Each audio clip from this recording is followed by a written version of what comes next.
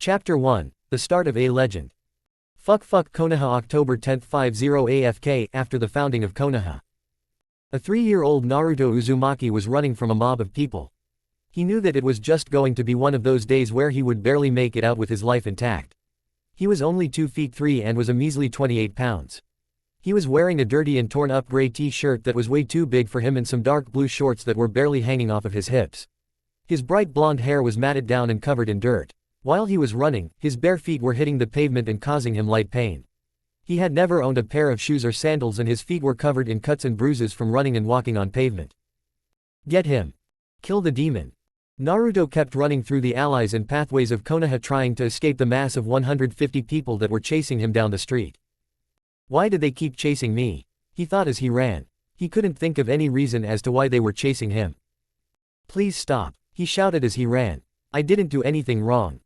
Liar. One of the men shouted as he threw one of the knives that he had in his hand. You killed my aunt and uncle demon, he yelled as he continued chasing the young child through the streets. You murdered my husband, a lady yelled from the back of the pack of people. We were going to have a family together. And now he's dead because of you, she shouted and threw a glass bottle that hit the boy square in the back of the head. The bottle caused Naruto to stumble, which made the mob yell in triumph as the men in the front of the pack grabbed him and carried him to an abandoned training ground with plenty of trees. What should we do with demon? The man holding Naruto shouted as he listened to the crowd. Crucify him, a large man with balding hair shouted. He killed my son. He was going to be a chunin but then was killed by it that night. I say we burn him alive. A tall woman with light brown hair yelled. We tried it last time but somehow he was able to survive. Stupid demon. I think that we should pour hot oil on him and rip out his hair. I say we use him for target practice with my kunai. Me and the boys will gladly let him bleed to death. A Junin ninja shouted as they hoisted the boy into a tree. Throughout his life, Naruto had always had his fair share of problems that he had to deal with. He had gotten thrown out of the orphanage at the age of 2.5 when he said his first coherent sentence because the matron said, if you're old enough to ask, you're old enough to work. So after that, he had to live on the street for 6 months. He couldn't afford proper food because every time he went to see his Gigi, third Hokage, the secretary would always say that he was busy and that he couldn't see him at the moment. While all of this sucked, he wouldn't let it get him down. Naruto always thought that it was best to keep a smile on his face anytime that he could. He thought that the people wouldn't beat him as much if he smiled through the constant pain. So, he would eat out the garbage cans of restaurants. He would scavenge for food and would drink out of puddles in the roads or the rivers in the forests of the village. The villagers would even throw food at him and tell him to go to hell. Unfortunately, he could never find it, which made the blonde a tad sad. Well, we still haven't decided what exactly we are going to do with the boy yet.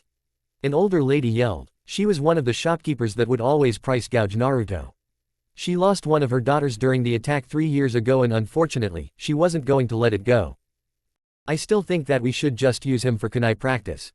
One of the Chunin said while twirling a kunai on his middle finger. I'll just hang him from this tree and leave him at your mercy. He shouldn't survive this time, the man who held Naruto yelled. He grabbed some rope and placed it around the poor boy's neck and left him hanging from a large tree. Hey, why did this to me? The boy screamed as he was pelted with rocks and knives. I never did anything wrong. Quit lying, demon. We should cut off his tongue so he can't lie anymore. A man with dark blue wire-rimmed glasses yelled. He walked towards the boy and yanked his jaw open.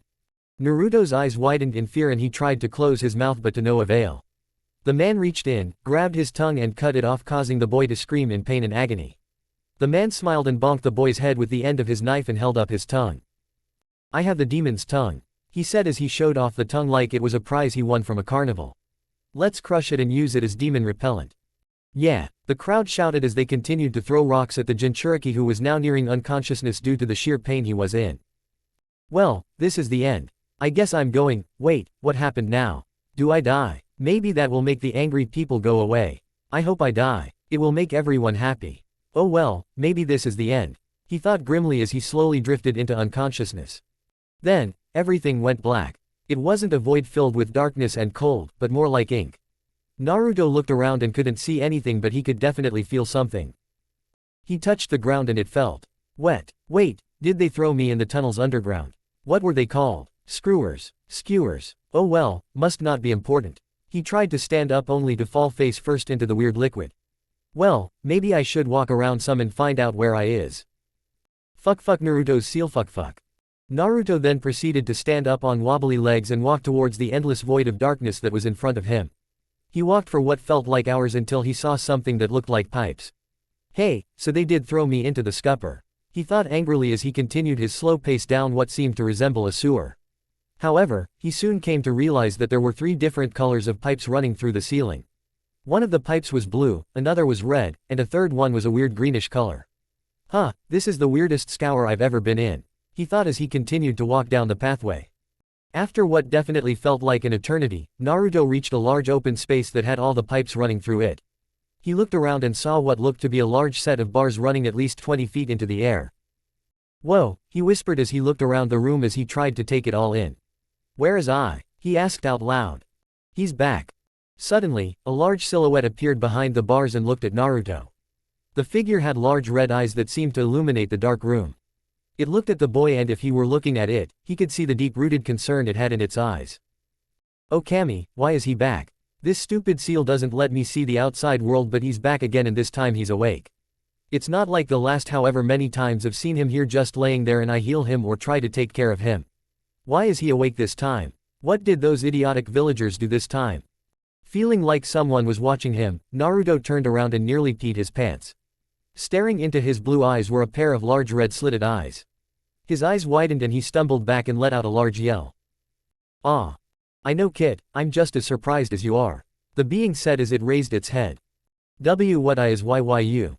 The blonde stammered out as he fell on his butt. Who me? I'm the Kyuubi no Kitsune.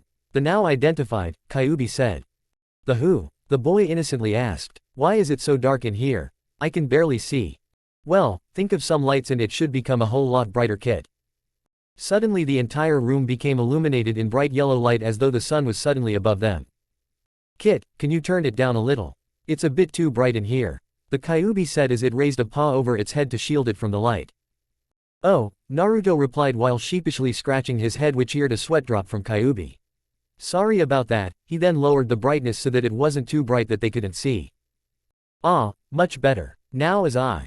You're a fox, Naruto suddenly shouted as he ran over towards the cage. He slipped through the bars and started rubbing the 30-foot-tall fox's fur. I love foxes. Whenever I'm in the woods, I always run into them and they love to play with me. I love them so much. They sometimes even bring me food, he said enthusiastically. Huh, well I'm glad that you like foxes so much.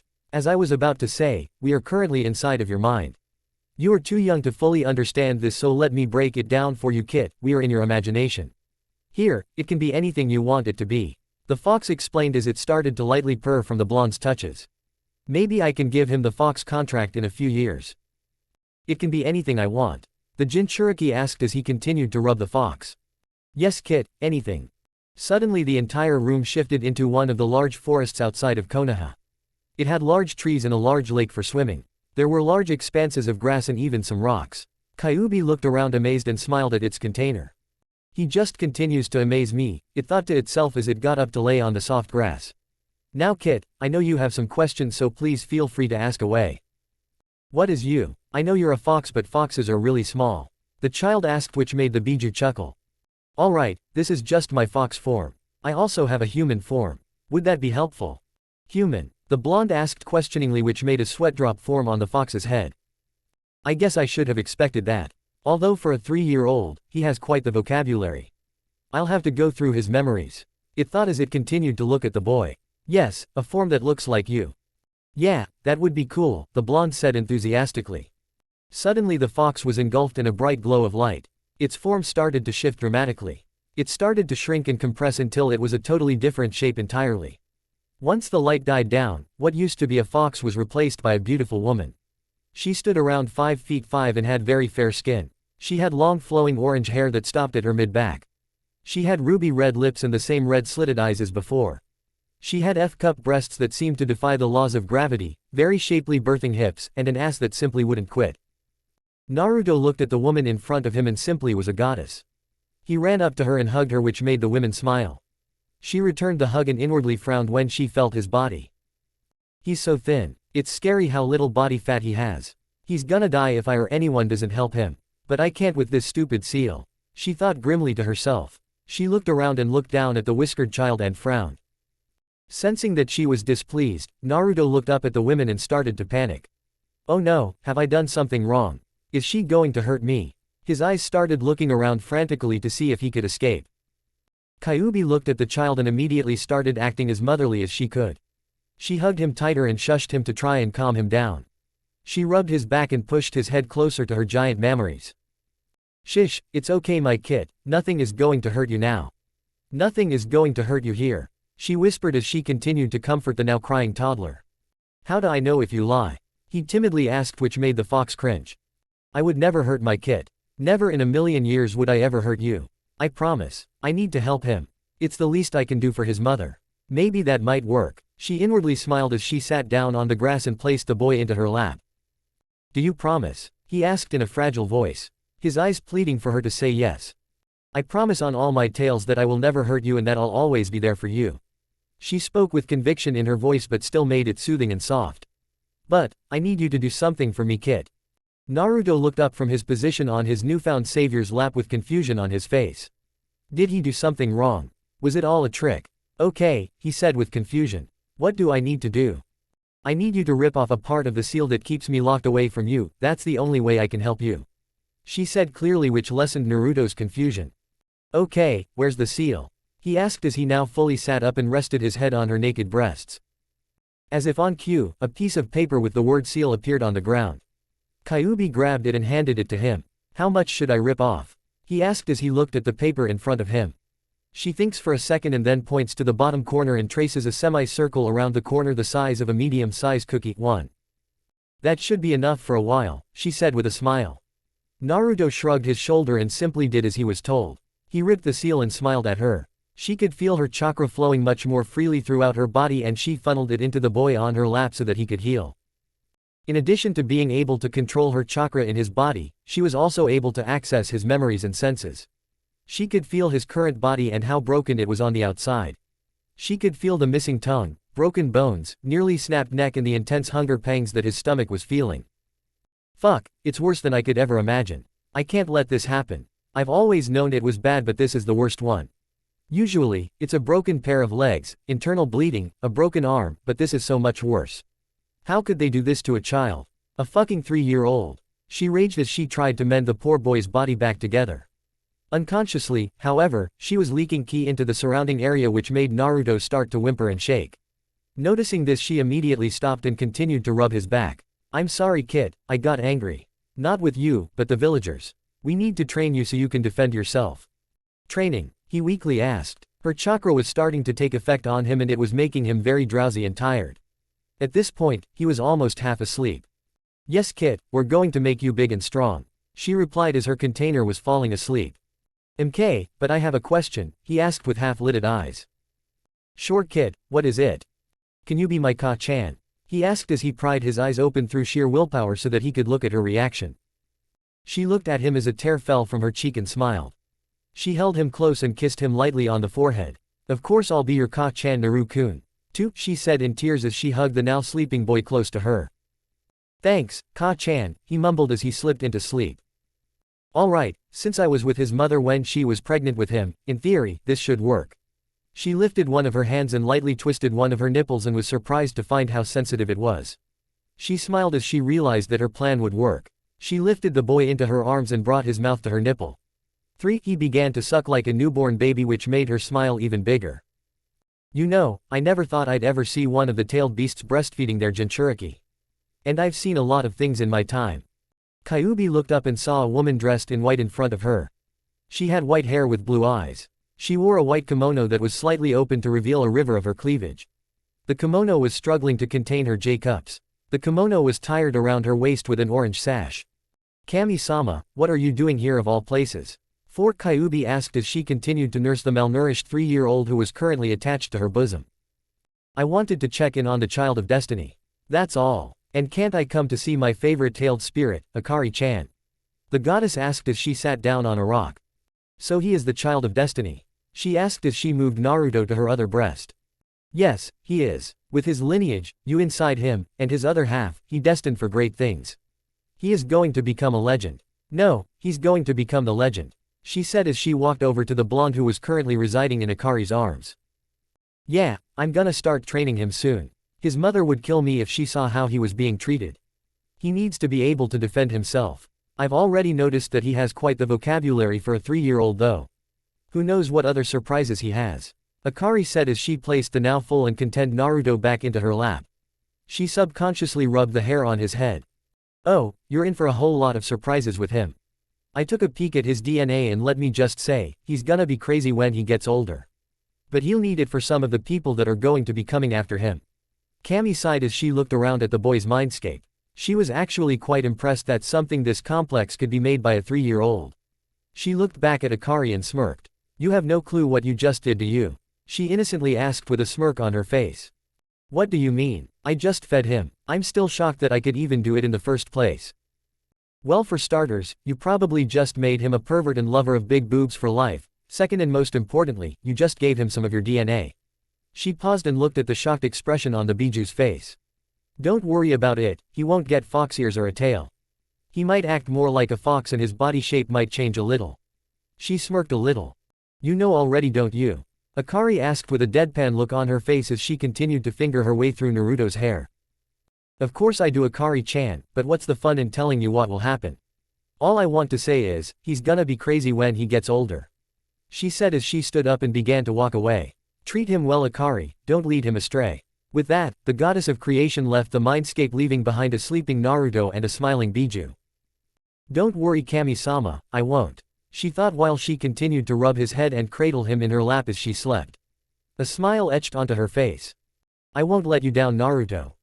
Chapter 2, A Trip to the Hospital. Fuck Konoha, October 11th 50 AFK. Fuck. Hiruzen Sarutobi was very angry. Many of the reasons for his anger could be attributed to one person, his surrogate grandson, Naruto Uzumaki. He was attacked last night while he was out of the village. When he went to visit him at the orphanage, he first found out that he had been kicked out of the orphanage a little over 6 months ago. He hadn't been able to visit him in the past due to trying to get a stable alliance with Tsunagaku. When he found out, he was outraged. He then left to go find the boy. He walked out of the orphanage, but not before making a mental note to investigate them later on in the week. He then lifted his hand and formed a hand sign and 2 Anbu agents landed in front of him. One of them had a white and red dog mask on his head. He was around 5 feet 8 with an athletic build and gravity-defying gray hair. He was wearing a gray breastplate with a black muscle shirt that had the sleeves cut off from under it. He had pale white skin and an Anbu tattoo on his left arm.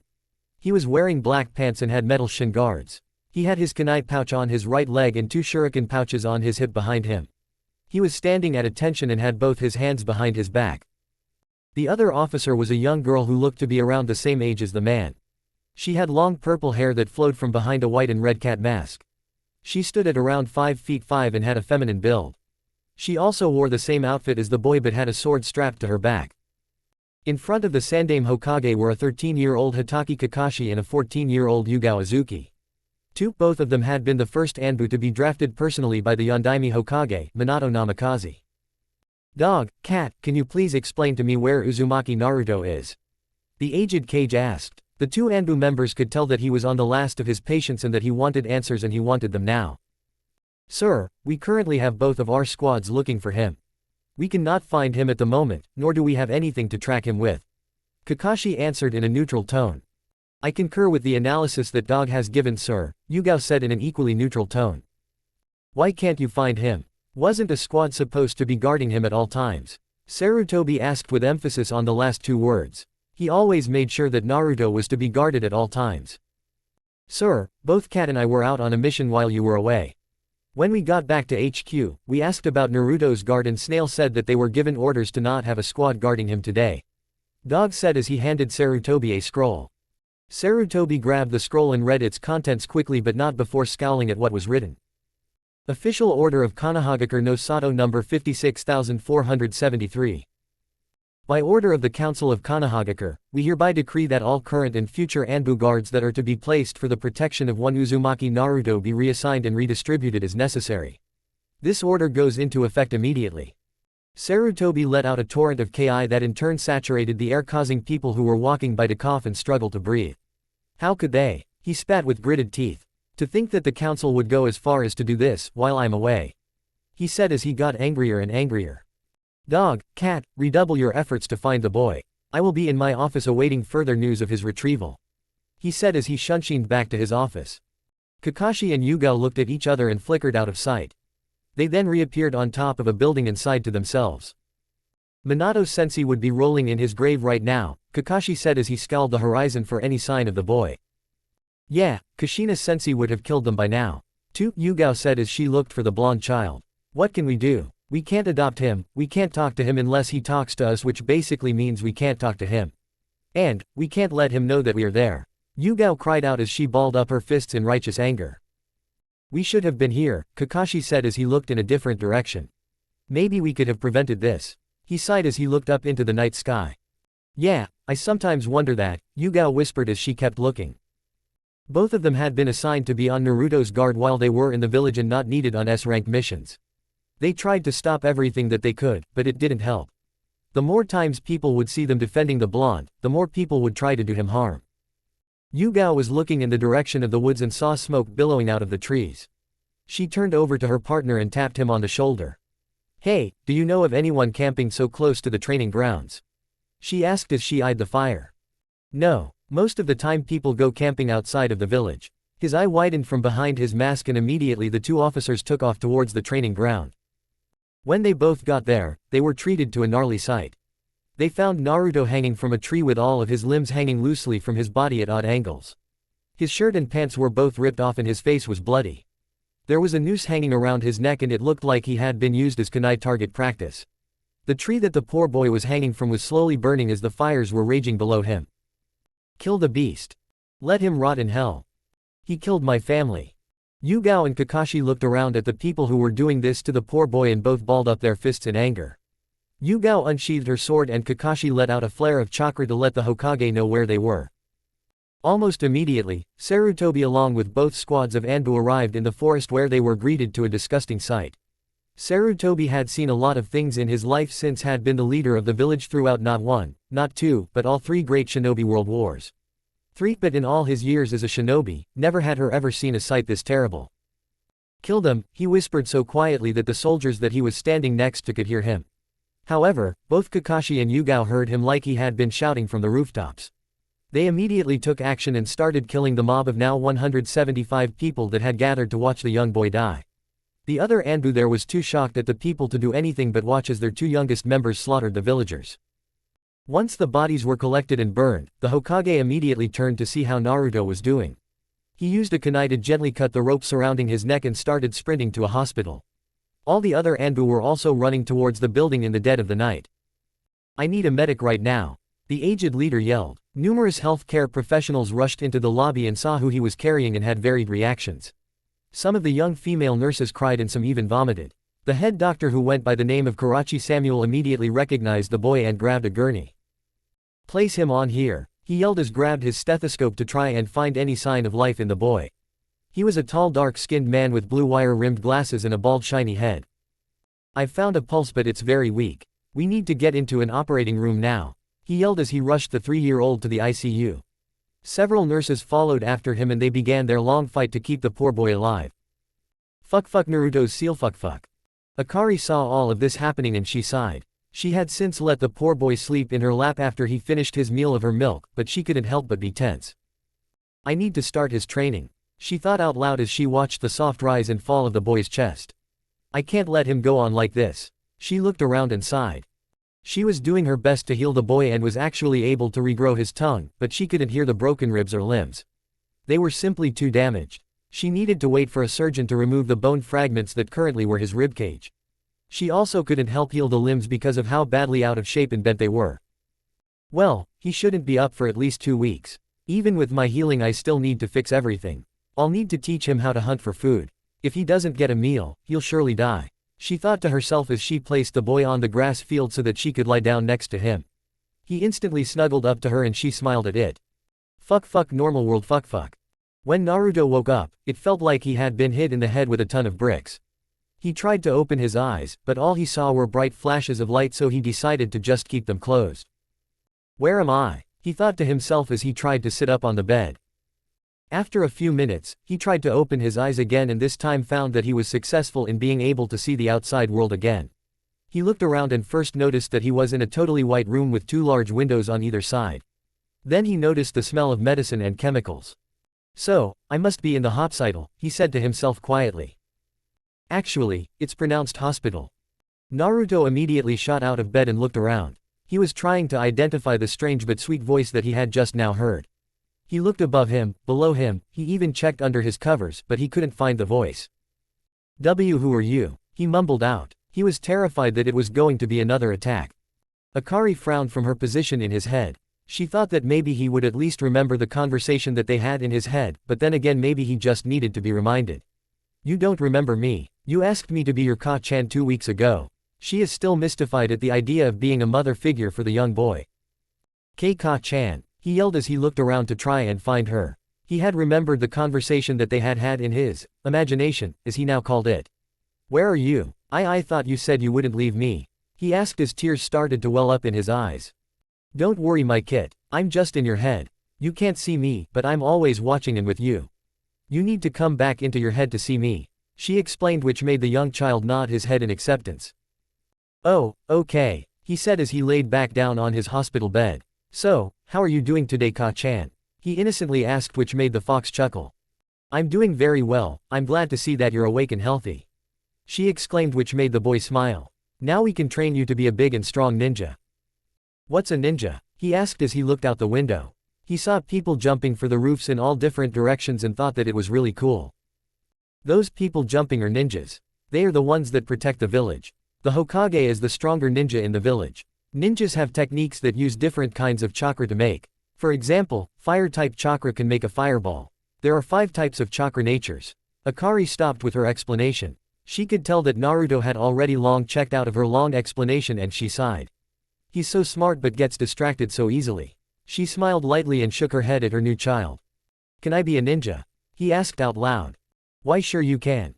Naruto looked up as he saw the door to his hospital room open and a nurse walked in. She had bright blonde hair and green eyes. She had a clipboard and had several pens sticking out of her breast pocket. She was wearing a green vest which was slightly unzipped to let out a view of her assets. She had on a dark blue dress underneath it and an unbuttoned lab coat. Who are you? The child once again found himself asking. Oh, I'm sorry, I'm Nurse Stacy. I'm going to be your nurse while you're in the hospital Naruto-kun, she explained as she walked towards him. How do you know my name? He looked at the woman suspiciously and it made her chuckle. Well sweetie, it's right here on this piece of paper. She turned around her clipboard she was carrying and showed it to the young blonde. See. He looked at the words on the page and saw that his name was indeed on the paper. He smiled at her. Okay Nurse Stacy-chan. Nurse Stacy chucked at the "chan" addition to her name and smiled at him. Alright, now I have to do your checkup to make sure that you are 100% okay, she said as she walked over to the blonde. He nodded and sat laid back down on the bed. Once she was done, she patted the child on the head and walked out of the room, but not before saying that she would be back with some food for him to eat. He nodded his head and smiled at her. She seemed like a very nice young lady, Akari stated, which caused Naruto to look up. Yeah, she helped make sure I felt better, Naruto said with a smile. I know kid, that's what doctors do. They make you feel better. Back to our original conversation, we're going to start training you to become a ninja. I want you to be the best ninja in the whole world, Akari said with the widest grin on her face. Okay, I'll do it. I'm gonna become the best ninja ever, Naruto yelled out, which made the Kyuubi laugh. I know you will kid, but remember to use your inside voice. You're in a hospital and people are trying to get better, she said in a motherly tone. Inside voice? He asked, which made a sweat drop appear over the woman's head. It means that you need to be a little quieter kid, Akari explained, which got an "oh" from Naruto. Then she remembered something important that she needed to tell him. Kid, you don't have to talk out loud to talk to me, she said, which made Naruto once again confused. Then how am I going to talk to you? I don't want you to go away. The people always tell me that if I don't talk, they'll go away. But I don't want you to go away, he said as tears were threatening to fall from his eyes. Those bastards. Oh, when I get my hands on them, they won't know what a demon is. How can they tell that to an innocent child? She thought as she tried to figure out a way to calm the boy down. Don't worry Naruto-kun, since I'm in your mind, I can hear your thought as if you were talking to me, she explained, which made the child skeptical. Really? Then what am I thinking right now? He asked as he closed his eyes in concentration. You're thinking about how you want to play with the foxes in the forest again. She answers with a sly smile. She was quite happy that he was so fond of foxes and was definitely going to give him her contract. Wow, you really can do that, Ka-chan. You're amazing, he said out loud, which made the fox blush. Thank you, Kit, but remember, think not talk. Oh okay, alright, can you still hear me? He asked as he continued to look out the window. Yeah, I can still hear you, Kit. Awesome, so when are you going to start training me? He asked as he continued to watch people go by in the window. Well, I want to start as soon as you're out of here. I'm going to teach you how to hunt, make clothing, live in the wild. What barriers you can eat, what you can't eat. How to communicate with animals and a bunch of other survival stuff. I'm also going to put you through an exercise regime once your body is a healthy body weight. Those will help train your strength, speed, agility, reflexes, and chakra control. But first, you'll need to unlock your chakra, which we can't do here. Lastly, I'm going to train your mind. I'm going to make you smarter. You're going to play mind games with me and read lots of books. A ninja can't just be good on the field. They must also be good in diplomatic situations, she said as she noticed that Naruto was actually paying attention to a good chunk of what she was saying. Alright, Ka-chan, you seem to know what you're doing, so I'm just gonna do what you say so I can be the best datbayo. So he does have her verbal tick. Interesting. I wonder what other things he got from her. She pondered as she watched the ninja run on the roofs to their everyday duties. 30 minutes later, Naruto heard his hospital room door open. Nurse Cindy walked in carrying a tray of food with a glass of milk on it. She placed it on the table next to him and smiled. Alright Naruto-kun, here's your breakfast. You mean I get to get better and I get food? He said with stars in his eyes. Well, now I know why he's malnourished, she thought as a sweat drop appeared on the back of her head. Of course you get food. You also get visitors. You just so happen to have a very important visitor that's been waiting for you to get up. She explained as she started to cut up the boy's pancakes for him. Really? Who wanted to visit me? He asked as he took a fork and started quickly eating the pancakes. That would be me, Naruto-kun, an elderly voice said from the doorway. Naruto looked up and saw the familiar face of the Sandame, or as Naruto liked to call him. GG, the boy shouted, which made the man chuckle. Yes, Naruto-kun, I'm so glad to see that you are finally awake. You had me very worried, he said as he sat down on the boy's bed. I'm sorry, I didn't want to get beaten, but the mob just kept growing, he said with a sniffle. It's quite alright Naruto-kun. I'm just glad that you're okay, the elderly man said with a smile. But, can you tell me what happened? Sure, I was in the market trying to find somewhere to sit and sleep, when I accidentally bumped into someone. I tried to apologize as you said, but he got mad. Then he started chasing me. I tried to run away, but more and more people followed him and soon it was another mob. They ran me into an ally and threw sharp things at me. Then they grabbed me and tied me to a tree. I thought I was going to die until I... Kit, don't tell him about me. I don't trust him and I don't want him to take me away from you. Tell him that everything went black and that you were having a dream playing in a lake with the baby foxes. Fort Akari said as she watched and listened to the entire conversation. Okay Ka-chan. Naru-kun, what happened after you went unconscious? Sarutobi asked as he noticed the boy had stopped talking. I had a dream that I was playing with the baby foxes in a lake near the forest. Then I woke up here, he finished saying, which made the old man smile. Okay Naruto-kun, I'm really sorry that this happened to you, I'm gonna put you back into the orphanage again, okay? He said with kind eyes. Kit, you're going to have to lie to him and say okay. They won't let you back in, so I'm going to teach you how to live in the wild. His mother's voice rang in his ears like bells and he mentally nodded his head. Alright Gigi, but I have a question for you, Naruto stated, which made Sandame a little curious. Oh, and what would that be? He asked as he raised his head a little. Can I be a ninja? Sarutobi smiled at the boy and nodded his head. Of course you can, but not yet. The academy starts at the age of 6, so you have 3 more years before you can join it. Naruto smiled and gave him a thumbs up. Yeah, I'm going to be the best ninja ever, datbayo. He screamed, which made Nurse Stacy and Sarutobi laugh. I'm sure you will, Naruto-kun. Nurse Stacy said as she took away the tray of empty food. Oh, and you've been cleared to leave the hospital, Naru-kun. Yay, the 3-year-old said with a smile. Does this mean we can start our training, Ka-chan? He asked his mother. Yes, it does. All you need to do is head into the forest where you saw those kits you were talking about, she explained as he got out of bed and dressed into a pair of blue shorts and a green t-shirt that had an orange swirl on the back. Those are baby foxes, right? He asked as he finished changing. To you, yes, they are baby foxes. To be, all foxes are babies when you've lived for over 2,000 years. Whoa, that's so cool Ka-chan, but you looked really young when I saw you. Ah, thanks Naru-kun. No problem Ka-chan, the boy thought as he was ready to leave the hospital with his surrogate grandfather. Are you ready Naruto? He asked as he stood up to stretch his back. Hi. Excellent, let's go then. Sarutobi grabbed Naruto's hand and they walked out of the hospital. Naruto said that he wanted to walk around the village and the Hokage agreed or if he stayed out of trouble. I will GG, I promise, Naruto said with a smile. Alright then Naruto-kun, go have fun. The aged Hokage said with a smile on his face. Naruto then took off in a sprint towards the forest to get started on his training. Sarutobi looked at the boy and smiled. There was something about looking at the boy be able to bounce back from a near-death experience time and time again that made him chuckle. The aged Kage looked at the moment that had all the previous cages on them and he sighed. Oh Minato, he said as he started walking back towards his office. There have been so many times where I have failed you. I just hope that I can rectify all this one day. Sarutobi sat down at his desk and swiveled in his chair so that he was looking out over the village through the large window that was behind his desk. He surveyed all the buildings of the community that he was the protector of and frowned.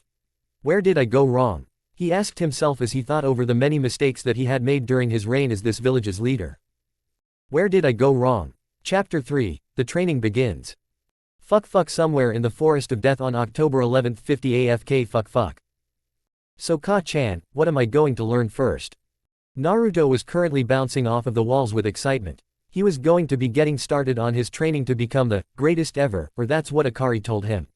In truth, he wasn't going to be doing ninja-like thighs for another couple of months. He first needed to get his body to a healthier state. Well Kit, she said sweetly to the child who was now sitting on a tree stump. Ninjas are known for being very strong and powerful people. Unfortunately, you simply aren't healthy enough to start any actual training. She explained to the child who frowned. Ah, Naruto pouted in disappointment. Well you think it's for the best then I'll do as you say. He said with a small smile.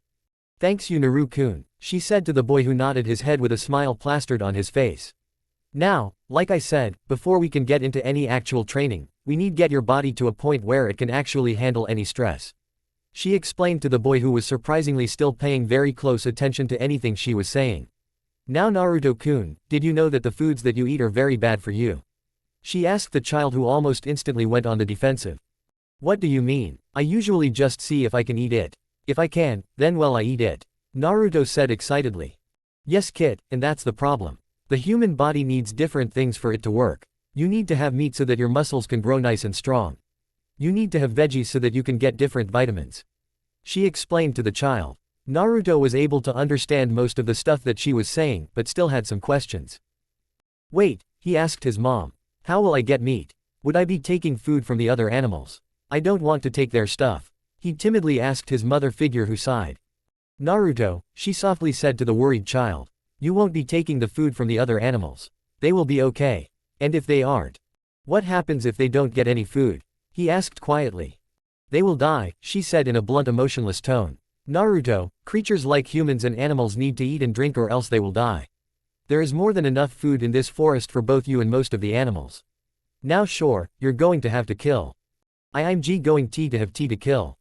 Akari sighed to herself as she prepared for long conversation that she was going to have with Naruto.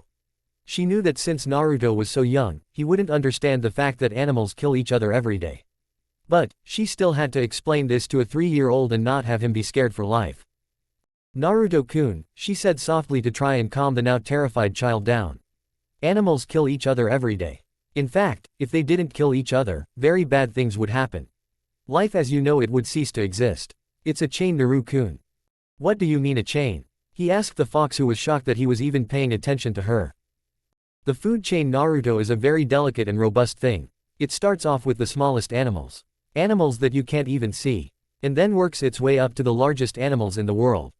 Akari explained to the child who was awestruck by her words. She then went on to explain some of the different animals and what they ate, and how all survived off of eating each other. See Naru-kun, life simply cannot exist without death. Without death, the world would be too overpopulated. She explained to the child. Now that doesn't mean that you can go around killing whatever you want. She said sternly to the boy who nodded his head. It would cause an imbalance in the environment and would cause even more problems. Do you understand? She asked the child. Well, Naruto stuttered as he thought over what his fox mother had said. After a few beats of silence, he accepted what he was going to have to do. Okay, I guess I get it. Wonderful, she said to the child whose smile brightened immediately. Now, your next step is to start communicating with the animals that are in this forest. Like that deer that over in the bushes? He asked to the voice in his head who gave the affirmative answer. He nodded his head and slowly made his way over to the deer who stopped eating and looked at him. Hello dear-san, he said timidly to the woodland creature. The deer looked at the boy and it almost looked like it was thinking about responding. After a few seconds, it walked over to him and started to sniff him. Ask it to help you find food, Akari suggested to the child who nodded his head. Can you help me find some food? He asked the deer, which then looked at him for a few moments. He is one of the two, but not the one for us. Still, I will help him and relay this to the foxes. The deer thought before turning its head slightly and turning around. It started walking away but stopped when it didn't hear Naruto moving behind it. Kit, that's a sign for you to follow it. When an animal twitches its head like that, it means for you to follow them. Akari told the boy, which in turn made his excitement return. After following the deer for some time, it stopped at a dead raccoon. It nudged it over for Naruto to grab it, which he did but not before looking at the animal with a frown on his face. It's dead, he said with a whimper. Yeah Kit, it looks like it died from blood loss, she explained as he took a closer look at the dead raccoon. What are we going to do with it? I surely can't possibly eat it all, and what about all the rest of it? Naruto asked as he got closer to the raccoon. He's concerned that he's going to waste the body of the raccoon. He cares about life to the point where he thinks that all of it is important. For someone so young to have that life view is incredible. The fox thought inside the blonde's head. She was very impressed at what the blonde was saying and all the hidden meanings that were in his words.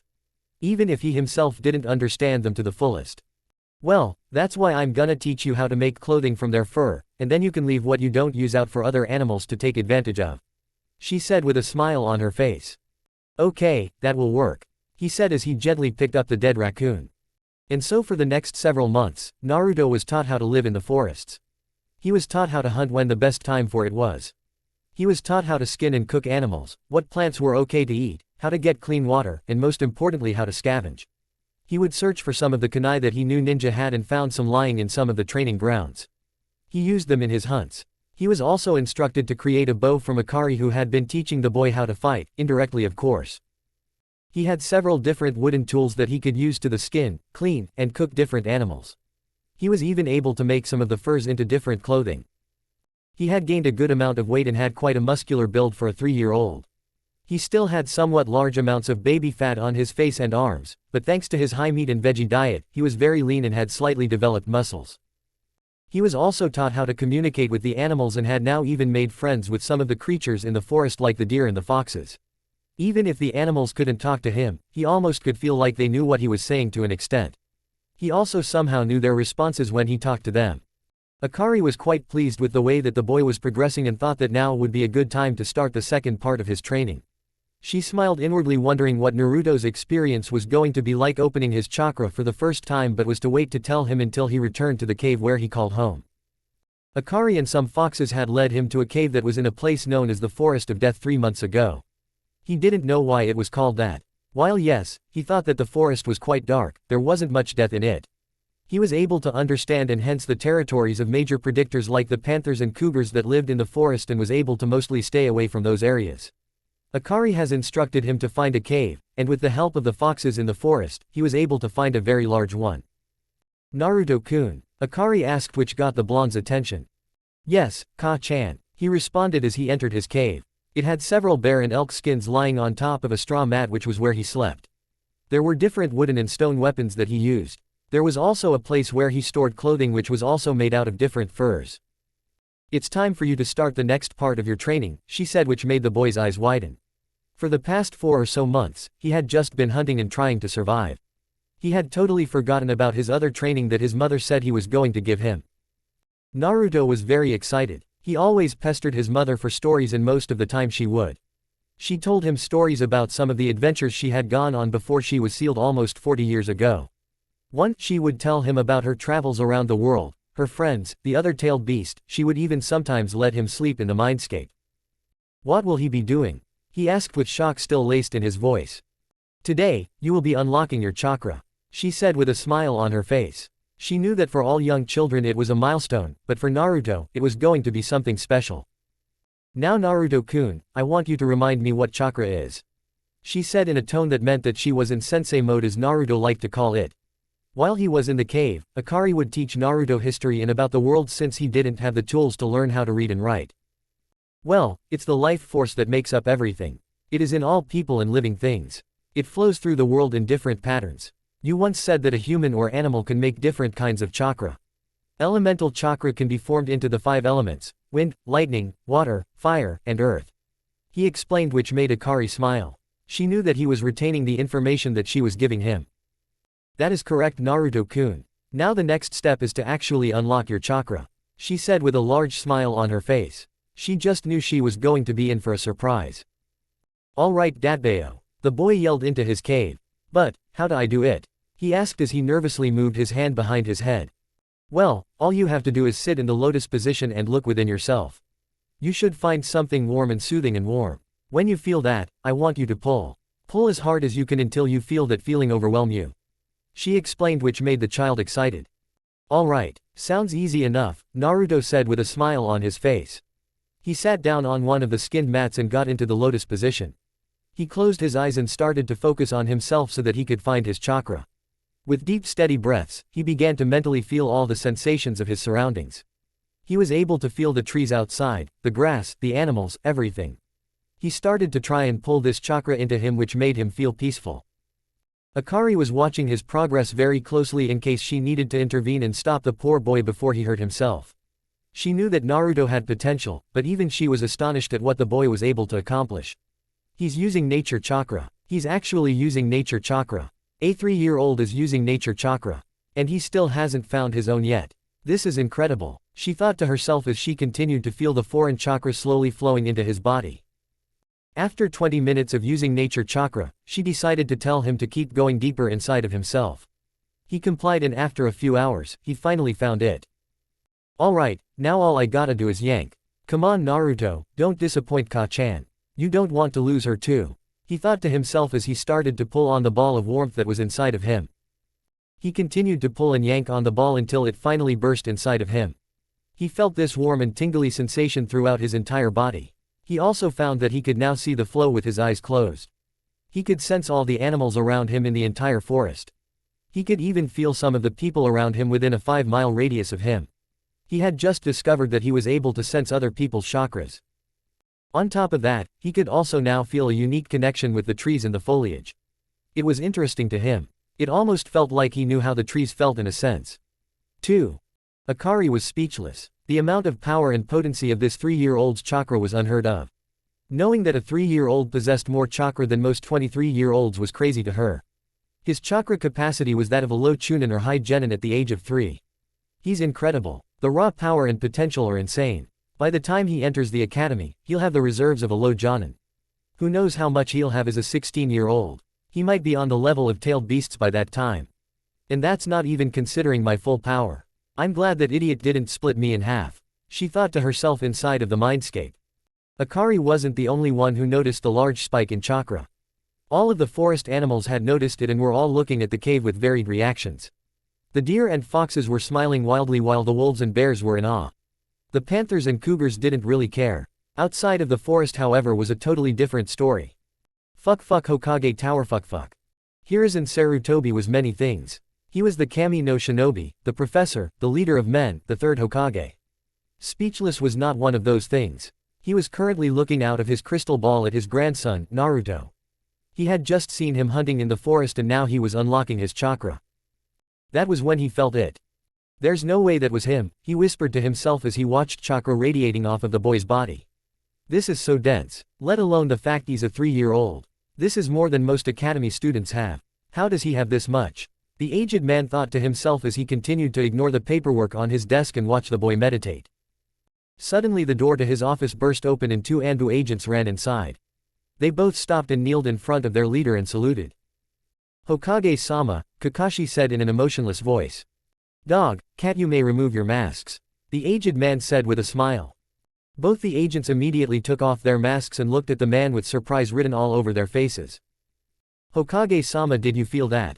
Yugao asked the man who nodded his head. Yes, I did feel it. Usually, when a child unlocks their chakra it is a lot less powerful. However, in the case of this individual, it is very powerful. He said with a smirk. Was it him? Kakashi asked with his eyebrow raised. He had a feeling he knew exactly who the man was talking about but wanted to make sure.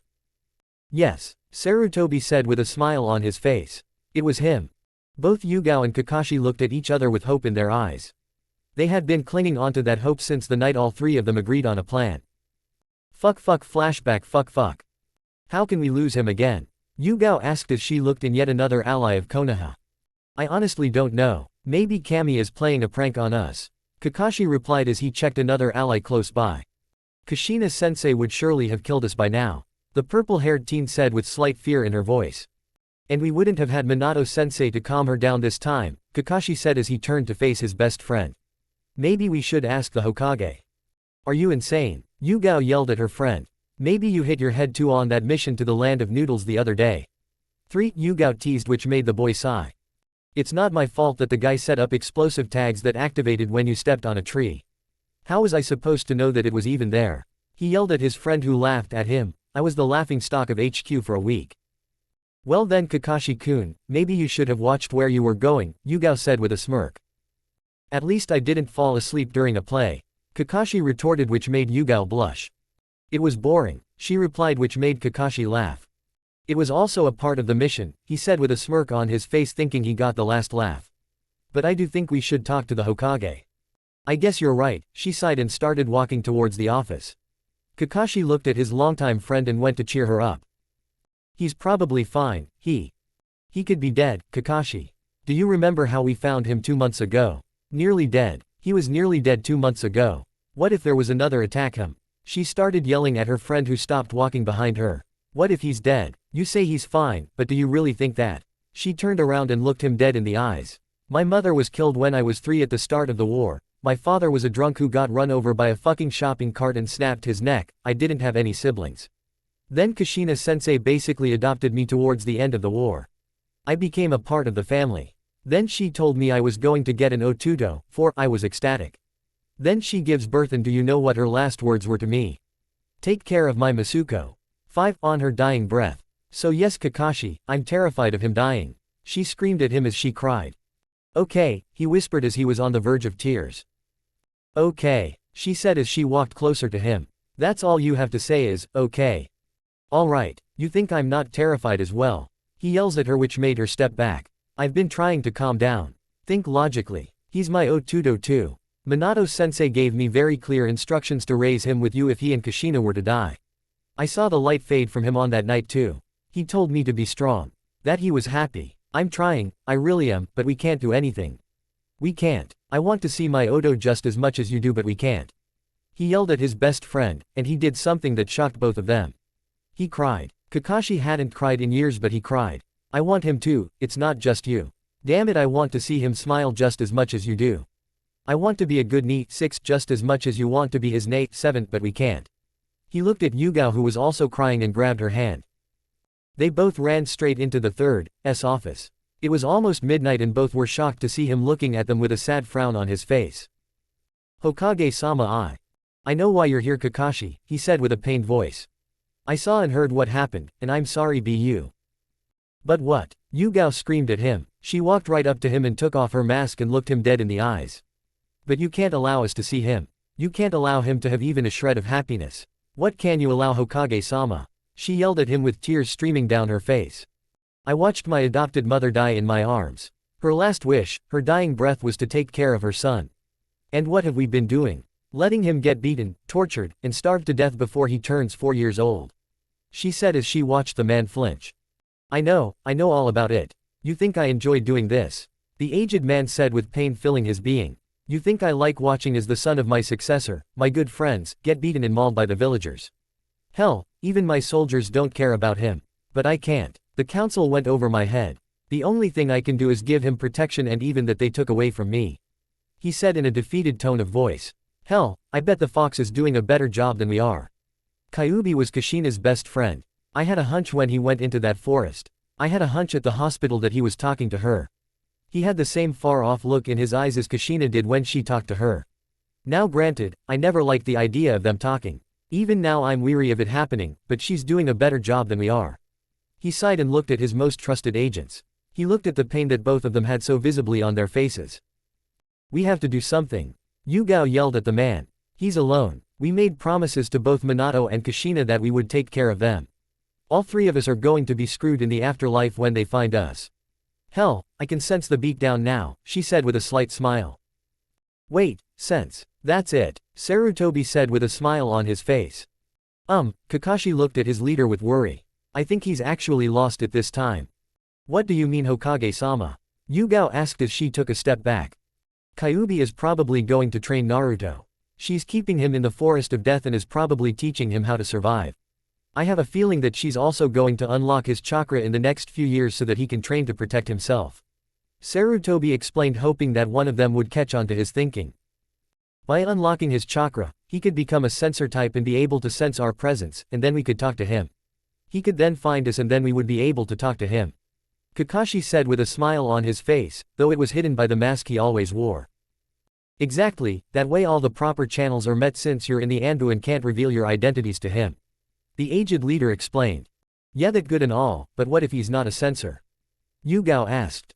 Let's hope he is, Kakashi said with a smile as he put his hand on his friend's shoulder. Yeah, I guess that's the only thing we can do, she replied with a smile. Fuck flashback and fuck. Both Yugao and Kakashi thought that it would be years till they found out if he was a censor type. They didn't think that they would be able to meet him so soon.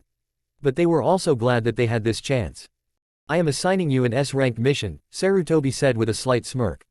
Here is the scroll, both of you read. He tossed them the scroll and waited for their reactions. Mission brief. 1 Kakashi Hatake and Yugao Azuki will be protection detail for 1 Naruto Uzumaki until the age of 6. They will be able to take other missions, but when not on leave or on another mission they will be protecting and watching Naruto. All pay of 100,000 Ryu 8 will be paid to both each month. Sarutobi Hiruzen 3rd Hokage. After reading the first sentence, Yugao ran up and hugged the man and cried. She had a chance. She could see and protect her little brother again. Kakashi also went and bowed to his superior and thanked him. I must warn you, he lives in a cave in the middle of the Forest of Death. So be careful. I'll send a summons if I require your services. I'll let you figure out the rest. This stays between the three of us, am I clear? He asked them and they both quickly nodded. Good, dismissed. Hi. Both the Anbu members shunshined out of the office and left leaves behind, which made the old man chuckled. He then looked at his crystal ball and saw Naruto still meditating in his cave. He stood up and walked to the pictures of the previous cages and looked at them with a sigh. I failed to keep him safe, but no longer will I stand for it. You have my word, Minato, he said with conviction and a fire in his eyes. Fuck in a mansion in Konoha. Fuck. A young girl was currently sitting down on a mat writing calligraphy with her mother. She was around the age of 3 and was fairly small for her age. She was writing down symbols when she and her mother both felt the pulse of chakra. The mother of the girl looked up and thought that it felt familiar. It almost felt like she had known that chakra before, but it was slightly different. It wasn't the same as before. Kushina, she asked out loud as she looked at the direction of the chakra pulse. What did you say, Ka-chan? The little girl asked. Nothing, Hinata, she said as she rubbed Hinata's back, but still looked at the window. Nothing at all. Chapter 4. Wait, you can talk. Forest of Death, June 12, 51 AFK. It's been 8 months in total since Naruto's attack. He had been living in the Forest of Death and was almost always surrounded by animals. He had been training day and night trying to survive in the forest, and one could say that he was thriving. Currently, the blonde was walking through the forest and was being followed by 3 small baby foxes. He had been hanging around them for a while and even named them.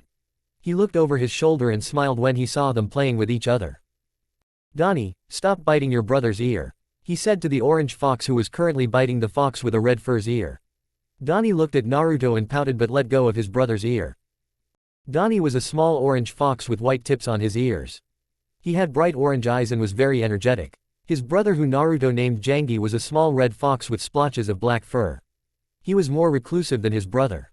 Next to them was their sister, who was named Lucy. She was a unique fox that had orange and red fur with white tips on her tail. Naruto looked at the skulk of foxes that was behind him and smiled as he remembered the day that he had met his new friends. Fuck flashback fuck. Naruto was running through the forest. He looked over his shoulder and let out a sigh of relief. I finally got away from those giant snakes, he thought happily to himself.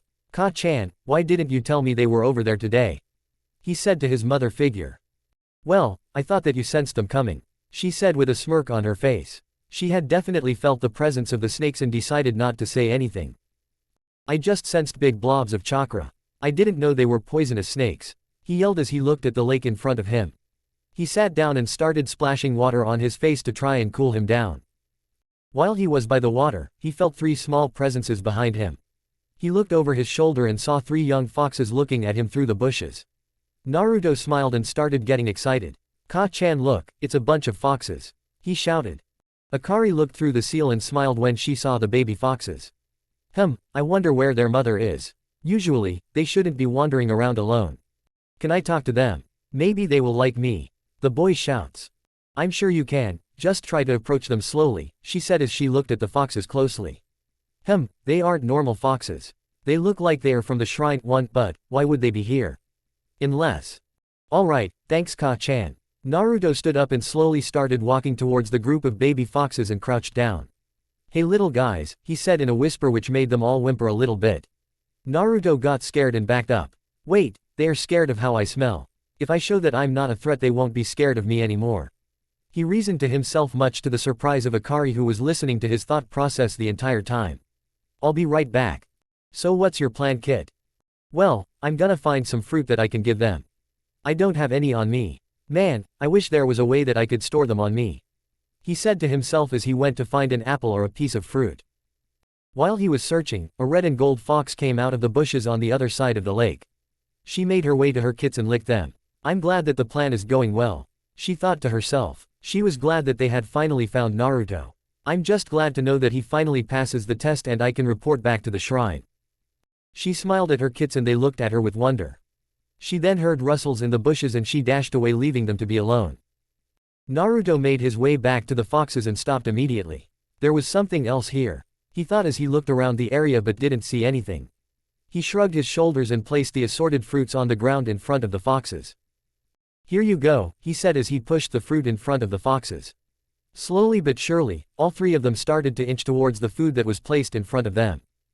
The small orange fox took a bite out of the fruit and then yipped. It ran towards Naruto and started to lick him happily.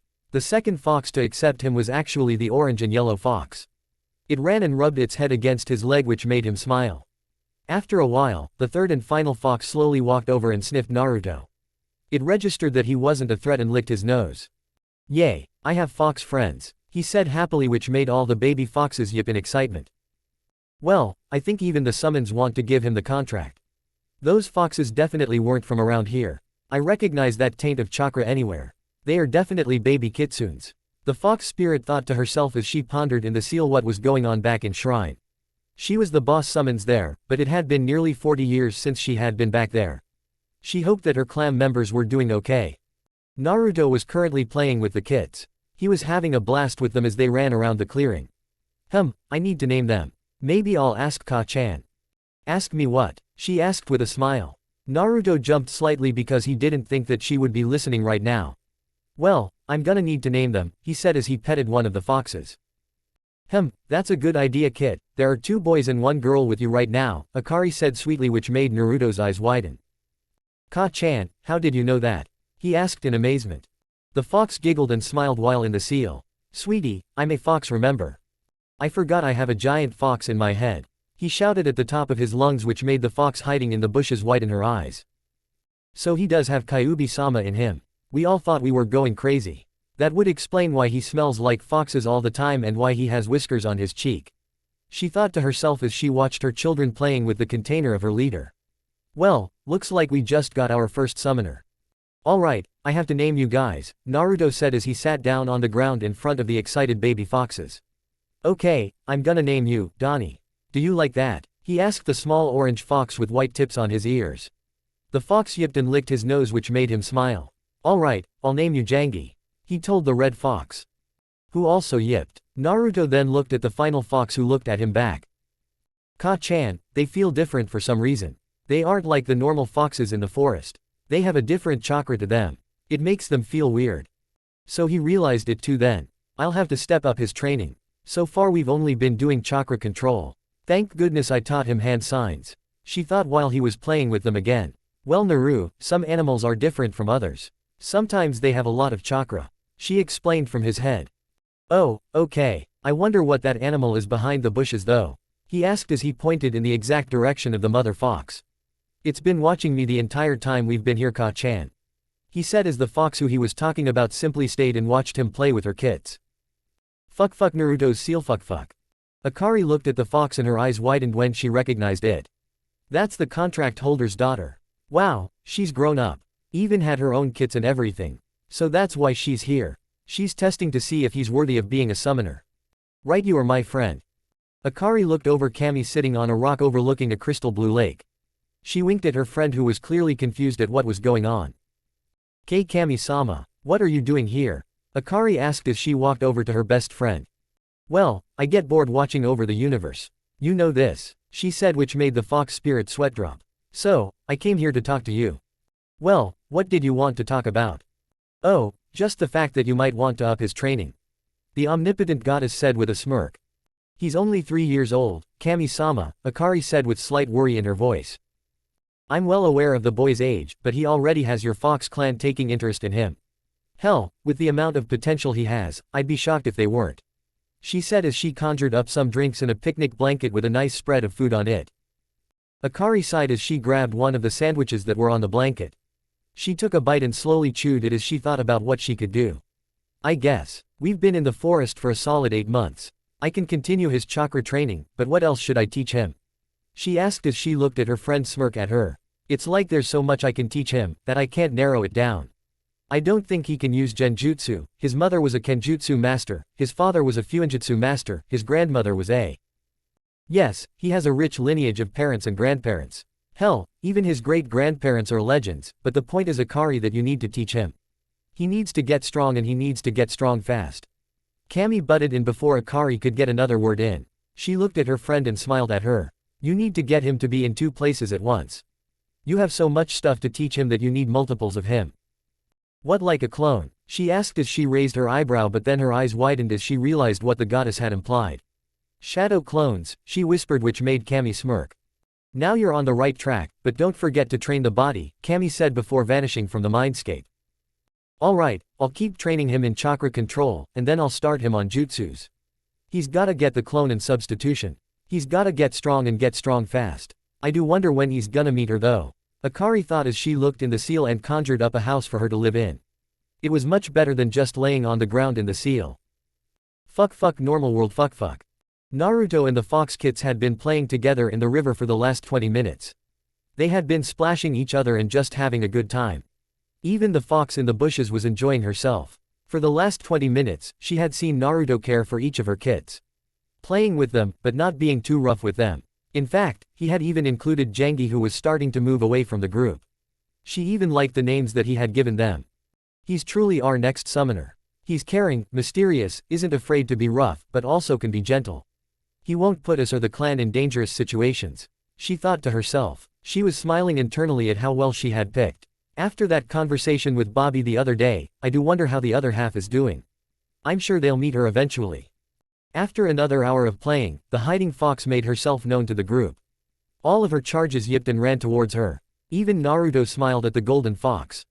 Hello, he said to the fox, who internally smirked. I had fun playing with your kits today, he said respectfully. He remembered being taught by Akari to be respectful to the animals. Especially in front of younger animals and their parents. He's even well-mannered. Well, I couldn't imagine anything less when you have Akari-sama living inside of you. She thought to herself as she walked over to Naruto to sniff him. Yup, definitely smells like her. She then looked at him and licked his cheek, which made him giggle. I hope we can play again, he said to the fox family. The younger foxes all looked at the mother, who yipped and nodded her head. They all went over to lick Naruto on the cheek and then dashed into the forest. Fuck flashback and fuck. After the first few times when they visited, the mother fox, who Naruto named Kamali, was slightly more cautious and observant when Naruto and the kids would play. Now, after 4 months of them playing and being together, she not only trusted him but even let him leave the area with the kits so that they could explore and have fun. When Naruto and the kits returned this time, they were greeted by not only Kamali but 2 other foxes that were with her. One was about 2 feet tall and had white fur with orange highlights. Its most distinctive feature, however, was the 2 tails that were behind it. The other fox that was with them had midnight black fur with green slitted eyes. It was also around 2 feet tall, but this one had 3 tails behind it. So you have one of the healing foxes and messenger foxes. Interesting. They are definitely going to have him sign the contract. Akari thought as she looked at the scene that was unfolding in front of her. Naruto looked at the interesting looking foxes that were in front of him and his eyes widened. Wow, I've never seen foxes like that before. I didn't even know black foxes were a thing. Ka-chan, did you know that they were a thing? Naruto asked his mom but didn't receive an answer from her. Ah, so he arrives, the black fox spoke with a smirk on his face as he watched the blonde stumble back in surprise. You can talk, he yelled, which made all 3 foxes sweat drop. Yes, Naruto-kun, we can definitely talk, Kamili said with a smile on her face. So, every time I've tried talking to you, you could have answered me. She nodded her head, which made the boy sigh. Well, at least I'm not crazy. No, you're not crazy at all, in fact, you're very special. The white fox spoke in a very delicate and feminine manner. Why do you think I'm special? I mean, the only thing that's special about me is Ka-chan, and she's a giant talking fox that lives in my head. The blonde exclaimed, which made the eyes of the 2 other foxes widen. Is he talking about? The black fox asked as he looked over at Camilla, who nodded her head. Yes, Akari-sama is sealed inside of Naruto, Camilla said in a voice that held nothing but authority. Will this affect anything with your tests? The white fox said with worry in her voice. Hey, are you going to tell me what you're talking about? Naruto asked with curiosity as he rubbed the back of his head. You, young Naruto, are going to be the first fox sage. The black fox said with pride. Naruto's eyes widened when he heard this. He didn't know what any of those words meant, but all he heard was first and fox, so whatever it was had to be important. He looked at the 3 foxes and smiled.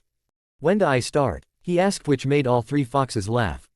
Well, first you need to sign the fox contract, Camilla said as she placed her front paws into different versions of hand signs. Suddenly a scroll popped into existence. Kamili unrolled it and motioned for Naruto to step forward. Okay, how do I sign it, and what does it do? The blonde asked as he walked towards the ancient-looking scroll. Well, a summoning contract allows for you to bring different animals into your world. You will be able to bring different kinds of foxes from the Kitsune Shrine, our home, to help you whenever you want. When you're older, you will be able to undergo special training that will allow you to become much more powerful, but that's for later. Camilla said as she gestured for Naruto to look at the scroll. So Naruto, do you accept? She asked him with a smile. Can I ask Ka-chan? The boy asked in a timid voice. He was starting to get overwhelmed by all the new information that he was being shown. There's always a catch to these kinds of things, so what's the catch? He asked, which made the foxes smile even more. Actually, Naru-kun, there is no catch with this, Akari said from his head, which made his eyes widen. What do you mean, Ka-chan? Everything has a catch, he thought to his mom so that the foxes wouldn't know what he's talking about. I know I told you that, and I'm sure you figured that out from living alone, but this is one of the exceptions. The Kitsune clan will always be there for you, and since I am their leader, I can definitely tell you that this deal is a once-in-a-lifetime offer. I would sign it, Naruto. Akari said with authority that left no room to argue. He didn't want to upset his mother, and this was the first thing he had ever heard her tell him to do something like that. So he walked over to the scroll and looked at Camilla and smiled. Ka-chan said that I should sign it, so how do I do it? He asked as he felt Akari send a happy aura of chakra through his body, which made him feel warm. All you have to do is bite your thumb and sign the contract in your blood. You just have to write your name on the paper and then you can summon us. Camilla explained. Naruto nodded his head and did as she told him to do. After a few minutes, he had finished signing the contract. Okay, so how do I do it? He asked as he wiped his thumb on his pant leg. Actually, Naru, we can do that when we get you home, Akari said. He nodded and explained what she said to the other foxes, who nodded their heads. Thank you for the opportunity to let me sign your contract, Kamili-sama, Naruto said as he bowed his head in respect. It's no problem, Naruto-kun. And it's Kamili-chan to you. Sama makes me feel old, she said with a smile on her face. Oh, I didn't introduce these 2, she said as she gestured to the 2 foxes next to her. Young Naruto, I am Sade. I am a member of the Kitsune clan and specialize in information gathering and message delivery. The black fox said as he bowed his head. And I, Naruto-kun, am Vale. I am also a member of the Kitsune clan. I am head of the medical fox division and specialize in healing, said the white fox as she also bowed her head. It was a pleasure meeting you all. I can't wait to see you all again, the blonde said with a smile. Of course, young Naruto, until then, Sade smiled and vanished in a poof of smoke. Vale walked up to Naruto and licked his cheek before disappearing in smoke as well. Okay, goodbye, Naruto said before running off towards his cave. It took a solid 20 minutes to get back to his cave. Once he arrived he noticed that something was slightly different, but couldn't place his finger on it. He shrugged his shoulders and fell onto his bed. He was instantly transported to the seal. Fuck Naruto's seal fuck. Naruto walked across the field into a wooden cottage that was in the middle of the field. He knocked on the door and was welcomed by the open arms of Akari. She smiled and hugged him tightly.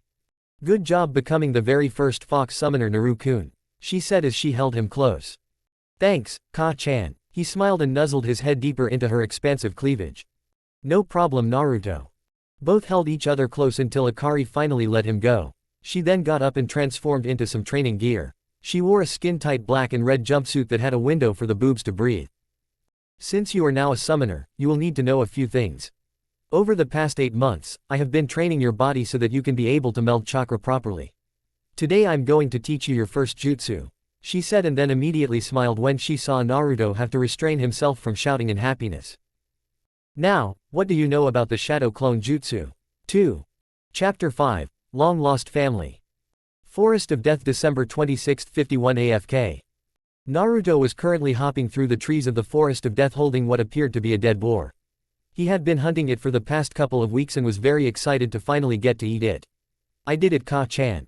I can finally eat this boar, he thought to his mother figure who smiled internally. I'm so proud of you Naru. I know how much you have been trying to find and hunt down that silly boar, and now you can finally eat it and turn it into a stew. She told her container whose mouth was watering at the thought of being able to finally eat something new. It's now been a year and a few months since the attack that led Naruto to meet Akari, and to say that he was a totally different person was a massive understatement. He was now a mid-genin level ninja who was able to take down large animals that would give most normal genin problems. He stood at a tall 3 inches 5 and weighed around solid 48 pounds. Most of his body weight was actually musical and he had very little baby fat, but he still had the normal deposits of it on his face.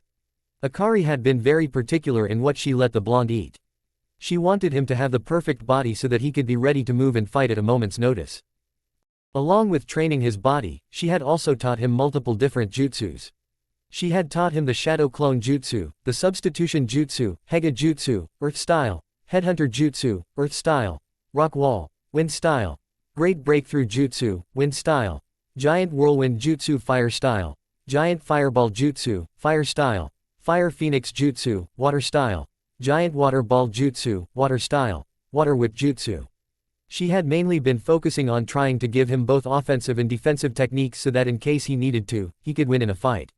She had also taught him how to do the summoning jutsu so that he could summon the foxes regularly. Naruto continued to tree hop through the forest but couldn't help feeling like he was being watched by someone. He knew that he was a censor. Akari even told him that he was a very good one for his age, but he always felt like he was being watched by someone or something. Recently it had gotten so bad that he was getting paranoid. Akari of course knew that it was the 2 Anbu agents that had been tasked to watch him, but she didn't let Naruto know that. She also knew that they were friendly since she recognized their chakra signatures from her time in her previous host. When Naruto got back to his cave, he sighed to himself and started to cook the boar that he had caught. What's wrong, Kit? Well, I can't help the feeling like I'm being watched. It's like I can sense them, but I can't see them. There are 2 of them and they have been around me for the past few months. They sometimes leave me alone for a couple of weeks and then they pop back up again. I can't stand it but I can't see them, he internally yelled as he lit the fire put to roast the boar. Well, you know they're there, why don't you talk to them? Maybe they will answer you, she said with a smirk on her face. She knew that they weren't going to respond to him and it was just going to make him madder. I guess I can try to talk to them, he thought as he set up the stakes over the fire to cook the boar. Hello, is there anyone there? Yugao and Kakashi looked at each other with hope in their eyes. Finally, after 5 months of on and off shadowing him, he had finally caught on to them being there. Yugao was shaking with excitement. Is this it? Is this when I get to meet my little brother? She thought silently as she watched Naruto look around the room. So, you're not going to talk or come out? He asked out loud and got no response, which made him a little more frustrated. Fine, be that way. He stomped over to his boar and watched as it cooked over the fire. After waiting for a solid 2.5 hours, the boar was finally ready to be eaten by the young child. He summoned a clone to help him carry the animal over to a stone ledge that he had carved out of the rock and began to cut slices of meat for himself. He placed the meat on a plate and put some of the greens that he had found in the forest. He then walked over to his wall where he had his wild spices and herbs and started seasoning his meat. He sat down and started to eat his dinner, but this time decided to try something new. Ka-chan. Yes, sweetie, she asked as she was preparing her own meal in the seal. You said that I was a sensor type, right? He asked as he picked up a piece of pork and bit into it. So, is he gonna unlock more of his sensing abilities? I wonder, she pondered as she smiled softly to herself. She had never told him all of his abilities. She went for the approach that he would discover them on his own when he experimented with his body and chakra. Yes, I did tell you I was a sensor type, what about it? Well, what if I put more chakra into it? What would happen? He asked as he continued to eat his dinner. Well, why don't you try it and find out? She said with a wide smile on her face. Alright, let's try this. Naruto placed down his plate much to the intrigue of Yugao and Kakashi. He then started flooding his senses with extra chakra and he gasped. He closed his eyes and was able to feel 2 chakra signatures that were previously unknown to him. He could also feel how their chakra felt. So there are 2 people in this cave with me, he whispered to himself as he stood up. Well, maybe they are hungry. He stopped the flow of chakra but found that he could still sense the 2 figures even with his eyes open. After hearing his statement, Yugao was giddy. She not only was going to meet her brother but also taste his cooking, which smelt wonderful from where she was in the room. She watched as Naruto fixed 2 more plates of food and walked over to her corner of the room. Here you go, I hope you like it. Your chakra feels really sparky. It's changing but it's still warm, he said as he placed Yugao's food on the ground. She waited for him to walk away before she revealed herself. He did it. He acknowledged my presence. He went up and talked to me. Meaning I can now talk to him. She thought as she took off her mask to fully smell the food in front of her. Kakashi was in a similar mood when Naruto walked over to him, though he tried to play it cool. Here you go, the blonde child of his sensei said. I hope you like it. And your chakra feels warm too, but not as sparkly. The child said with a smile. Once Naruto walked away from Kakashi, he was welcomed to the sight of a young girl about the age of 15. She had long purple hair and had a sword strapped to her back. She looked over at the blonde and smiled longingly at him. Naruto, she whispered quietly, which made him raise an eyebrow at her. Yay, he asked as he sat down to continue eating his food. What's wrong, you look so sad. No, I'm not sad, she said as she tried to wipe away tears. I'm happy, I'm so very happy. Yugao started walking over to the child and opened her arms so that she could hug him. He walked over to her and smiled. He wrapped his arms around her and leaned into her. She held him tight and started to softly cry as she held him like he was going to disappear if she let go. After a few minutes of hugging, she finally let go of the boy and smiled at him. You have no idea how much I've wanted to do that. How long I've wanted to hug you, talk to you, she said with the brightest smile on her face. What do you mean? He asked as he studied her face for a few moments. You could have said, hi, whenever you liked, he said as he tilted his head to the side in a confusing manner.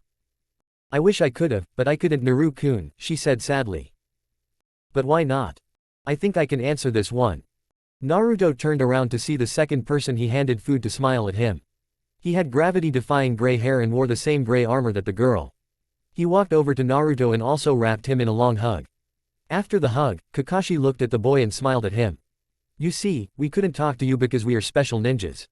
We wear the masks so that you don't know that we are here. Kakashi explained. So then why are you talking to me now? Well, there are special rules that we have to follow. We can only talk unless directly being spoken to. You handed us food and walked up to both of us, which means that you established contact. We can talk to you now since you know we are there. Does that make sense? Yugao explained with a smile on her face. Yeah, that makes sense, he said as he continued to eat his food. He had grabbed his food and decided to sit next to Yugao because of how warm and nice her chakra felt. After finishing his food, he leaned into Yugao and smiled. You're really warm, he mumbled out to her. Why thank you, Naru, she whispered as she rubbed his head affectionately. So who are you guys?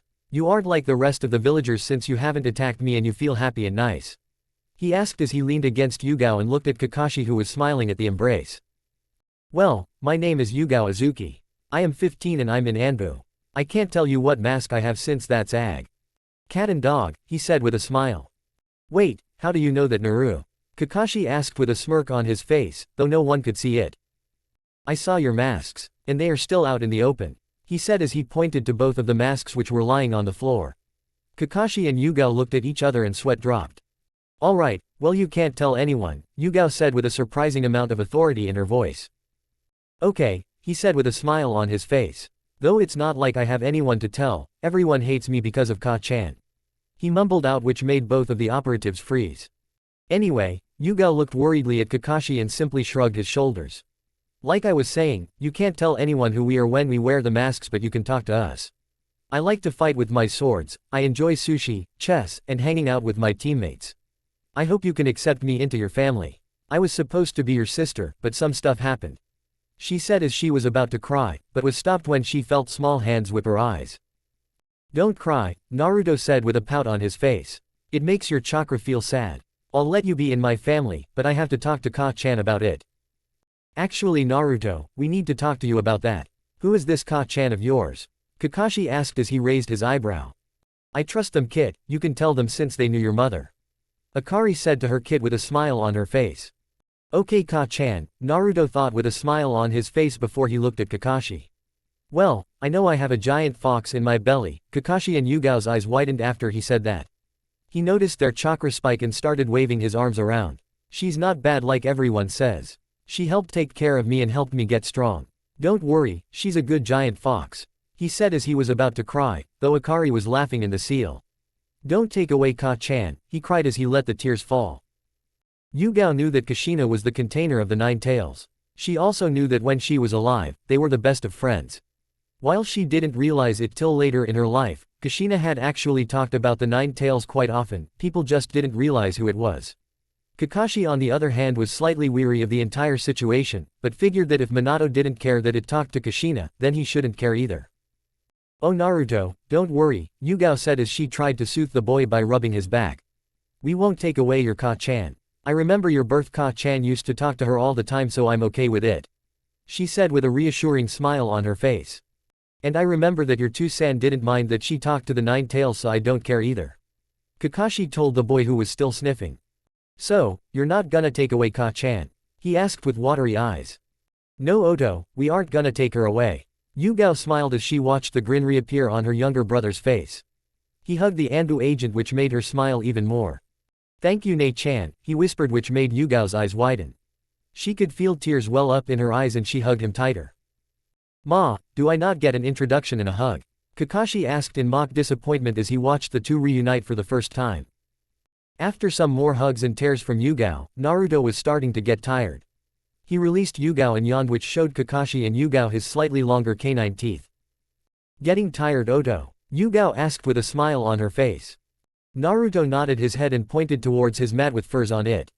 If you want you can sleep here since I don't know where you live. There are plenty of pelts here for you to use. He pointed to all the bulky furs that he had around the cave and smiled. Alright Naruto, but tomorrow we are going to take you out of the forest. We have 4 years of birthday gifts to give you.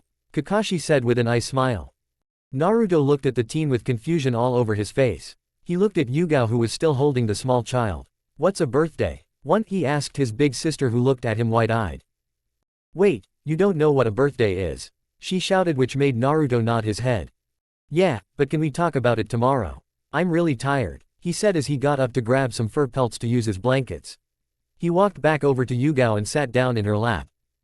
Well, we're definitely going to change that tomorrow, Kakashi said as he took off his chest plate to reveal a sleeveless back top. He looked at Yugao who looked like she was going to murder someone. She sighed and also took off her chest plate and put it down on the ground. Yay, I'm not going to have an Oto that doesn't know when his birthday is. She said with conviction that made Naruto smile. Okay, we'll do that tomorrow, Naruto said as he walked back over to Yugao and laid down next to her. He wrapped the pelt around them and snuggled closer to Yugao's chest and nuzzled his head into it. She smiled and wrapped him in her arms and smiled lovingly at the boy. Do I get to snuggle into your boobs? Kakashi asked with a smirk on his face. He was met by a glare from Yugao which actually got a laugh out of the scarecrow. I was kidding Yugi-chan, Kakashi said with a smile as he also laid down. We finally got him, she said to the teen who smiled at her. Yeah, we did finally get our Oto, Kakashi said before both of them fell asleep. When morning finally came, Naruto found himself sandwiched between two pillows of heaven. He had no idea what they were, all he knew was that they were soft and warm. He snuggled deeper into the mounds of softness and noticed that they were also squishy. Wherever I am, I hope I never leave, he thought to himself before falling back asleep. Yugao on the other hand woke up and found that Naruto was nearly suffocating himself in her expansive bosom. Man, I'm so glad I wore that sports bra today. C-cups are so troublesome. The cat operative thought to herself as she started to try and pull Naruto away from his human pillow. It's time to get up, Naruto, she sweetly said as she tried to shake him awake. He groaned as he returned to consciousness and looked at where he was and smiled. But I don't want to leave, he whined as he burrowed further into her bosom. Well, you have to because today you have a busy day ahead of you, Kakashi said as he was cooking breakfast over the fire pit that Naruto used yesterday. Naruto sighed and released his monopoly on Yugao's chest. He sat up and looked at his new sister figure in the eyes and smiled. He got off of her and walked over to where his clothes were. He grabbed some and went further into his cave to change. Once he came back, he was ready to eat breakfast. So what are we going to do today? Naruto asked as he ate the food that Kakashi cooked. Well, first we are going to go to our apartment, Yugao said with a smile. Why are we going there? Kakashi asked as he ate his own food. Well, I have stuff there for little Naruto, she says with a smile on her face.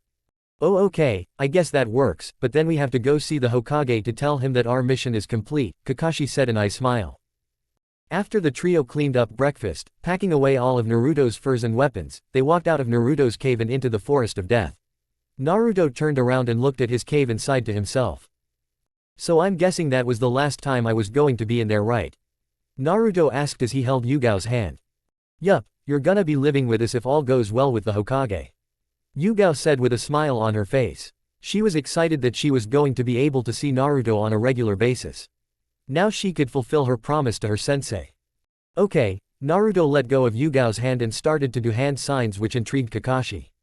Abruptly, he stopped and slammed his hands on the ground while shouting, Earth Style, Rock Wall Jutsu. Yugao and Kakashi were both shocked that Naruto could do a jutsu. They didn't know that he knew that, and to be able to perform one like that at the age of 4 was incredible. Wow, Naruto, Kakashi said as he shook the shocked look from his face. I didn't know you knew jutsu. How many do you know? Yugao asked with excitement written on her face. She couldn't wait to brag about her new Odo to all of her friends that also had younger siblings. Yeah, they come in really handy when trying to catch and trap large animals, he responded as he walked over to Yugao and grabbed her hand. He then went on to explain all the jutsu that he knew, which shocked Kakashi the most. To think that he has all those down at the age of 4, I didn't even have that when I was 8 or 9. He's incredible, Kakashi thought to himself as he looked at Naruto, who was still smiling from the praise. Well, I guess it's time for us to get going. We're burning daylight, Kakashi said with an nice smile. And like that the duo left with Naruto, who was stepping out of the forest of death for the first time in over a year. He was excited about all the new things that he was going to learn, and all the things that he was going to experience now that he had discovered his family. His long-lost family. Chapter 6, New Friends and New Experiences. Forest of Death, December 27, 51 AFK. So Ni-chan, what are we going to be doing today? Naruto asked as they made it out of the Forest of Death. He hadn't been out of the forest in a very long time, but he still had some memories of running for his life from the angry villagers. Well Odo, we are first going to get you some new clothes. Then we are going to go shopping for your room, Kakashi explained as he eyed some of the villagers that were looking at him, Naruto, and Yugao. Naruto didn't know what to do. He could now feel the emotions of the villagers and it was starting to affect him. He knew that people didn't like him because of the fox in his gut. He was fine with that, but now he could literally feel how people felt and he was scared of it. Yugao saw that Naruto was getting anxious and put a hand on his head and rubbed it. What's wrong, Naru-kun? She asked as she tried to make him feel better. All the villagers, they hate me, Naruto whispered to his sister, who scowled at the people who were walking by them. Some of them scowled at them, others just ignored them altogether. Don't pay attention to them, Odo, Yugao said as she picked up the 4-year-old. She held him close and carried him close to her chest in a protective manner. They don't matter. The only people who matter are you, your Ka-chan, Kashi-kun, and I, she said sweetly, to which Kakashi nodded his head. But, I can still feel them.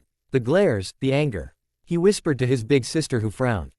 But you can feel my love and see my smile. Yugao smiled at him and he gave a small one back. Focus on the good feelings inside of the village. There may not be much, but it will make you feel much better in the long run, Naru. Naruto thought about what was said, and the longer he thought, the stronger the warmth radiating from Yugao and Kakashi got. He could feel their chakra almost wrapping around him, and it felt so warm. It felt amazing and he loved it.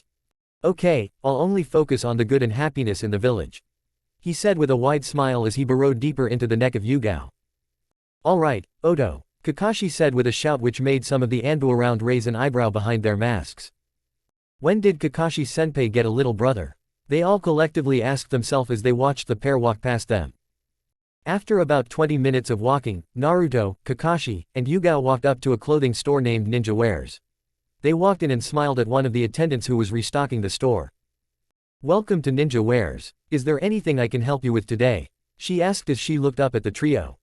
Nope, we're just here to pick up some clothes for our Oto. Ka-chan wanted to get him a new wardrobe, so we're going to be here for a while. Yugao explained as she shifted Naruto to her hip. Alright, we can do that for you. Just let us know what you want to buy in bulk and we'll have it ordered. The attendant said with a warm smile on her face. Thank you, Kakashi said as they walked past her into the kids section of the store. Alright Naru, what do you want? Yugo asked as she started sifting through the clothes that were on the racks. Wait, I get to pick. He asked excitedly, which made Yugao and Kakashi look at him funny. Yeah, what do you think that we were just going to give you clothing and expect you to wear it? Kakashi asked his brother, who at this point had stars in his eyes. Well, yeah, that's what the mean lady used to do. Then she kicked me out. When I was in the forest, my friends and I hunted animals and skinned them. Ka-chan taught me how to make thread and sew to make clothing. He explained to his sibling, who looked at him with wonder. Wow Oto, that's really cool. Yugao said as he smiled at the small boy. Thanks, Nei-chan. He smiled as he walked towards some of the clothing. Ka-chan, are you awake? He asked his mother, who had just gotten up and made herself a cup of hot tea. Yes Naru, I just woke up and made tea. What's up? She asked as she sipped her tea. We're getting clothing and I wanted to know what you wanted me to get. He said as he sifted through some of the items and felt them in his hands. Well, I would get some casual clothing. Clothing that you can play in and walk around it. I would also get some training clothing so that you can train and exercise in. Ask Yugao about training clothing and she'll get some for you. Akari watched her charge shop and was very happy when he picked out clothing that was dark red and orange. Well, he definitely got his mother's color palette. She smiled to herself as thought back to her second container. After about an hour, Naruto had picked out several outfits ranging from green shorts and white shirts to orange shirts and black pants. He had thought about his time in the forest and how he needed to be ready for anything, so he blended his casual and training styles into one all-around wardrobe. When he went to show Kakashi, he smiled and nodded his head. Yugao, look at what Naru kicked out. He yelled, which got Yugao's attention. She walked over and smiled at her brother. Good job Naruto. You picked both stylish and practical. They even have pockets so that you can carry lots of stuff. She said, which made Naruto smile widely. Alright, I think we've got all the clothing that we need now, so why don't we go get some stuff for your bedroom? Where do I get a mask like Ni-chan? Naruto asked, much to the surprise of Kakashi. Why do you want a mask like mine Oto? He asked as he kneeled down to Naruto's level. Well, you're my Ni-chan. I want to be just like you, and when I'm older I'll get a sword like Nei-chan. Naruto yelled at his siblings, who were still stunned at what he said. Why you want to be just like us? Yugao asked with a shaky voice. Well, yeah, you're my Nei and Ni-chans. My friends always told me that they grow up to be just like their Nei and Ni-chans, so why can't I? Naruto asked as he looked at the two with a giant smile on his face. Yugao walked over and engulfed Naruto in a hug and held him close to her body. She left him and Kakashi then walked over and hugged him. Naruto was so happy because both their chakras were bright and warm. Kakashi then pulled out a scroll that had the kanji for mask and opened it. There were several masks of different sizes in it. He then picked up one that would fit Naruto's face and he handed it to him. Naruto, this is a Hitaki family tradition. Once you put this one, most people probably don't recognize you and those that will think we are related. Here you go. He smiled at the boy, who smiled back at him. But, when we are in the house you are to remove it because I want to see that brilliant smile of yours. Yugao demanded the boy, who nodded his head quickly. Wow, she's scary when she wants something. Almost like Ka-chan, he thought to himself. What was that Naru-chan?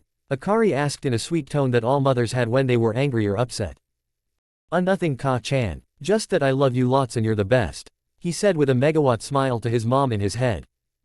That's what I thought, she said as she went back to reading some of the books that Kami had brought her when she last visited her. There were thousands of them in the library in the seal and were meant to keep her occupied when not training Naruto. Kakashi and Yugao looked at each other as they watched Naruto zone out while they were talking to him, and sweat dropped. He's talking to the fox, isn't he? Kakashi asked, which got a nod from Yugao. Why are you both just staring at me? Naruto asked, which made the two Anbu agents' sweat drops grow even larger. Nothing, Naru, let's go check out. Then we can go pick out the stuff for your bedroom, Yugao said as she grabbed the clothing that was in Naruto's hands. She walked over to the cashier and started paying for the clothing and ordering some items in bulk. Once she was finished paying, the trio walked out of the store and down the street to a furniture store. They went in and spent a few hours picking out Naruto's futon, desk, chair, and bookshelves. Naruto had never gotten so much stuff before in his life. He had had to make all the stuff he had in the cave, and all he remembered from the orphanage was pain and loneliness. It was now around 1:30 in the afternoon when they finished all the shopping that they were going to do. So Kakashi had the great idea of getting lunch. Odo, do you want any lunch? Kakashi asked as he looked at the small boy in Yugao's arms. Sure, we can go catch some stuff. I thought I saw a rabbit run across the street, Naruto said as he pointed to where he thought he saw the rabbit. No sweetie, we were thinking foods that are already made for us, Yugao said, which made Naruto's eyes widen. You mean like in those buildings they tell me I can't enter? He asked. His eyes widened with hope. Yes Odo, those are called restaurants. People go there to eat. There are places you can get ramen, dango, barbecue, sushi, and other foods.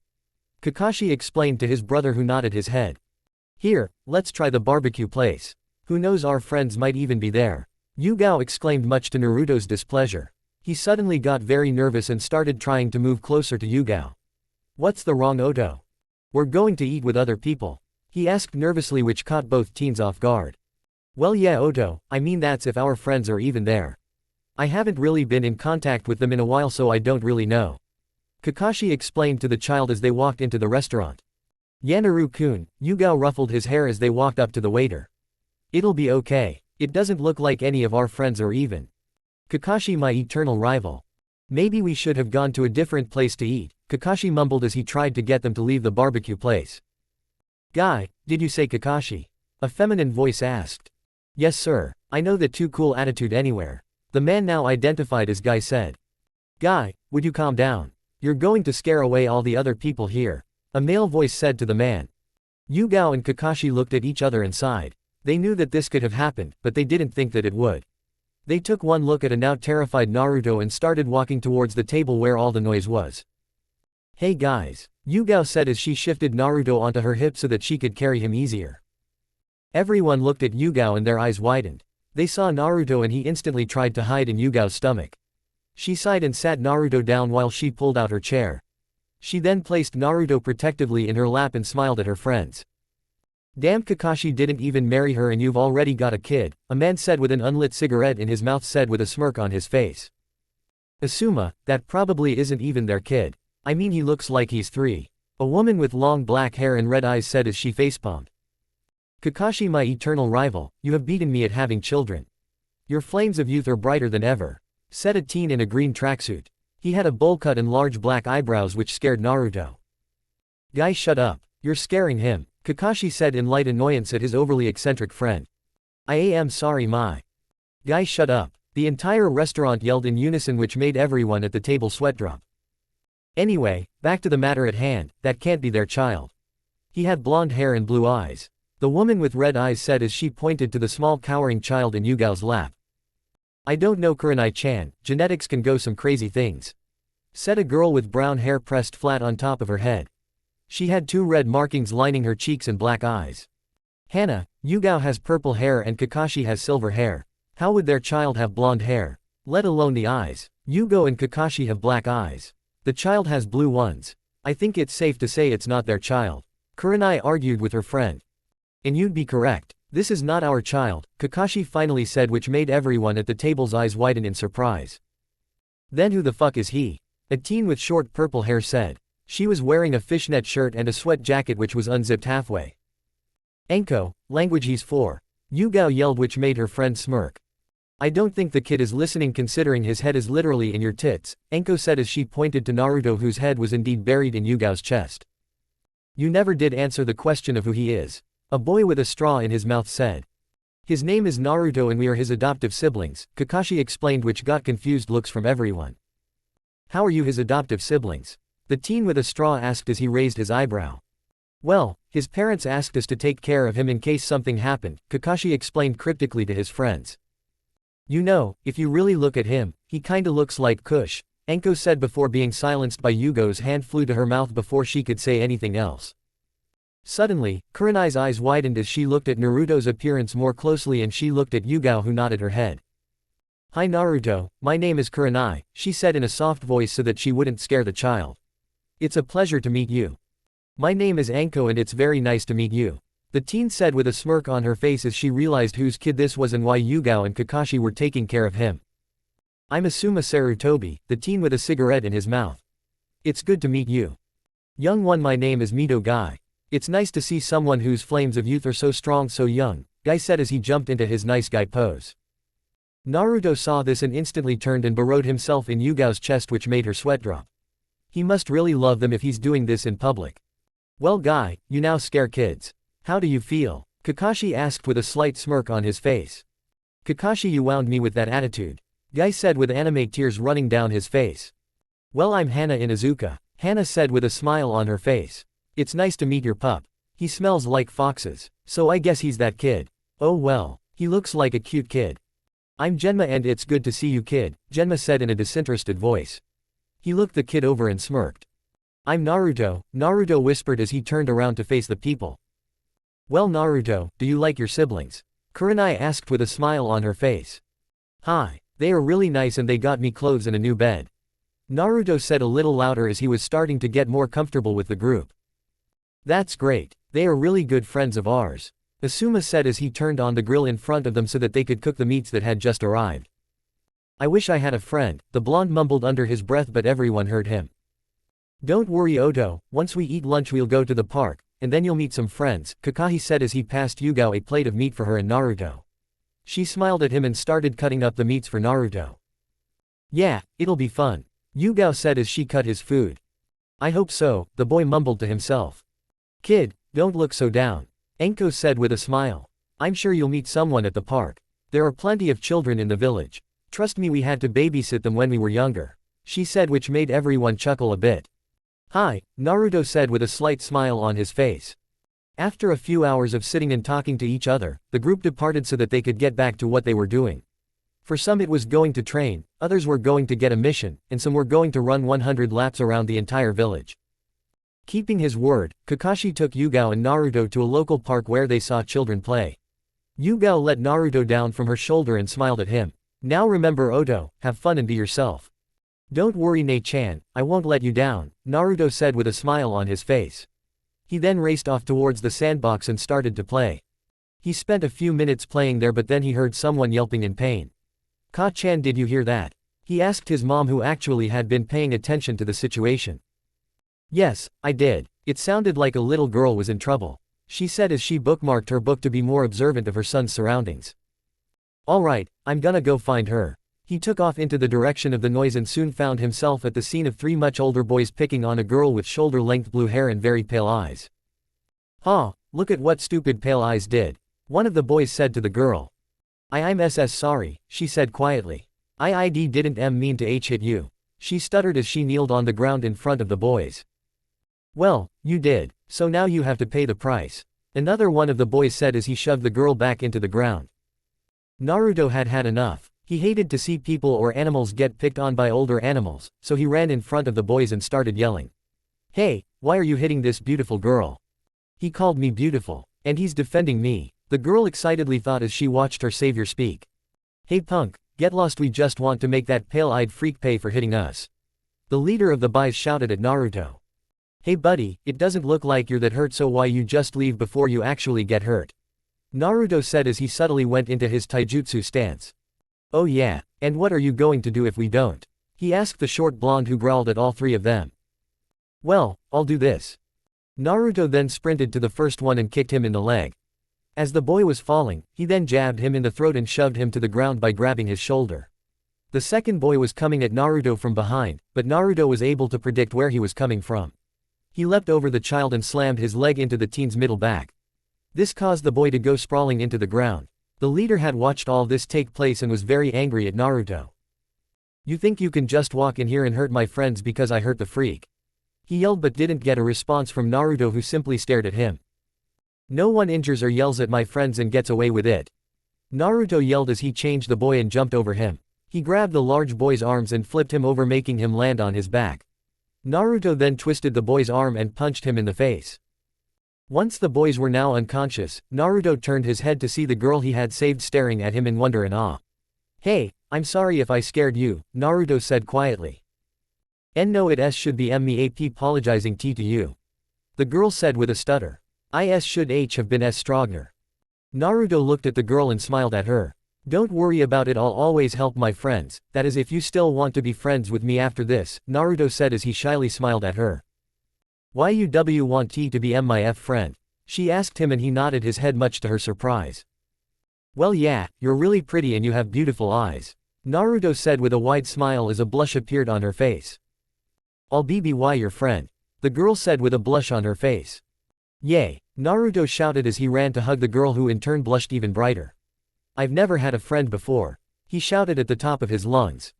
"I've never had a friend either," she said quietly into his chest. Once the pair stopped hugging, Naruto led her to his sandbox. He then sat down and patted the ground in front of him so that she could sit. "What do we do now?" he asked her, and she shrugged. "Maybe we should say ORN names and stuff about ourselves," the girl said softly, which made Naruto nod his head. "Okay, my name is Naruto Uzumaki Daddybayo," he said with a wide smile. "I like playing with foxes, my Nei-chan, my Ni-chan, and now you," he said, which made the girl blush even more. My name is Hinata Hyuga," Hinata stuttered but smiled shyly. I like my K-ka-sama, and T2-sama, I also L like F flowers A and now you," one Hinata said with a slight blush on her cheeks. "Alright Hinata-chan, let's build a sandcastle together," Naruto said as he grabbed a bucket and started filling it with sand. "Oh okay Naruto-kun," she smiled as she helped her friend build the castle. This went on for hours. They played in the sandbox, Hinata taught Naruto how to play on the swings, they played tag, they even placed hide and seek. They were having a blast until Hinata's mom walked over to them and said that she had to go home. "Do you have to go Hinata-chan?" Naruto asked as he tried to get her to stay for a little longer. "I'm sorry Naruto-kun, but Hinata has to get ready. There's a big party happening tonight at the compound," Hitomi said as she smiled at the boy. "Wait, is that? He acts just like her but looks like him." "Okay, but will I see you again?" he asked as he sniffed a little. "Of course you will," Hitomi said with a smile on her face. "You'll see her real soon. Sarutobi is going to hear about this." Naruto smiled and ran to hug his friend one last time before she left. It was getting dark out, and so he went to go find Kakashi and Yugao, who were asleep in each other's arms. "Nei-kan," he yelled, which woke up both teens in a huff. "Huh," Yugao groaned as she looked around until she saw Naruto standing in front of her smiling. "Oh Naruto, it's you. Did you have a good time at the park?" "Hi, I met a new friend. Her name is Hinata," Naruto shouted as he climbed into her lap to sit. "That's great Odo, but it's time to go home and eat dinner. Then we go to sleep and figure out what we do tomorrow," Kakashi said with an eye smile. The trio left the park and headed to Kakashi and Yugao's apartment. They had been friends for years and decided that when they joined Anbu that they would share an apparent together so that they weren't alone. They had a 3-bedroom 2.5-bath apartment near the center of Konoha. Since they were in Anbu, they could afford the place along with money to save and send. Naruto entered his new house and immediately started running around the place. He looked at all the cool stuff that was there.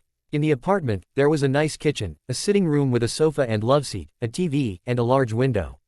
The next room he found was one of the bathrooms. Then he found a room that was colored deep blue. The bed was made and there were some photos and spare dog Anbu masks in it. He left that room and walked towards the room next to it. This room was colored light purple and had some pictures in a rack with swords on it. Once he left that room, he found the room that was going to be his. There wasn't anything except for a few boxes and some cleaning supplies. "Well Odo, it looks like you found where your room is going to be," Kakashi said from behind him. "Yeah, I can't wait," he said with a smile on his face before they left and went to the kitchen.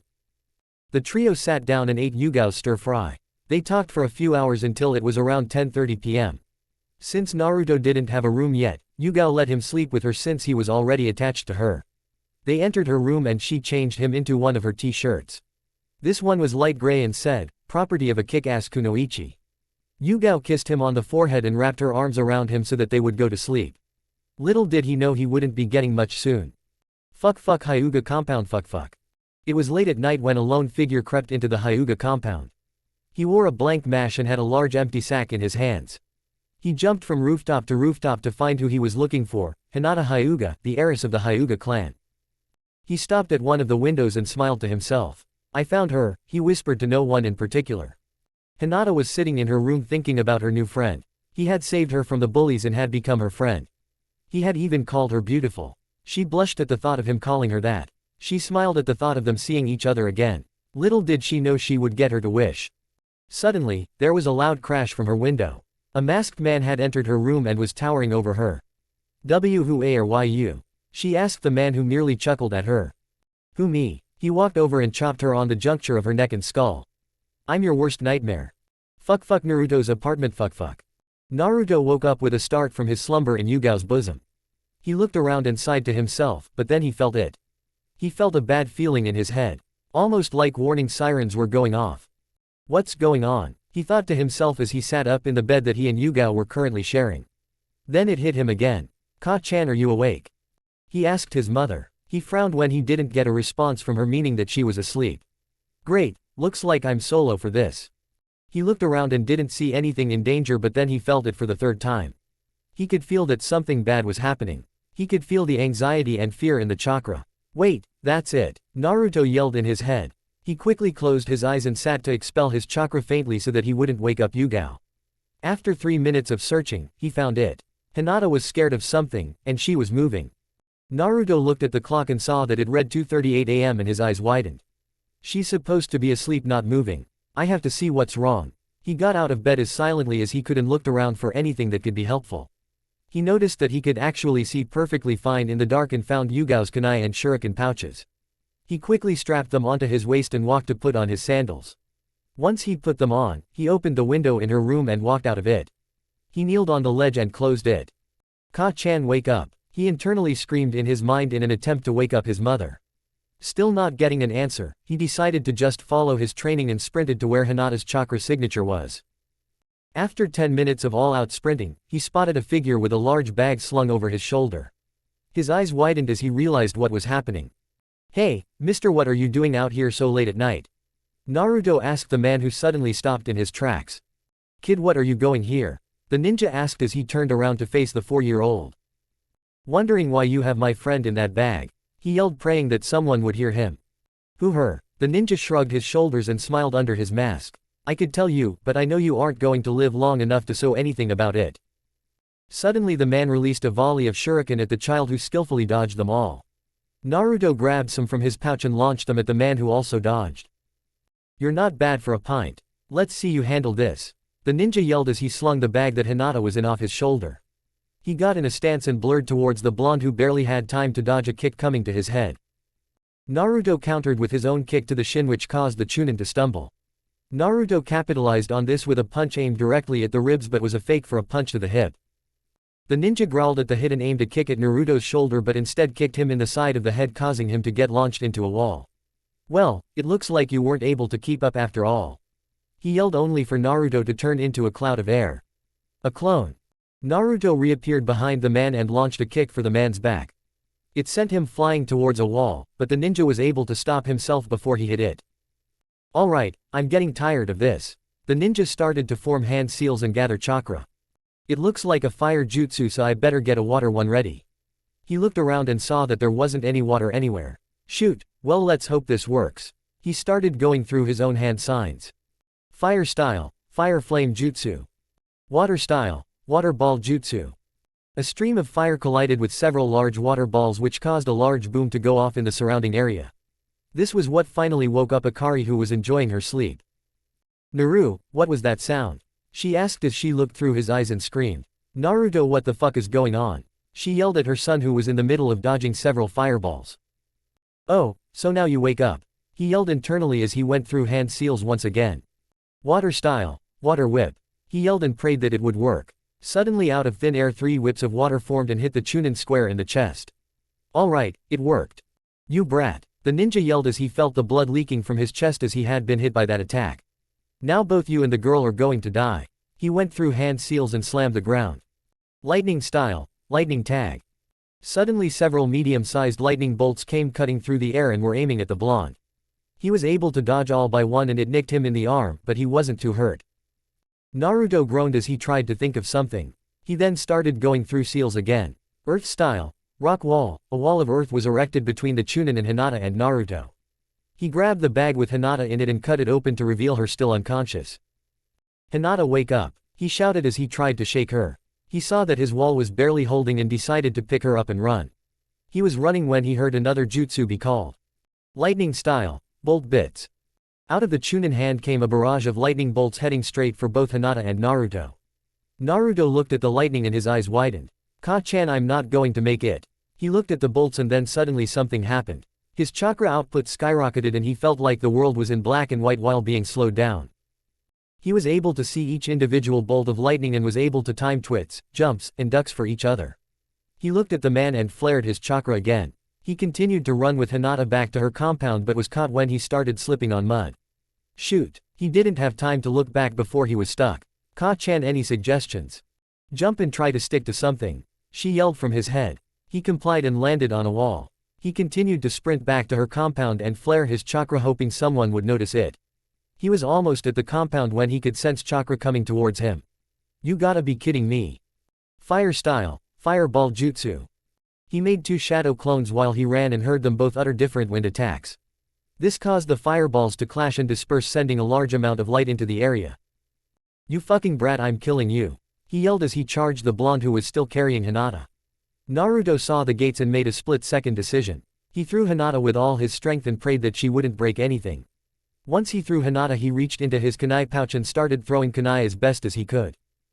Some of the kunai were successful and most weren't, but they did their jobs. He was able to slow down the assailant before they got to the compound. Once he arrived, he saw that Hinata had thankfully landed on grass and was seemingly on the other hand had blood leaking from his side and multiple cuts everywhere.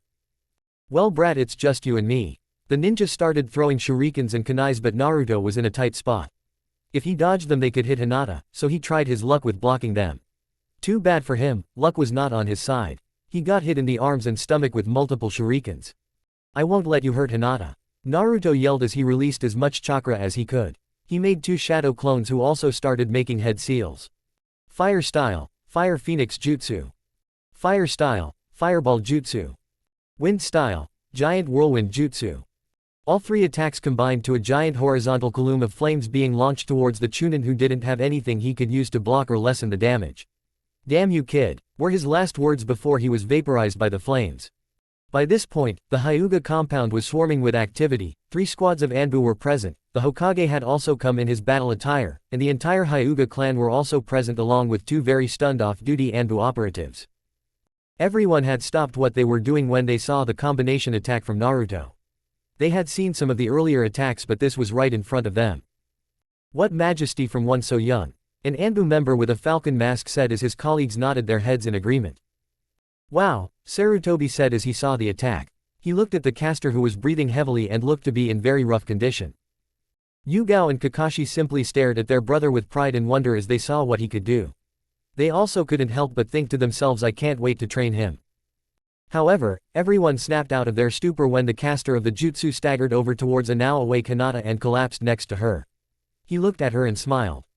Are you okay? He asked in a hoarse voice. Naruto-kun, she stuttered out through tears. He saw she was crying and tried to wipe them away but was too weak to move his arm. He simply smiled at her and started to close his eyes. As long as you're okay, that's all that matters, he said finally before completely closing his eyes. But not before Hinata noticed his eyes themselves. One had 1 tome and the other had 2. She was not the only one to notice and Sarutobi's eyes widened when he saw the boy's eyes. He immediately walked over to him and closed his eyelids. We need a medic here now, he yelled. Suddenly an Anbu with a pig mask immediately appeared next to him. After 20 minutes of work, Naruto was out of the danger zone. He had several broken ribs, a broken arm, broken leg, and was suffering from chakra exhaustion. Sarutobi made the decision to bring him to the hospital but only Anbu medics could treat him. He also declared that only Kakashi, Yugao, and the Hyuga main branch were allowed to see him beside himself. Once everything was all taken care of for Naruto, he declared that they would pick up everything in the morning. Everyone nodded and the aged Kage returned to his office. Once he arrived, he walked over to the 4th Hokage's portrait and held up a piece of metal. Suddenly, seals appeared and a compartment opened which revealed a letter directed to Sarutobi. He already knew that this letter existed, and now knew one other thing. That boy's life just got a whole lot more troublesome, he sighed to himself as he closed the portrait and returning to his desk. He opened the letter and starting a reading. Dear Hiruzen Sarutobi. Chapter 7, The Start of Something New. Hokage's office December 28, 51 AFK. Sarutobi sat in his office early the next morning after what he was going to call the Hyuga incident. He had just gotten himself some breakfast and taken a nap. After everything that had happened last night, there were still some things that troubled him right now. One of those things being how the intruder got into the village in the first place. He had to now not only check that the barrier seals made by the late Mito Uzumaki were still intact, but that the barrier squad wasn't asleep on the job last night. He frowned at the thought of having to go check on those poor people. Their job was already hard enough and he probably was going to be making it harder. The next thing on his ever-growing list of problems was the fact that a 4-year-old was responsible for not only finding the intruder, but also fighting said intruder, saving the Harrys of a clan, and getting severely injured in the process. Sarutobi had no clue what happened, and he probably wouldn't be getting that information for a while seeing as the boy was so badly injured from his fight. Speaking of said boy, he now had to figure out what to do with him. He sighed as he glanced down at the letter that was still in his hand and groaned to himself. Fuck flashback fuck. Sarutobi looked at the letter in his hands as he closed the 4th Hokage's vault. He had an idea in the letter but definitely wasn't prepared to read its contents. Financially he sighed and started opening it. Dear Hiruzen Sarutobi. Howdy, you old monkey. It's me, the 4th Hokage, Minato Namikaze. Hope all is well. Though if you're reading this it probably isn't, I'm currently still riding from the high that Kushina and I are having a beautiful baby boy. Only 17 more weeks to go. Anyway, if you're reading this letter it means that something less than desirable has happened to me and Kushina. Wonderful segue I know, but I'm writing this paranoid so here we are. Hiruzen laughed at the total understatement that was just written. He laughed and cackled in his office at 2 a.m. He laughed at all the times Kushina would hit Minato over the head to get him to stop worrying. All the times he would come up with crazy scenarios that would happen over one tiny little thing. All the times Makoto would yell when they were a genin team over Minato's craziness. I guess this one time he was right. The aged Cage sighed as he whipped a tear that was threatening to leak from his eye and get on the paper. Once he composed himself, he continued to read the letter. If you are in fact reading this letter, then something happened. I hope my child is still alive. I'm sure he is. You wouldn't let anything bad happen to him. But something definitely happened with him. So, let's go over some scenarios that I've come up with in case something interesting happened. This piqued Sarutobi's interests. He had been aware of some things that Minato had set up from Naruto in case something had happened, but to think that some of these things had been planned out for this long. He didn't know what to feel. So, he read on. Due to my parents, there is a specific dojutsu that has the likelihood of awakening. It should awake when he's older if it awakens at all, but in case it does happen and he's young, I want you to take him to his godmother, Makoto Uchiha. I already gave her a letter detailing all this, though she did say that I was crazy for thinking so far ahead. If he awakens the Sharingan, take him to her. She'll know what to do. Whatever you do, do not tell the clan or Danzo. The clan won't like that he has it and will start asking questions that you nor I want to answer. I don't like Danzo. Never will. And if he's anything like me or his mother, he's gonna be smart which will attract his attention. I guess this is what happens when you are the son of 2 prodigies. This means I want you to keep my son having the Sharingan a secret for as long as possible. Makoto will understand what's going on and will keep it a secret with Fugaku. The only people I trust with this is Hitomi, how other godmother, Kakashi, and Yugao. That's it. Sarutobi's eyes widened at the idea. She's his godmother. I thought that it was just Hitomi and Jiraiya that were his godparents. He thought to himself as he mentally prepared himself for the hell that was going to come from this. I'll need to inform them immediately. I bet you're currently throwing yourself for a loop over that tidbit of information. I still have my secrets, you sneaky old monkey. Yes, Makoto is one of his godparents along with Hitomi Hyuga, Kushina's best friend. I don't even want to tell you the fight we got into picking them. But anyway, should something happen and he gets the Sharingan, just say the following: you didn't finish your S's and you left out 3 commas. And she'll know what's going on. Again, I really hope that this doesn't happen, but we don't always get what we want. On to the next part of the letter. If something happens with the fox when he's born, I have already talked to Kakashi and Kushina has talked to Yugao. He is to stay with them. He is to go with them and only them unless something happens to either of them and you deem that they can't take care of him. They are his adopted siblings and have the right to take care of him. If you want an idea for who to take him in besides those 2, Hitomi and Makoto since they are both his godmothers, Tuki Ichiraku since he's my best friend, Jiraiya, Though if I'm dead he's probably off doing kami knows what with his spy network, the toads on Mount Myoboku, and only if all those options are either indisposed or unavailable, which I will find laughable. Give him to Tsunade. She is the last resort option. If I'm dead that means that most likely Kushina is as well. Tell her that he's alive and is staying with someone higher on the list. We all know that she can't take care of a baby when she's grieving. Whatever you do, do not put him in an orphanage.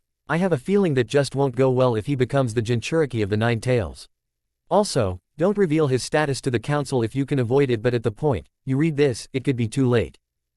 The aged Cage reread that entire paragraph over and over again for what seemed like hours. He looked at every word that was on the page and wept. He had messed up. He had done the one thing that Minato had explicitly asked him not to do. He should have read the letter earlier. He knew it was there, but always figured that it was his will, but no, he had read that the day after the Nine Tails attacked. If he had only read this letter, so many things could have been done differently in regards to Naruto. Naruto, I have failed you. I have failed you time and time again. I swear on every bone in my body, every ounce of strength and chakra, every fiber of my being, I will not fail you again. I will not waver in this. The old man yelled as he held the letter in his hand.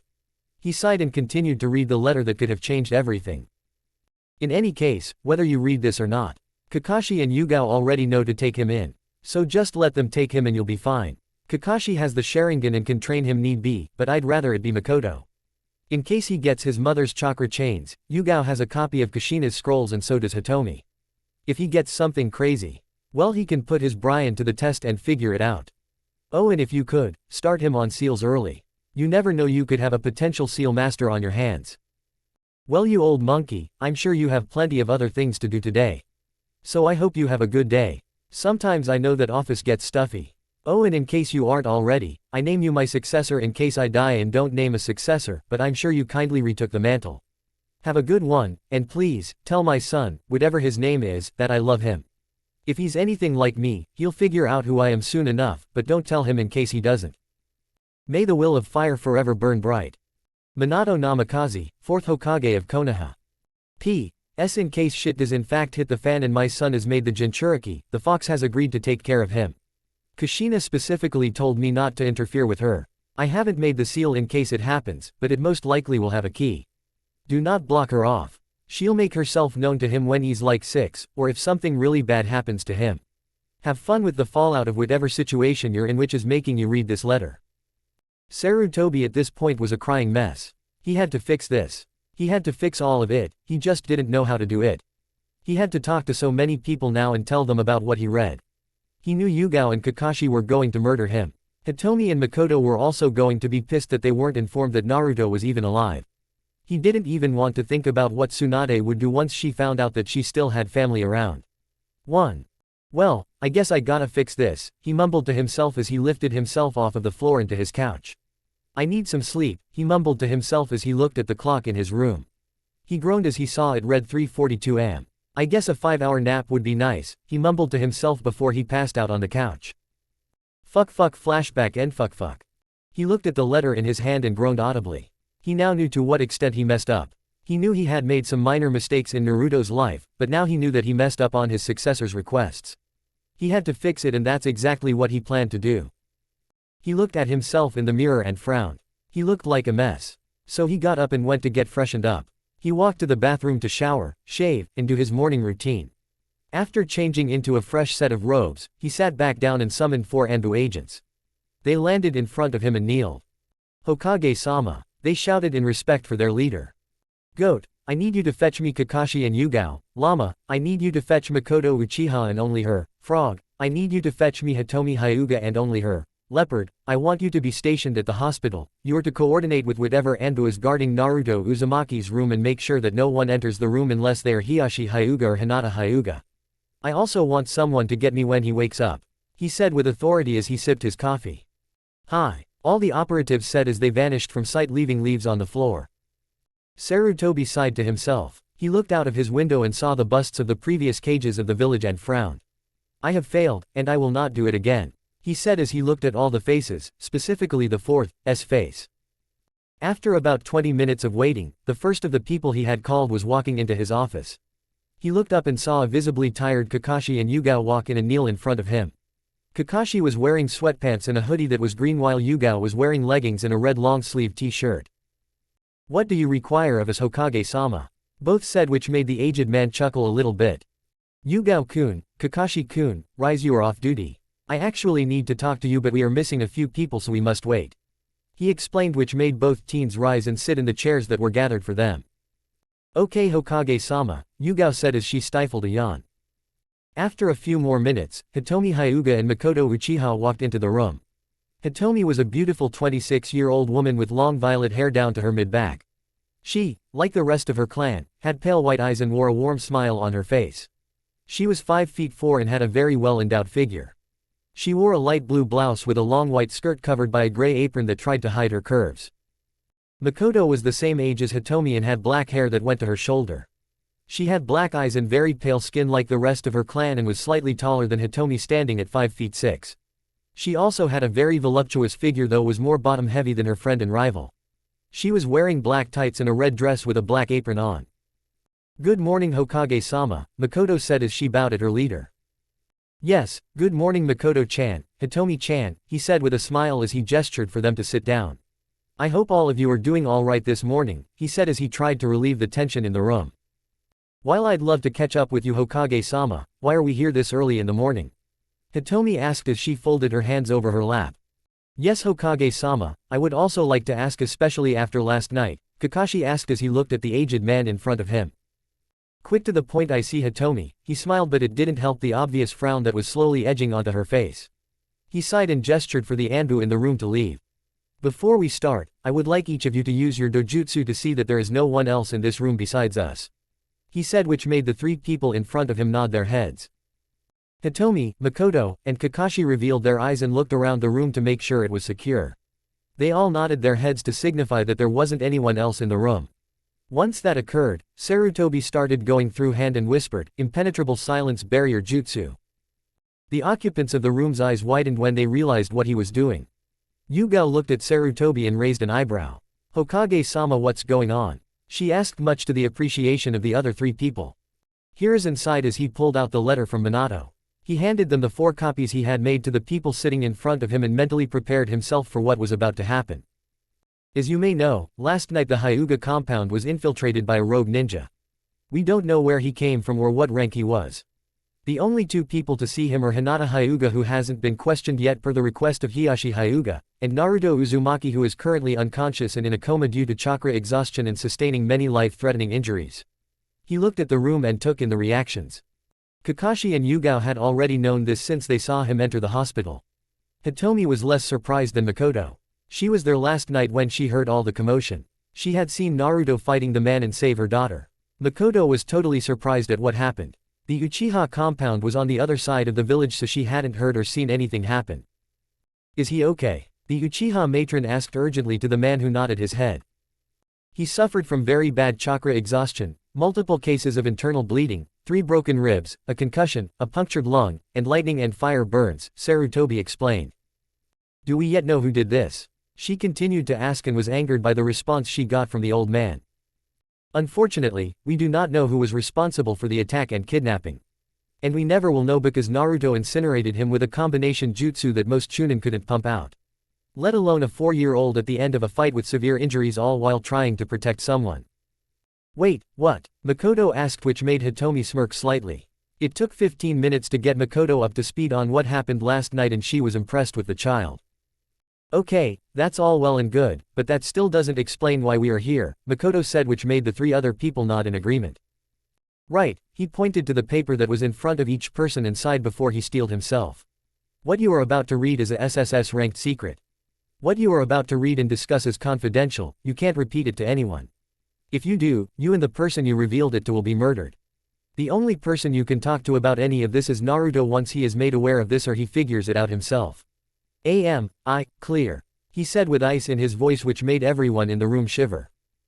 "Hi, Hokage-sama," they all said, which made the man smirk. "Still got it," he thought to himself as he mentally patted himself on the back. "Good, you may now flip over the paper and begin to read." He then looked around the room at all the possible exits. His eyes widened when he realized he couldn't leave the barrier that he casted and started to sweat. He knew that he was going to be, in a sense, fucked when they finished reading that letter. He knew he was going to get a verbal shellacking of the likes that the world has never seen. He had to pray to Kami that they wouldn't kill him in the end. Suddenly he felt the temperature of the room drop to sub-zero temperatures. Sarutobi looked up and saw the fires of hell raging in the eyes of Yugao, Hitomi, and Makoto. Kakashi just looked mad. He was alive. Hitomi screamed at the man in front of her. This entire time he has been alive and you didn't tell anyone. That's not totally true, Yugao and Kaka. Oh, cut the shit, old man. Yugao yelled at her leader. The only reason we even know was because we were there when Minato-sensei flashed into the compound carrying Kushina-sensei and Naruto. I bet if it was up to you we wouldn't know at all. Screamed a now crying Yugao. You have to understand, he pleaded. Understand what? Everyone looked to see Kakashi with his Sharingan rapidly spinning. He was now standing and was releasing so much ki it wasn't funny. What do we need to understand? These are specific instructions from Minato-sensei said for us to take care of him from day one. You refused to do it. You took that away from Yugao and me. Even after we told you repeatedly that they asked us to take care of him in case something like this happened. And all along it was written down. Kakashi raged as he directed all his ki at Sarutobi, who now suddenly looked his age. I think we are forgetting the fact that you lied to us that he even was alive in the first place. Hitomi screamed. The only reason I found out was because he was playing with Hinata in the park and said Kushina's verbal tick a few times. If I hadn't been there I wouldn't have known it was him. I haven't even met him yet. Makoto yelled as she cried. I didn't know it was him. All the beatings I saw, all the times I saw him on the street. I didn't look at him lest my ass of a husband yell and scream at me for doing something to help. I could have raised him. Given him the love of a mother. And yet you lied to me and pretty much all the clan heads. Do you want to know what Shikaku and Shibi are going to do when they figure it out? Does his grandmother even know he's alive? The Uchiha matron cried as she looked down at the letter and finished reading it. Her eyes immediately widened when she saw the part about her in it. I see you've read that little detail as well, here's inside as he rubbed his face. Makoto, you didn't finish your S's and you left out 3 commas. He said as he watched the room grow silent. It was interrupted with sobs from Makoto. He awakened it. She sobbed quietly and asked. The old man nodded his head. She then continued speaking in a quiet, bewildered voice. He's the youngest one in the entire history of the clan. The only one to come close is Madara and he did it at 9. That's unheard of. It's not correct, Sarutobi said with a frown. Madara awakened it at 9 and that's true, but Minato awakened his at 7.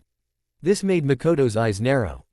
How do you know this and I don't? She asked with anger in her voice. She was the clan historian for awakened dates and ages, so she knew all of this information.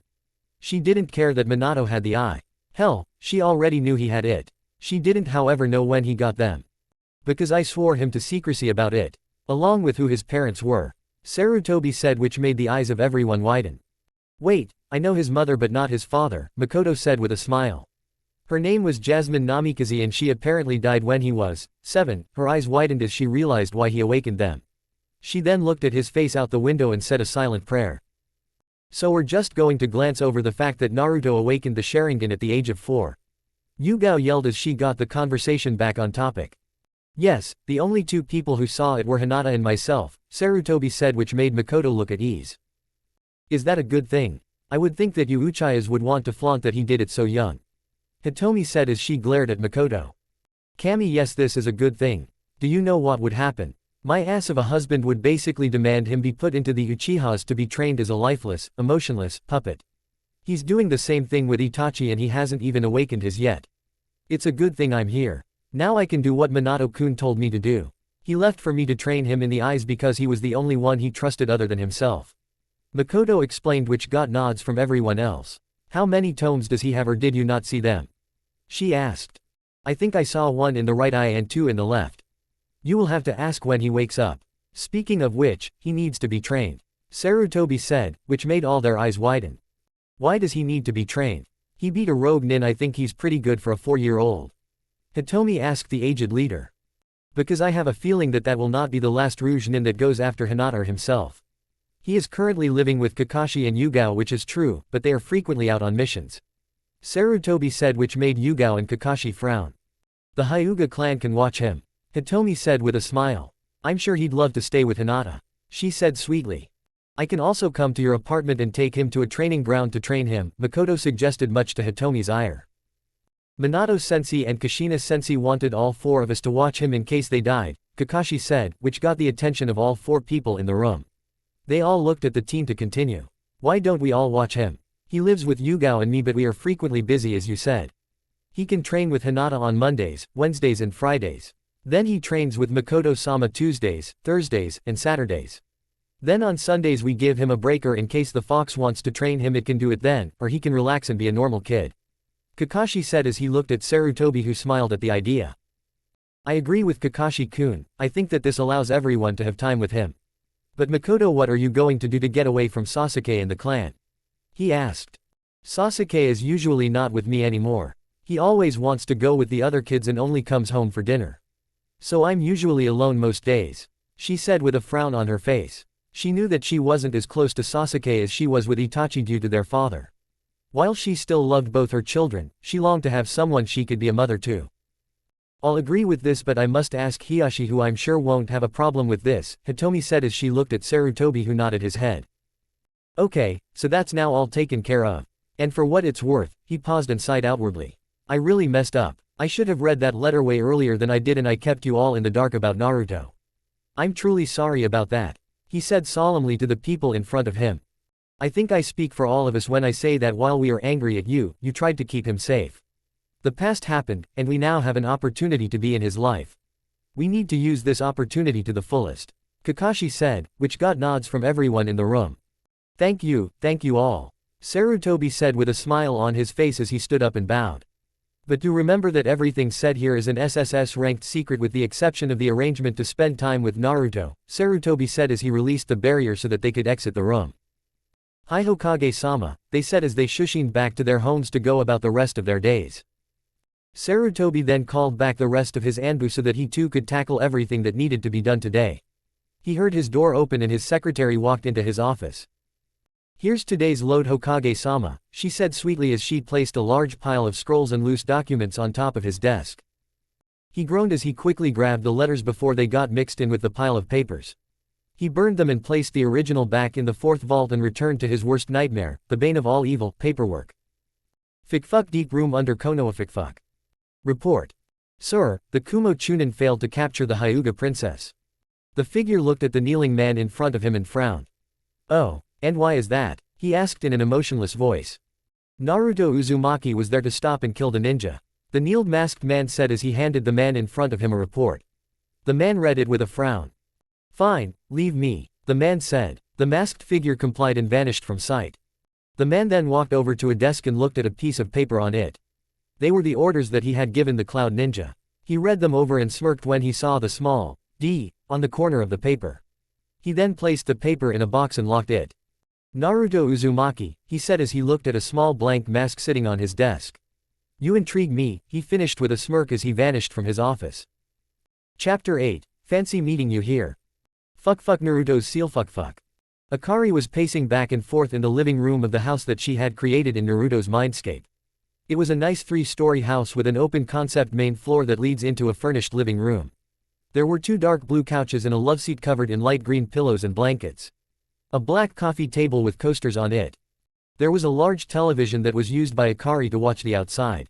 While she could see the outside due to being linked with Naruto's senses, she found it much better to sit on her very comfortable couch and watch the outside on her television while she could read or practice her calligraphy. She was already connected to the boy's other senses but didn't really pay attention to them.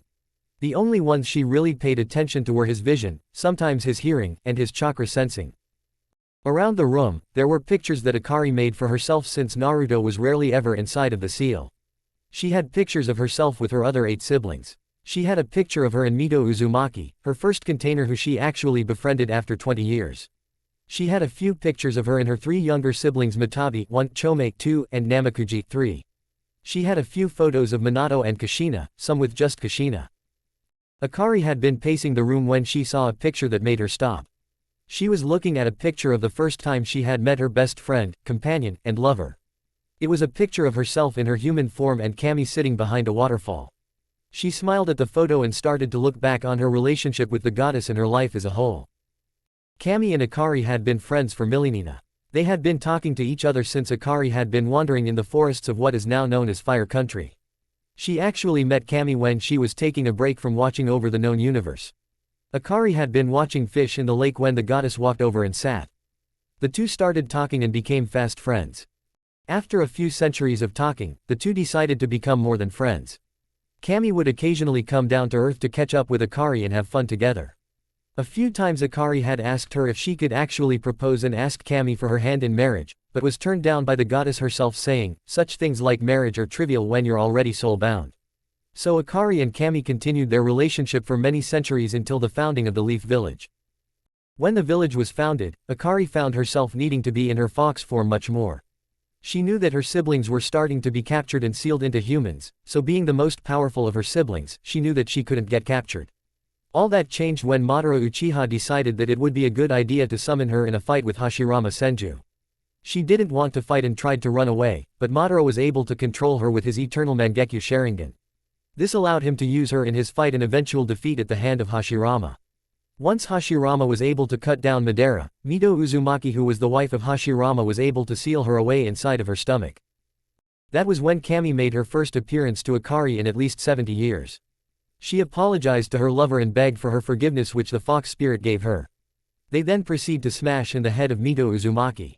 Kami then made a point to see Akari at least once a month, if not more, from that point onwards.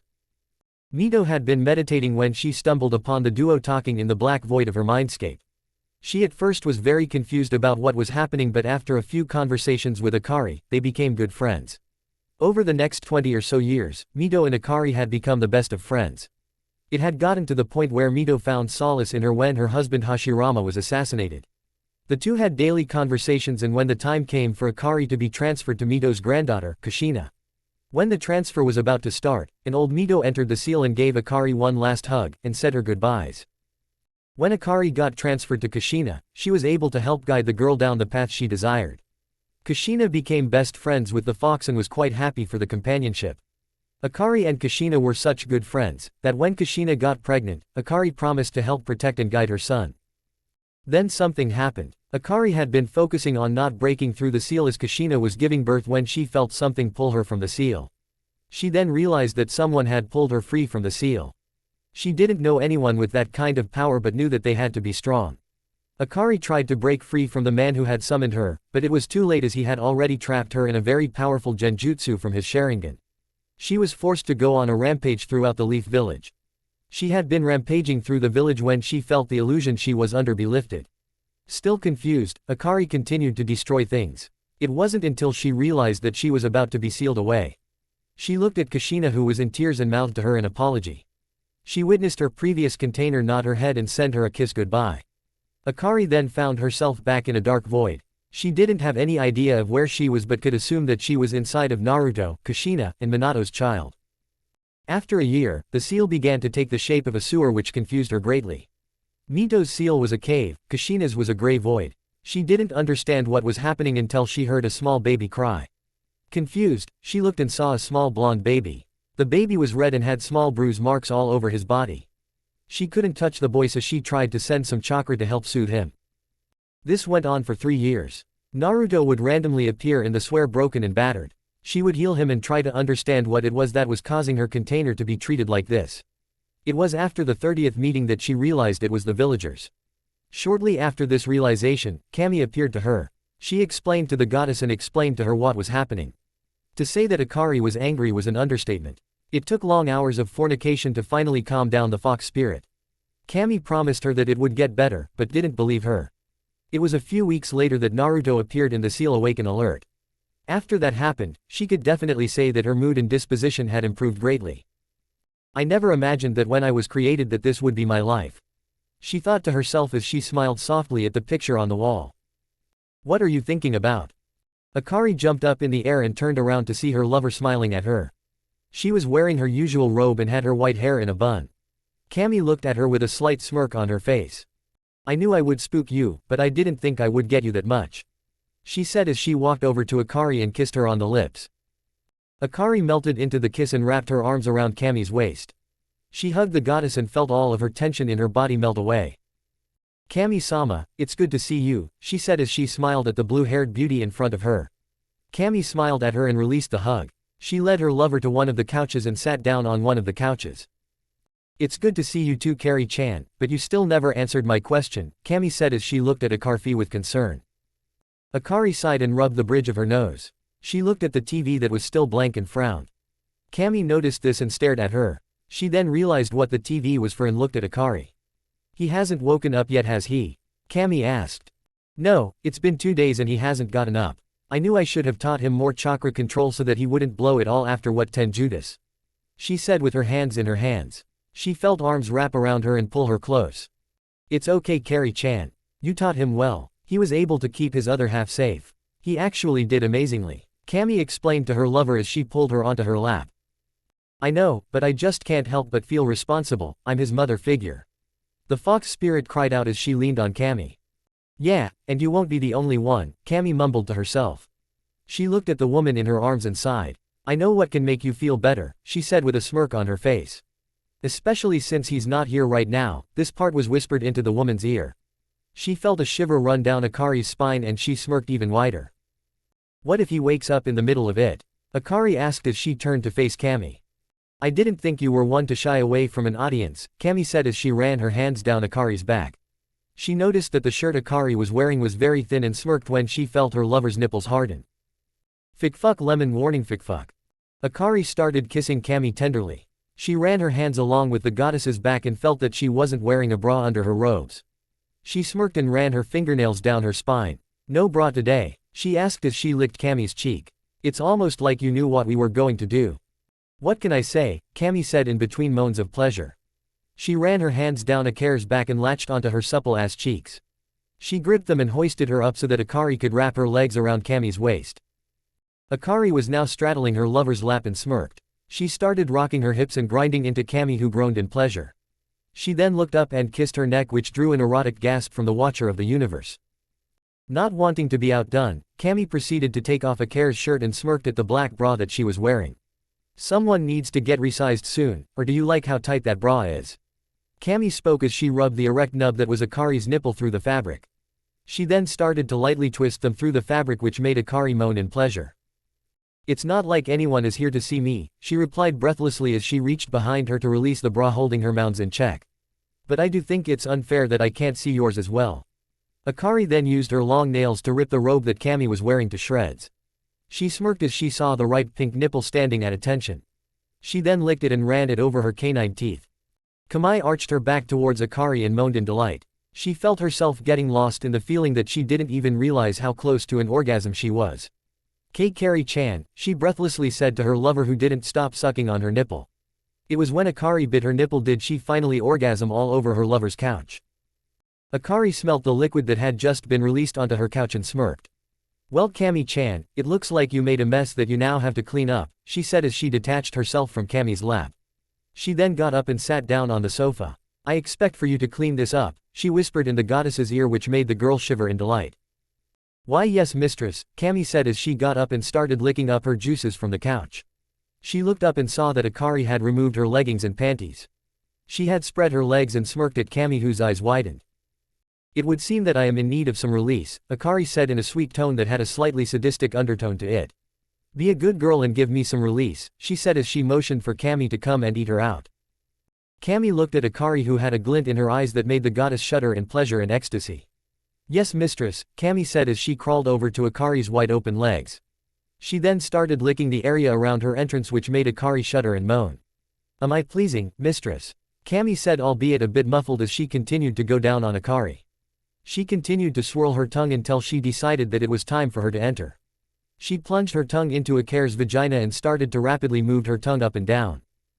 The response she got was music to her ears as she heard Akari scream in pleasure. She then felt Akari move her hands to her head and shove her face closer to her vagina. She also felt her head become enveloped by Akari's thighs. Oh yes, Kami, make your mistress come. Akari screamed so loud that she didn't hear knocking on the door.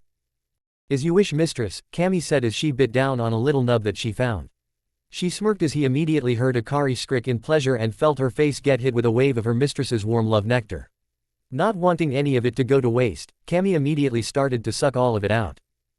Yes, Kami, suck me dry, Akari yelled as she squeezed her thighs together as she felt herself come on the face of Kami, who was trying to drink all that she could. If she had been paying attention, however, she would have heard the door open. You are a good little slut, Akari said as she slapped Kami's naked ass, which made the goddess moan in delight. I bet you enjoy being your mistress's little SL. 4. Ka-chan. Fic fuck lemon over fuck fuck. There was an awkward silence that hung in the air as the words of a small child were being processed by both deities. It wasn't until Akari heard the sniffles of Naruto did she realize what was going on. She immediately separated from Kami, who was too stunned to move. She then ran over to Naruto and hugged him. Ka-chan I heard screaming and I. Naruto cried into his mother as she tried to calm the poor now traumatized boy in her arms. She shushed him and tried to rub his back. Well, Akari tried to explain what was happening to Naruto but couldn't think of anything to say to the child. She looked over at Kami, who had just replaced her robe, and walked over to Akari. She snapped her finger and Akari was wearing what she was originally wearing. Ka-chan, why were you yelling? Naruto asked from his mother's chest as she continued to soothe the child. Your mother and I were playing a game, Kami said as she knelt down by the pair and smiled at Naruto, who raised his head from his mother's chest. Who are you? He asked as he looked at the being with fear in his eyes. Why you were making Ka-chan yell? I am an old friend of your mother's, Naruto, Kami explained as she smiled at the child. I'm sorry if we scared you. That's okay, Jay, just don't do it again please, Naruto stammered as he released his mother from her hug. When Naruto let go of Akari, she felt like something was being pulled from her back. She didn't think about it as she looked at Naruto, who was starting to come back to normal. I need to get him so that he never talks about that to anyone. I guess bribery works.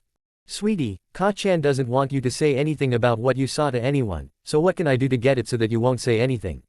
She asked Naruto, who scrunched up his face trying to think of something he wanted. It can be anything, he asked his mom, who nodded her head. Do you remember the first time I came here?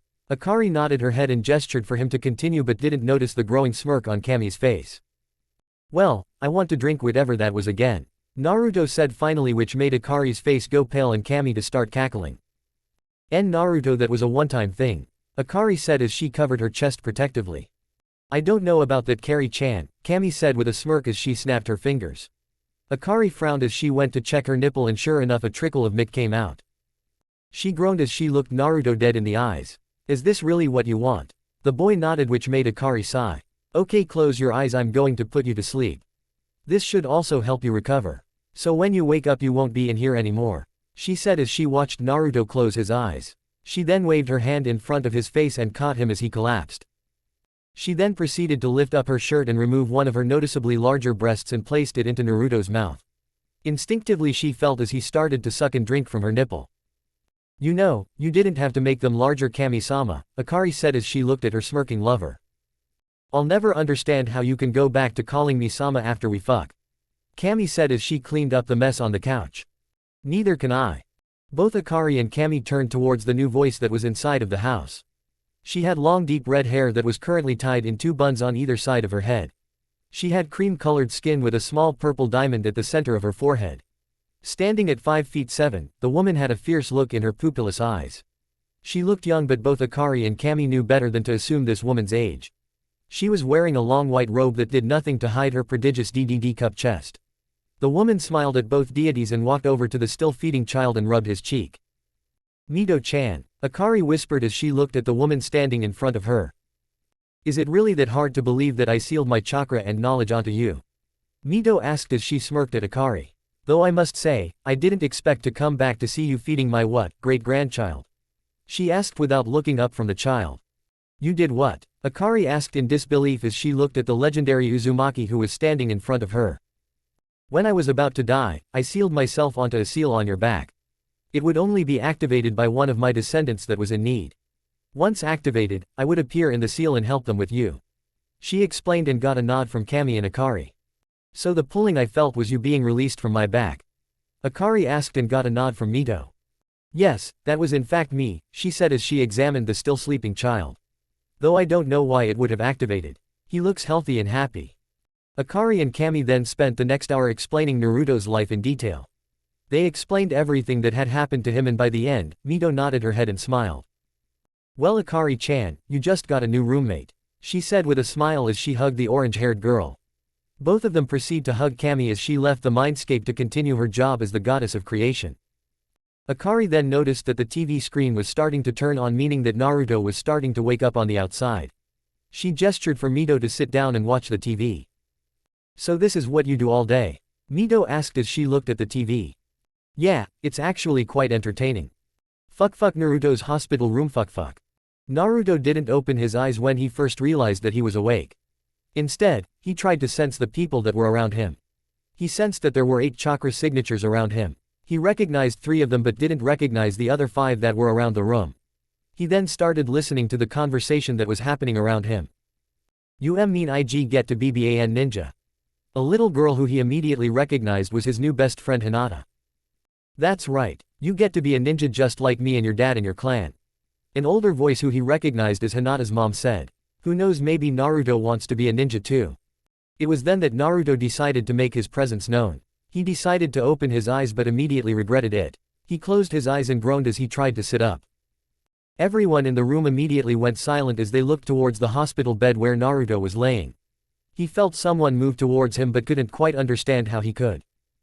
Naruto-kun. Hinata immediately ran to his bedside and cried into his side. He tried to sit up and comfort her but found that he was extremely sore. He opened his eyes again and found that they were adjusted to the light and that he was able to see much clearer and in much more detail. 5. Hinata-chan, you're okay? He asked his friend who nodded her head. He gave her his trademark foxy grin which made her blush. Good, I'm glad. He looked up and saw that Hinata's mom was talking to a woman with black hair and that his Gigi was reading a book. He observed the unidentified woman but then shrugged his shoulder thinking that she was probably not a threat. It's good to see that you are awake Naruto-kun, the elderly Hokage said with a smile. Thanks, Gigi, how long have I been out? The blonde asked the man who frowned slightly. Sweetie, you've been unconscious for 5 days. The unidentified woman said with relief as she observed the boy's features. Specifically his now slitted pupils in his blue eyes. Wow, that's a long time, Naruto said in wonder as he looked around the room. His eyes finally landing on the black-haired woman. Hey, Gigi, who is she? He asked as he pointed to her. All your questions will be answered in due time Naruto, the man said as he stood up and started walking towards the window in the hospital room. But first, he looked back at the boy with a smile on his face. I need you to tell me what happened 5 nights ago at the Hyuga compound. Chapter 9, Dynamic Duos. Naruto's hospital room on January 3, 52 AFK. Naruto sat in his hospital bed looking at the Hokage who was now staring at Naruto in the eyes. He had just been asked to recall everything that had happened. He sat there quietly for a few minutes before he started talking. Well, I woke up really early in the morning, I felt that something wasn't right and I felt alarm bells ringing. I tried to sense what was going on and that was when I felt Hinata-chan's chakra moving. He explained to the aged man. Wait, the Hyuga matriarch said as she looked at Naruto. Yugao and Kakashi's apartment is a sold 5 miles away from the Hyuga compound. How did you know it was even her? Hitomi asked. Well, I remembered her chakra. Naruto explained as he looked at Hitomi. I can do it right now if you don't believe me. Alright, I want everyone in the room to move around and I want Naruto to close his eyes, Sarutobi said as he got up to walk to a corner of the room. After 2 minutes, he had Naruto point to everyone in the room. Hinata-chan is right there, he pointed to Hinata blushed when she said his name so affectionately. Hinata's Ka-chan is right there, he pointed to Hitomi. Weird mystery lady is right there, he pointed to Makoto who sweat dropped at the nickname. Gigi is right there, he pointed to Sarutobi who smiled warmly. And weird masked guy is right there, he pointed to the ceiling.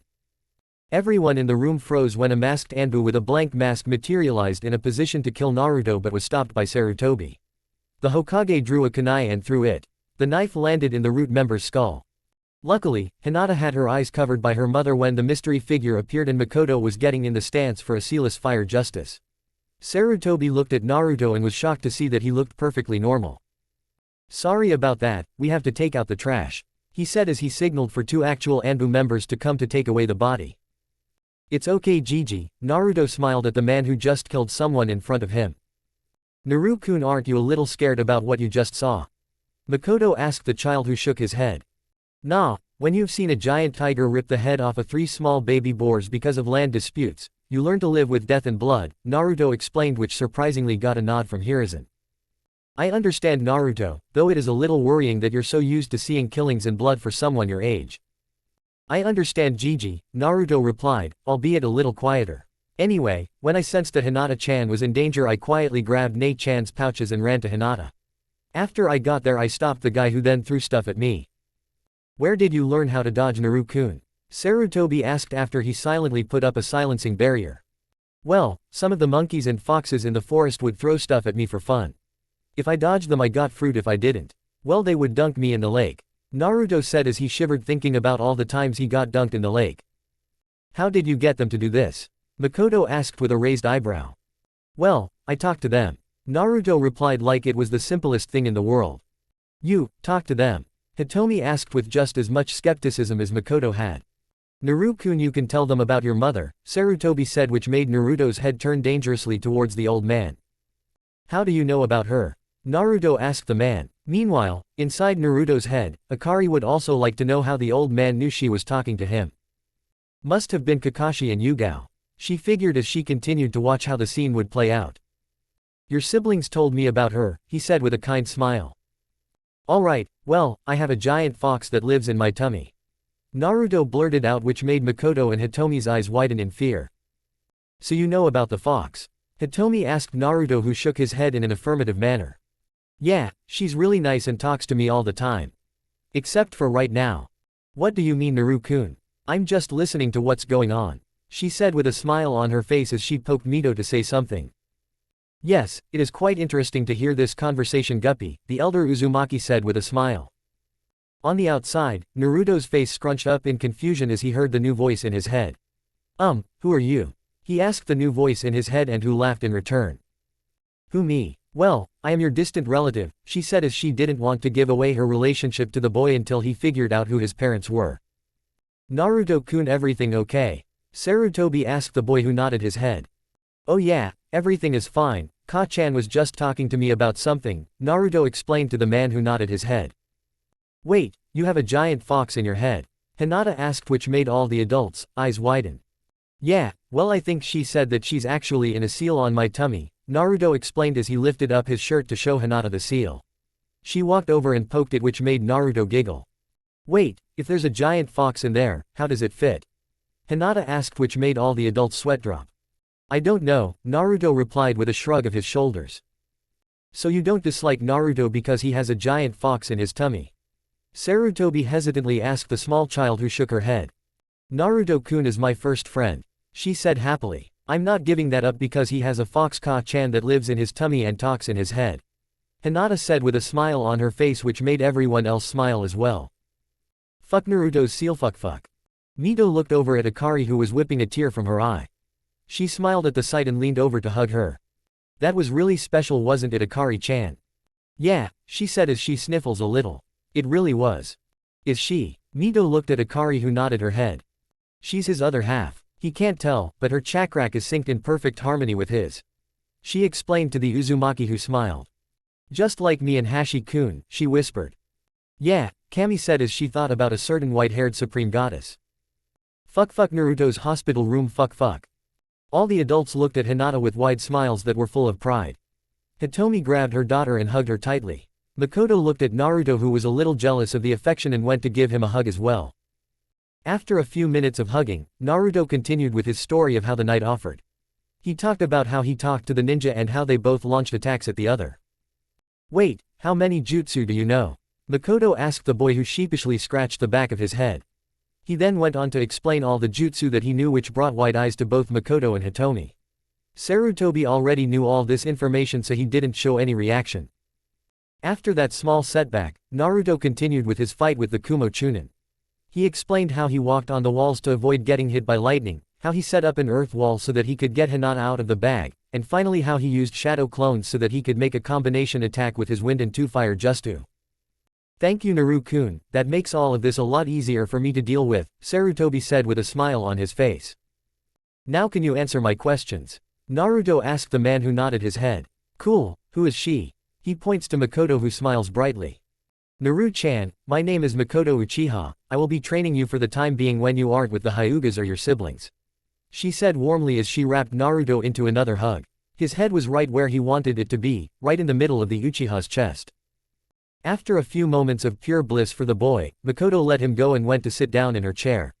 She then smiled at him and went to ask him some questions of her own. Now Naruto-chan, have you noticed anything different with your eyes recently? She asked the boy, who nodded his head. Hi, I can see in the dark, and I can see really clearly and I can see really far too. He explained, which made Hitomi curious. Hokage same, could this be a byproduct of Naruto being a Jinchuriki? She tried to ask the man quietly, but Naruto still heard it. Gigi, what's a Jinchuriki? The boy asked, which made everyone in the room sweat drop.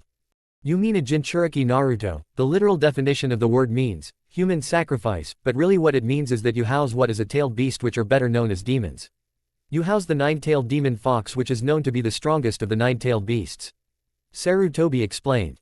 Naruto, I want you to know that what the old man is true, but also that we aren't demons, we are spirits and are greatly misunderstood, Akari said in a soft voice in his mind. I know, Ka-chan, you're a nice person and I'm gonna make people change their minds about you. Hinata-chan doesn't mind you. You'll see, I'm gonna do it, I promise, and I've never broken a promise yet. Naruto thought in his head, which made Akari smile brightly. Thank you, Naruto. Naruto smiled as he felt his mother's warmth spread through his body. He hugged his body and nuzzled his head into his chest. Naruto, are you okay? Sarutobi asked cautiously. He didn't know how the child would react to being told this information. What? Oh, I'm perfectly fine, he said with a smile on his face. What about you, Hinata? Hitomi asked the girl, who shrugged her shoulders.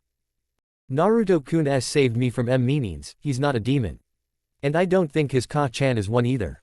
People are just mean. Hinata said, which once again made everyone smile. Alright, well, back to the topic we were originally talking about. Naruto-kun, your eyes, did you notice anything different about them? Makoto asked the child, who shook his head with a frown on his face. No, I mean things got slower and turned black and white, but other than that nothing, Naruto explained, which made Makoto smile. That's exactly what I was looking for. Do you think you could try to make the same thing happen again? She asked the child, which made him shrug his shoulders. That's okay, I'm gonna help you, all you have to do is channel chakra into your eyes. Okay, sounds pretty easy. Naruto did as he was told and found that his vision became slightly slower, but this time he could see in full color, though now he could see that there were small balls of fire in everyone's stomachs. Wow, this is really cool.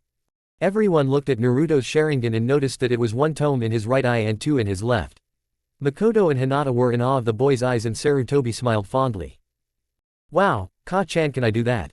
Hinata asked her mother, who smiled but shook her head. I'm sorry, sweetie, but even if you tried I don't think it would work. You only unlocked your chakra yesterday. Hitomi said to her daughter, who looked down in disappointment. You have to let her at least try, Naruto said as he looked at how much chakra Hinata had. She actually had a lot for her age. She had about what Naruto had. Alright, I guess we can try, Hitomi sighed as she sat down in front of her daughter. All you have to do is 6 hand signs. They are rat, dog, lightning, rat, and ram. She said as she demonstrated them. After that, all you have to do is channel chakra to your eyes and say, Byakugan. You are very young, Hinata, and even prodigies don't unlock these eyes at the age of 4 inches, she explained. Hinata looked at her mother and then at Naruto. She saw him smile at her and hold his thumb up. You can do it, Hinata-chan. He yelled as he smiled at her. I believe in you. I can do this, Naruto-kun believes in me. I can't let him down. She thought to herself as she slowly did the hand signs. Once she finished the hand signs, she took a deep breath and shouted at the top of her lungs, Byakugan. 1. Suddenly veins started protruding on her face and her eyes looked slightly different. Hinata looked around and noticed that she could see almost 360 degrees. She smiled to herself as she almost fell down due to exhaustion. I did it, she said as she leaned on Naruto's bed for support. Yeah, Naruto said as he looked at her and smiled. You did great. Hitomi was speechless. Never before in the history of her entire clan had she heard of someone unlocking the Byakugan before at the age of 4. Not only that, but she could do it on her first try. She didn't know what to do. If she told Hiyashi, she would be starting training immediately and wouldn't be able to have a normal childhood. Sarutobi was equally amazed. He has been alive for a long time. He was 71 years old and had seen a lot. Never would he have ever imagined that he would be in the same room as someone who unlocked the Sharingan, but also the Byakugan. Both of them being children and both of them not even in the academy. Well, we definitely have some talented children in our midst, he thought to himself as he glanced at Makoto, who looked like she was about to faint. Well, that was unexpected, the aged man finally said with a chuckle. This could be huge for the village. Both parents looked at the man like he was insane. Makoto instantly moved to Naruto's side and placed his head close to her chest. Hitomo immediately put Hinata behind her and glared at the man. And what do you mean by that? Makoto asked through a clenched jaw. Well, what I mean is that we have two very young and very powerful ninjas in our midst. He said cryptically. Cut the shit, what do you really mean? Hitomi asked as she then activated her Byakugan. Makoto wasn't too far behind as she also activated her Sharingan. Sarutobi sighed and sat back down in his chair. He rubbed his face into his palms and groaned. The village is being seen as weak throughout the elemental nations. Okay, but what does that have anything to do with Naruto and Hinata? Makoto asked as she pulled a stool over to Naruto's bedside as he was very content with staying in her bosom. Alright, Iwa and Kumo are getting antsy. We just lost the Yondaime, Red Death 2, a quarter of our Anbu and Elite Junin, and we haven't had any of our genin reach the final rounds of the past 5 Chunin exams. He said in a grave tone. Like I said, what does that have anything to do with these children? Makoto asked again, her Sharingan spinning dangerously fast. We need to look strong, we need to avoid another war. If we got into another war, he purposely trailed off his thoughts so that the two mothers could understand what he was saying. You're saying that you want them to become shinobi so that you can increase the village's standing? Hitomi asked the man who nodded his head slowly. Are you out of your kami-forsaken mind? Makoto yelled, which made everyone wince a little. Hey, if you want to take this damn hat from me then by all means. Sarutobi fired back at the Uchiha who shut her mouth but still glared at him. We don't have any other choice. We can't go to war or else we will all die. I can't let that happen. Those two could very well be our only hopes. He yelled as he rubbed his temples with his index fingers. I'll fight. Everyone in the room looked at Naruto like he had 5 heads. He had turned off his Sharingan to conserve energy and was now looking at the 3 adults with a serious expression on his face. Naru-chan, I don't think you know what we're talking about, Hitomi said in as calm a voice she could muster at the moment. Alright, let's see if I understand. These other villages think that our village is weak. Kind of like a group of foxes without a mother, the other villages being coyotes or wolves. The wolves think that the foxes are weak and so they are going to kill them. But if strong fox babies appear, it will make the wolves and coyotes think that the rest of the foxes, kids are strong so they will get scared and leave. Is that what's going on right now? He asked the now wide-eyed adults. His tactical thinking and analytical skills are amazing. He's 4 and did a better job than most of our genin or chunin could ever do. Sarutobi thought to himself as he looked at his grandson. Yes, that's exactly what's going on. Alright, well when I was in that forest, the number one thing the foxes taught me was to never abandon your pack. The village may hate me, but I can't abandon them. They are like my pack. So I'll train. I'll train and train till I can protect them. I'll protect them all and I'll protect Hinata-chan. I won't abandon my own. I won't abandon my friends, and I won't abandon this village. Naruto said with determination and fire that was unheard of in a 4-year-old. He looked at Sarutobi with a fire in his eyes that burned bright with grit and willpower. If Naruto-kun is doing it then so am I. Hinata said as she scooted from behind her mother. Ka-chan told me to never ditch your friends. Naruto-kun is my only friend and I'm not going to leave him. I'll train with him. I'll learn with him. We do this together. No matter what. The young usually timid girl shouted. She too had a fire in her eyes that showed how serious she was. Hinata-chan, you didn't stutter. 3. Naruto said with a big smile on his face. Hinata immediately started blushing and pushing her fingers together. She looked at her friend and smiled at him. Both grinned at each other and looked at Sarutobi who was now looking at Hitomi and Makoto.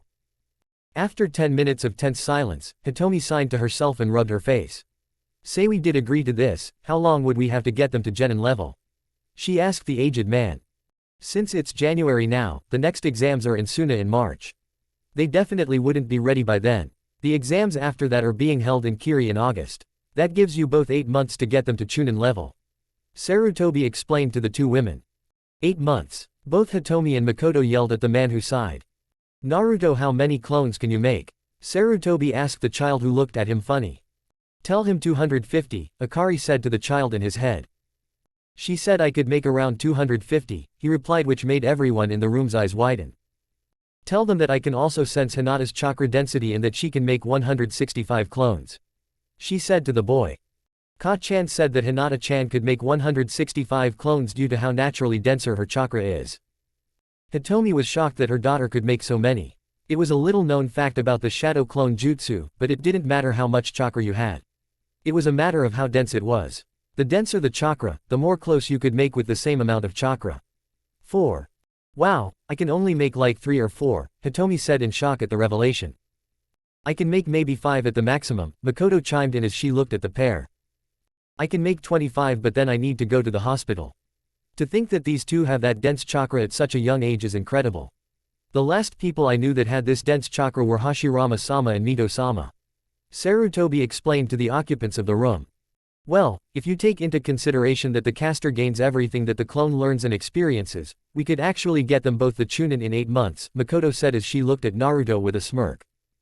So are you both going to do it? Sarutobi asked with a face of pure hope. Hitomi sighed to herself and groaned. Yes, I'll train Hinata and I'll help train Naruto as well. We will follow the schedule that we came up with. Perfect. I can have them take the genin exams in 5 months.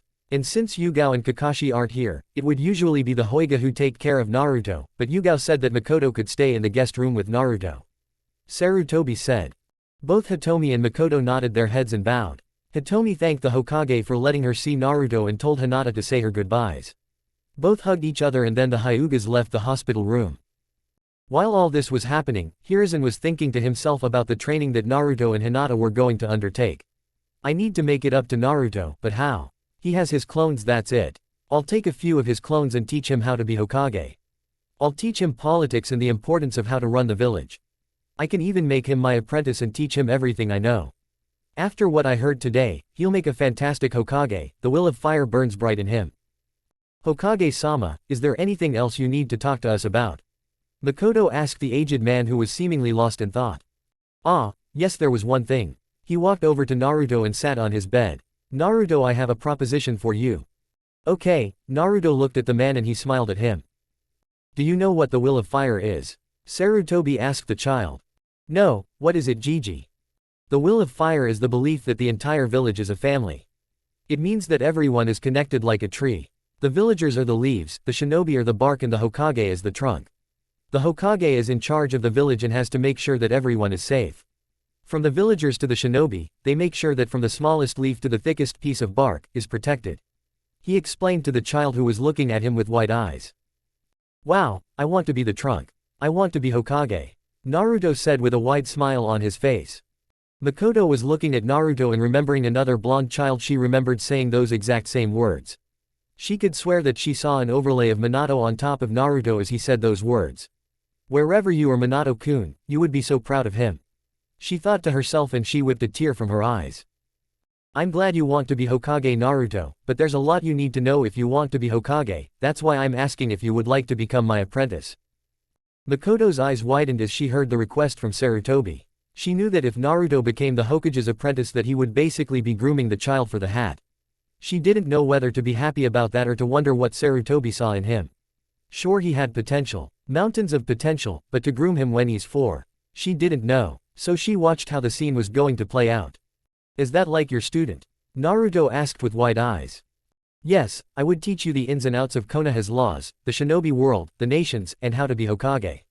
He explained to the child. Ah, I see, so he's not going to teach him jutsus or fighting.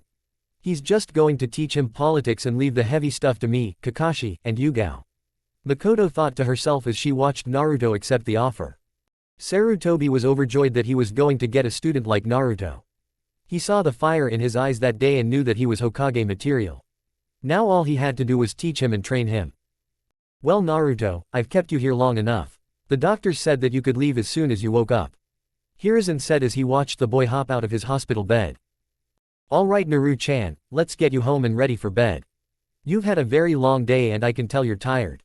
Makoto said in a sweet voice as she picked up the now half-asleep Naruto. She looked at the Hokage who smiled at her and then shunshined back to Kakashi and Yugao's apartment. She made them both sandwiches for dinner and sent Naruto off to bed. After a few hours of reading, she walked to the guest room to see Naruto fast asleep. She changed into sleep clothing that she had brought with her in a scroll and sank into the bed. Naruto instinctively went and cuddled up to her chest and she smiled. You Naruto, she whispered as she stroked his head. You are going to be a legend one day. She kissed his forehead and went to sleep. Little did she know that her prediction could one day come true. Chapter 10. Knowledge is power, right? Yugao and Kakashi's apartment on January 4, 52 AFK. It was dark when Naruto woke up. He looked around and it was dark outside. He also felt that his arms were wrapped around him and he heard a heart beating. Is someone holding me? He looked down and saw that it was that same lady from the day before. Wait, he remembered that she was named Makoto and that she would be training him. He then took the opportunity to look around. His brain was telling him that it was early morning, but he found that he could see perfectly in the dark environment he was in. He then tried to channel chakra to his eyes and found that they now had an eerie red glow. Naruto turned to find a mirror and saw his eyes and smiled. They had one spinning tome in the right eye and two in his left. He got up and walked closer and smiled. This is so cool. After a few minutes of looking at his eyes, he decided that it was time for him to get up fully. He looked around and found the door. Not wanting to wake up Makoto, he silently crept around the room and exited it. I need to get clean, but there isn't a stream nearby. So what am I supposed to do? He asked himself quietly as he stood in the middle of the hallway. Well, you need to take a bath, guppy. Naruto, who by this point wasn't startled by the voices in his head, just stood there confused. I'm sorry. Do I know you? He asked the voice. Oh, that's right. I don't think I've properly introduced myself yet. My name is Mito Uzumaki.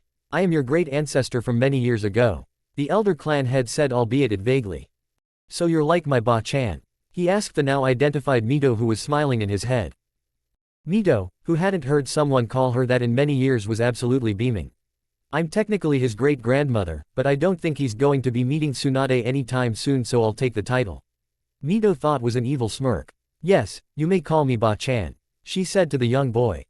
Alright, is Ka-chan still asleep? He asked as he found the bathroom and walked in. He looked around the bathroom and found an orange towel and washcloth. Yes, my guppy, and I can help you learn how to properly wash yourself, she said in a smooth voice. Okay, he said as he closed the door. After 35 minutes, and a very interesting conversion with his new grandmother figure, Naruto was clean, had his teeth brushed, and even learned how to clean the bathroom.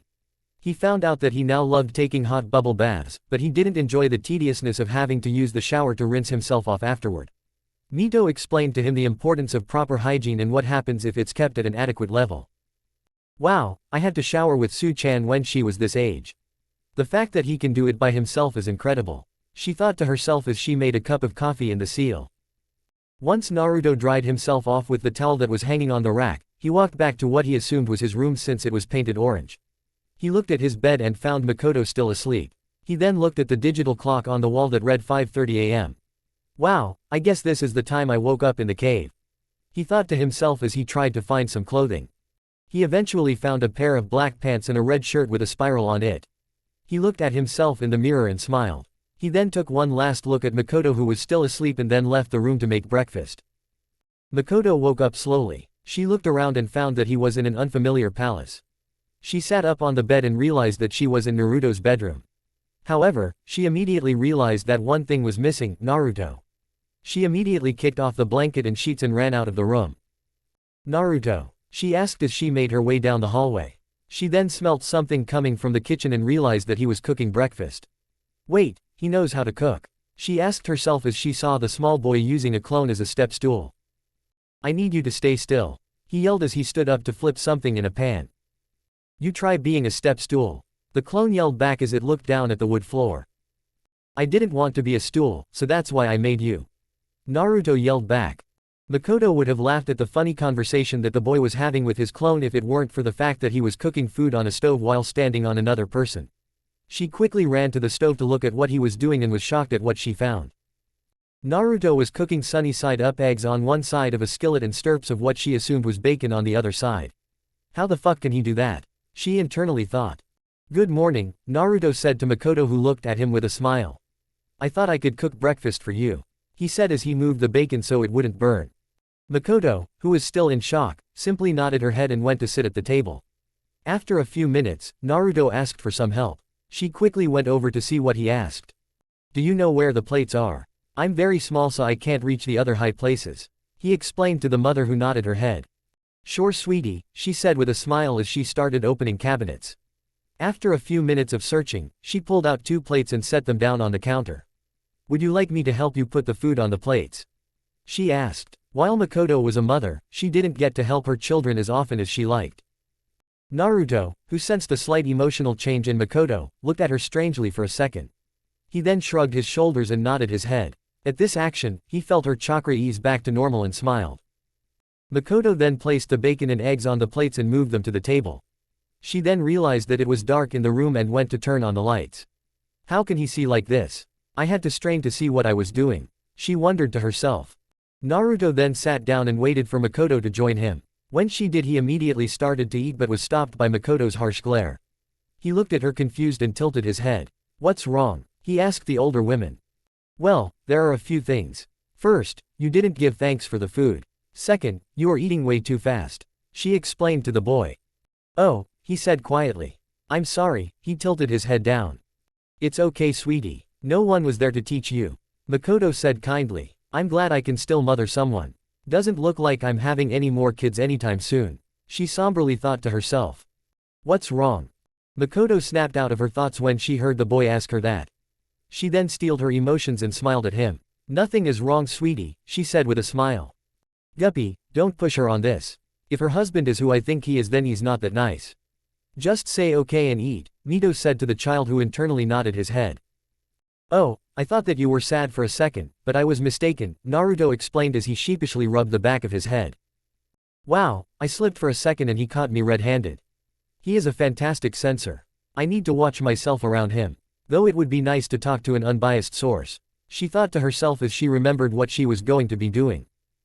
"Alright Naru-kun, before you eat every meal you have, you always want to give thanks," she explained to the boy, who looked at her with his undivided attention. "First you have to put your hands together in front of you," she explained the action while doing it so that Naruto could mimic it. "Then you bow your head, close your eyes, and say, itadakimasu," she said as she did what she said. "Itadakimasu," he said with a wide smile on his face.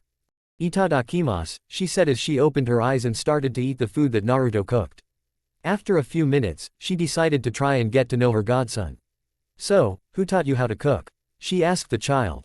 "Well, when I was in my cave I had to eat. So Ka-chan taught me how to hunt and cook," he explained, which made Makoto's eyes widen. "Ka-chan would wake me up every morning at daybreak and we would hunt for food. Sometimes I had leftover meat from the night before, but usually, I just got fresh meat and eggs," he said in between bites. "How did you learn to cook eggs? I didn't think there were many ways to get them in the forest of death," she asked the child, who smiled at her. "Well, there aren't any. Or at least not chicken. It's chicken honey," Makoto corrected him with a giggle. "Well, I had to ask around a bunch of snakes and birds. I only got 2 a day from like 20 birds and snakes. They said that I had to bring them food and protect their nests and burrows. Even then I ate them rarely. I've only had them like 20 times in a year," Naruto explained to Makoto, who nodded her head. "You can talk to animals?" she asked the boy, who nodded his head. "Yeah, Ka-chan wanted me to be able to talk to them. I can talk to everyone, though the bigger animals don't like to say much," he said with a slight frown. "What animals have you talked to?" she asked as she took another bite.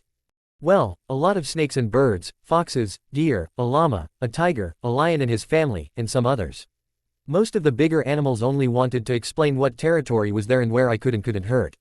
There were areas in the forest where I could eat what I hunted and areas I couldn't hunt because they had staked their claim already," He said to the woman, who nodded her head. "Sometimes the foxes and deer brought me their kids so that I could play with them. I even babysit for food." "Really?" Makoto asked, intrigued that animals would trust their young with a 4-year-old. "Yeah, do you want to meet some of the foxes?" he asked with stares in his eyes. This caught Makoto's attention. She raised an eyebrow and looked at the boy with intrigue written on her face. "Does he have a summons?" she asked herself. "Sure, I want to meet them," she said with enthusiasm. "Okay." He jumped from his chair and went to the middle of the floor. He then bit his thumb, went through 5 hand signs landings on the ram sign, and slammed his hand on the ground. Summoning Jutsu, Kitsune. Suddenly a large poof was heard and smoke appeared in the room. When the smoke lifted, there was a small orange fox with white tips on his ears. He looked around and looked at Naruto, confused. "This isn't the cave," he said to the boy, who shook his head. "Nope, this is my new house. Well, it's an apartment, but I live here now, Donnie," Naruto shouted with a wide smile on his face. "Huh, it looked nice, Ni-chan, but who's the lady?" "She looks nice," the young fox asked as he went up to sniff Makoto. "I'm Makoto and I'm Naruto's godmother. I am also going to be training him," she said to the fox, who yipped. "Okay, though you might want to talk to Ka-chan, she wants to see when you are free to babysit. Also, some of the other foxes also want to know when you can babysit." Donnie told both Makoto and Naruto, who nodded their heads. "I understand, being a mother myself I sometimes have to have a babysitter come to watch my kids," she said with an understanding smile. "Wait, I thought Naruto was your kid," Donnie asked, which made Naruto blush. No, Makoto said with her own blush on her face. "Though I wish he were. He's so nice and cute. He's my godson, which means that if something happens to his parents or guardians I take care of him. She explained to the fox, who nodded its head again. Oh okay, so his guardians aren't here? He asked, to which Makoto nodded her head. They are out on a mission, so I'm here to train little Naruto here. She said with a smile. Okay, have fun dude. Summon Ka-chan at some point. Like I said, she wants to see when you can babysit so she can tell the rest of the clan. See you later, Ni-chan. With that, Donnie puffed back home and left a cloud of smoke in his absence. Wow, so you babysit for the foxes and the kitsunes? Makoto asked the boy with surprise on her face. Yup, they have a lot of meetings and kits, so the parents bring them here and I watch them while I train with Ka-chan. Sometimes we go to the lake to have fun in the water. Naruto explained as he put his now totally finished breakfast plate in the sink. Interesting, so he's responsible enough to not only have a summon contract, but they even let him watch their kids. Naruto, you are not your average child, she thought to herself as she did the dishes. After 20 minutes, they were ready to head to a training ground to start training. Makoto has changed into a black shirt and leggings. 2. She slipped on her open-toed shoes and walked with Naruto to training ground 23. Alright Naruto, we are going to start your training, she said, which got a smile out of the boy. Alright Datbeo, he yelled as he made Makoto giggle a little bit. Yes, but first we have to warm up and stretch, she said as she spread her legs shoulder length apart. Naruto mimicked this motion and began to stretch his legs and hips. They went through all kinds of different stretches and even some yoga poses. Naruto was naturally really flexible thanks to his training with Akari for a year. After 20 minutes of stretches, Makoto sent him off to start running around the training ground. She figured that since all training grounds were 1 square mile in size, she could have him run around it 4 times. Thinking that he was a normal child, he would be done by mid-morning. Naruto, however, had other plans. Since Akari has been training his body for a year, he was a very fit 4-year-old. He was used to running large distances at one time and was able to complete the 4-mile run in a little over 50 minutes. This made Makoto's eyes widen. He just ran 4 miles in under an hour. That's like 4 11 or 12-minute miles. Holy shit Kyuubi, what have you been training him for? She thought as she looked at a not even winded Naruto. Was that it? He asked the woman, who was now even more in shock. He's asking for more. She then smirked as she remembered some of the notes that Minato left for her. She dug in her bag and found a brush and ink. Lay on your back and take off your shirt, sweetie. Naruto did as he was told and Makoto went to apply the resistance and gravity seals to the boy. She figured that since his chakra was already activated, and he was getting a healthy diet, nothing bad would happen to him. I need to apply these to Hinata as well. We can't let him get too ahead of her, she thought as she applied the seals. After a few minutes of concentration, Makoto had finished applying the seals to Naruto. She looked them over and said, "FUNN." Suddenly all the black squiggles and kanji on Naruto started to glow, and after a few seconds, they stopped and faded. Wow, this is weird. I feel really heavy all of a sudden, he said as he stood up to test his movements. That's because I applied seals to make you feel heavier. They will make you faster and stronger, Makoto explained to the child, who nodded his head. I wonder if I'll learn how to do that, he asked himself as he got ready to continue training. Yes my little guppy, I was the greatest seal master in the world when I was alive. I will teach you everything I know, Mito said with a large smile on her face. She was looking forward to teaching Naruto sealing because she knew that he would take to it like a fish taking to water. Okay Ba-chan, oh, is Ka-chan awake yet? He asked his grandmother, who replied with the negative. No, she is not, though I would let her sleep in for a while. I don't think she's gotten a good night's sleep in a few days, she explained, which made Naruto nod his head in acceptance of the answer. Okay, I'm sure she'll tell me when she will wake up, he said as he continued to test how well his limbs moved with the seals.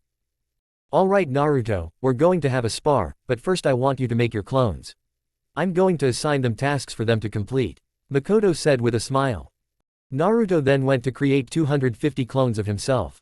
Makoto separated 5 for Sarutobi since he knew that he wanted to train with Naruto.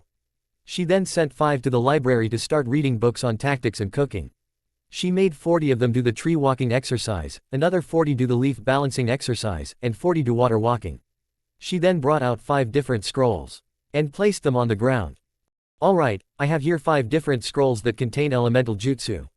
I want 5 groups of 24 clones for each scroll. This will be our morning routine for the next 6 months. After that, we will be doing training exercises with Hinata to build up your teamwork, Makoto explained to Naruto, who nodded his head. You heard her, boys. I want one clone to be in charge of the groups to keep them on track.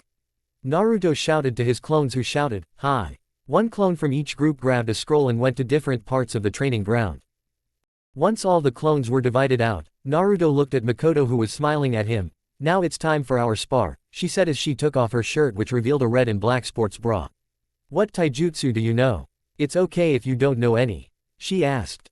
"Guppy, your Ka-chan left me with some instructions as to what to tell her. She said that your taijutsu style is the flying fox style, and that you know half the katas for it. She also asks that your teacher teaches you the intercept fist and the hummingbird style." Mito read from a paper in front of her on the couch in the seal. "Okay, Ba-chan," Naruto said in his head. "Makoto Ka-chan said that my taijutsu style was the flying fox style. She also asks for you to teach me the intercept first and hummingbird styles," Naruto said to his new mother figure. Makoto was speechless at what Naruto just said. He had just called her Ka-chan, albeit in a strange way. She was over the moon to have someone call her that again. Itachi was always training her with his father and Sasuke. Well, he wanted nothing to do with her. He favored hanging out with the cooler Uchihas that lived in the compound. 3. She was over the moon to have Naruto call her that.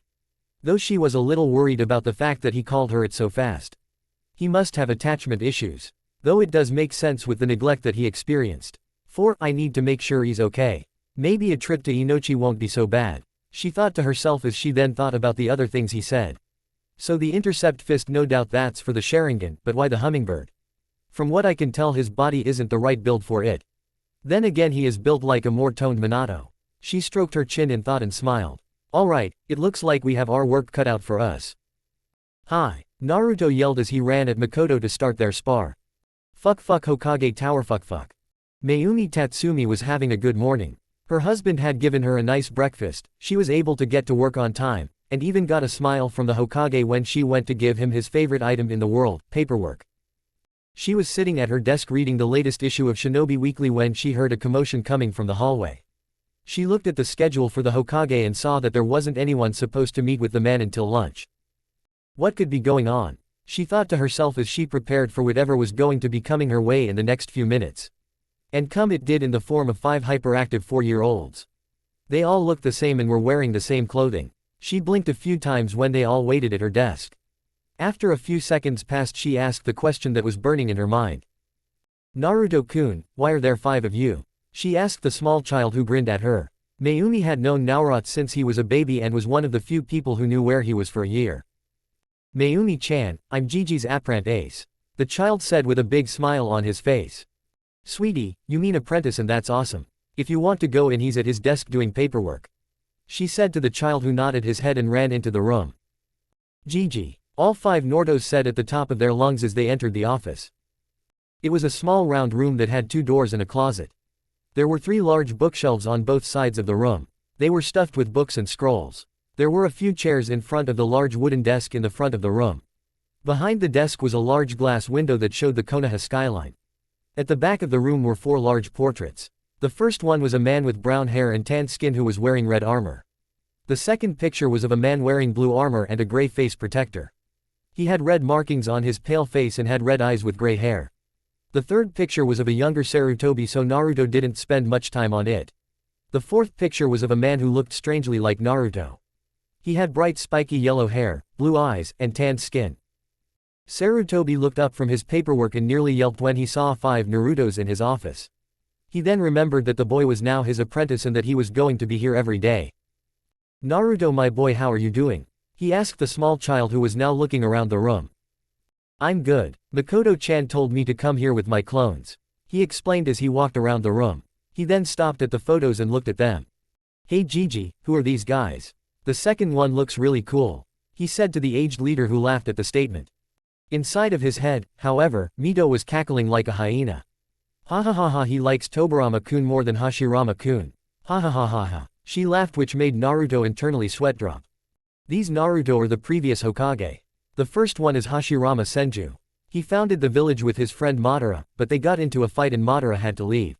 He died during the First Great Ninja War. The second one is Tobirama Senju. He was Hashirama's younger brother and was the second Hokage. He created things like the academy, taxes, hundreds of jutsus, built the stadium and created many of the laws in the village today. What made all this more impressive was that he did this during wartime. He died protecting me and my team during the same war as his brother. The third one is me. I took over when Tobirama made me Hokage before he died. I then ended the First Great Ninja War and led during the Second and Third Great Ninja Wars. I did a lot of things which we can talk about later. The last picture is of Minato Namikaze. He was my successor but unfortunately died 4 years ago during the Kyuubi attack. He died sealing the Kyuubi into you. Sarutobi explained to the boy who was fascinated by the previous Hokages. He was especially fascinated by Tobirama. Wow, that's really cool. Gigi, do you know anything about this Tobirama guy? He sounds really cool. Naruto asked as the other clones in the room nodded their heads in agreement. Huh, never would have thought he would like Tobirama sensei. I thought he would go straight for his dad. Oh well, I'm sure Minato will understand. Yes, I do. In fact, I was his student so I know all about him. He even wrote many books about his life and about other things. He said as he went to the bookshelf to pick out a few books written by Tobirama. He then placed them on the desk and sealed them into a scroll. You can take these with you at the end of the day, Sarutobi explained to the clones who nodded their heads. Now, it's time for you to become my apprentice and learn the ins and outs of this job. The first thing is. Hiruzen, I need to demon, what are you doing in this office? An old man with bandages wrapped around his left arm yelled as he pointed his cane at Naruto. Naruto immediately sensed the negative energy coming off of the man, snarled at him, and spoke with a dark tone. Gigi, I thought we left the corpses in the morgue to rot. Sarutobi was doing his best not to laugh at what Naruto said and steeled his facial expressions. Danzo, I will have you know that you are not to barge into this office whenever you feel like it. Also, it would be good for your health if you remembered the law I passed 4 years ago. He shouted at the advisor who rolled his eyes. I was only coming to ask why you let an animal into the sacred office of Hokage. Danzo sneered. Last time I checked, the garbage wasn't supposed to be here either. If you are looking for the drop-off point, it's out back. Naruto fired back at the warhawk who glared at the boy even harder. This time Sarutobi along with his Anbu guards couldn't hold in their laughs and started laughing at the old man who was fuming. This isn't over, brat. It would be wise if you didn't make me one of your enemies. Danzo said to the child who smirked at him. It would be wise if you got your skin checked because last time I checked dirt looks better than you. Naruto fired back, which made everyone laugh even more at Danzo, who sulked out of the room. After a few minutes passed, Sarutobi regained his composure and looked at Naruto with a fond smile. Nice quick thinking, Naruto, but whatever you do, if you see that man and I or any of your other guardians are not around, do not go near him. If you see him and you are in the village, I want you to run and flare your chakra 5 times. Sarutobi said with steel in his voice that left no room for arguing. Hi Gigi, I will do that. Naruto responded with a thumbs up. Good, now where were we? Sarutobi said as he started to teach Naruto and his clones about the basics of paperwork. Chapter 11, Mother Knows Best. Training Ground 23 on March 10, 5-2 AFK. It had been 3 months since Makoto and Hitomi had started training Naruto and Hinata, and they were very impressed with their results. Naruto was naturally very good at stealth and infiltration since he lived in a forest for a large portion of his life. He was also a chakra battery, which meant that he was very good at learning ninjutsu. He was also strangely good at chakra control, which stumped the two mothers. Hinata was also improving very well. They found out that she had a very strong affinity for water, which made sense for her due to how naturally flexible she was. While she didn't have as much chakra as Naruto, she was also surprisingly good at ninjutsu. She now knew all 3 basic jutsu, along with around 5 water jutsu of varying strength. She was also learning medical ninjutsu, which she was in turn started teaching Naruto. While she took to it like a fish to water, Naruto had a little bit of trouble getting it at first, but after countless weeks of relentless practicing, he finally got the hang of it. The places where Naruto really shined were the seals that Mito was teaching him and the politics that he was learning for the Hokage. He was a once-in-a-generation prodigy when it came to the sacred art of Fuinjutsu. When Mito went to measure his talent, she measured him at a 4 out of 50 in the Uzumaki seal rank list. Naruto, being the excited child he was, had proclaimed that before the exams he would be a level 50 seal sage, which made Mito laugh hysterically in his head. Right now, Naruto was sitting under a tree taking a break from his training. He was reminiscing how far he had come in his training when he remembered the first successful seal he had ever made. Flashback. Naruto was sitting on the floor of his apartment in the afternoon. He had been let out of training for the day since Yugao and Kakashi had to take a mission and Makoto had to go shopping. So he went back to the apartment and practiced his seals. Ba-chan, this is really fun, he said as he practiced his seal markings on a piece of parchment. He's picking this up quickly. It's a shame Tsunade never took the seals as much as I or her daughter did. Though even I didn't take to seals as fast as he is right now. He's only 4 and he's a novice seal maker. At this rate, he could be on the level of Minato and Kushina before he's 6, which is unheard of. Hell, he could become a master before he's 10. He might be the first person to ever reach Seal Sage since the first Uzumaki clan had over 200 years ago. Mito thought to herself as she watched her great-grandson practice his symbols with practice ease. He had been using shadow clones up to this point and they had been able to get his handwriting down to perfection. Yes Guppy, I bet it is fun, she said to the small child from inside of his mind. After a few more minutes of practicing, he tried to make a storage scroll. He had read and been explained how they worked and wanted to try it. He started drawing the symbols on the parchment of the scroll very slowly and carefully. It took him a solid 20 minutes of slow strokes but he had made it. After letting the ink dry, Naruto stood up and grabbed a few pillows. He then placed them onto the seals and formed the ram hansel. FUNN, he yelled into his amazement, the pillows disappeared into the scroll which then immediately rolled up. Ba-chan look, did you see that? I did it. Yes, I did Guppy. She said with a grandmotherly smile on her face. She looked over at Akari who had a tear in her eye and was looking at a photo of Minato and Kushina. Mito said a silent prayer to the 2 deceased legends and sighed. Naruto was ecstatic and tried to see what else he was able to seal into the scrolls. He started grabbing pots, pans, clothing, and even some of Yugao's dirty laundry much to the dismay of the 2 women that were residing in his head. He eventually sealed up the entire apartment and was quite pleased with himself. That was until he felt 2 large amounts of ki behind him. Naruto turned around to find 2 very angry siblings who had just returned from a quick mission. Kakashi then forced Naruto to not only unseal everything but also wash the dirty clothes and put everything back without the use of clones. Much to say, Naruto never sealed up anything in the apartment again. Fuck flashback and fuck. Naruto smirked to himself as he remembered the memory. He also then grimaced when he remembered the tough training that Yugao put him through the next morning as a punishment the next morning. Naruto, Makoto called as she waved a hand in front of his face.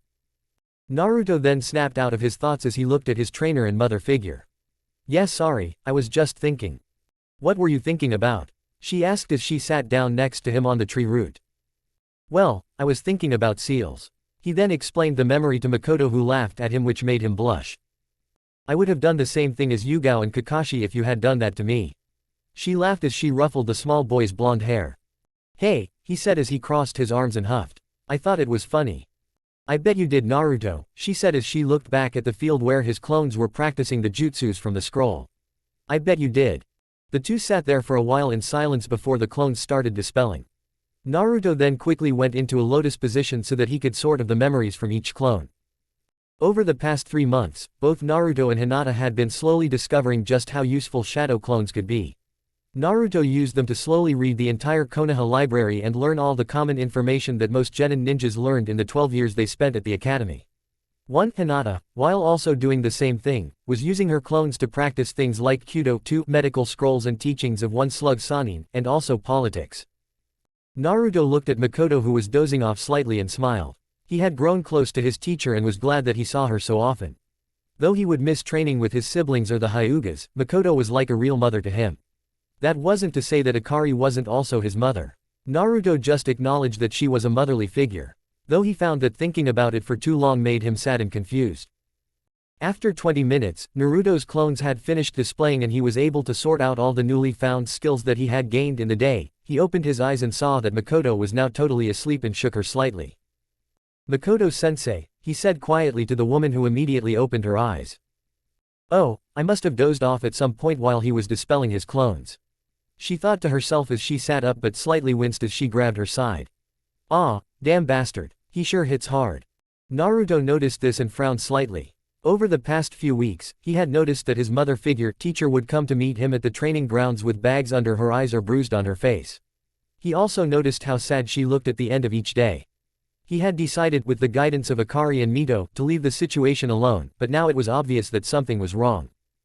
Ba-chan, Ka-chan, what's wrong with Makoto Ka-chan? He asked the 2 beings in his mind. Fuck Naruto's seal fuck. Mito looked at Akari who was currently sighing to herself. The fox spirit knew that her son was going to ask about everything that was happening to Makoto, she just hoped that it wouldn't be this soon. What do we tell him? The legendary Uzumaki asked. Well, we can tell him how marriage works. But that could possibly lead to the, what is love? Question. She replied as she looked at her lap. I say we just tell him that Fugaku is an ass and that he beats his wife, Mito said with a growl. I think Tobirama might have had the right idea to hate Uchihas, Akari chuckled to herself which made Mito cackle out loud. You kidding me? I agreed with him, she yelled as she continued to laugh which made Akari sweat drop. I just learned to give them the benefit of the doubt most of the time, but yes I hate Uchihas, they are nothing but trouble except for 4 I've met in my entire lifetime. The ages Uzumaki said. Anyway what should we tell Naruto? Akari asked as she tried to get the conversation back on track. Just tell him she's having a rough time at home, Mito said with a wave of the hand. Alright. Fuck outside world fuck. She's just having a rough time at him Naruto-kun, Akari repeated which made Naruto frown. Makoto-ka-chan, are you okay? Naruto asked much to the surprise of Makoto. Man, his sensing and observation skills are crazy. Oh well, he's been on to me for a couple of weeks now so no harm in venting to a child. She thought as she sighed. Why don't we get some food and then I can try to explain to you what's going on in my life?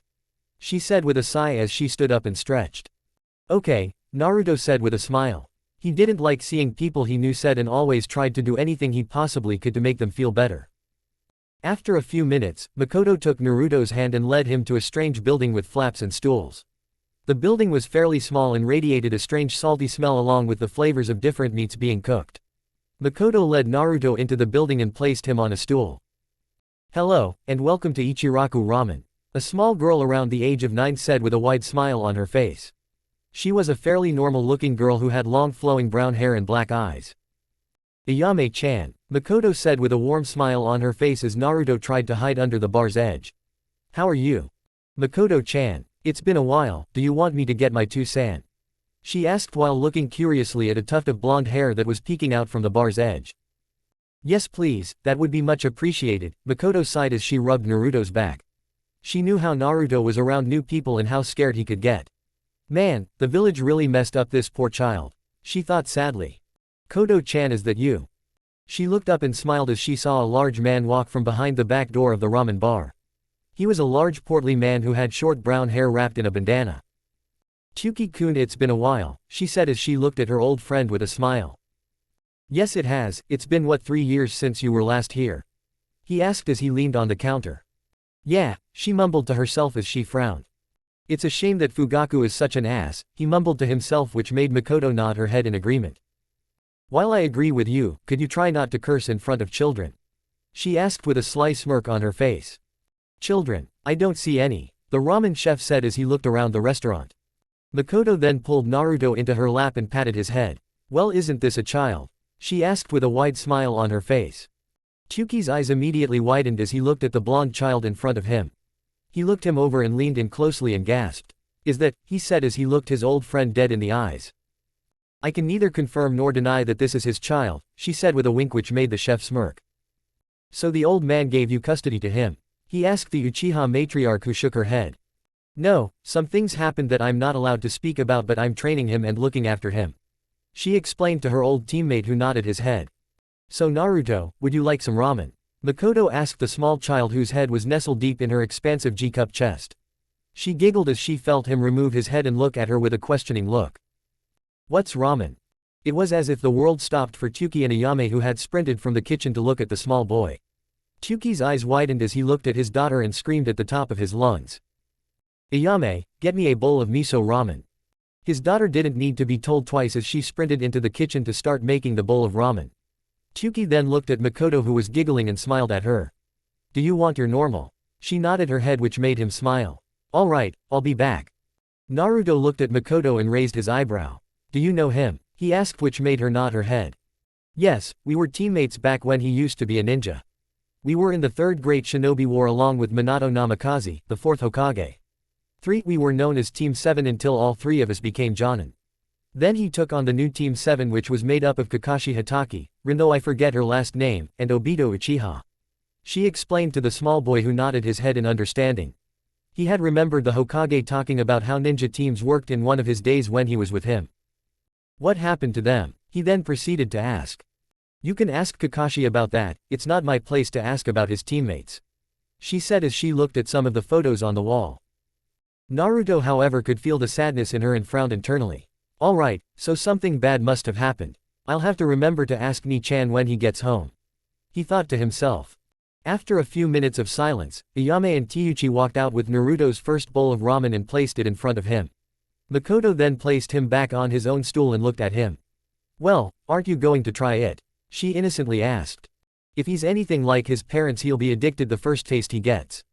The adults both inside Naruto's head and outside his head thought simultaneously as Naruto put his hands together. Itadakimasu, he said in a quiet voice as he broke his chopsticks. He then proceeded to tentatively take a noodle from the bowl and taste it. As soon as the salty noodle hit his tongue, his eyes widened and filled with stars. He then immediately began to inhale the bowl of liquid gold in front of him. Looks like we got another customer, Ayame. Teuchi said happily as he watched Naruto eat his ramen with glee. Makoto smiled at the boy and slowly ate her own bowl of shrimp ramen. She then nodded to Teuchi, who went back to start making Naruto bowl after bowl of ramen. Once Naruto placed his chopsticks down, he sighed. He had just finished his third bowl and wanted to take a small break so that he could get to the bottom of what was bugging him. So Makoto-ka-chan, are you okay? He asked as he turned to face her. She sighed and readied herself for the conversation that she was about to have. She then turned around in her seat and looked at Naruto, who had a serious look on his face. Kami, he looks just like Minato. She thought to herself as she placed down her chopsticks. Naruto, what do you know about relationships? Makoto asked the boy. Well, from what I've read, there are several different kinds of relationships. There are friends, siblings, lovers, boyfriend and girlfriend, and husband and wife. There are different emotions attached to different kinds of relationships, he said as he looked at Makoto. Wow, he's smart, she thought to herself. You are correct, Naruto, but it's a little more complicated than that. You see, I am married, but it's not by choice, she explained, which made Naruto's brows scrunch in confusion. Wait, but all the books I've read said that marriage was about love, he said to the women who sadly smiled at him. Well, most of the time it's true. But sometimes, people get forced into things like marriages on purpose, she said as she looked at the bowl of ramen for a second. Did you get forced to marry Fugaku Uchiha? He asked Makoto, whose eyes widened. How did you know that? She asked him, which made him smile. Gigi told me to know the names of the clan heads. He walked into the office one day talking about you, but I didn't know he was talking about you at the time. He said some really mean words that Gigi told me never to say to a woman. Naruto looked down at the floor. I'm sorry I couldn't get him to stop. Makoto then immediately pulled Naruto into a hug before he started crying. She then shushed him and rubbed his back. It's okay, baby, you didn't have to do anything, she said into his ear. But he was being mean to you and I didn't stop him. I'm sorry, please don't leave me, he said into her chest, which made her hug him harder. Oh Minato, how far this village has fallen. This poor child. Mito and Akari had chosen to just watch and listen to what was going on outside, but even they couldn't help but cry at what Naruto had said. Akari herself had taken it very hard. Oh sweetie, I won't leave you, Makoto said softly into the boy's ears as she hugged him. Why you won't? He stuttered out as he raised his head to meet her eyes. Never in a million years will I ever leave you. I'll always be with you. So will Hitomi and definitely Hinata. She'd go with you to the ends of the earth, Makoto said to the boy, who nodded his head. After taking a few minutes to calm down, she continued talking. Fugaku and I never liked each other. Well, he did, but I definitely didn't. He just wanted me as a trophy for him. Another person for his conquest, but unlike all the other girls, I didn't let him.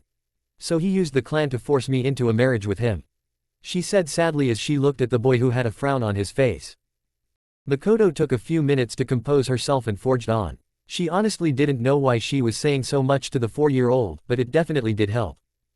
Even though I am an Uchiha, I came from a very poor family. When Fugaku's family, the main family, offered the marriage contract, they had to accept it or else they wouldn't have been able to survive. So, they accepted and I was married to him. I hate it, and I still do. The yelling, the fights, the duties, I hate it all. So why can't you leave? Naruto asked his mother figure. If you don't like it so much, why can't you leave? Well, it's a contract. A contract that says till death do us part. Unless another clan gives me refuge, then I can't leave the Uchihas, she said somberly. What about your kids, Itachi and Sasuke? Don't they see what's happening?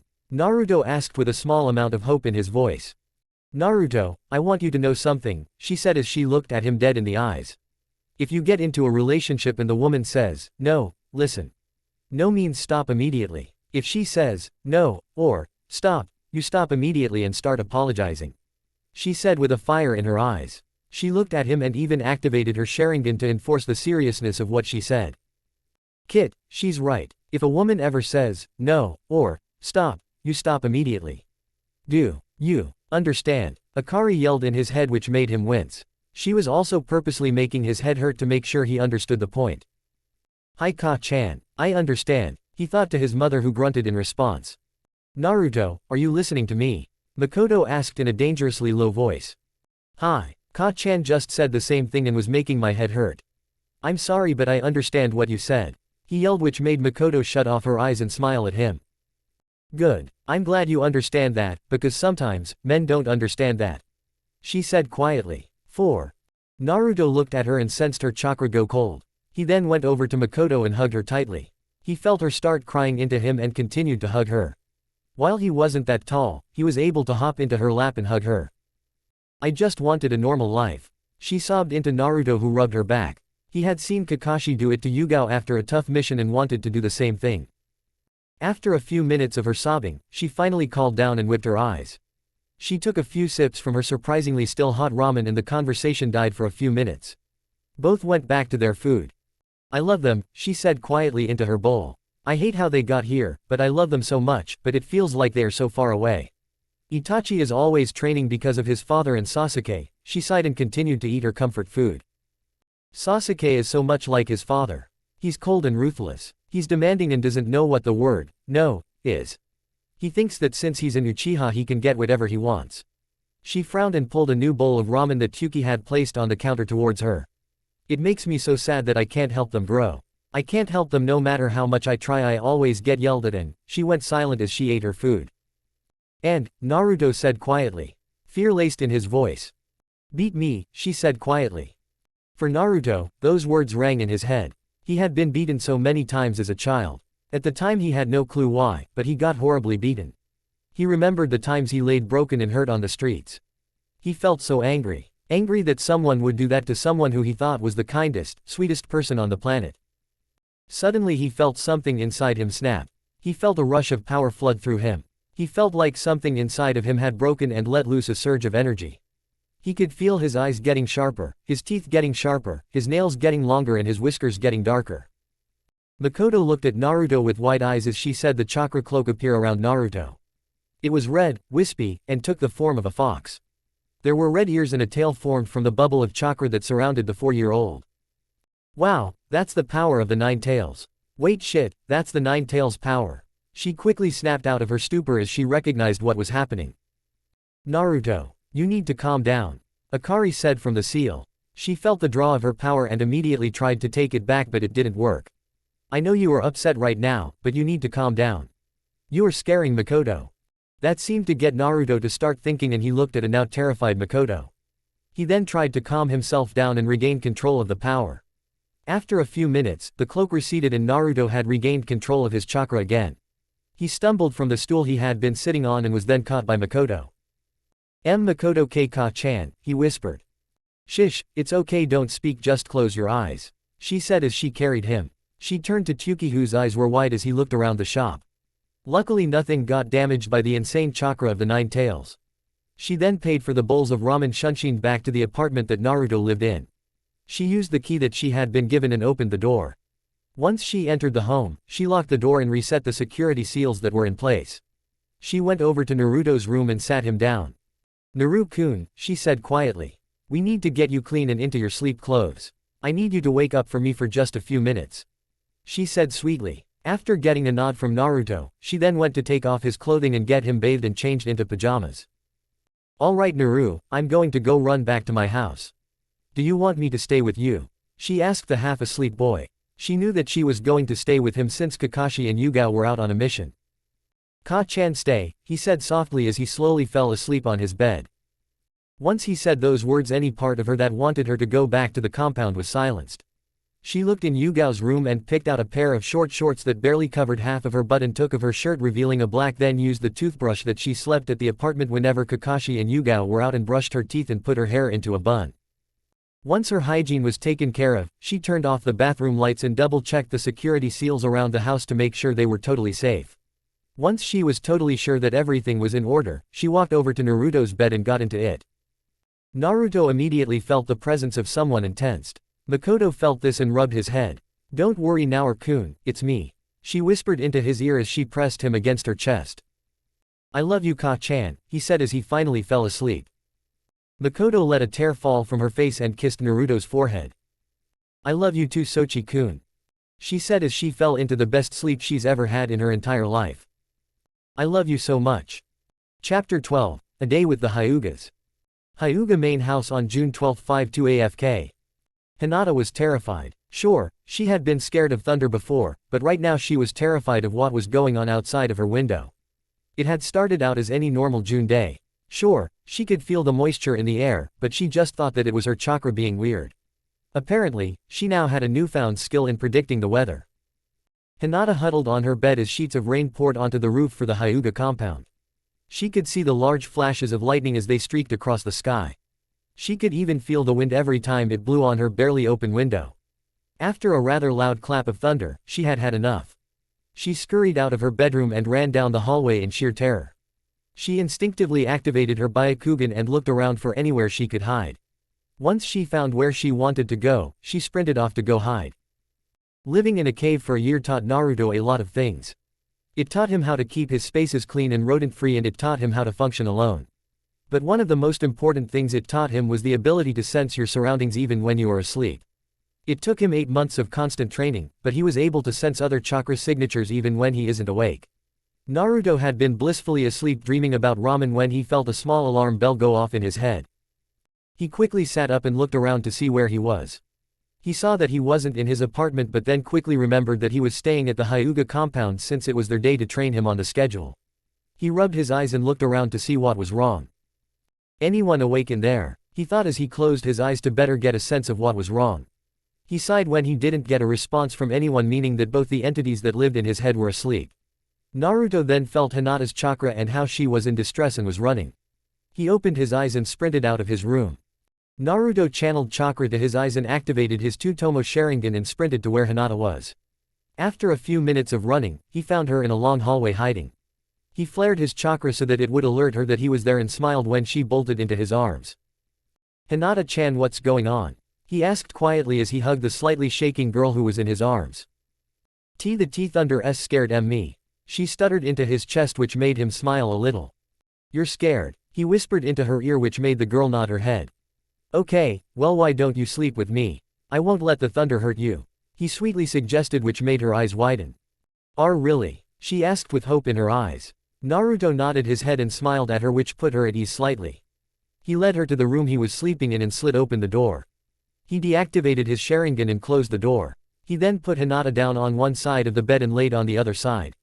When another loud clap of thunder rattled the compound, Hinata started whimpering and scooted over to Naruto, who instinctively wrapped his arms around her and released a calming aura of chakra so that they both could sleep. When morning finally came, Hitomi went to go wake up the children. She walked to Hinata's room and found that she wasn't there. She instantly started panicking and activated her Byakugan. She looked around for her daughter and found her in another room. Curious as to where she was, Hitomi walked to the door her daughter was behind. She deactivated her eyes and opened the door. She grinned at the sight that she saw. Naruto and Hinata wrap in a very close hug with Hinata's head pressed against Naruto's chest. Hitomi internally squealed kawaii and ran to get a camera. As she was running, she ran into a number of the branch family mothers and brought them along to see how cute the sleeping children were. They all went to Naruto's room and found them both still asleep. They all smiled and quietly squealed at how cute of a sight it was. Naruto opened one of his eyes and looked at the gathering of mothers and raised his eyebrow. Hitomi saw this and sweetly smiled at the boy. Naruto saw that it was time for him and Hinata to get up. He then looked down and saw that Hinata was borrowed into his arms and started to blush. "I see you got a new edition last night, Naruto," Hitomi spoke with a light tone of amusement in her voice, which made Naruto blush even more. She then went over to Hinata and kissed her good morning. Feeling that someone was kissing her, Hinata opened her eyes and saw her mother leaning over her. "Good morning, Ka-chan." Hinata smiled as she yawned. "Good morning, Hinata, did you have a good sleep?" her mother asked with a smirk on her face. "Hi." The small girl spoke as she tried to get up but found herself tangled. She looked down and saw that she was wrapped in Naruto's arms and went nuclear, which made Hitomi smile even wider. "I think it's time for her to go get changed and clean, Naruto," Hitomi said to the equally embarrassed boy, who instantly let go of his friend who jumped off of him and ran out of his room. Hitomi smirked as she watched her daughter run back to her room. I assume she got scared and went to you last night during the storm. She asked the boy who nodded his head. I felt that she was scared and I went to her. I found her in a hallway crying, so I let her sleep here. It happened with the animals sometimes, and it helps if they sleep with something to make them feel better. He explained to the mother who nodded her head. Okay, just don't make this a habit. I don't know what Hiyashi would do if he heard about this happening more than once. She declared to the boy, whose face went pale, which made her laugh again. Don't worry, I won't tell him, and neither will the other mothers. You have nothing to worry about. She reassured the child, who let out a breath he didn't know he was holding in. Thank you, he whispered to the matriarch of the Hyuga clan. She smiled sweetly at the boy and then left his room. When you are ready, we will be in the dining room, she told the boy who nodded his head. After 25 minutes, Naruto was dressed in his normal training outfit. He was wearing a pair of long black pants, and a short-sleeve blue shirt with a green spiral on the back. He looked around the room and made sure that everything was in order. Once he was sure it was, he left the room and walked to the dining room. In the 6 months that Naruto had been training, he had been at the Hyuga compound at least 3 times each week. He had grown familiar with everyone who lived there and greeted them all with smiles and waves. He continued to walk down the elegantly decorated hallways that connected the different floors and sections of the massive compound. Once he made it to the dining room, he still couldn't help but look around and gasp.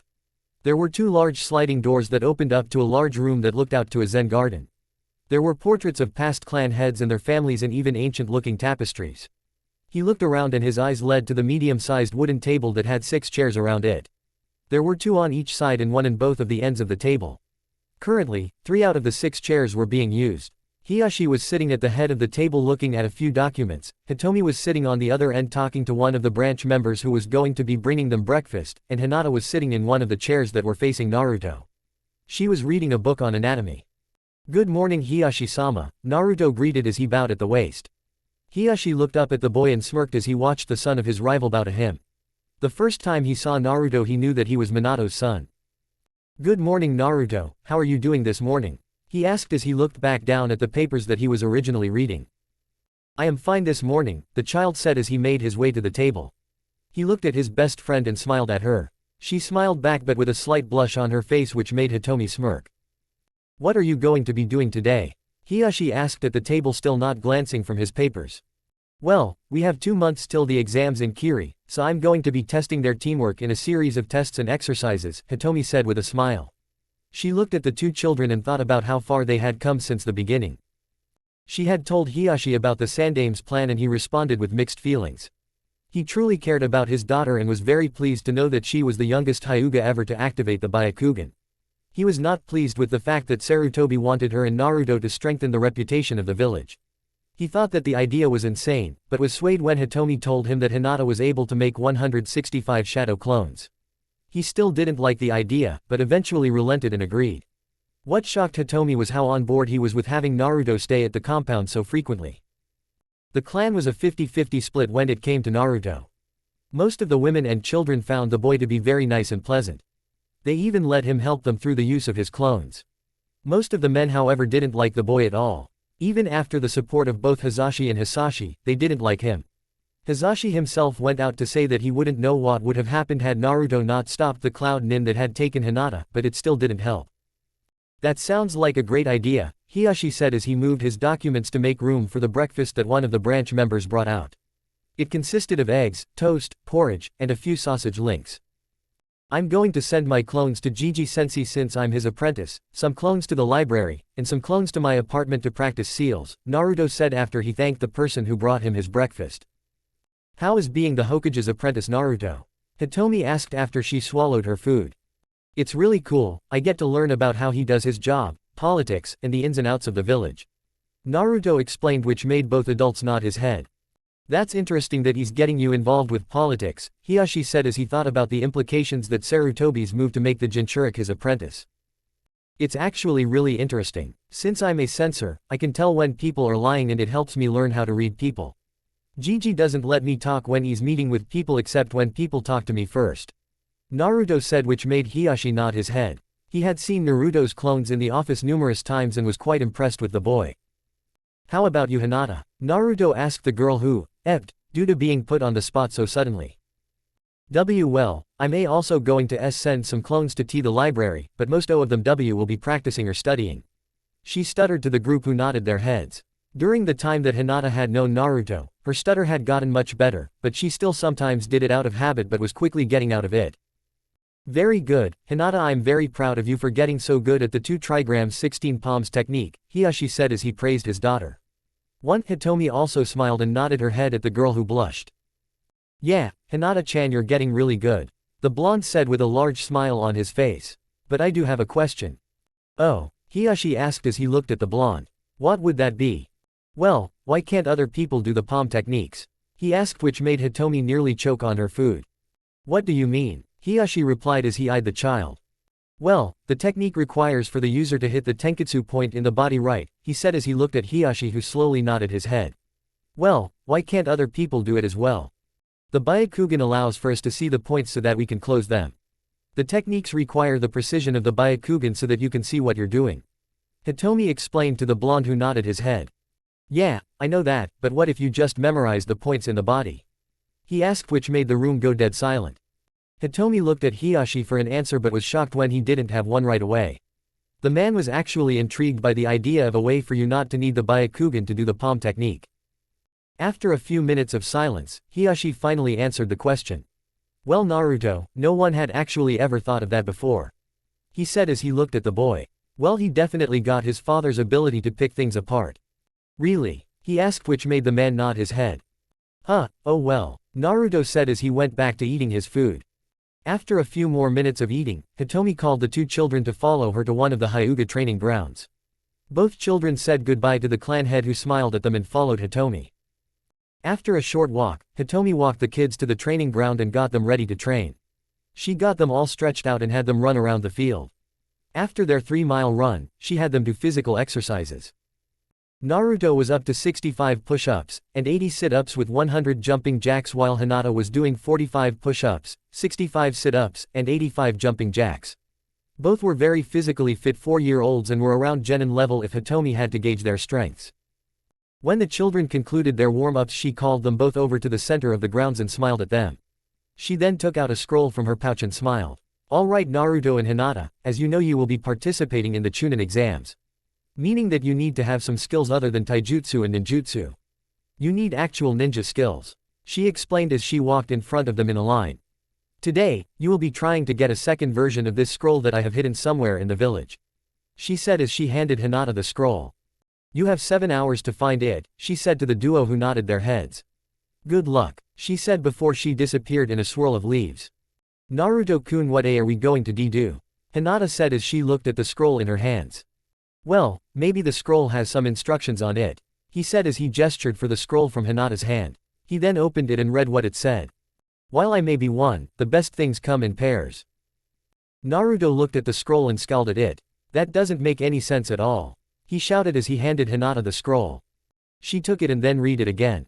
Maybe it means it's where a bunch of other scrolls are. Maybe it's at the library, she suggested to the blonde who put his hand on his chin. Yeah, you could be right, he said as he started running towards the library. He looked behind him and saw Hinata running after him. Wait, couldn't we track the scroll? Naruto suddenly stopped in the middle of the training ground. What's wrong, Naruto? Hinata asked as she looked at her friend. I have an idea, he bit his thumb and started weaving hand seals. Once he was done, he slammed his hand on the ground and shouted, summoning jutsu, kitsune. Out of the plume of smoke came a small brown fox that had black tips on its ears. It was the size of a normal house cat and walked over to Naruto. Hey, Naru-chan, she said as she licked the boy's face. Hey, Fima-chan, Naruto called to the fox who yipped in excitement. We need your help. What do you need help with? The fox asked as she looked between Naruto and Hinata. Is it possible that you can track the scent off of this scroll?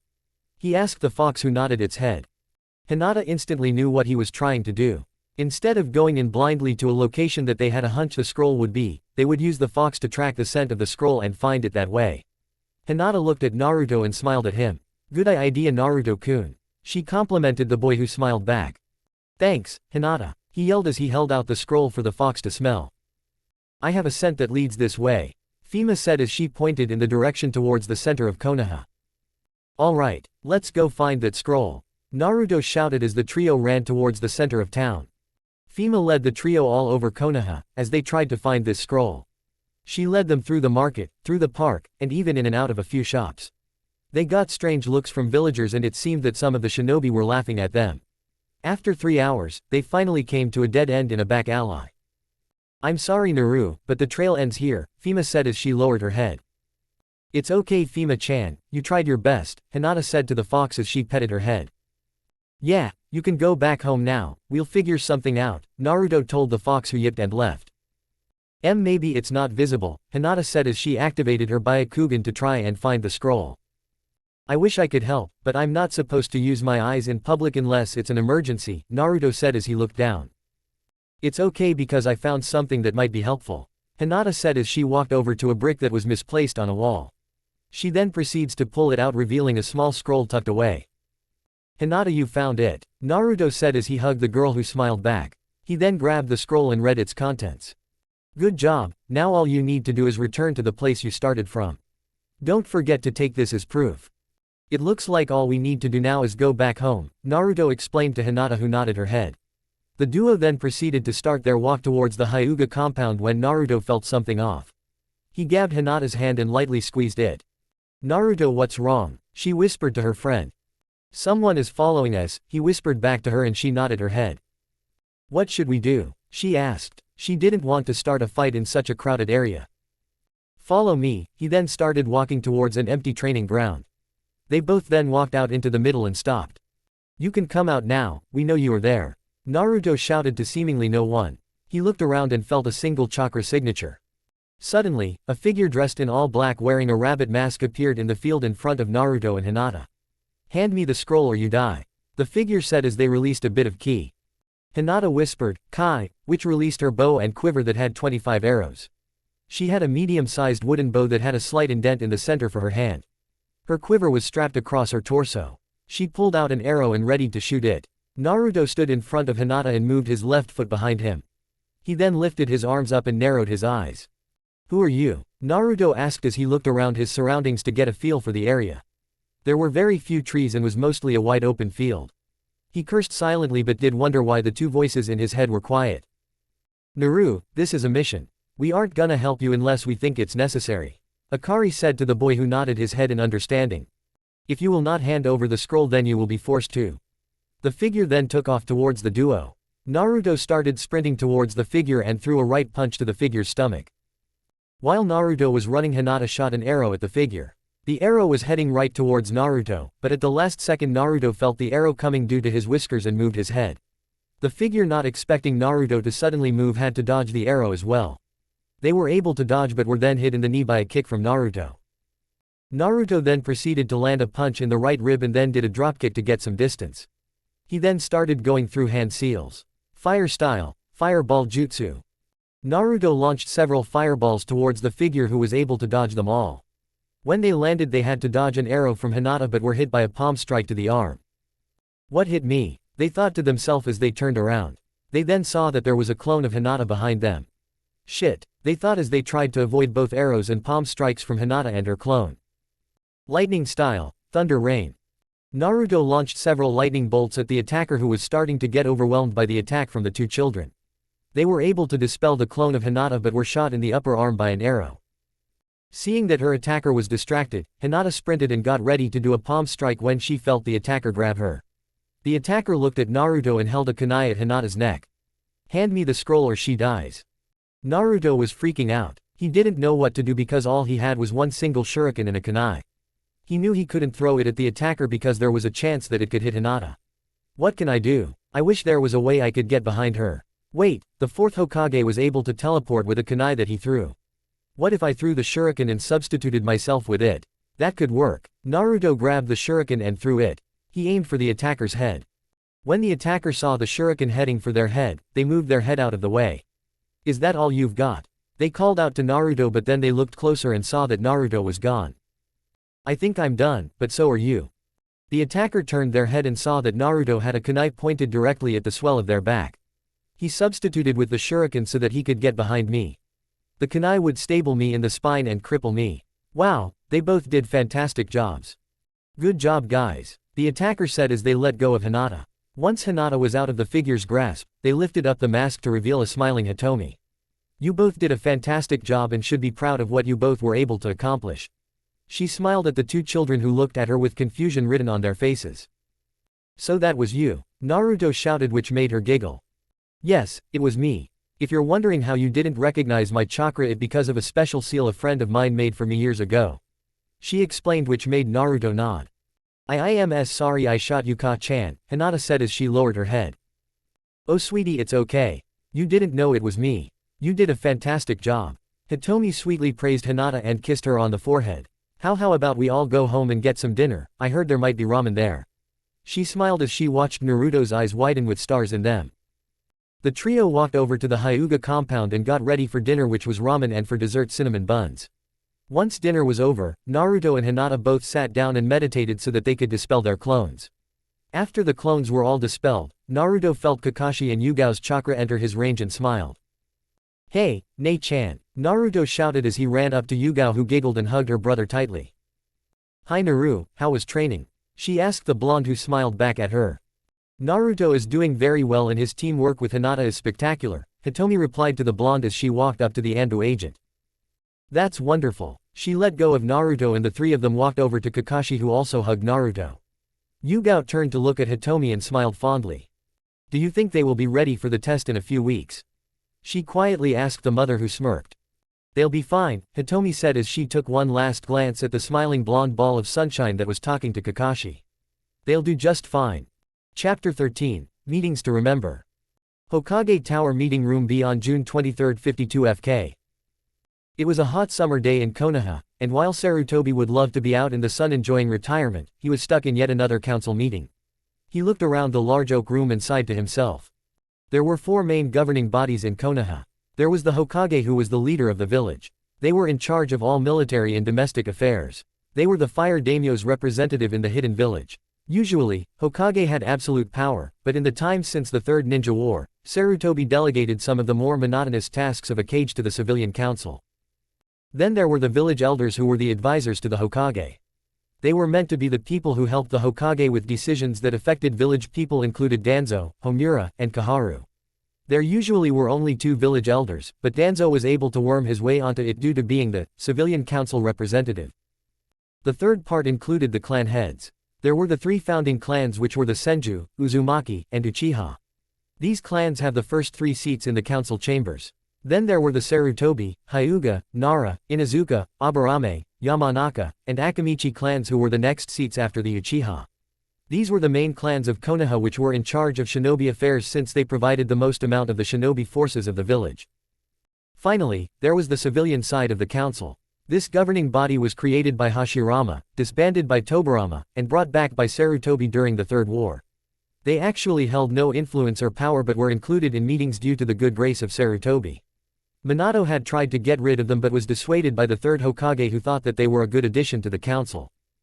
Today though, Sarutobi found himself stuck in a meeting which was called by the civilians to discuss the sighting of Hinata Hyuga and Naruto Uzumaki. While they had been seen together 5 days ago, Danzo thought that it was a good idea to tell specific council members that morning. This is why there is now a council meeting happening.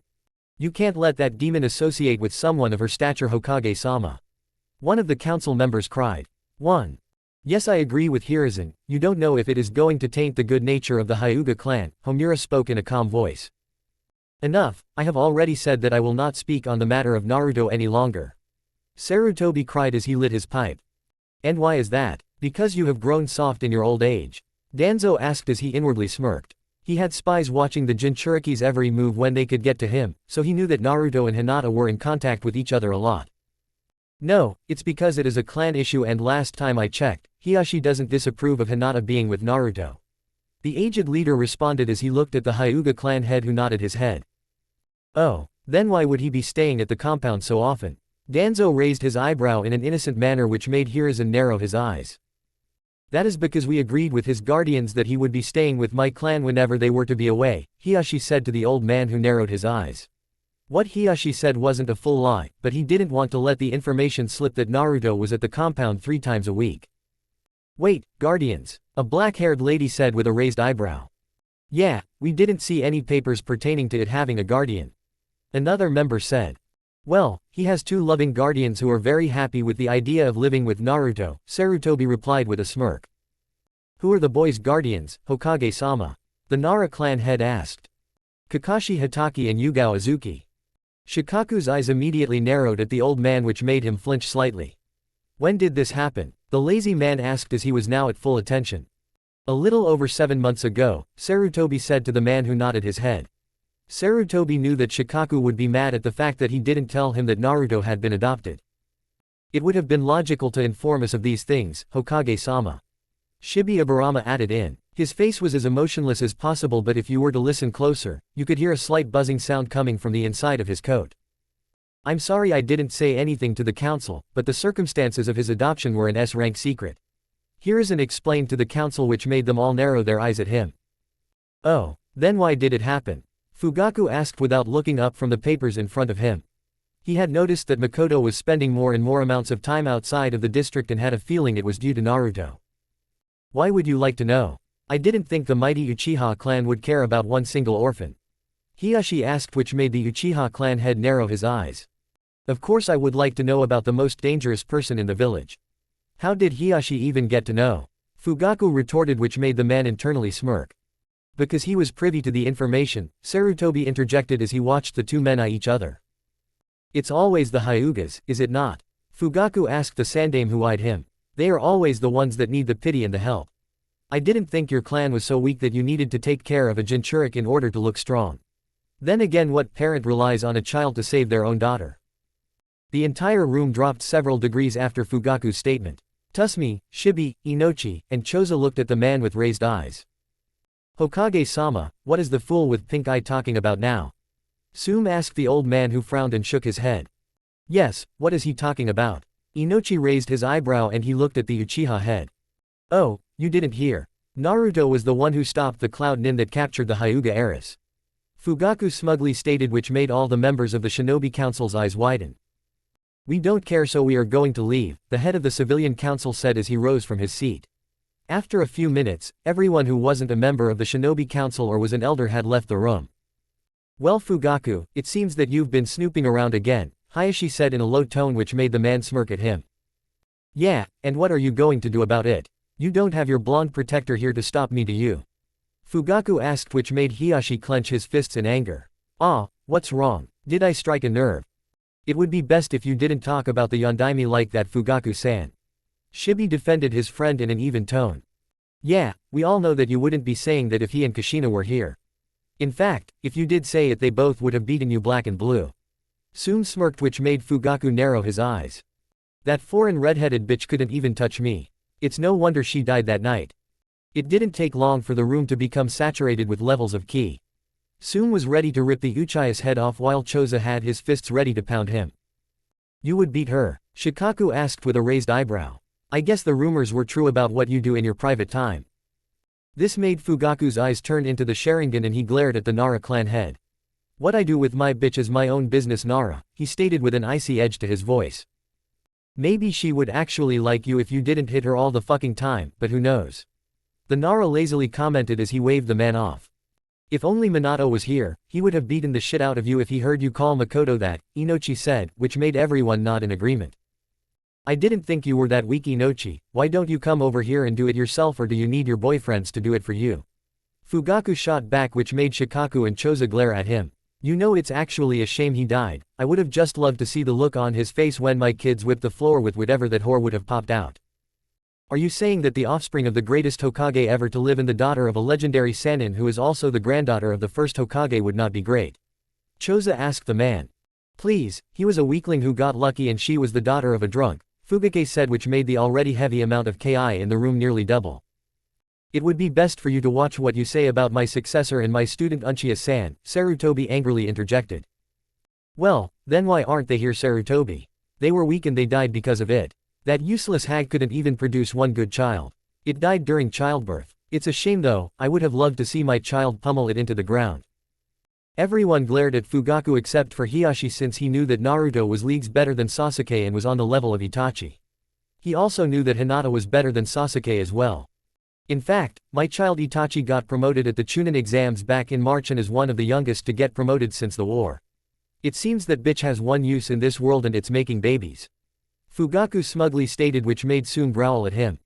Hey asshole, maybe you should try to treat your wife with a little more respect than an incubator for whatever your shriveled up dick fires out. She yelled, which made the man glare at her. Oh, looks like someone's a little cranky. Maybe you should have your husband take your spot on this council. Oh, wait, he can't since he's sleeping in a wooden box 6 feet underground. Fugaku shouted at the woman who leapt up from her seat and was about to attack. Silence. Suddenly the entire room went silent and everyone saw the might of the third Hokage, who was fed up with how the meeting was going. He knew that all of the clan heads grew up with each other. He also knew that everyone hated Fugaku and Danzo, but that didn't mean that his time would be wasted by petty arguing. You will be barred from entering this chamber if you cannot act like clan heads and not like petty children. I will not tolerate fighting in this chamber. Do I make myself clear? He yelled at the clan heads, who all nodded their heads. Good, now before I leave, we have to discuss the chunin who we will be sending to Kurigakure. How many teams are we sending? Shikaku asked the leader, who passed out papers to the group. We will be sending 4 teams of 3 and 1 team of 2, Hiruzen said after he took a drag of his pipe. A team of 2. They must be very powerful, Choza pointed out. Yes, they are strong. So strong that I have them favored to win the entire tournament. I just need to pick out a sensei for them. Sarutobi rubbed his chin in deep thought. I can provide them a sensei, Danzo pointed out as he made his presence known. Everyone turned towards the man who made his presence known and narrowed their eyes at him. Danzo merely smirked at them all and passed them a paper with a photo of a man with brown hair and brown eyes. Mitaji Kano, Jonin of Konoha. Danzo said, which made Fugaku smirk. Both had a feeling about who was going to be on this team and wanted to get any information they could. While Sarutboy looked cool as could be, on the inside he was fuming.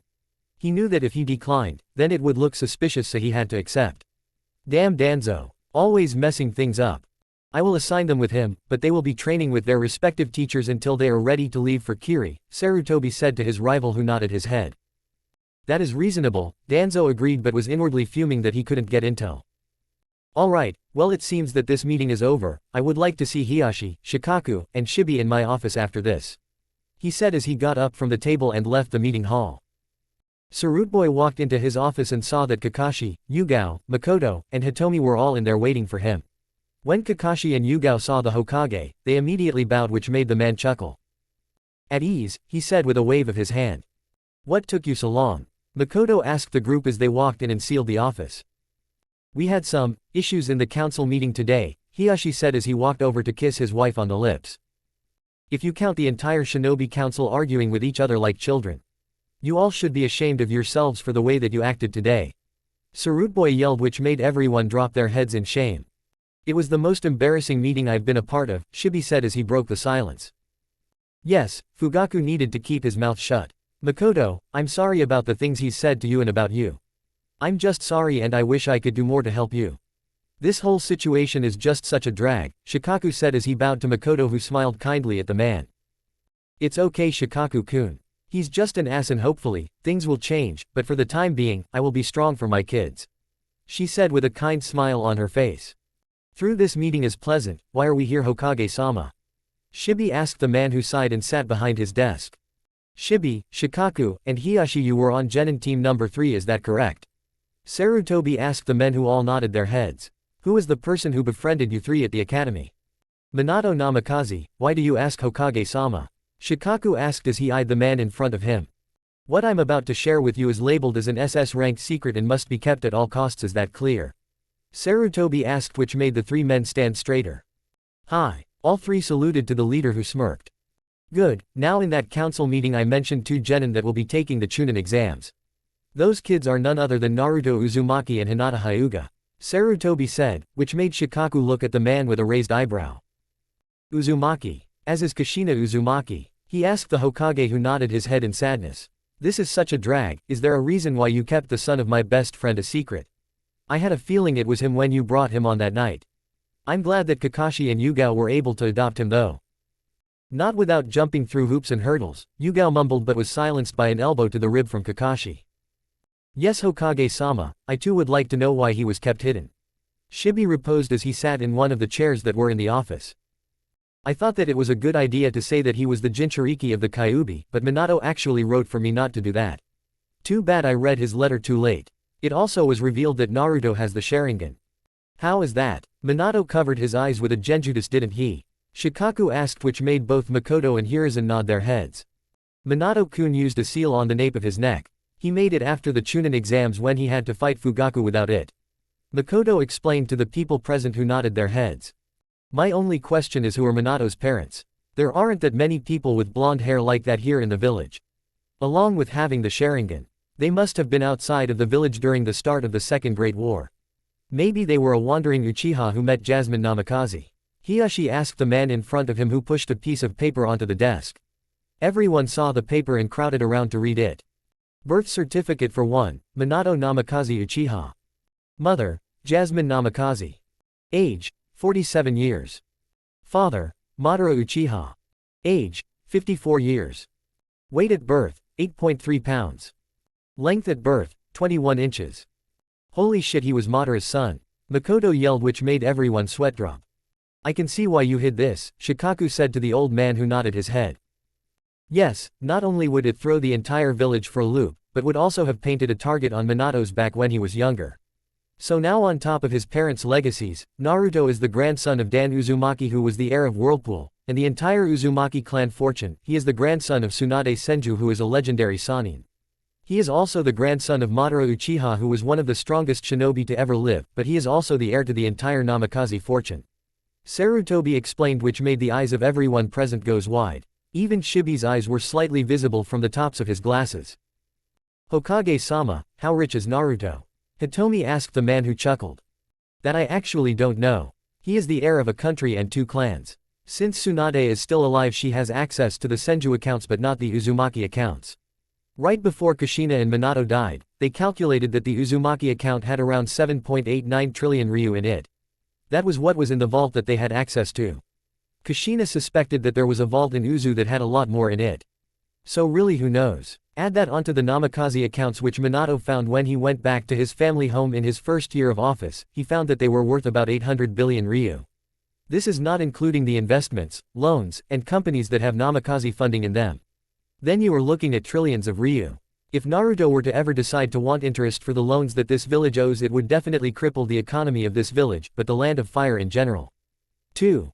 Shikaku and Hiyashi looked at each other and then back at the Hokage, who was smiling. Both men expected Naruto to be loaded because of his parents. But to think that he could basically buy the entire village and possibly the entire Land of Fire was insane. Has Naruto been made aware of these things?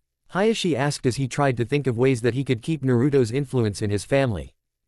No, he has not, but in Minato's will, he states that he wants him to be made aware of it by the time he makes Chunin. He explicitly said regardless of age. And Hiyashi, if you are thinking about ways to get that money, you won't be getting it without Naruto's consent. That money is his and his alone, Sarutobi said, which made the Hyuga clan head frown.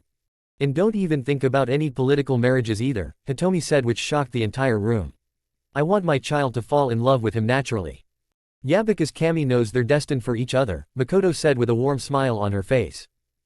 Speaking of Naruto and Hinata, shouldn't you be with them? Hiyashi asked, which made the 2 women and elderly man smirk. Are you ready to watch their genin test? Sarutobi asked as he brought out his crystal ball. He placed the ball and gestured for everyone to pull up a chair. Now then, let the test begin. Chapter 14, a hard-earned promotion. Training Ground 23 on June 23, 52 FK. Nato and Hinata were enjoying a break from their heavy and demanding training. They had gotten very far in the last few months and were excited to see what they were going to do next.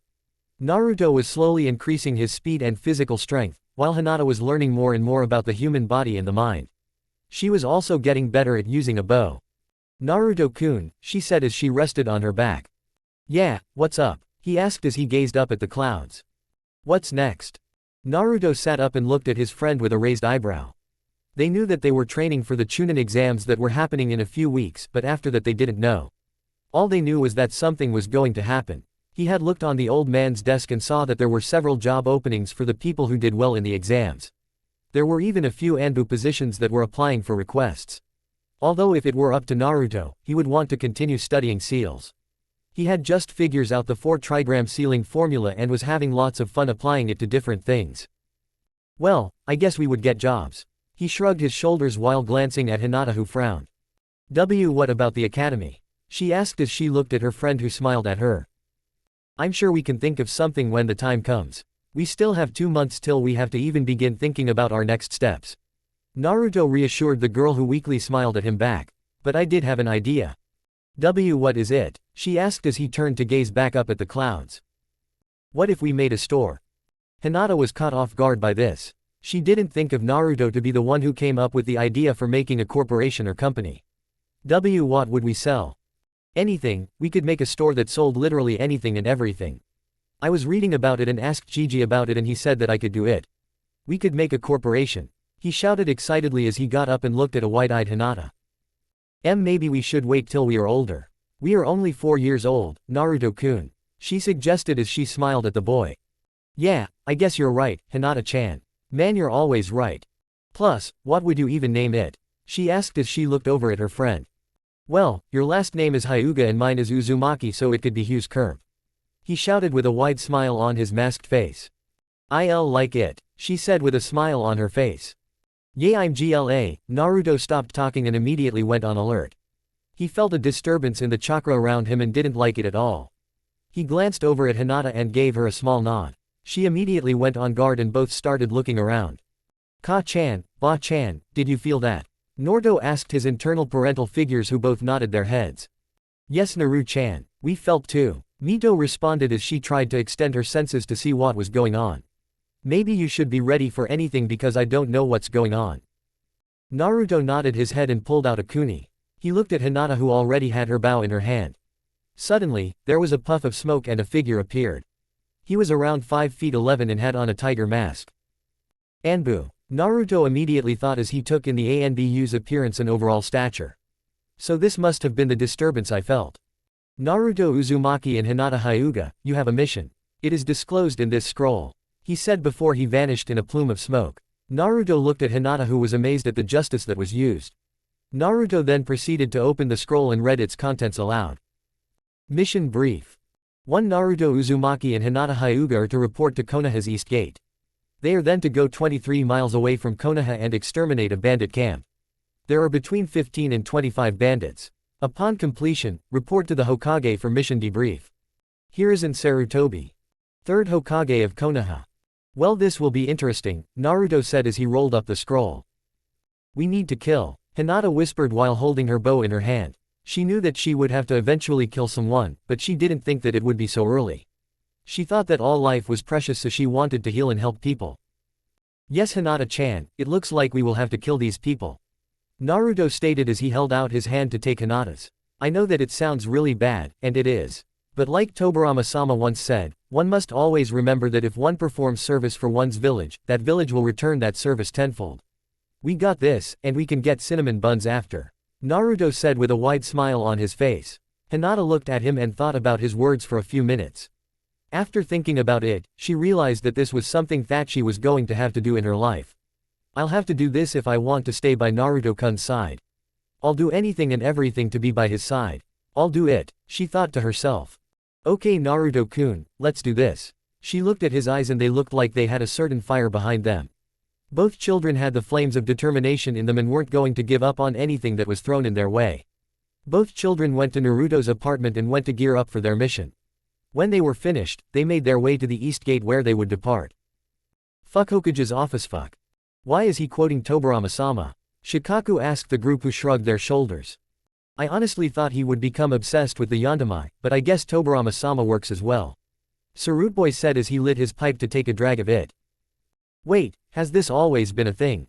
Makoto asked as she looked at the small pile of books that were in one of the corners of the office. Well, he found him on his first day here and I've been slowly supplying him with information about him ever since. I don't see the harm in him learning about Tobirama-sama, Hiruzen said as he watched the duo race through the trees at top speeds to get to the bandit camp. So wait, what do you have planned for these two Hokage-sama? Hisashi asked while leaning back into his chair. Well, I plan to have them fuck 10 miles away from camp. Fuck. Naruto and Hinata had been sprinting for the past 45 minutes. They were able to pump a large amount of chakra through their legs so that they would be able to reach their destination in a semi-timely manner. Naruto-kun, what's the plan for these bandits that we now have to kill? She whispered into his ear as they landed on a branch. Well, I can sense in a 15 radius and I just started sensing them, so we are getting closer. It looks like there are around 23 bandits in the camp right now. Hopefully we should be able to take care of them easily," he explained as he started double-checking their supplies. Hinata nodded her head and sighed to herself. She had been in these situations with Naruto before, but this felt different for some reason. She felt like he was in business mode, and wouldn't be cracking jokes like he normally would. He even felt a little different as well, but that didn't change the fact that he was still Naruto. The duo slowly eased their pace as they made it closer and closer to the camp. Naruto had sent out around 4 different clones which were hanged into different animals and bugs so that he could get a better sense of the area. Once they were right on top of the camp, they stopped and looked at each other. "I can take the ones that are on the right side of the camp and you can take the ones on the left side and Naruto-kun," Hinata suggested to her blonde teammate who nodded his head. "We'll meet back here once we are finished, be safe Hinata-chan," he whispered to the girl who nodded her head, though if he were to look closely, he would have been able to see a slight blush on her cheek. Fuck Hokage's office fuck. You've lost it, old man."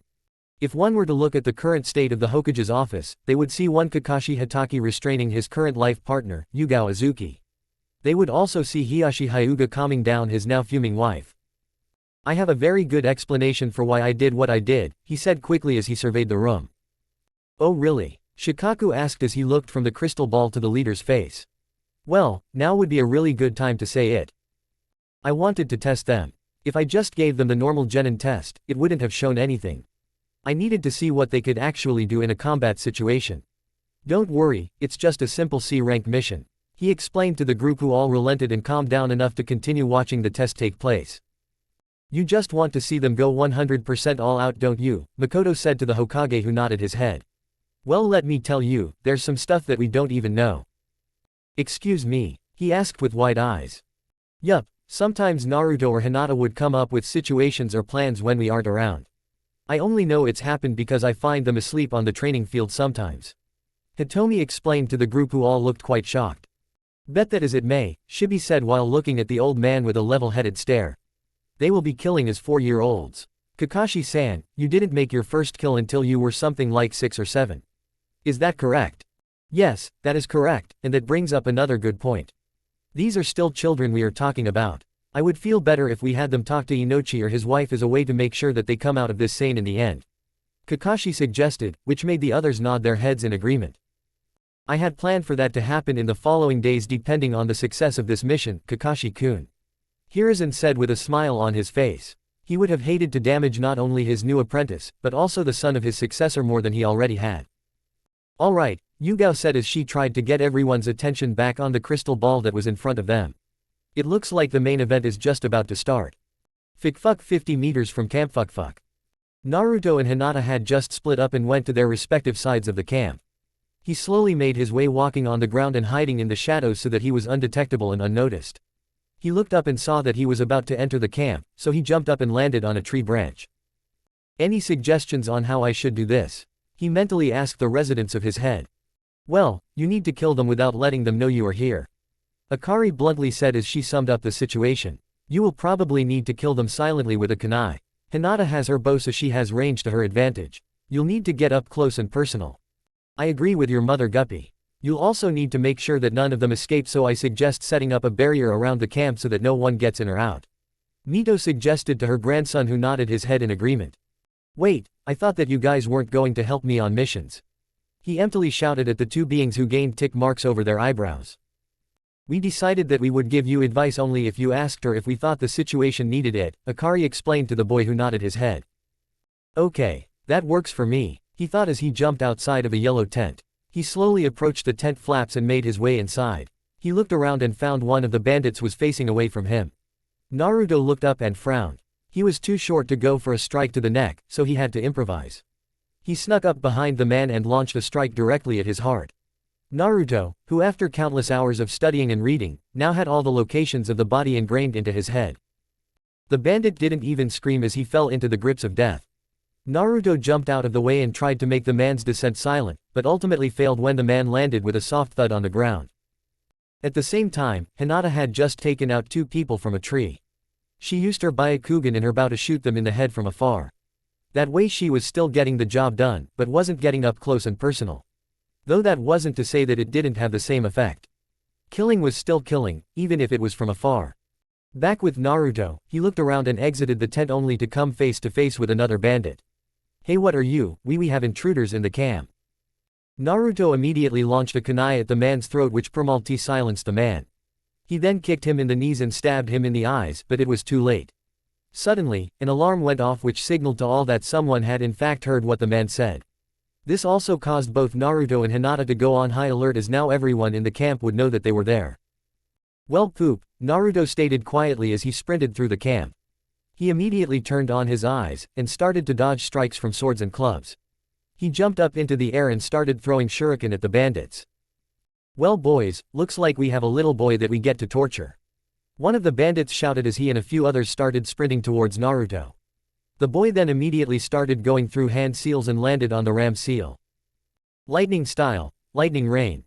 Suddenly, bolts of lightning started raining down from above all of the bandits' heads.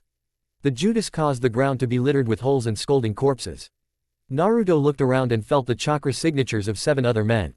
He then started going through more hand seals and launched a gale of wind towards them. Wind style, wind launcher. The 7 men that were coming towards the blonde child were ideally thrown back into trees or rocks where their backs were crushed. Naruto then immediately ran over and started throwing kunai and shuriken at the bodies to make sure that they were dead. He then immediately looked up and saw that 4 more bandits were about to throw rocks at him. He sprinted and started to dodge the income boulders and went through more seals. Fire style, giant fireball. The medium-sized fireballs launched out of Naruto's mouth were launched directly at the bandits who tried to dodge them. 2 of the bandits were able to dodge them only to be hit in the head by shuriken which Naruto had thrown at the bandits. The other didn't even need the shuriken since he's already dead. Naruto then looked around to try and find Hinata, but sensed that something was coming towards him. He then dropped to the floor as a large chain was launched towards him. It would seem like I have some pests that I need to exterminate. Naruto jumped to his feet and turned around to see a 6-foot-tall man with a large scar covering his entire face. He wore a green and black overcoat with a slashed Konoha headband brandished on his left bicep. He wore bulk Anbu-style pants and brown combat boots. Naruto didn't have to look because he felt the presence of Hinata drop down next to him. He also didn't have to look to tell that she was very much shaken with the amount of dead bodies she was around right now. You're Ramin Jijiro, B-rank Konoha Nin. What are you doing here? Naruto shouted at the man who smirked at the 2 children standing in front of him. Naruto immediately started going through sign language next to him so that Hinata could see it. Battle format, 5 inches. She immediately went behind Naruto and started drawing back her bow. She knew exactly what he wanted to do and she knew exactly what she needed to do in order to get the desired result. Naruto then started crouching low to the ground and grabbed numerous shuriken. Jijiro, you are a nin of Konoha, meaning that you abandoned the village. Since your bingo book entry states that you are to be reinsured dead or alive, we will not hesitate to kill you. Naruto stated in the most serious voice he could muster. He was actually quite surprised that he didn't stutter due to how terrified he was. He knew that while it was a long shot, both he and Hinata had the smallest chance against the large man. Naruto knew that Jijiro was a man who relied on earth chakra a lot. In fact, that's all the man knew besides the 3 basic techniques. Naruto also knew that both he and Hinata had pretty much all 5 elements covered. Since he knew justice for all the elements, and was strong in lightning release, water release, and wind release. Naruto also knew that Hinata was there who had an even higher water affinity than he did. She was also quite good at lightning release and some earth release techniques. The only problem that Naruto figured they would have was their lack of experience. Please, what could a bunch of children do to me? He arrogantly asked as he got into a stance for taijutsu.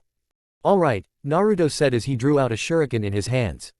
You asked for it. With those words said, Naruto took off towards Jijiro who had an ever-present smirk on his face the entire time.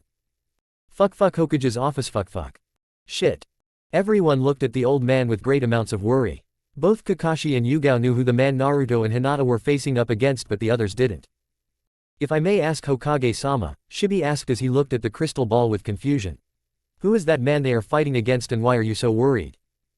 That is Ramin Jijiro. He is a B-rank criminal like Naruto said and is in the bingo book.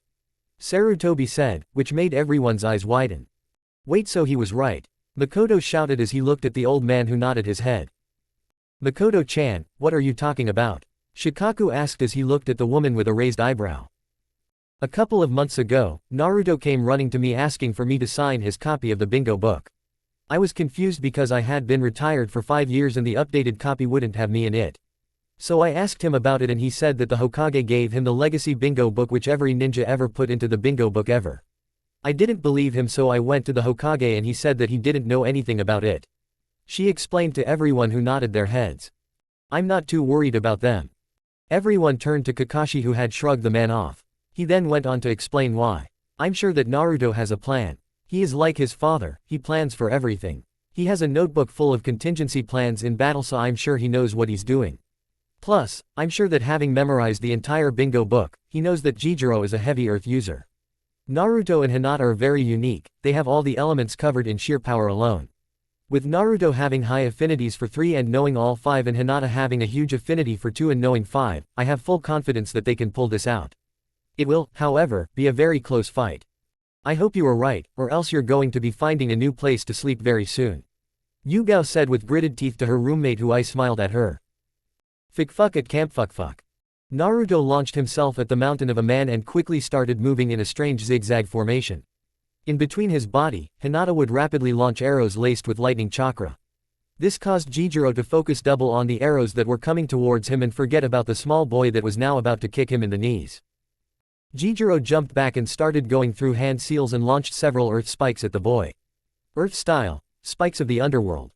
Naruto and Hinata immediately jumped into the trees and started going through their own hand seals. Water style, submersion. Lightning style, lightning tag. Suddenly water began to flood the area. Hinata had long since realized that she had the rare ability to take water from the air. She also noticed that there was a large area nearly half a mile away. While she was shooting the bandits, she had some clones move large amounts of water towards her in case she needed it. While the water was flooding the area, a small amount of lightning was making its way towards the large man and was targeting him. Jijiro had to move around in order to get away from the electricity but found that it was quite difficult to do due to the water surrounding the area. Earth style, raising slab. Suddenly a large slab of rock formed from out of the ground causing the water to displace and form waves. Naruto, thinking fast, formed a clone to make a rock wall while he and Hinata started trying to force the water back. Water style, water dragon. Water style, water vortex. Out of thin air, a large cyclone of water started to form. If one were to look closely at the vortex, one could see a water dragon swimming around it. The vortex and the dragon immediately target Jijiro who was still on his rock slab.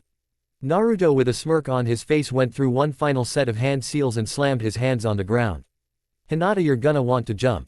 She immediately complied and leapt to a nearby tree to watch what her friend was going to try and accomplish. Lightning style, sonic pulse.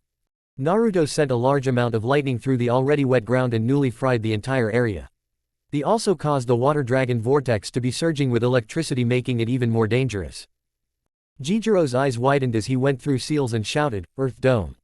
But he was too late as the giant monstrosity that the two 4-year-olds were able to create steamrolled him while also drowning him and electrocuting him. Naruto looked up and panted as he surveyed the damage that he and Hinata's justice was able to cause. He smiled as he walked towards Jijiro's unconscious form. He looked at Hinata who was about ready to pass out from using several high-level techniques. Let's go home. Fuck Hokage's office fuck. Silence rang through the entire office as they watched what the two children were able to accomplish. Hitomi and Makoto had wide smiles on their faces as they watched all their training pay off. Hiyashi, Shibi, and Shikaku had slack jaws at what the children were able to do. Sure, they had known that they were powerful, but to passively make a combined A to low S rank justice with 3 mid-B range ones was insane. Let alone after going all out in a fight with someone 5 times their age. It was truly insane. I told you they would be fine, Kakashi said with an obvious smirk on his masked face. Everyone's sweat dropped at what the masked man said, which made Kakashi even happier. After a few minutes, Hiruzen broke the silence. So, what would you rate them, everyone? He asked as he took out a piece of paper to write down the scores. 10/10. Not only were they able to complete the mission, but they were able to combat a nuke nin and bring him back. Definitely worthy of Chunin, Shikaku commented first. I agree, they are definitely Chunin material, Hiyashi stated with a smile on his face. Naruto could have ended the fight earlier, and he got caught when he was doing the initial mission. I rated a 9/10, Kakashi explained as he watched the two run back to Konoha. 10/10, sometimes a mission doesn't go as planned. Both were able to effectively work and plan around the problems and were able to complete everything. Makoto said with a smile on her face. 9.5/10 both performed fantastically, but logic would tell you to run away from an opponent that is much stronger than you. If it hadn't been for Jijiro-san's sheer stupidity, he would have won easily. Shibi commented much to everyone's ire. 10/10, did you see that final jutsu? Yugao shouted with a wide smile on her face. I also rate them 10 out of 10, Hitomi said with a smile. Well then it will be said that Naruto Uzumaki and Hinata Hyuga will be promoted to genin of Konoha, Hiruzen said with a wide smile on his face. After 2 hours of waiting, the door to the office opened, and in walked Naruto and Hinata dragging the unconscious body of Ramin Jijiro. Naruto weakly smiled at the group but not before sprinting to a trash can in the room and vomiting. Hinata did the same then and vomited in a trash can that was on the other side of the room. Both then proceed to pass out due to stress and collapse onto the floor. Makoto and Hitomi immediately ran to the children and held them close. Hiruzen sighed as he wrote to schedule both Naruto and Hinata to therapy with the wife of Inochi. Transport them to the Hyuga compound, we will inform them there, Sarutobi said as he stood up to look at the windows behind him. Hi Hokage-sama, everyone said before disappearing to the compound. Sarutobi sighed to himself as he looked at Minato's stone head. I hope you're proud of your son Minato, because I sure am. He said before also disappearing to wait for Konoha's newest genin to wake up. Chapter 15, Answering Questions and Meeting Uchihas. Middle of downtown Konoha on July 2, 5-2 AFK. Inoichi and Shikaku were walking to their respective buildings when they decided that they needed answers. Inoichi had just reread the report that he had to submit from when he was giving Naruto and Hinata their psych exams for active duty, and he was growing. The more he thought about it, the more Inoichi felt uneasy about everything happening to the front as he thought about the therapy session that he had to have with both of the children immediately after the mission. He remembered that as for Naruto, he was very intelligent. He was able to perform many complex tasks that were meant for children 2x his age. He tested the boy's IQ, which was recorded at a staggering 149, which put him in the running for the highest IQ in the entire village. Inoichi found out lots of things about the poor boy. He found out that Naruto suffered from early stages of separation anxiety and attachment disorder. Hinata on the other hand was just mentally scared due to having to kill at such a young age. Like Naruto, she was incredibly smart, having an IQ of around 125. She knew that what she had done wasn't a good thing, but she also understood that what she had done wasn't a bad thing either. She recognized that what she did was a thing that would be helping keep people safe. Inoichi had recognized that Hinata was doing much better mentally than Naruto, but he also found out that the two children had a deep connection with each other. He discovered that they both thrived off of each other in different ways. Hinata would use Naruto as her pillar of strength and Naruto would use Hinata as stability. He also realized that Naruto was very protective over his friends and especially Hinata. Man, I just don't understand why he's doing this, the Yamanaka clan head asked as he drank his cup of tea. The blonde man hadn't even noticed the small flask that his Nara friend was pouring into his own cup of coffee. I can't figure it out either. All of this is so damn troublesome. Shikaku groaned as he put the flask back into his pocket. He had been thinking about the situation non-stop ever since he heard about it a week and a half ago. I mean, I knew our forces were strained, but 4-year-olds. Our forces aren't that bad, right? The blonde-haired man tentatively asked as he took a sip of his drink. Do you want the short answer or the long answer? Shikaku asked the man with a raised eyebrow. If I'm being honest with you, we still haven't recovered from the Second Great War. What do you mean? That war ended over 25 years ago. Yes, but we weren't able to recover numbers quick enough. Shikaku immediately turned around and started walking in the opposite direction. Let's go. Inoichi raised an eyebrow at the man and immediately did the same thing. Where are we going? He whispered to his friend who started to follow him out. The Hokage. Fuck Naruto's apartment fuck. Naruto shot up from his bed and collapsed onto the floor. He hadn't meant to fall out of his bed. He looked around and tried to sense his older siblings but couldn't feel them. They must be on another mission. He mused to himself as he grabbed the things that he needed in order to get started on his day. He looked around his room and found a dark blue shirt with black pants. He grabbed them and walked into the bathroom so that he could shower and change. Good morning everyone, he thought to himself while preparing his bath. Good morning Guppy, Mito replied as she fixed herself her morning cup of coffee. She usually was the first one to wake up since she was the most used to being around children.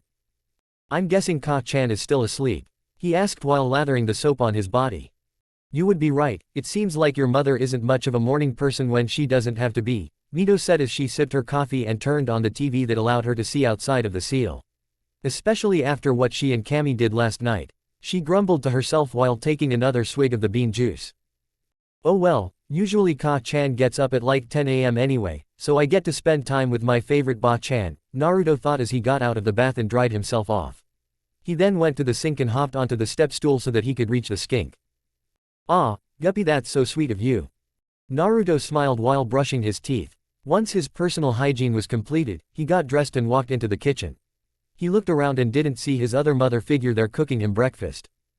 "Where's Makoto Ka-chan?" He frowned to himself as he reached out his senses and tried to locate her. His frown deepened as he felt her chakra on the other side of the village. He also noticed that it was much duller than it normally was. Mito noticed where he was looking and immediately frowned. He's not going to try and go there, is he? He's a senju for Kami's sake. I'd be surprised if he even gets let in because I think you need to flash the Sharingan to enter the district. She thought as she tried to figure out what her grandson was thinking. Naruto thought to himself and then came up with an idea. He started doing hand seals and then at the end bit his thumb. He then slammed his hands onto the ground. Kuchio's no jutsu, kitsune. Suddenly a plume of smoke erupted throughout the room. When the smoke started to disperse, a cat-sized black fox appeared. He had a long tail with a red tip and very short fur. "Yo Naruto, what's happening?" "Shizumi, what's going on?" Naruto shouted as he ran to pet the fox who purred slightly. Naruto had babysat for his kits and they were on very good terms at the moment. Shizumi was a fox who specialized in recon and recovery. "I do need your help," the 4-year-old blonde said as he stopped petting the fox. Shizumi immediately got serious and looked at his summoner with hard eyes. "I need you to find Makoto Ka-chan. She's on the other side of the village and her chakra is very dull." Naruto explained the situation to the fox who nodded his head. "Do you have any way to track her?" he asked as he looked around the apartment for anything that could be hers. Well there is one thing." Naruto immediately blushed and started walking towards his bedroom. He then reached under his bed and pulled out a large black bra that belonged to Makoto. Fuck Naruto's seal fuck. Mito was enjoying her coffee, eggs, and bacon that morning. She already figured out that he was going to send a fox to try and figure out what was wrong with Makoto so she didn't have to worry about anything. However, all that changed when she took a glance at the TV. She then proceeded to spit out her coffee and started choking on her food. "What the fuck?" she yelled as she did a double take at the TV. Akari, who had been woken up by Mito's scream, ran down the stairs of the house and got into a fighting stance. "What's what the fuck?" She looked at the TV and saw Naruto hand the bra to the fox who noticeably had a blush. "Whose bra is that? Yugao's chakra stores aren't that big yet so her boobs shouldn't be that big nor had puberty hit her like a truck yet." The fox spirit yelled which made Mito chuckle. "It's Makoto's. She's the only one with the chakra that could possibly warrant having such massive boobs. He hasn't met Tsunade and Hitomi hasn't been in the apartment," she said with a smile as she got herself under control. It was almost common knowledge among kunoichi that the larger your boobs were the more chakra you had. Not to say that women with smaller boobs weren't powerful, it was just that almost every legendary kunoichi had very large boobs. "One. But why does he have it?" Akari shouted while making her way to the kitchen to make herself some breakfast. "She probably left it here and Naruto found it. He doesn't know what it is or what it holds, right?" Mito nervously chuckled to herself as she resumed watching the TV. Fuck outside the seal fuck. Naruto had just sent Shizumi to figure out where Makoto was, so started to meditate to work on his senses. He had read from books that Tobirama was a very good sensor as was Mito. He learned that the more he focused, the more he could sense and the more in-depth it would become. While Naruto was meditating, Shizumi was running through the village trying to find Makoto. He was following her scent and when he reached a large gated district, his face furrowed. This is a district that is walled off. Why would this lady be here? He shook his head and jumped over the fence and slowly started walking towards the house that she was in. The house itself was very large. It had stone walls around 2 feet tall surrounding the property. There were multiple water fountains and gardens boarded up the walls in the house. The house itself was a large stone cottage mansion that had multiple floors and windows. There was a mailbox near the door and smoke billowing out of the chimney. Shizumi hopped onto one of the ledges and looked into the window to see if he could find the woman who Naruto was searching for, but couldn't find her. He walked around the building and saw an open window with a woman cooking in front of it. Shizumi immediately jumped into the windowsill and looked at the women. Makoto was having a very rough morning. She had to wake up at the crack of dawn in order to take care of her maiden duties, which consisted of many degrading things.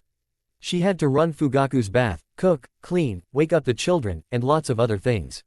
She also had to do all of this while wearing a very short skirt, thigh-high socks, a girdle, 8-inch high heels, and a blouse designed to reveal lots of skin. 2.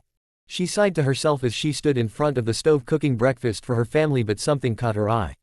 She glanced over and saw a black fox with green eyes staring at her.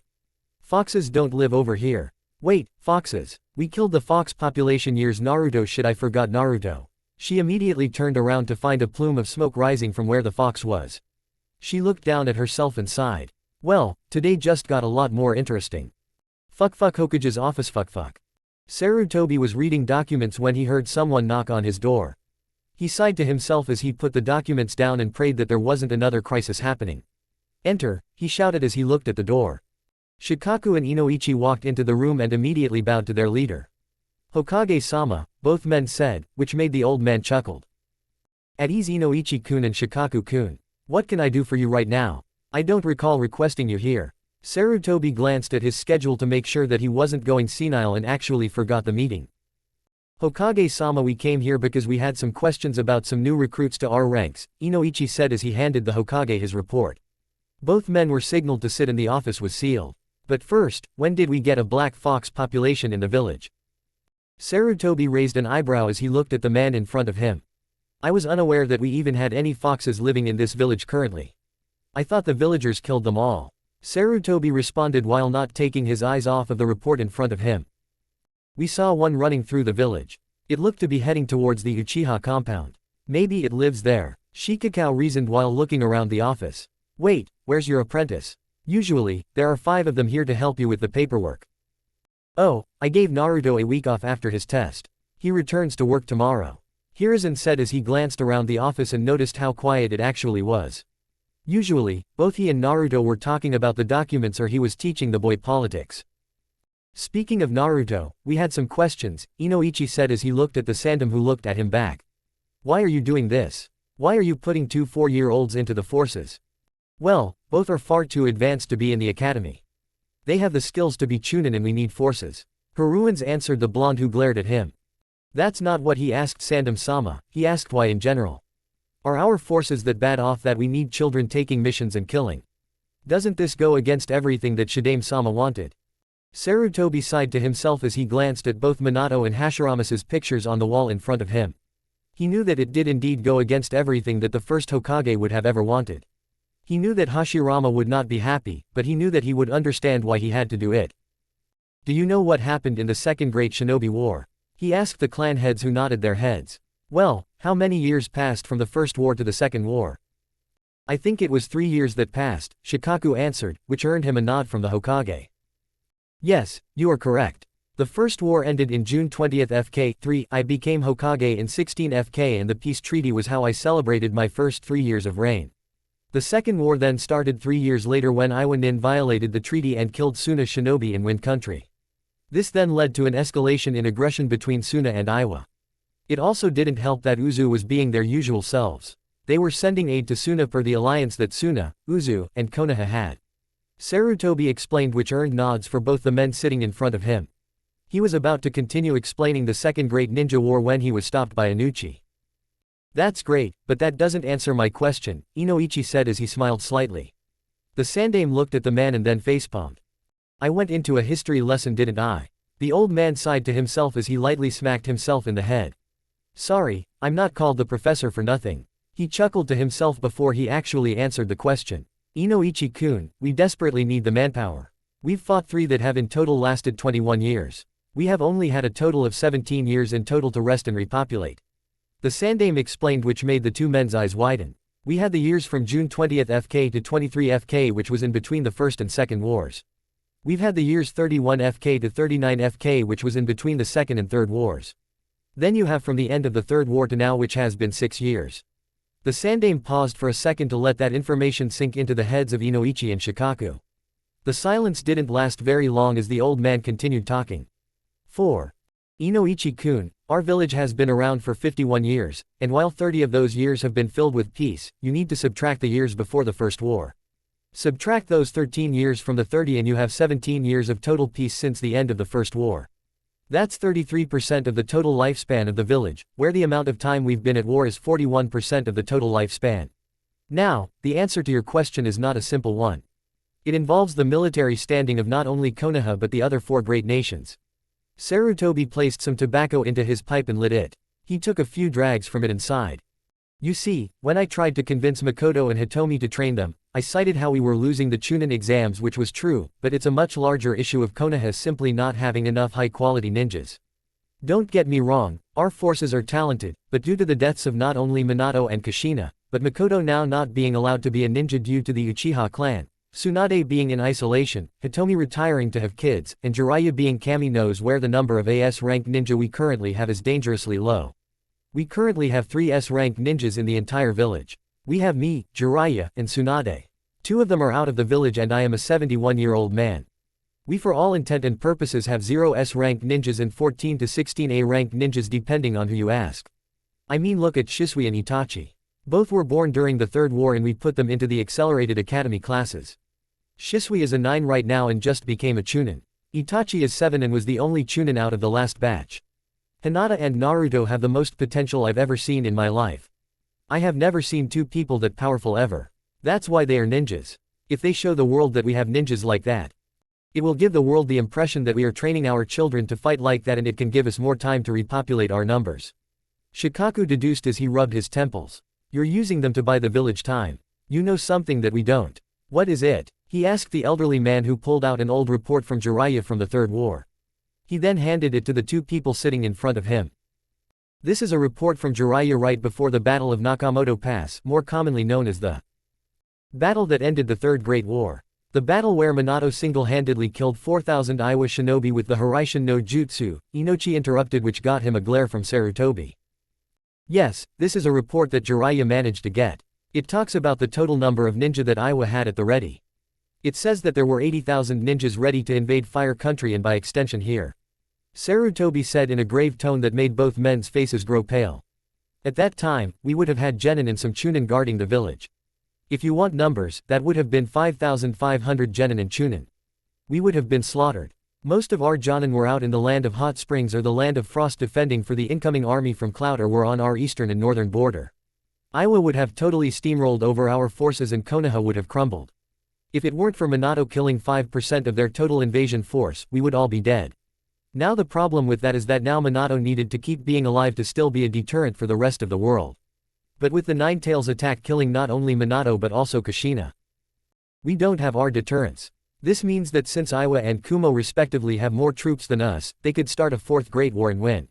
Shikaku figured as he pulled out his flask and took a drink. This is troublesome, so fucking troublesome. He grumbled, which made the old man laugh. You would be right, Shikaku-kun, he said with a smile. But they are 4-year-olds. Couldn't Kakashi, Yugao, or anyone become famous? Inoichi shouted at the man who sighed. Yes, but right now we have a guaranteed deterrent. Essentially we have 3 options. We have this one, we have given them to Danzo to train like he did his route, which thanked Kami I forced him to disband. 5, or we could all be dead or Pao of Iwa. Take your pick. I know I would want them to be both loyal to Konoha and have emotions, so I picked the first one. Hiruzen said, which got nods of understanding from both men. I understand why you did it, Hokage-sama, I'm just worried about them. They won't be in the academy, they won't have friends their own age, hell the village still doesn't like Naruto at all. He only has Yugao, Kakashi, Makoto, and the Hyugas. Not to mention the separation anxiety and other trauma that's going through. Inoichi, what are you? Sarutobi asked with a small smirk on his face. Excuse me, Hokage-sama. What are you? What are your titles? Well, I am clan head, head of torture and interrogation, part of the Ino Shikacho, I am a husband, I am a father. Focus on that last one for a second. You're a father, meaning that you have a child who just so happens to be the same age as both Naruto and Hinata. What can you do to help Naruto and Hinata? Sarutobi asked dramatically and reveled in how confused Inoichi was. He means that we can introduce our kids to Naruto and Hinata and have them be friends. In fact, I'm sure they would all get along because we got along. Everyone except for Fugaku's kids. Shikaku explained, which made the blonde Yamanaka facepalm. Oh, I guess I didn't think of that, Inochi said, which made everyone else sweat drop. Well, if that's all of your questions, then I must be getting back to work, I don't have Naruto here to help me with them. Sarutobi chuckled to himself as he moved the documents back onto his desk. You know, I wonder what he's doing right now, the Hokage wondered to himself as the 2 clan heads bowed to exit his office. Fuck Naruto's apartment. Fuck. She's where? Naruto asked as he put on his mask and grabbed his ninja pouch. He had been meditating during the time that Shizumi was out searching for Makoto. Dude, she's in some house in a walled-off district of the village. It's like a 20-minute walk from here, Shizumi explained while eating a piece of meat that Naruto left out for him. Alright, looks like I'm gonna be practicing this new jutsu that I learned. It's called the Shunshin, the blonde child shouted as he waved to the fox who yipped back at him. Naruto locked the doors and windows to make sure that no one could get into the apartment. He then formed the ram hand seal and disappeared from the apartment in a cloud of smoke. He then reappeared on the street facing the Hokage Tower. Hey, do you guys know how to get to where she is? Naruto asked as he started walking down the street. Well, from here you would go to the east of the village and you should start to see the walls of the Uchiha compound, Mito explained as she started knitting a scarf. Okay. Naruto started running towards the east of the village and after a few minutes, he not only felt Makoto's chakra getting closer, he also saw a wall getting closer and closer to him. I wonder why this place has a giant wall around it. He wondered to himself as he ran closer and closer to the wall. He finally reached the wall and realized that he would have to get over it somehow. He started walking around until he found a gate. It was guarded by two Uchihas with their eyes ablaze. Good morning, Naruto kindly said to the two guards. Both of them looked at each other and at the blonde.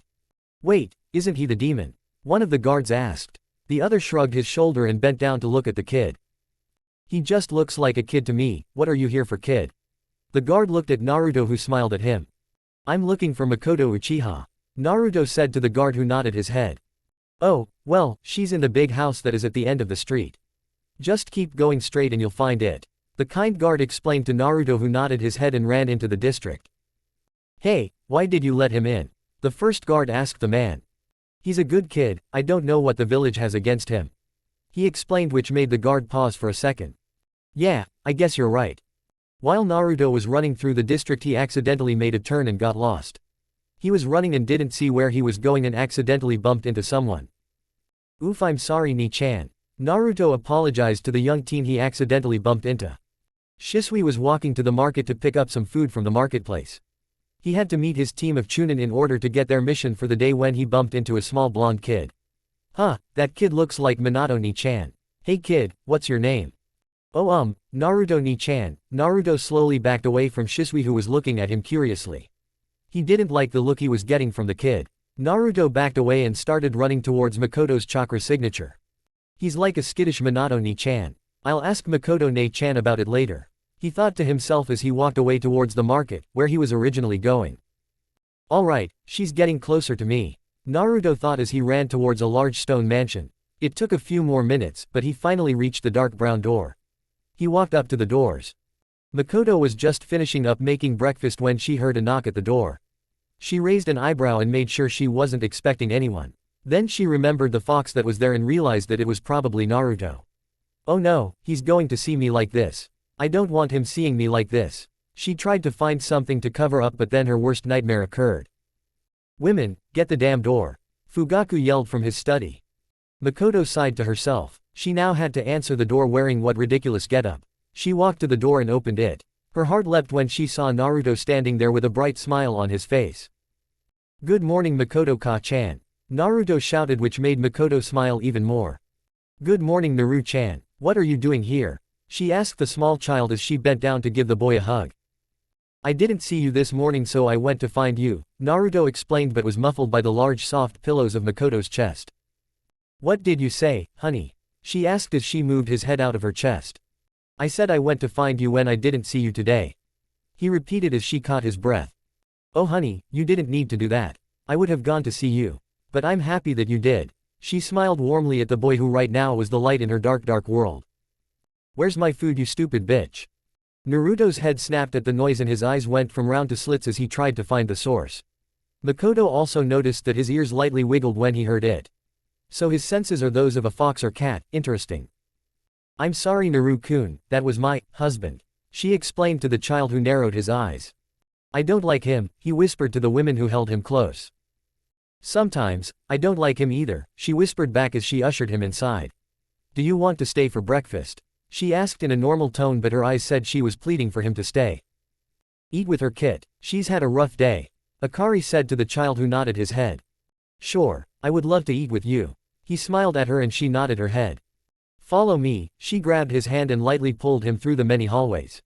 Naruto looked around and noticed all of the paintings of male Uchihas. He also noticed how dark it was inside of the house. If it weren't for his eyes, he wouldn't have been able to see very well. When they finally reached the dining room, Makoto pulled Naruto aside and spoke with him.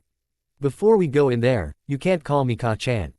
No matter how much you want to, you can't do it," she whispered to him. He could tell that she was serious, so he nodded his head.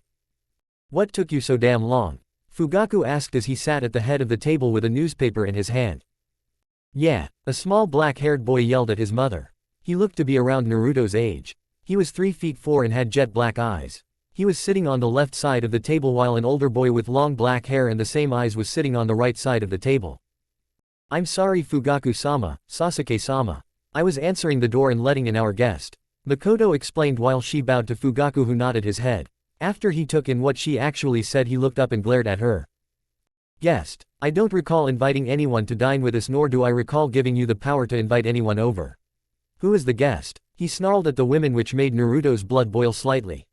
"Forgive me Fugaku-sama. I have overstepped my boundaries," Makoto replied while bowing again. I guess you will need to be punished later on," Fugaku offhandedly commented as he looked towards the door to see Naruto standing there. "Wench, you brought the demon into our house," he yelled as he slapped Makoto across the face. The older boy scowled at the man while Sasuke looked at his father with pure elation. "Forgive me Fugaku-sama, but I am not a demon," Naruto diplomatically stated. He was trying to do his best Sarutobi impression so that he wouldn't get yelled at. "Alright, I'm dealing with Fugaku. Meaning I need to be on my A game, as Gigi puts it," he thought to himself. "Wouldn't it be rude if you didn't welcome the apprentice of the Hokage for breakfast?" Makoto watched the scene with interest. She almost mistook Naruto for his dad Minato with the way his speech pattern totally switched. She could tell he was trying to mimic Sarutobi, but so far he was actually doing a good job. "You got this, Naruto-kun," she praised the boy while she went to get breakfast set up. Fugaku also realized how similar his speech pattern was to Minato and internally growled. He always hated Minato due to how smooth he was. He also hated how much Makoto liked him when they were younger. "Looks like I had the last, you blonde fool," Fugaku angrily thought. "No matter, I'm sure that if my Itachi and you were to fight, he would come out on top. Isn't that right, Itachi?" Fugaku crossed his arms across his chest and smirked at the boy. Itachi looked at Naruto and quickly flashed him his Sharingan. To his surprise, Naruto flashed his eyes so fast that only Itachi was able to see it since he was looking right at his face. Blonde hair, blue eyes, whiskers, Sharingan. He's Minato-ni's son. Oh man, Shisui's gonna flip when he finds out. Wait, that's where mom is all the time. She's probably with Naruto since she and Minato-ni were so close. Itachi thought to himself as he gazed at Naruto, who looked back. "I don't want to fight him if he is not an enemy," Itachi stated as he turned his gaze to his food. "I agree," Naruto smiled and walked over to the chair next to Itachi. He then sat and held out his hand for the child to shake. "I'm Naruto," he said with a smile on his face. "I'm Itachi, it's nice to meet you, Naruto-kun." Itachi let a smile grace his features as he shook the boy's hand, much to the ire of Fugaku. Sasuke also pouted since he knew that his dad wasn't happy either. When Makoto walked out with trays of food, she saw Naruto and Itachi smiling at each other and talking. Her heart swelled as she walked around handing breakfast to everyone. When she passed both the boys, she smiled at them and they smiled back. However, Fugaku noticed this, and when she passed him, he spanked her. "If you have time to smile at that brat, you have time to please me," he bellowed, which made Naruto's ki subconsciously rise. It was lowered by a look from Makoto. He took a deep breath and started to eat his food. After he was about halfway through eating his food, Naruto saw Sasuke glaring at him. He glared back and continued to eat his food. Sasuke then knocked over his cut and cried, "Tu-san, he threw food at me." Naruto looked up and glared at the child. "I didn't throw anything at him." Naruto looked at Itachi, who also nodded his head. Naruto was eating the entire time. He did not throw anything at Sasuke. Itachi spoke in his even tone. "Why would Sasuke have any reason to lie?" Fugaku asked Naruto, who glared at the man. "Because everything on this plate has syrup on it. Meaning that if I flung it, syrup would be on the table. As you can see, there isn't any syrup on the table. However, at Sasuke's side of the table, a clear trail of syrup from his plate to his cup is visible. Therefore I did nothing and it was Sasuke the entire time," Naruto explained casually to everyone who was at the table. Makoto was absolutely beaming at his deductive reasoning and at how fast he was able to figure out and explain something like this so quickly. She looked at Naruto and smiled at him. Even Mito and Akari were praising him at his comeback to Fugaku. Fugaku was glaring daggers at Naruto but relented because even he knew he couldn't argue with that sound of logic. "Women, clean this up." "Yes, Fugaku-sama." Makoto submissively stood up, bowed, and went to go clean up Sasuke's mess. Fugaku watched her clean and frowned. "That uniform isn't nearly as dirty as it should be. Meaning that you haven't been wearing it around the house as often. This also goes along with some of the men that I have randomly check in on you while I'm at work. Last time I checked I did not permit you to go outside the clan district. So, where are you going?" he asked his wife who suddenly stopped moving. She looked at her husband and took a deep breath. "I have been going to train recently. I felt that since my duties were still getting done, I could go train with some of my free time." Makoto effortlessly lied to her husband who balled up his fist. "I did not permit you to train, you ungrateful bitch," he shouted at her. Naruto was doing everything he possibly could to keep himself from letting his ki rip at the man. Itachi also was not happy at what his father was saying and balled up his fist. "Yatu-san, put her in her place," Sasuke childishly shouted, which made Makoto glare at him. When he saw her glaring at him, Sasuke ideally shut his mouth. "As of right now, you will not be permitted to leave this house unless summoned by the Hokage. You will not be allowed to train, nor will you be allowed to see any of your friends. If you do need to go out of the house, you will be accompanied by a member of the police force who will report directly to me. And just to make any training you that more difficult, you will need to lose that oh so glorious figure you have. Try training when you are out of shape. Now get back to cleaning," he roared at his wife who was on the verge of tears. She schooled her emotions and bowed. "Ba-chan, Ka-chan, what does he mean?" Naruto asked an irate Mito and Akari. The latter was so angry that she had to leave the house to blow off steam. "Well, she now has to get fat so that she can't train. It's a way that some Uchihas have kept control over their wives. Especially women who are as powerful as Makoto. It's truly disgusting. Tobirama was right, a good Uchiha is a dead one." She angrily spat, which made Naruto furious. He was so mad that he was leaking a rather uncomfortable amount of ki. Fugaku noticed this and glared at him. "It seems you are finished eating your food. You can leave now," he shouted. Naruto angrily bowed and left the room. While walking he found Makoto in the hallway. He sprinted to her and hugged her. "I'm sorry Makoto-ka-chan. I'm so sorry," he cried into her. She comforted the small child in her arms and rocked him back and forth. "It's okay Naruto, you didn't do anything wrong. Don't worry, I'll get through this. I always have and I always will," she whispered into his ear and she hugged him tightly. "Don't worry, I'll get you out of here. I promise." He looked into her eyes. What she saw was a small boy who was ready to go through hell for her. She saw Minato in front of her. Makoto was so moved by the determination he was showing that she shed a tear. "I know you will Sochi," she whispered into his ear as she hugged him tightly. "I know you will." Chapter 16, an eventful playdate. Training ground, the 23rd of July 23rd 5-2 AFK. "Alright Naruto, Hinata, it's time for your final test to see if you both are ready for the exams that are happening in Kiri soon." Hitomi sang with a wide smile on her face. It's been a long hard few months for Naruto and Hinata. They had been training non-stop for these Chunin exams. They had been going on D rank and C rank missions so that they could get more experience as ninjas. They were favorites among single moms who even requested the two genin to watch their children. Naruto even brought some of the foxes that he had to watch with them so that the babies and kits could interact. While the original Naruto and Hinata's were doing missions, their clones were doing many other tasks. Naruto had clones at the library reading up on history and general skills, he had clones with Sarutobi learning how to be Hokage and meeting dignitaries, and he had clones learning Fuinjutsu with Mito. He had made the most progress with Mito. He had risen to a level 12 sealmaker, putting in the intermediate category. Hinata sent most of her clones to her father to learn the ins and outs of running a clan. She had learned how to do administrative work, how to run meetings, and even how to do paperwork. She also spent her time learning poisons, interrogation, and even information gathering. Where she excelled, however, was Iryo Ninjutsu. She was a prodigy of the like the world has never seen. Anatomy and healing just came easy to her. This wasn't to say that Naruto couldn't heal people or that Hinata couldn't make a seal. Both could do the very basics of the other's field. Both genin's battle prowess had also increased as well. Naruto has gained numerous justice under his belt. He however still was terrible at using Doden Jutsu.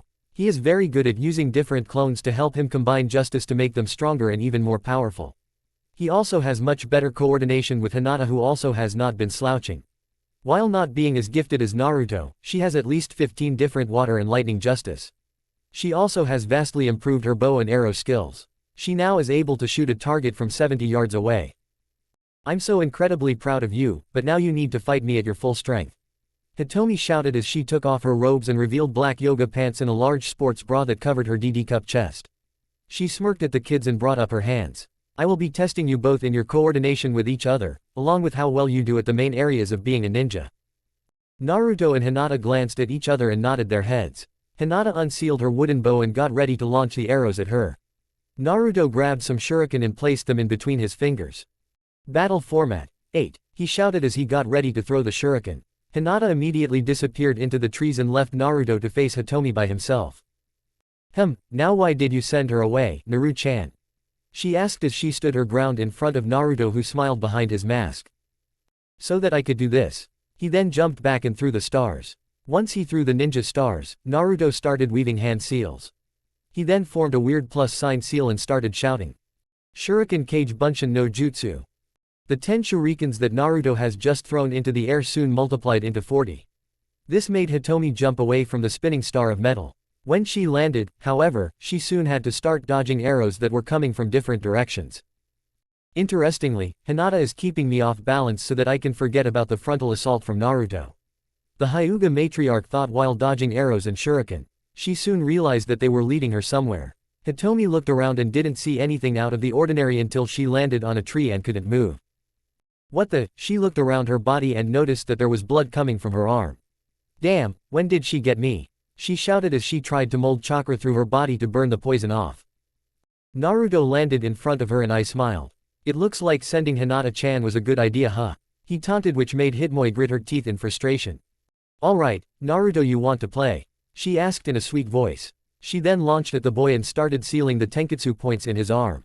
8 trigrams 64 palm. She shouted at the top of her lungs. She hit the final point and smirked. How do you like that? Suddenly there was a cloud of smoke and Naruto was gone. In his place was Hinata, who had multiple water whips formed and ready to strike. Hitomi's eyes widened as she was struck by the solidified water. She then substituted with a log and crouched down on a tree branch away from all the action. Wow, they really have gotten better, she breathlessly exclaimed as she tried to think of her options. I would hope so, we have been training non-stop for 8 months, Ibeo. Hitomi looked over her shoulder and punched the figure that was behind her. When the hit landed, Naruto turned into a plume of smoke which shocked Hitomi. Shadow clones, she thought to herself as she looked around with her activated Byakugan. Are you looking for me? Naruto asked as he appeared from behind a large group of leaves. The 4 trigrams sealing method is so underappreciated and underused. The small child said with an eerily. Why can't I see you? Hitomi asked as she looked around to try and find the small boy. Well, I knew that your eyes were special and that they could see all the chakra in a body, so I made a seal that allows for anyone with the seal on them to have all their chakra pathways hidden. Naruto explained as he punched Hitomi in the back of the knee. Not expecting the hit, Hitomi buckled a bit but was able to recover and kick Naruto in the chest. This Naruto also burst into a cloud of smoke. She looked around and grit her teeth in frustration. Oh, I also should have mentioned that in this area, I know where everything is. Seals are amazing, aren't they? He asked as he kicked Hitomi in the shoulder. She was able to react in time and grabbed the body and slammed it onto the ground. It too burst into a cloud of smoke. Alright, this is getting annoying. She yelled as she activated her eyes again. Fire style, giant fireball jutsus. Suddenly, multiple large fireballs started flying out of the trees and were careening towards the black-haired women. She saw the fireballs and started jumping to avoid them, but found that Hinata was launching arrows at her in between the fireballs, making it so that if she avoided one of the flying objects, she would definitely get hit by the other. Lightning style, extreme echo wave. Naruto slammed his hands together and sent a shockwave through the air and almost subsonic speeds. The wave hit Hitomi square in the chest and knocked her down to her knees. Alright, I give. You and Naruto win, she shouted in between groans of pain. She slowly looked up and saw Hinata and Naruto smiling at her. She sighed and chuckled a little bit as she held her chest. Hinata-chan, maybe you should heal your mom, Naruto commented as he took of the seals around the trees. Hinata nodded and went to heal her mother properly. After 20 minutes of healing, Hitomi was back and ready to go. They jumped from tree to tree and returned to the Hyuga compound. When they entered the compound gates, Hiyashi and Hizashi were already there waiting for them to return. Hizashi had a first aid bag ready for any injuries, but then he noticed that the only one that was injured was Hitomi. How did it go? Hisashi asked while checking over Hitomi, who smiled warmly. They did very well. They should have no issues in this exam, she said with a large amount of pride in her voice. I'm pleased to hear that you think both of them are going to do well in the Chunin exams today. Hisashi spoke in an even tone with a neutral face, but if you were looking closely, you could see a slight smile. That's wonderful. I'm happy to hear that you think that they will be able to perform well. Hisashi smiled at the two children, who smiled back at him. You know, Inochi has been asking for us to go to the park and meet his children. I heard that some of the other kids will be there as well. Would you both want to go? Hisashi asked the children, who nodded their heads. Hisashi watched the scene with interest. He remembered the first time he met Minato and Kushina and was very interested in what would happen when Naruto and Hinata meet the other children their ages. He glanced over at his wife, who had a very wide smile on her face. Alright, let's get going, she said as she led the children out of the compound and towards the center of Konoha. Naruto looked around and slowly grew more and more timid as he watched the people go by. While he wasn't as scared as Hinata was, he still didn't like being around new people. He would often hide behind the leg of whoever was around. As the group walked, more and more people started taking note of them. There were several people who were looking strangely at them. Some of the single mothers waved at the children who walked by and others sneered at them. I wish they could just see me for me, he groaned as he followed Hitomi, who shook her head. If only they knew, she thought to herself as they walked past a particular set of glares. After a few more minutes of walking, they walked up to a large park. There were multiple sets of swing sets, slides, monkey bars, metal benches, and a large sandbox full of toys. There was even a large flower box full of different annual flowers. When the group walked into the park, Hitomi discreetly activated her Byakugan to find Inochi. Once she found him, they walked over and found him next to Choza, Shikaku, Shibi, and their wives. They also found Sum and Hana playing with some stray dogs. Well, look what we have here, Inochi smiled warmly at the Hyugas who walked over to him. Hey Inochi, I know you've already met Hinata, but I wasn't sure if you've met Naruto yet, Hitomi explained to the tall blonde man who nodded his head. Yes, I've met Naruto before. Hokage-sama wanted us to meet, he said as he waved to Naruto, who waved back. I don't know if he's met the others yet. He walked over to the other clan heads and waved them over. Naruto looked at all the people around and started to feel a bit overwhelmed. Once he started to shake lightly and went to hide behind Hitomi's leg, but was stopped by surprisingly Hinata, who grabbed his hand. If I have to suffer, then so do you, she thought to herself as she grabbed his arm and rooted him in place. Shikaku and the others watched this happen and internally frowned. They all walked over and smiled at the two children. Why hello, you must be Naruto-kun. I've heard so much about you from Hana. Sum smiled at the small child, who nodded his head back at her. So this is Kushina's pup. Wow, this village messed him up. Naruto looked up and saw a woman around 5 inches 8 with long wild brown hair standing in front of him. She had a very athletic build and had 32C breasts. She had red makings going down her face and wore red lipstick. Hello, he said quietly. Can I trust them? I don't really know them. Yes kid, you can trust them. I know who they are, Akari said in a soothing voice which seemed to put the blonde at ease. Wait, aren't you the Inuzuka clan head? He asked as he realized who was in front of him. Yes, I am in fact the Inuzuka clan head, she said proudly with a feral grin on her face. That means you work with animals, right? That's really cool, he excitedly shouted, which made everyone smile. It seems that he gets out of his shell rather quickly as opposed to being reclusive all the time, she thought to herself as she smiled and patted the child's head. Yup, I work with animals all the time, she smiled at Naruto, who smiled back. If you want to, you can meet the kids. They should be over there somewhere. Okay, come on Hinata-chan, he shouted as he grabbed her hand and pulled her towards the swing set. When they reached the swings, they saw a small boy with a puppy in his jacket pushing a girl with blonde hair and a purple dress on the swing. Can you push me fast? The girl yelled as she pumped her legs on the swings. Geez Ino-chan, I'm going as fast as I can, the boy shouted as the dog yelped. Hey guys, my name is Naruto, Naruto said as he waved to the kids who looked at him for a second. Huh, oh, I'm Kiba was about to answer but got hit in the stomach by the swing when Ino jumped off of it. Hinata immediately ran over to him and made sure he was okay. Kiba, he said as he groaned in pain. Oh, I'm Ino. My daddy told me that I should be friends with you. Do you want to be friends? She asked with a smile on her face. Naruto started smiling widely and nodded his head. Yeah, let's be friends, that would be awesome. Okay, let's go meet each other. Be warned, one of them has bugs in them, she said as she led Naruto away. Hey guys, I got a new friend for us, she yelled at the group in front of her. Troublesome, what's your name?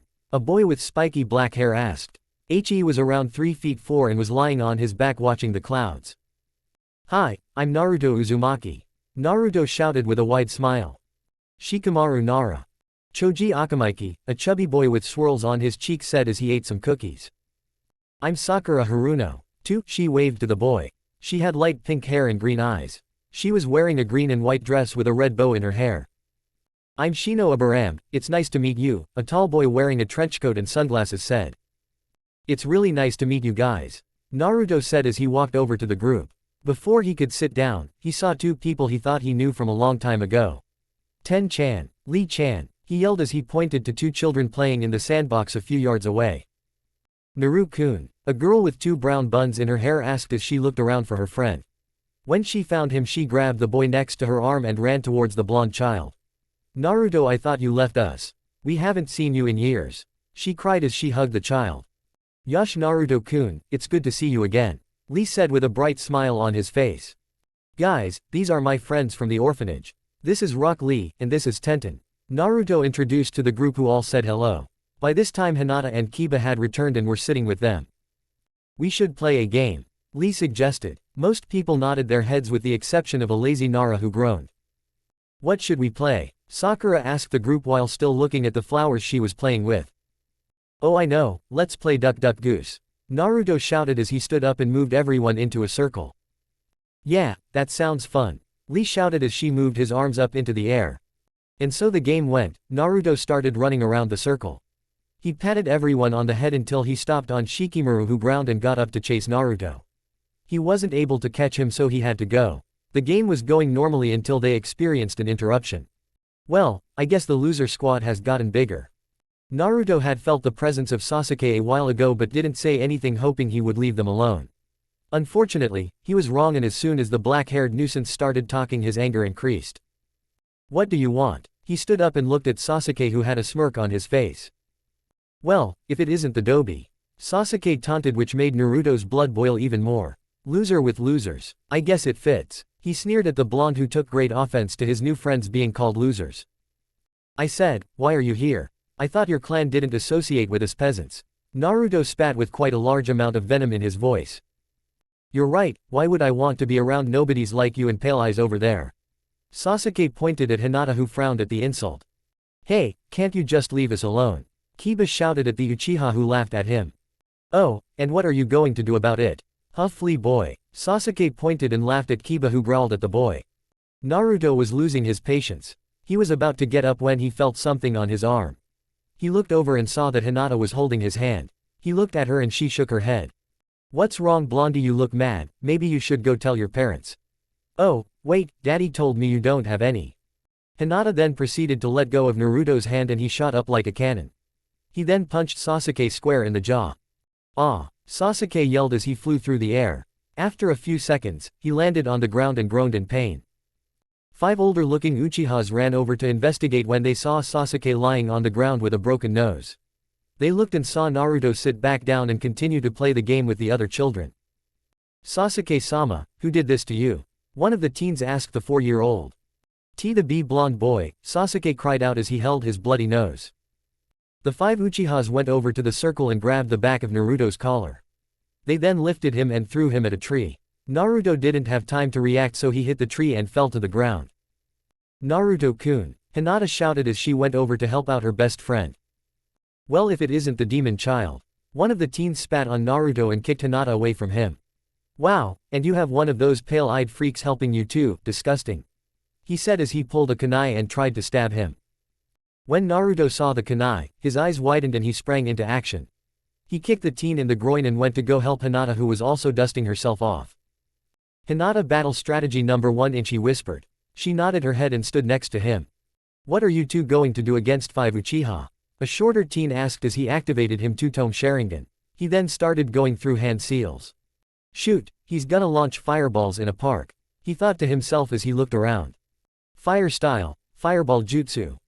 Shoot, Naruto yelled as he ran towards the circle of kids who were now petrified. He started going through hand seals and slammed his hands on the ground. Earth style, rock wall. A wall of earth launched into the air and stopped the multiple fireballs that were heading towards the however couldn't rest as he jumped up and stood in front of the now frightened children. "You guys have to run," he shouted to his friends who didn't move. Fire style, flame launcher. A torrent of flames came from the left side of the wall. Naruto's eyes widened as he went through hand seals himself. Water style, downpour. Water came pouring out of the sky and doused the flames that were coming towards him. Naruto then made 6 clones to grab the kids and get them to safety. "How could you do this in a park?" he shouted at the teens who growled at him. 2 of the Uchihas ran towards him and started to throw kicks and punches which Naruto expertly dodged and parried. His eyes widened as he looked at the third who was getting ready to launch shuriken at him. He looked around and smirked when he saw Hinata doing hand seals. Water style, water vortex. A large vortex started to materialize out of the water that Naruto has summoned from the sky. The Uchiha's eyes widened and they started to scream. Naruto smirked and shushined next to Hinata. "We won't go down that easily," the oldest Uchiha yelled as he started doing hand seals for a fire justice but was silenced by Naruto who clapped his hands together. Lighting style, lightning rain. 3. 5 lightning bolts came down from the sky and struck the wet ground. This had the desired effect and caused all 5 Uchihas to get electrified and go into shock.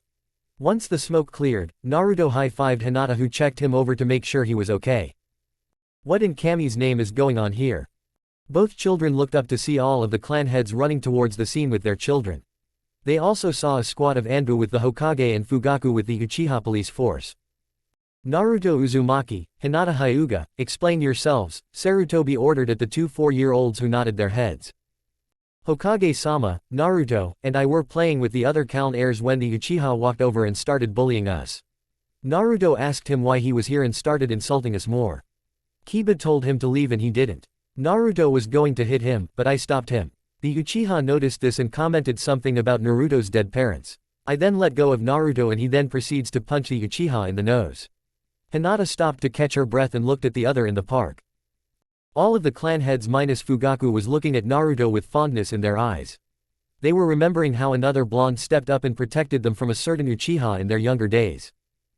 Fugaku was fuming that Sasuke and his Uchihas got beaten up by Naruto and Hinata. He clenched his fist together and let out a small amount of Ki which got the response of Ki from Naruto. Once the Usha was unconscious, 5 older Uchihas came and started to attack Naruto and me. We then proceeded to defend ourselves when one of them launched fireballs at the other heirs. Naruto sprinted and put up a rock wall to stop the incoming fireballs. Naruto then defended the heirs until he created clones to escort them away. I went to make sure that all of them were healed before I went back to see Naruto finishing the fight. I launched a water vortex at them and Naruto sent lightning careening towards them which caused them to get electrocuted. Hinata finished explaining the story. She shivered to herself as she felt the explosion of Ki from the heirs' parents. Fugaku, take your clansmen away. Sarutobi shouted at the man who was glaring at Naruto. Hokage-sama, they did nothing wrong, he said as he walked over to Naruto and pulled out handcuffs. We need to take away the demon here. He activated his Sharingan and tried to put Naruto under a genjutsu but Naruto punched him in the groin. Fugaku, if you are finished making a fool of yourself, I said to take away your clansmen and put them into prison. Do it before I have Anbu take them to Ti. He shouted at the man who was now trying to shake off the hit. Hi Hokage-sama, he said through gritted teeth. He and the rest of his clansmen carried the injured teens away from the park and started walking towards the Uchiha district. Now, as for you two, Sarutobi looked at Naruto and Hinata and steeled his gaze. Hinata squirmed under his gaze, but Naruto held firm. We didn't do anything wrong. Naruto yelled as he balled up his fist. Those jerks were going to hurt my friends. I'm not gonna let Sasuke or anyone hurt me, friends. So if you have to punish me, do it. He shouted much to the surprise of everyone. Shikikaku looked at Shibi and Hiyashi and smiled at them. That's exactly what Minato said when Fugaku was bullying us. He thought fondly while looking at his best friend's son. Yeah, Sasuke-tem is a big meanie. Sakura shouted as she ran over to Naruto. Sakura's right, they all suck. Kiba chimed in as he ran over to Naruto. Soon the others were saying other things about how the Uchihas were the worst clan in the village which made all the Anbu parents laugh. Well, I can't punish you all, just don't do it again. If it happens again flare your chakra and have Anbu report to the scene.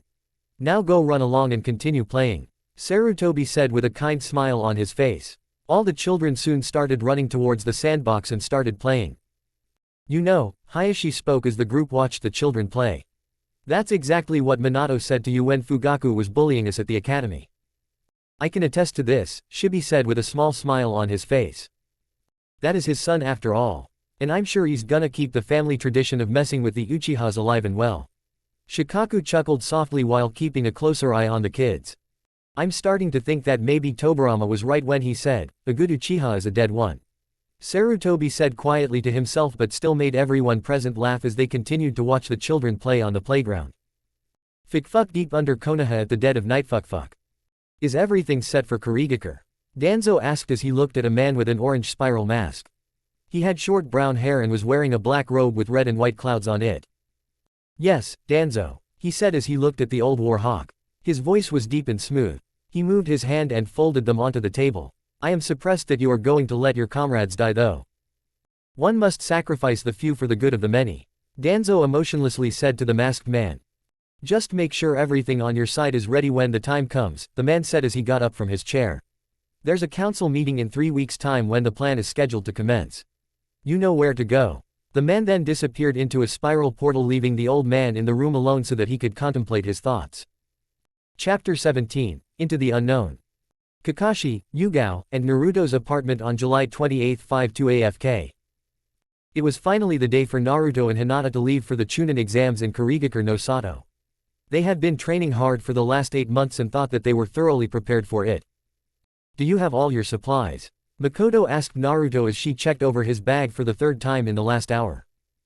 Ka-chan, Naruto shouted as he tried to grab his bag. She had been at his apartment with Itachi all morning trying to get him prepared for the 2-week trip to Kiri.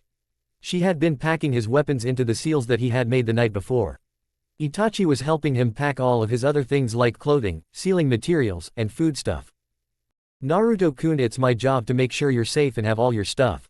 She shouted as she grabbed the bag. She dumped it all onto the ground and started going through all the blonde's things. How many packs of underwear do you have? She asked as she counted all of his shirts. 10, he whined as he sulked in the corner. Makoto looked up at Naruto and raised an eyebrow at him and started walking towards his closet. Why do you only have 10 pairs of underwear? You'll be gone for at least a month. She shouted at the child who smirked back. I made a self-cleaning seal that I applied to all of my clothing. When I'm done using them, they clean themselves and even fold themselves sometimes. He shouted at the top of his lungs. But wait, don't you need to apply chakra to seals before you can use them? Itachi asked while he stood in the corner of the room. Yes, but I made a small chakra battery seal that I integrated into the seal array. It was a bit hard to get it into the 4-trigram seal structure, but it was nothing that I couldn't figure out. He nonchalantly shrugged his shoulders as he picked up all the stuff that Makoto had taken out of his back. Chakra batteries are huge seals that need to be pumped with chakra every 2 weeks. Even the smallest ones are huge in size and complexity. How in Kami's name did a 4-year-old compact it enough to fit it in the 4-trigram sealing structure? She thought to herself as she looked at the underwear and all the other pairs of clothes that were out. But Naruto, most people have to use a combination of seals to make a chakra battery. She explained to the boy who nodded his head. Yeah, I know, and they all suck. He shouted at the top of his lungs, which startled Makoto and even Itachi. The way that everyone makes them is so inefficient. They require all of these 6 and 8 trigram seals when honestly if you know where to get rid of the bloat seals, can make a nice circuit all in the 4-trigram seal method. It makes the battery a lot smaller and with a small regulator seal, a lot more efficient as well. He looked up at Makoto who had her mouth wide open. Hey, where did you learn seals? Naruto asked the Uchiha who smiled back at him. Well, I was on a team with one of the greatest seal makers of the last 20 years. He taught me the basics of the art, but I decided to pursue other ninja arts. She explained to the child whose eyes widened. That's right, he shouted as he lifted off his shirt and channeled chakra into his stomach to make his own seal visible. He was a genius to make my seal. I mean combining the 8-trigram method with the Shikifujin seal, creating some of the smartest and strongest chakra regulator seals ever, and creating some of the most efficient chakra integration seals ever on a newborn baby. That's insane, he shouted as he gushed about the seal on his stomach. Yeah, she sighed as she looked at Naruto fondly. He was incredible. Naruto sensed the emotions in the room and frowned. He knew that there were some bad emotions connected with the Yondaime, but with Makoto, those feelings were even more intense. He walked over to her and gave her a hug. After a few minutes of hugging, Makoto let go of Naruto and smiled at him. He would have loved to meet you, Naruto. She whispered into his ear. You would have made him so incredibly happy you don't even know. You would have even been able to meet his wife. She also would have loved to meet you. She kissed him on the forehead and continued to go through all of his clothing. Naruto shook his head and frowned. Why would he have met me? I mean, Jiji-sama said that my parents died during the attack. So how would he have even known me? You know, come to think of it, we look really similar. He shrugged his shoulder and went back to repacking all of the clothing. Fuck Naruto's seal fuck. You know he's gonna figure it out sooner or later, Mito said in between sips of coffee. Yes, I know that. Akari shouted as she paced around the room. So then why are you so stressed about it? The elder woman asked the immortal spirit. Because I don't want to have to tell him. I don't want to see the look on his face when he realizes that I killed his parents. I don't want to see the look on his face when he realizes that I'm the reason they are gone. She ragged at the Uzumaki, who took a long sip of her coffee.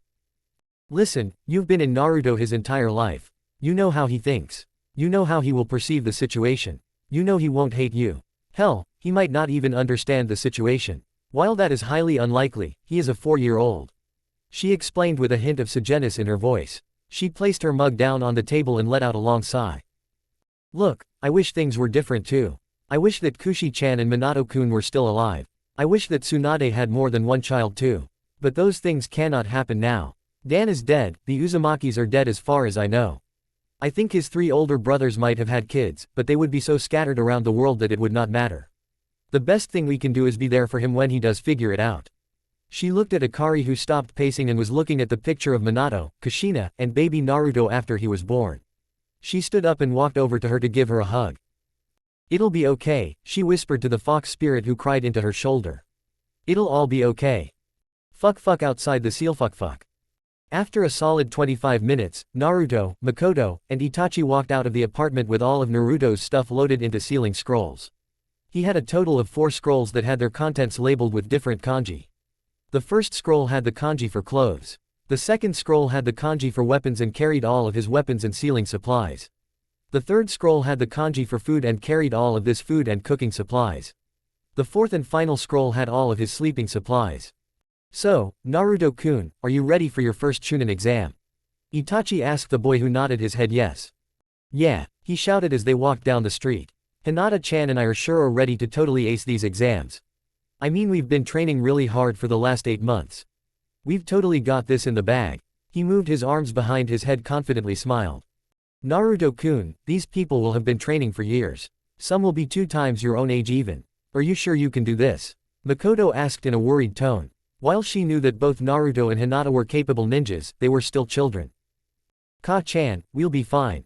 Plus, if anything happens, one of the foxes will come back and tell you. He tried to ease his mother's worries as they walked. Makoto looked at Naruto and sighed. Mother, I'm sure they both will be fine. They are Chunin in strength and will hopefully have the necessary experience necessary for them to pass. Itachi neutrally added in. Yes Sochi, I know. I'm just can't help getting this feeling. She cried in the middle of the street. When do I meet my Jonin-sensei? Naruto asked when they got to the Hyuga compound. Makoto suddenly stopped walking and looked at Naruto with a raised eyebrow. What do you mean? I thought Hitomi or I was going with you. She yelled at the child, who shrugged his shoulder. Jiji-sama said that it was Danzo who gave us a sensei, Naruto replied from his spot on a bench near a number of white lilies. Fuck, she thought to herself as she walked up to Naruto and sat down. Naruto-kun, I need to tell you something. Naruto immediately knew that something was wrong and looked at Makoto with focused eyes. What's wrong? Don't trust this man. Don't trust Danzo or whoever he gives you as a sensei, said sternly. Yeah, I know. He's a jerk who is always mean to me. And some of the stuff he says doesn't make any sense. Why is he so focused on the roots of the village? I sometimes listen to his and Gigi's conversations and they aren't very good. They always talk in a code that I can't figure out. The 4-year-old blonde said with a frown on his face. I don't like him and I will figure it out, but I'll do that when I get back. Good, you should let me worry about Danzo. She said with a smile on her face. For now, let's worry about your exam with Hinata. Yeah, but they aren't here yet, they are at the west gate. Naruto smirked at his mother figure who had a tick mark over her head. So then why didn't you say anything when we left the apartment? She asked in a scarily sweet tone. Well, I thought that you knew that. He smiled at her while forming the ram hand seal to shunshin away. I knew I shouldn't have taught him how to do that. She shook her head as she looked at where Itachi had been but also saw a cloud of smoke. She groaned and disappeared in her own cloud of smoke. Fuck deep under Konoha fuck. Je report immediately. Suddenly a large man wearing a white mask appeared in the darkness of the cave. He was around 5 feet 7 and had long blonde hair. He wore the traditional Anbu attire and had a short sword strapped to his right hip. "What is it you require of me, Danzo-sama?" he said to his leader who wore an emotionless mask. "I have an assignment for you," the old war hawk stated as he handed him a vanilla folder. "You will be posing as Jonin Sensei to Naruto Uzumaki and Hinata Hyuga. Your objective is to get as much information on them as possible. Sarutobi has been rather secretive with them and I want to know their strengths and weaknesses. Make sure you are to be discreet, and they don't know Toy are doing it," Danzo ordered to the submissive shinobi. Je nodded his head and took the folder. He read the contents and Admiralty frowned. "All of the following information is redacted and ranked in SSS rank secret. Ninja identification profile. Name, Naruto Uzumaki. Age, 4. Date of birth, October 10, 47 years after the founding of Konoha. Rank, Genin. Skill level, redacted. Teacher, redacted and redacted. Parents, redacted and redacted. Judas list, redacted. Bloodlines, Jinchuriki of 9 tails. Redacted. Bio, redacted. Ninja identification profile. Name, Hinata Hyuga. Age, 4. Date of birth, December 27, 47 years after the founding of Konoha. Rank, Genin. Skill level, redacted. Teacher, redacted and redacted. Parents, Hiyashi Hyuga and Hitomi Hyuga. Judas list, redacted. Bloodlines, Byakugan. Bio, redacted. Je looked from the folder to Danzo and tilted his head to the side. Danzo-sama, it seems like all of this information is redacted," he said, which made the Ki in the room spike. "I am very well aware of that," Danzo said in a rare moment of outrage. He took a second to calm down his rage and steady his breathing. "That is why I need for you to find out as much information as possible on both. I need to know if they are a threat and if they can be manipulated to my side," he said with a small smile. "You are to report me in the dead of the night every night. I want to know everything from their mannerism, ideals, knowledge. I want to know every single solitary thing I possibly can know about them. Is that clear?" he ordered to the man kneeling in front of him. "Hi Danzo-sama." Je nodded his head and placed his fist over his heart. "Good." Danzo walked in front of Je and removed his mask. "You will now be known as a G-Kano. You are to report to the western gate immediately. They should be waiting for you." "Hi Danzo-sama." The now named Aji disappeared in a cloudless shunshin, leaving Danzo alone in the center of his base of operations. The elderly man smirked to himself and started walking towards the northern corridor of the large facility. A few minutes a strange black and white creature appeared from the ground. It wore a black cloak that swallowed the creature's entire body in darkness. Around the creature, the forehead was a headband that had an image of a black setting sun on it. The creature looked around and stepped out of the ground. "We should report this to Mistress," the black half of the creature said. "Though I do find it weird that the one who names himself after a man long dead has such strange acquaintances." "Hi, she will be most pleased to hear that her puppets have been on track and you're right, his acquaintances are very strange," the white half said as it looked around the cavern. After a few more seconds of looking around, the creature disappeared back into the ground. Fuck West Gate fuck. Aji Kano appeared in a puff of smoke wearing the standard Jonin outfit. He looked around and saw Naruto and Hinata talking to Hitomi and Makoto. Naruto looked at the man and narrowed his eyes. The child moved his hands behind his back and started making hand signals. "Bad chakra, don't trust, something going on." Makoto and Hitomi immediately went on guard. They eyed the strange-looking man but didn't stop him from walking towards the kids. "Are you two Naruto and Hinata?" he asked them both. Both children nodded their heads and stepped forward. "Hi, I'm Naruto Uzumaki and this is my friend Hinata Hyuga," Naruto said quietly. He's a bit shy around new people, interesting," the spy noted as he smiled at the children. "Alright, well I'm Aji Kano and I will be your Jonin sensei. We should get moving towards Kurigakure so that we can make it and get some training in on the way." Aji turned around and started walking towards the gate guards. "Naruto, can you come here for a second?" Hitomi asked as she kneeled down onto the ground. He walked over to her and looked at her in the eyes. "I need you to promise me something." "What?" "I need you to promise me that whatever happens in those exams, you'll protect Hinata and that you will keep her safe," she said seriously. She looked at him dead in his face and stared at him until he answered. Naruto felt something inside of him sift. He felt like the entire world had just pressed pause and that he was standing in the moment forever. He didn't know what to do since all the promises he's ever made he was able to keep. This, however, was a promise that he couldn't guarantee would happen. He didn't know what would happen out there when they left the safety of the village. However, something inside of him was telling him to say yes. It wasn't Mito or Akari, but another much quieter voice.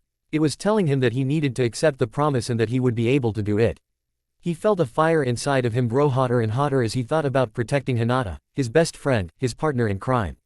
He knew that he could do it. "Hi, I promise you that Hinata will return home totally unharmed and that I will keep her safe. I give you my word that this will happen." He looked at Hitomi and Makoto, who at this point was looking at the pair. He smiled at them both and hugged Hitomi, who had to wipe a tear from her eye. "Thank you, Naruto, I know you can do it. But please take care of yourself also. I don't think Hinata would like it if you didn't take care of yourself." Hitomi joked, which made everyone chuckle. Naruto smiled and started to turn towards the gate but was stopped by someone grabbing him. Makoto was watching Naruto walk away towards the gate when she was assaulted by a vivid flashback to a day she would rather not remember. Fuck flashback fuck. Makoto, a heavily pregnant Hitomi, and Tsunade were sprinting towards the top of the Hokage monument when they saw the Bijudama heading towards them. With the little chakra that Hitomi had left, she started to do the kaiden. "Hitomi-chan, you shouldn't be doing that. You could injure the baby," Tsunade shouted as she started going through hand seals for a rock wall. "Oh, and why don't tell your daughter that she shouldn't be holding down a fucking tailed beast after giving birth?" The pregnant Hyuga shouted as she activated her Byakugan. Makoto activated her Sharingan and started going through her own set of hand seals. She was about to slam her hands down on the ground when a yellow flash appeared before her eyes. She looked up and saw a man standing at 6 feet 2 with long shaggy blonde hair standing in front of her. He was wearing a white cloak that had kanji for 4th Hokage written on it. In front of her stood her savior, Minato Namikaze, the 4th Hokage. Thunder God Dimension Transporter Justice. As the giant purple ball of death flew towards them, it was suddenly caught into a web of seals. As the bomb sank further into the seals, Makoto could see the sheer amount of strain it was putting on the man in front of her. Once the bomb was totally gone, Minato turned around and threw his kunai as far as he possibly could. When he saw the kunai was a safe distance away, he held up the ram hand seal and let out a sigh of relief. Release. Out of nowhere, an explosion rocked the earth they were standing on. The wind blew hot chakra-dense air and small purple particles could be seen in the air. "Minato-kun," Makoto shouted while sprinting towards the man in front of her. She started visually checking to see if he was alive. Once Minato got his breathing under control, he looked behind him to see Tsunade checking to make sure that Hitomi and the baby were okay. "Is everyone alive?" he shouted. Hen saw everyone nod their hands and he smiled. "Good, it would really suck if my son grew up without people who loved him." "Minato Namikaze Uchiha, what in fresh fuck are you doing? You could have died." Makoto screamed at the man who nervously rubbed the back of his head.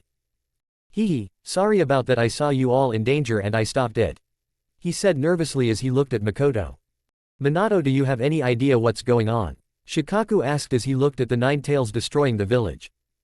"Oh, besides a giant fox in my village, my wife trying to hold down said fox, a madman who snuck into the village claiming to be Madara fucking Uchiha, who by the way is my dead dad. This man then murdered an entire squad of Anbu along with Sarutobi's wife just to get to Kushina and Naruto. No, I have absolutely no fucking clue what's going on," he shouted as he reached into his cloak and brought out Naruto was alright. "Is that the baby?" Tsunade screamed as she ran towards Naruto, who immediately woke up from his nap. She rushed over towards him and started doing a diagnostic justice on him. "He should be fine," Minato shouted as he looked around trying to find something in the walls. He ran his hands around the rock face and stepped back to reveal a scroll with the kanji for seal on it. He grabbed the scroll and put it in his pocket. He then walked over to the group and sighed. "Alright guys, I have some stuff for you. Makoto, this is for you." He reached into his pocket and pulled out a letter addressed to her. "Hitomi, this is for you," he handed her a similar letter. "Shikaku, this is for," he handed him a kunai with seals on it. "Tsunade, we didn't have time to get you anything, I'm sorry," he said as he watched his mother-in-law play with his son. "Minato-kun, what is this?" Makoto shouted as she looked at him with tears in her eyes which were spinning rapidly. "That is in case something happens to me and something bad happens. Which right now is 80% likely going to happen," he said as she started taking out notes and memorizing them with his own Sharingan. "You're going to use it, aren't you?" Shikaku asked as he frowned at his longtime friend. "It's the only option we have," Minato said without looking up from his notes. "I have to do this because right now we don't have anyone else that could do it besides Kushina, who is currently fighting Akari as we speak." Tobirama was right when he said a good Uchiha is a dead one. He spoke as he stood up and walked towards Tsunade to grab Naruto. Your Minato Namikaze, there is no way my grandson is going to be Agent Shiraki. The blonde medic yelled as she protectively held Naruto. I don't have time for this. He shouted as he looked her dead in the eyes and cast a genjutsu on her. Tsunade suddenly slumped to the ground but was grabbed by Minato, who took Naruto from her arms. You're going to seal her into him, aren't you? Hitomi quietly asked as she watched her friend shush his baby in his arms. Yes, that's the current plan, though right now I don't know how successful it's going to be. Minato looked at Naruto and back at Hitomi, who nodded her head. Do what you need to do, Hokage-sama, and thank you for everything that you've done for us all. Thank you, Minato. She went up to hug him and kissed Naruto on the forehead. Well, Minato, it's been nice knowing you, the lazy Nara joked as he walked over to give the man a handshake. Thank you for saving me from those bullies all those years ago. I don't know where I'd be without you. He shook his hand but then said fuck it and hugged him. Hitomi, Shikaku, watch over Makoto for me, okay? He asked quietly as he looked at his friend who was looking off at the rampaging fox. Both nodded their heads and went to watch over Tsunade, who was still asleep. Minato walked over to Makoto and stood next to her. He looked out and saw the fox rampaging in the village. She's usually so nice and peaceful, Makoto said without looking up at Minato. Yeah, I wish it didn't have to be this way, but we have to do this. He said as he whipped a tear from his eye. He then passed Makoto baby Naruto, who was swaddled in a bright orange blanket. I'm sorry, Koto-chan. She looked over at her first true friend and smiled weakly at him. She held the baby close to her chest and kissed his forehead. You don't have to do this. She cried as she looked at Naruto, who looked back at her. We could just run away, why can't you ever run away? She screamed at her friend who hugged her. Miko, you know I can't do that. The village would be destroyed, Kushina is already at death's door. I'm on my way with her. Akari can't be stopped by normal means. Trust me, I've looked through all my contingency plan books to try and find something. There's nothing that either of us can do. The only way to stop her is to seal her into Naruto. He said as he tried to keep his voice calm and even but could. As he finished talking, his voice was cracking and breaking. But you were going to raise him. You were so happy when you found out Kushina was pregnant. Minato, please think of yourself. Think of Naruto. Do you want him to grow up without parents? Do you want him to be at the mercy of this village? Sarutobi isn't going to do jack shit and you know it. She screamed at the man who she loved dearly. Hot tears were running down her face as she looked into his eyes. What about me? She whispered quietly. At that moment her eyes weren't the normal three-tone Sharingan. Instead, they would be replaced by a sea of red with long black pikes reaching a central midpoint in her eye. Blood suddenly started running down her from her eyes as she looked up at him. What about me, Minato? She yelled at him as she looked into his own eyes. Did you ever think about me? Did you ever think about what would happen to me if you died? Minato, I love you. I love you with my whole heart. Please don't do this. Someone else could seal it. Jiraiya could do it. Sarutobi could do it. Please, for the love of Kami, don't leave me. Minato looked at Makoto and cried. He cried and went to hug her. Both cried in the other's arms for a few moments. Minato heard the cry of Sarutobi and knew that it was time to go. Makoto Uchiha, you have and will always have a special place in my heart. You were my first friend, my comrade, my first love. I have always loved you. When you were sold to Fugaku it broke me, but Kushina helped me in those years. We fell in love, got married, and had a beautiful baby boy. Makoto, I'll always be here. But can you do me one favor? He looked into her eyes and kissed her on the forehead. Promise me that you'll keep going. I want you to promise me that you'll protect Naruto. I want me to promise me that you'll keep going even when it gets hard. I know that there will be days where it seems impossible, but please, he grabbed her hand and squeezed it. Please promise this, he cried as he whipped tears from his eyes. Hi, I promise you that I will keep going, she said after a few seconds of silence. I promise that I will watch over Naruto, and I promise you that I will not give up. And I promise you, Minato Namikaze Uchiha, that I will never, ever, stop loving you. She shouted as she hugged him tightly. Thanks, all I ask, he replied back as he kissed her forehead. I'll see you soon, Makoto Uchiha. He carefully took Naruto from her arms and smiled at her. And thank you, he whispered as he turned around and vanished in a yellow flash. You're welcome, Minato-kun, she said as she collapsed used on the ground in tears. You're so welcome. Fuck flashback and fuck. Naruto, I also want you to promise me something, she whispered as she looked at him with a smile. I want you to promise me that when you get out there that you won't quit. That you'll keep going no matter how hard it gets, never gives up. I want you to promise that even as you go into the unknown you won't stop trying and you won't give up. She whipped a tear that fell from her eyes, and she went to hug the child in her arms. Hi Makoto-ka-chan, I promise you that I won't give up. he shouted once Makoto let him go. That's all I ask, she smiled at the child in front of her. As she watched Naruto run after Hinata and Aji, she could have sworn that she saw the silhouette of a blonde man wearing a red and white cloak mouthing the words, "Thank you," to her. She smiled and mouthed the words, "You welcome, back." When she blinked, the strange silhouette was gone. Makoto watched for a while as Naruto, Hinata, and Aji walked further and further into the forest. She watched as they moved farther and farther away from the safety and comfort of their home village, and further into the unknown. Chapter 18, A Story to be Told. Hokage's office on July 28, 5-2 AFK. Sarutobi was once again in his office doing paperwork. It's been 3 hours since Naruto and Hinata left with the Aji. He looked up from his papers and looked at the door for a split second. "All right Makoto, Hitomi, you can come in now and stop leaking key. It's scaring the Anbu that are in the room," he said with a sigh as looked at the door to his office. Both mothers walked into the room and had frowns on their faces. They walked over and funneled all of their ki onto the old man who didn't waver in fear. "We have some questions for you old man," Makoto calmly said to the Hokage who nodded his head. "All right, what do both of you want to know?" he asked as he put away all of the important documents that were important and folded his hands. Backquote. "We both would like to know why we weren't Naruto and Hinata's sensei for the Chunin exams." Hitomi yelled as she slammed her hands on the table. "We were going to take them to Kiri. It's what Minato and Kushina would have wanted." "Alright, first of it probably isn't what they would have wanted," he explained as he rubbed his eyes. "Second, it was out of my hands from the start. It was chosen by the council." "What do you mean it was chosen by the council?" Makoto shouted with emotion. "It's as I said, they choose who was going to take the group of 2, he said as he pulled out a folder that was given to him the day of the meeting. "This folder is the folder that Danzo handed us all. I can't find anything else on him anywhere, so that means that he is defiantly a root agent. Which means that he is definitely going to be spying on them to get as much information on them as possible." Makoto deduced to the others who sadly nodded their heads. "I wouldn't say that." The group looked up to see Kakashi and Yugao suddenly appear in the room. Both were wearing their Anbu attire and had their weapons sheathed on their backs. Makoto and Hitomi both glared at the two operatives. "And where have you been the last 2 months?"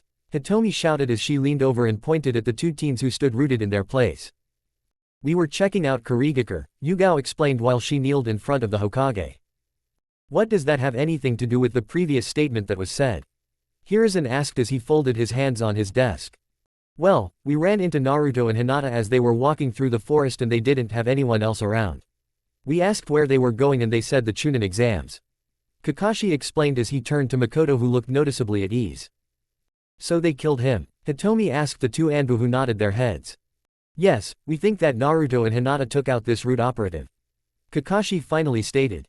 The room collectively went into deep thought. Everyone knew that the two children were powerful, but to take out one of Danzo's agents at the age of 4 was unheard of. "I don't believe it. Do any of you?" Hiruzen finally exclaimed to the group. "What did the battle site look like?" "Kakashi, Yugao, report now," he said, which made the two operatives go ridged. However, before they could say anything, a large plume of smoke appeared in the room. All of the occupants in the room went on guard and had their weapons at the ready. Out of the plume stepped 2 small animals. One of the animals was a small black and orange fox with white tips on his ears and his 2 tails. The other was a small brown deer that had red tipped ears and 1 tail. "Carol, I told you that this was the right place," the fox said as he booped the small doe on the top of the head. "Well, excuse me, it's been a while since I'm been sent out to deliver messages," the deer replied as she lowered her head in submission. Sorry to be rude, but who are you both?" Sarutobi asked as he looked at the 2 talking animals that entered his office. "I am Carol of the Shika clan. I am a messenger deer server our summoner Hinata Hyuga," the deer explained as she bowed her head to the aged leader.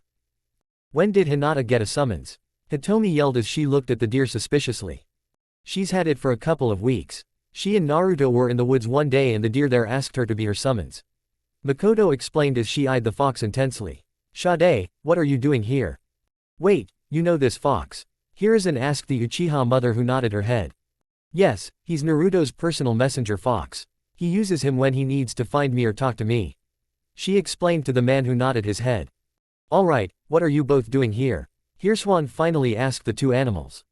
"We come here with a warning from Naruto and Hinata. Both of them suspect that something is going to happen during the exams. Both said that this man was carrying plans for an escape from Kiri in areas to stay away from. He also was keeping notes on everything that they were doing and saying. They also found a mission scroll on his person which led them to suspect that something was going on. Sade said seriously. He then looked at Makoto, who looked visibly worried about the current conditions of both children. Both of the children are doing fine. They used summons to deal with the traitor.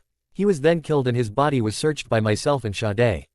Carol explained to the group, who nodded their heads at the deer. Are they injured? Makoto finally asked after a few moments of pause.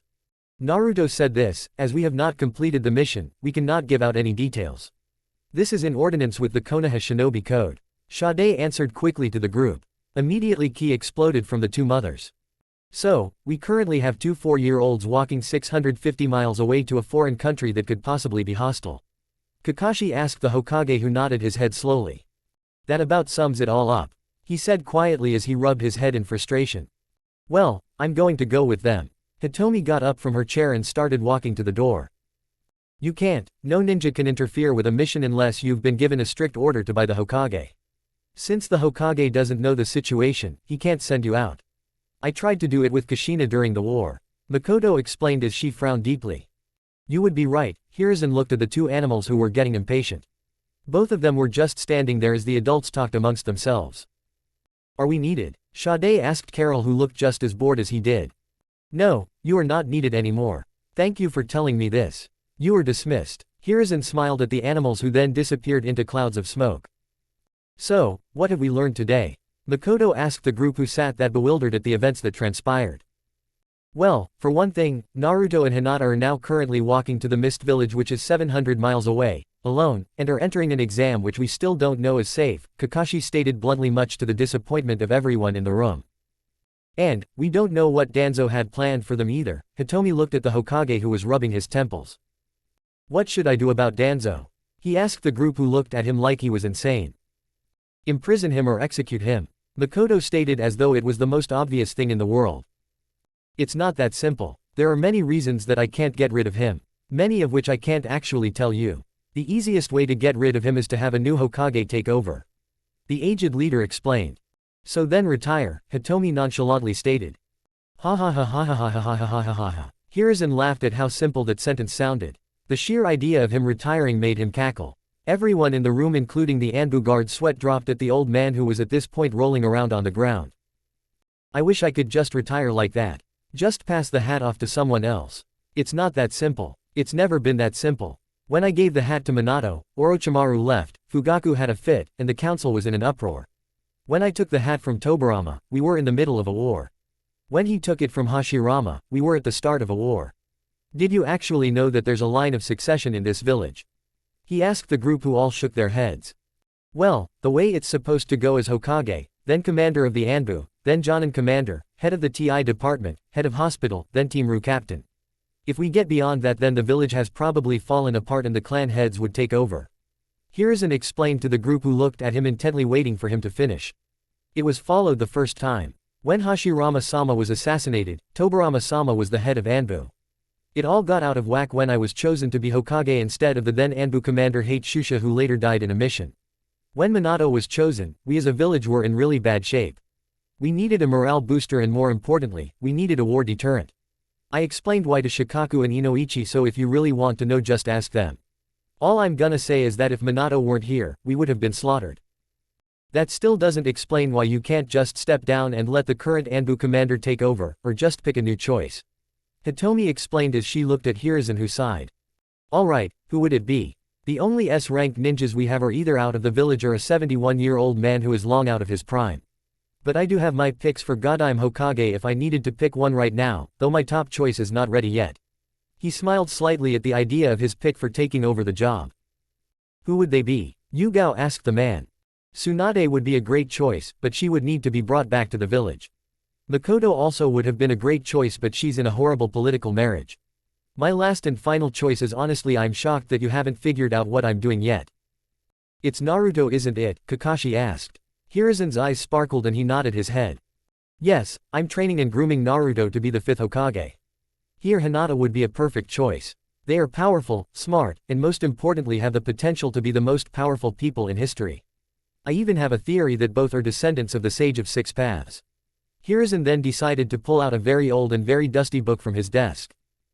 The Sage of Six Paths. Yugao asked as she and Kakashi took seats around the desk so that they could hear the tale that Sarutobi was about to tell. I thought he was just a myth, Kakashi mumbled to himself. Strangely enough, both Hitomi and Makoto stayed silent. They both knew that the sage was real because of their friendship with Kushina. Kushina had talked to Akari, who said that she had in fact met the man almost 600 years ago. Both knew of the man's power and how he basically was the father of chakra usage. I'm reading for a book that was given to me by one of the last senjus to live in the village besides Tsunade. His name was my senju and she was very old. He said as he opened the book. Hello, it is I, the Rakuto Sennin. However, that is how I'm known to most people. If you are reading this, then you should know me by a different name. For you will know me by the name of Hagoromo. I was born to a mother and a father. My father isn't important, but my mother was a kind and loving woman. Her name was Kagaya. She had long silky gray hair and had pale eyes. She taught me everything that I ever knew. My father abandoned our family, so she had to provide for us. She would work the land, raise the cattle, and teach us everything she knew about the world. She taught us that all life was sacred, that nature was worth preserving. She taught us what it meant to have love and to want to share that love with the rest of the world. One day, my mother got ill. She was growing weaker and weaker every year and we couldn't do anything to help her. Eventually, when I turned 21, she died. Her last words to me were, "Life is too short to not be kind. My last request is to be kind to yourself, but to the world as well." So, I set to do nice deeds for people. Eventually, I found a strange group of beings. These beings were known as the tailed spirits. There were 9 of them and each had its own special power. However, the strongest and the oldest one's name was Akari. When I first met the spirits, we were inspired by their power. We wanted to be able to have even a shred of their power. So I asked them to share some of that power. We asked if they could give everyone in the world some of their power and they all agreed. And that's how chakra was born. One of the spirits then asked if I wanted to be the one to teach people how to use this newfound source of energy and I declined. I said that no one man should be able to have all of this power. They said that it was even more of a reason for me to be the one to lead this new era, so they gave me a tool that I could use. It was called the Rinnegan. The Rinnegan was a dojutsu that allowed the user to do many things, however, those things are not important to the story. When I was given these eyes, I asked if I was going to be the only one that had them. They all agreed that the next user must have at least one tail of chakra from all of the 9 spirits. Then and only then would he or she be able to access the true power of the Rinnegan and my true power. Many things happened as I grew older. I met many people and saw many sights. I met a wonderful woman, whose name was Haruka. She, like my mother, had strange pale eyes and had long straight blue hair. Though what I find interesting is specifically her eyes. She can do magical things with her eyes. She can make the veins in her eyes bulge and then her eyes change. She calls it the Byakugan, or the all-seeing eye as her family likes to call it. We met by a clearing and never looked back since. I then realized that she could also use chakra and that it was chakra that was making her eyes change. I immediately started teaching her how to use it and she took it as a fish takes to water. Once we got married, we started going around to different places and teaching people how to harness their chakra. Some people had already figured out how to use it to control the shadows, some people use it for speed, and many other strange and wonderful combinations. We saw many things on our travels. While I was teaching the lessons, Haruka had somehow come up with ways to heal people. She is simply amazing at what she does. After a few years, we decided to have kids. We had 4 wonderful and amazing kids. We had Asura, who was a kind and happy child. He liked to work hard and play even harder. He somehow got brown hair and honeycomb eyes. We then had Indra, who had spiky black hair and dark black eyes. He was a slightly more stoic and moody child who only cared about getting stronger and faster than his older brother. While he was moody, we found that he has a very deep love for the things he did care about. We had Kazui, our first daughter. She had violet eyes and had bright red hair. She definitely had a strong will and an even stronger temper. What was most interesting were her chakra pools, as Haruka liked to call them. She had massive pools of not only chakra but life force as well. We theorized that she could possibly live for hundreds of years. Then we had our last child, Sawa. She took after her mother identically. She had pale eyes and long straight purple hair. She was a gentle child, and while she did learn the ways of chakra, she was much more focused on using it to heal. This wasn't to say that she couldn't fight. In fact, all of my children could fight relatively well. Asura and Indra were the heavy hitters of the family. They both were always training and getting better. Both boys created many techniques which they started calling jutsu. They could launch large fireballs, spawn tornadoes, or even make lightning rain for the sky. It's interesting though, because both Kazui and Sawa are very gentle and have a great appreciation for healing. Although Sawa thought that she could use chakra in her palms. She calls it the gentle fist, but the joke is that you don't use your fists. Everything was fine until I started getting ill. I think that it's the same thing that my mother got when she was the age I am now, but my family is tearing itself apart. Indra and Asura are fighting more and more, and the girls they've left. Haruka took Kazui and Sawa and decided that they were going to find their own path. Haruka and I still write all of the time, but it still hurts to think that Asura and Indra were the reasons that they left. The fights between the two for my title of the sage are getting to be out of hand, but I'm too weak to do anything. Asura has developed a type of ninjutsu that uses wood and trees.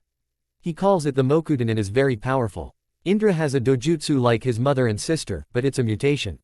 He calls it the Sharingan and can do so many amazing things with it, but he abuses the power.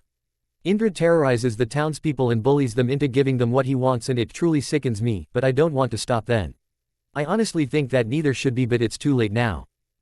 I know I am on my deathbed. I know that I don't have long, so I have named Asura to be my successor. I know that he won't take it, and I know that he won't be able to get my eyes. It takes a special soul to get these eyes. A soul that is pure of heart. A soul sound in body, and a noble spirit. Only then would they get my eyes and my power. Reader, be wary of the power that we have.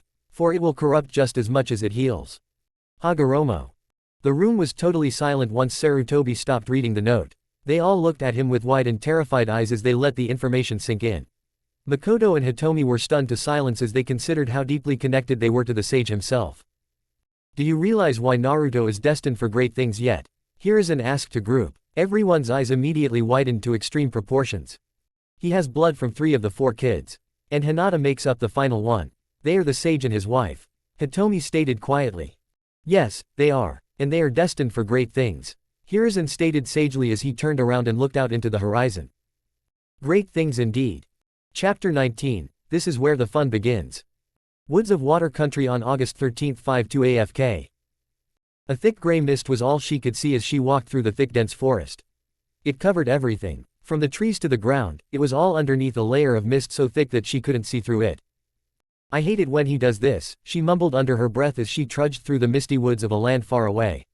She looked up into the cloudless sky and groaned. Why couldn't he just meet me back at the tower? The women looked tired. She stood a respectable 5 feet 4 and had an athletic build, though it wasn't visible under the thick black cloak that she wore. The only thing she let people see was her ample bosom, since she left the top part of her cloak unzipped. She had a very angular face with amber eyes and lavender eyeshadow with short blue straight hair. She wore black stockings and 5-inch ninja heels. On and on the women walked alone in the dead of night. Her footprints were soft and silent. She didn't look alert at all, in fact, she looked quite relaxed. All of that changed when a kunai sailed past her head. Well, what do we have here, boys? She turned her head and looked at the origin of the kunai. Standing in front of her were pale men dressed in gray vests with vertical stripes on them, black pants with ninja pouches tied at their waists, and blue ninja sandals. What do Kurigakure shinobi want with one woman? She asked the men who smirked at her evilly. Well, you aren't just one woman, Conan of Omegakure. The leader of the group explained. I'm flattered that you know who I am. Now answer my question so I may consider sparing your useless unyielding lives. She fired back in an emotionless tone which sent shivers down the men's spines. We were here to capture and kill you. But based on outside factors, one of the men smiled evilly at Conan, who stood impassively in front of the group. We have decided to allow you to live if you perform certain tasks for us. A short fat man said with a disgusting grin on his face. Idiots, she thought to herself as she looked at the sad excuse for shinobi that was standing in front of her. I'll bite. What do you want me to do for you big strong men? She asked with fake interest in her voice.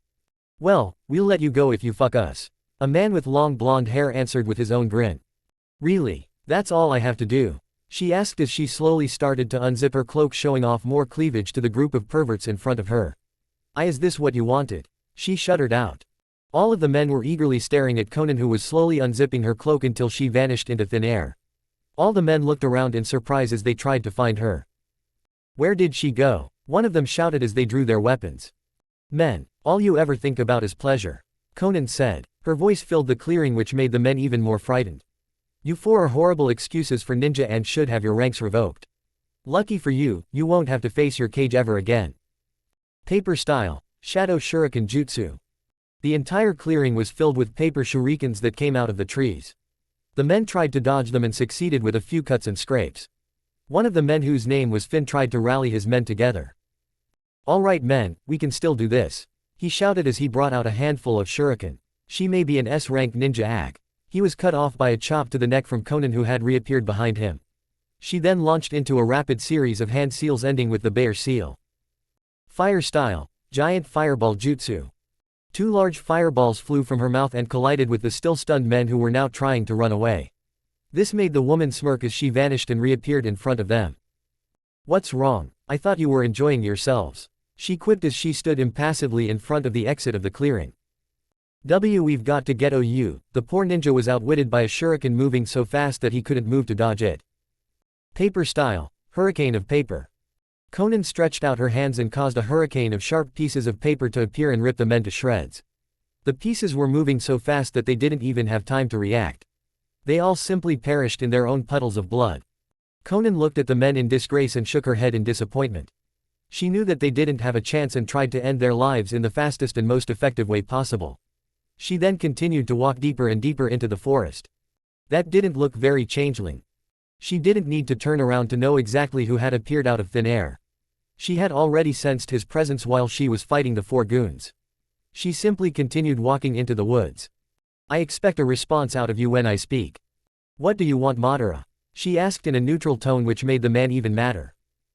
When I say something, I want you to answer. I don't know how pain does things, but when I speak to a woman I expect a timely reply. The man said in an annoyed tone. Konan finally turned around to acknowledge the man who was speaking to her. The man stood at 5 inches 6 and had a white spiral mask with 9 stage tendrils on it. There was a hole that left his right eye uncovered. Short black hair could be seen under the hood that he was wearing. He had on a dark blue hooded cloak and ninja sandals. What do you want, Madara? Konan repeated with a look of heavy disinterest on her face. Madara flared his chakra slightly and stepped closer to Konan, who still looked unfazed. Watch your tone with me, girl. He spat as he looked Konan directly in the eyes, revealing his red spinning Sharingan eye. It would do you well to not test me. Madara is dead. Everyone knows this. Hell, there are written accounts of his death. How is this guy using his namesake and getting away with it? How has Nagato been deceived by him? Konan angrily thought as she relented and bowed her head submissively. That's better. Madara backed off of Konan and started walking next to her. Now, as I was saying, those fools didn't look too challenging for you. No, they were too focused on my chest to actually do their job as a ninja. She sighed as she glanced at her exposed bosom and frowned even deeper. Yeah, I can understand why they would do that. What are they, F-cups? The man asked with a light amount of amusement in his voice. Konan glared at the man next to her and walked away from him. This caused a growl to escape from the man, who then proceeded to shush in front of her and grab her throat. What did I say about answering me? He growled out as he squeezed harder. Konan knew that she could easily escape Madara's hold. She knew that if she really wanted to, she could easily injure or even kill the man-child in front of her. She also knew that the backlash behind killing this vile animal would be too much for her. So, Konan went along with getting choked by him. I am sorry, Madara-sama, she choked out from his grasp. He smirked from under his mask and let her go, causing her to go into a coughing fit. Now tell me, how big are they? Why do I put up with this every time? This insignificant piece of garbage is literally sexually harassing me and I can't do a damn thing lest risk Nagato getting angry at me. I guess I don't have any other choice. Well, I simply don't understand. He has the Rinnegan for Kami's sake. What does he need this fool for anything? So, what does he need him for? Money? Influence? I don't get it, she thought to herself as she continued to ignore the masked man. I expect an answer. He once again flared his chakra and got into Konan's face. Yes, they are an F-cup, but I've gained some weight recently, so they got bigger. Are you fucking happy now, you teenage creep? She screamed at the boy who looked at her with his Sharingan slowly spinning. I know for a fact that the real Madara Uchiha died in 32 FK. He was born in 29 BFK. This would mean that he was 61 when he died. If you were Madara, it would mean that you would be 80 years old, and you clearly don't look 80 years old. Let alone the fact that he was 6 feet 4 and you are not even. The masked man blitzed Konan with a kunai knife and tried to slash her. She dodged the knife and tried to punch the man, but her fist went through his torso. Ah, this ability, she angrily thought as she retracted her arm and dodged another punch for the man. She then jumped back and sent a wave of shuriken towards him. Madara let them go through his body and sprinted towards Konan, who got ready for another attack from the man. Fire style, blast wave wind dance. Madara took a deep breath and let out a spiraling torrent of fire.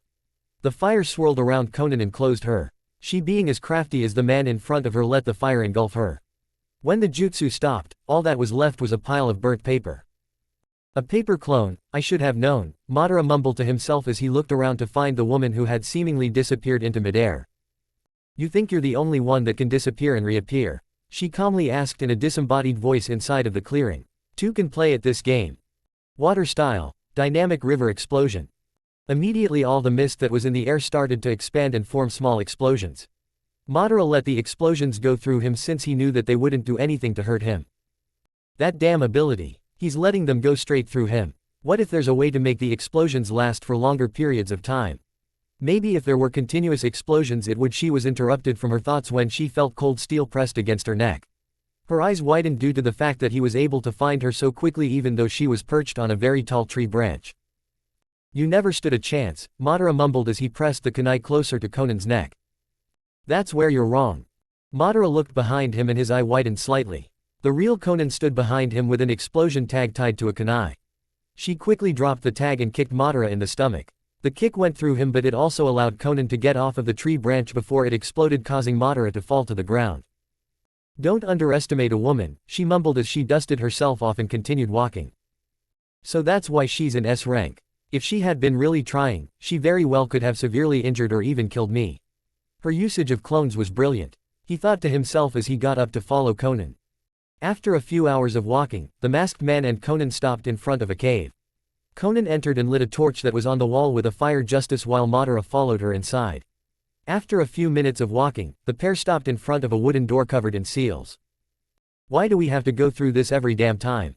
The man mumbled as he bit his left thumb. He then swiped it over the door and waited until he heard the door click open. Conan did the same thing and entered the room. The room itself was a very small circular room with 4 chairs in it. They were spread equally across a table in the center of the room. Well, look who decided to show up. Danzo there, perfectly on time. Conan looked up and saw the old war hawk sitting at one side of the table. She never liked the man due to the fact that he was partially responsible for the death of her best friend Yahiko.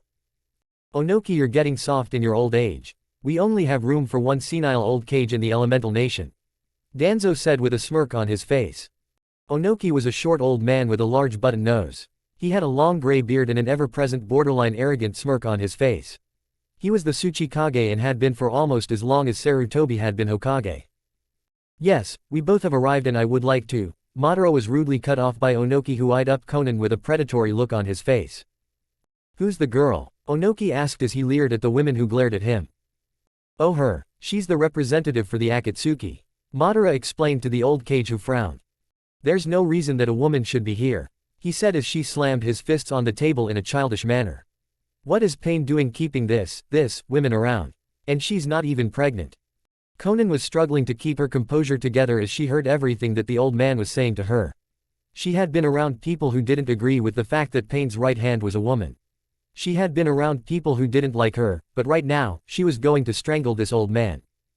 Who does he think he is? Just because I'm a woman doesn't mean I'm not a capable ninja and can't do anything but breed children and repopulate from the wars. I mean no disrespect, but women can do much more than breed children and keep up with a household, as I'm sure you've heard of Konoha's Crimson Slasher, who decimated a good chunk of your forces in the last war. She internally smirked when she saw Onoki's face turn red with anger. You shut your mouth, you bitch. Onoki's rage was clearly visible in the ki that he was leaking throughout the room. Or perhaps you've heard of Konoha's Mistress of the Night. Or Konoha's All-Seeing Seeker. All 3 of them were very powerful women who did a number of incredible things in the Third Great War. They are an inspiration for young girls everywhere who want to be a ninja. They were also a huge inspiration to me and I'm honored to have met them. 2. Yes, we are quite aware of the impact that Kushina Uzumaki, Makoto Uchiha, and Hitomi Hyuga had on the Third Great Ninja War. You are not them, you no-name cunt. Enough. Everyone in the room went silent and looked to see Madara radiating ki and chakra. We are here to talk about what is happening tomorrow. Now shut up and listen, because this. He gets up and unrolls a storage scroll that unloaded a large collection of documents, timelines, and maps onto the table. This is where the fun begins, he says with a sinister grin on his face. Fuck deep in the forest of water country fuck. Naruto-kun, are you sure we're going the right way? Hinata asked the blonde boy who was holding her hand and leading her through the forest. Hinata-chan, Ka-chan, and Ba-chan said that this was the right way, so I'm gonna trust them, Naruto whined as he kicked a rock down the path they were taking.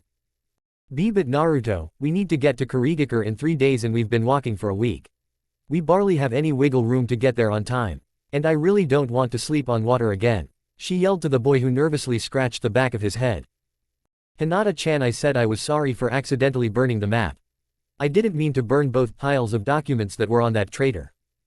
Hinata sighed to herself and patted Naruto on the head. She then pulled him into a hug and smiled at him. It's okay Naruto-kun, I'm just worried that's all. Both parties pulled apart when they felt the explosion of ki and chakra in the air. Naruto immediately pulled Hinata behind him and activated his two-tone Sharingan.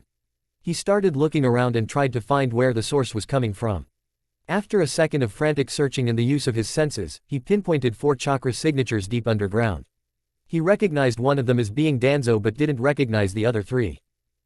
Hinata, activate your eyes and look there, he pointed to the underground room he was looking at. The girl nodded her head and activated her eyes with a pulse of chakra. There are 3 men and 1 woman. All of them have extremely large chakra sources. I don't know what they are saying but Naruto, we need to leave. Hinata shut off her eyes and started pulling Naruto further down the path. Hinata, what's wrong? He shouted as he ran behind her. The woman looked at me and mouthed, run, she explained to Naruto whose eyes immediately widened. That's not possible, she wouldn't know who were. Unless she could sense the kind of chakra that we had. Naruto shouted. Guppy, nothing is impossible in this world. Chakra and genetics can do some crazy things. Mito explained from inside Naruto's head. While you come from a long line of extremely gifted sensors, there are those who are better than even us. This woman very well could have not only sensed who you are, but what clan you both were from. She also could have known both of your parents and could sense the similarities in your chakra signatures. You simply don't know. Naruto relayed the information that was said to Hinata, who nodded her head in understanding. We should still get out of here. They now might know we are here. I totally agree, Naruto nodded his head and both children started running towards where they thought Kurigakure was. It took them 2.5 days to get to Kurigakure. Naruto had been carrying Hinata in a piggy pack when he saw a wooden post that pointed towards Kurigakure. He immediately woke Hinata up and pointed to the sign. We made it, Hina-chan. He shouted, much to the ire of the sleepy girl. That's wonderful Naruto-kun, soon we can find actual beds to sleep in, she said in between yawns. Yeah, let's go, he shouted as he redoubled his efforts to get to Kurigakure. It took the boy 2 hours of sprinting to arrive at the village gates. When he arrived, he lowered Hinata and walked up to a man wearing a gray striped vest and blue pants. State your business, he said to the children who looked at him seriously. We are here to take the Chunin exams, Naruto explained to the man who looked at the 2 toddlers with a raised eyebrow. Really? He asked suspiciously. You both look like 3-year-olds. What village are you both even from? We are from Konoha no Sato. Hinata explained as she produced the paper necessary for entry. The guard looked over the papers and glanced at the 2 children. He signed and stamped them with the official gate guard stamp and let them pass. You may pass. Good luck in the exams. Thank you, sir. Naruto and Hinata both shouted as they ran into the village hidden in the mist.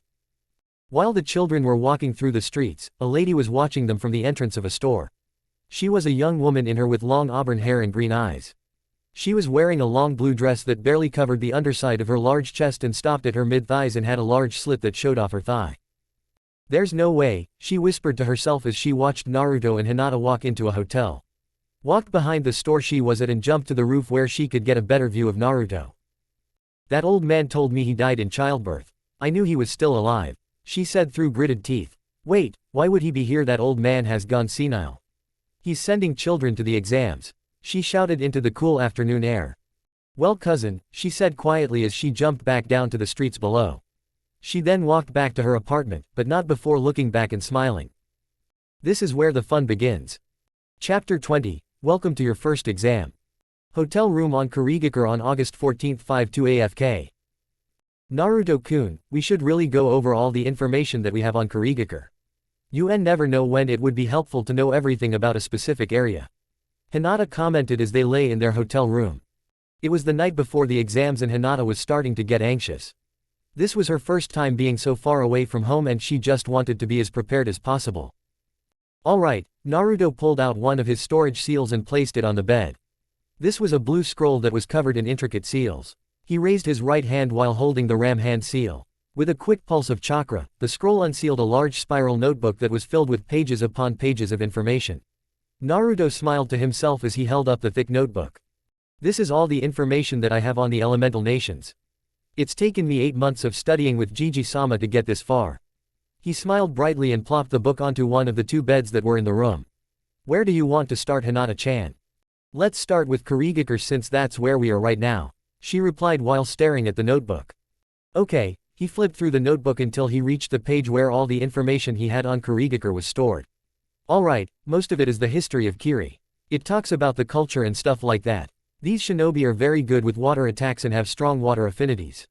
Main enemies are Kumogakure and Suna due to trade disputes, he explained as he finished summarizing the notes he had written. What about their cage? Hinata asked as she tried to get a better grip on the situation. Well, Naruto grabbed another storage scroll from his pouch and released it. Out of the smoke laid a large black leather book covered in scratches and scuffs. It looked to have been used quite a lot.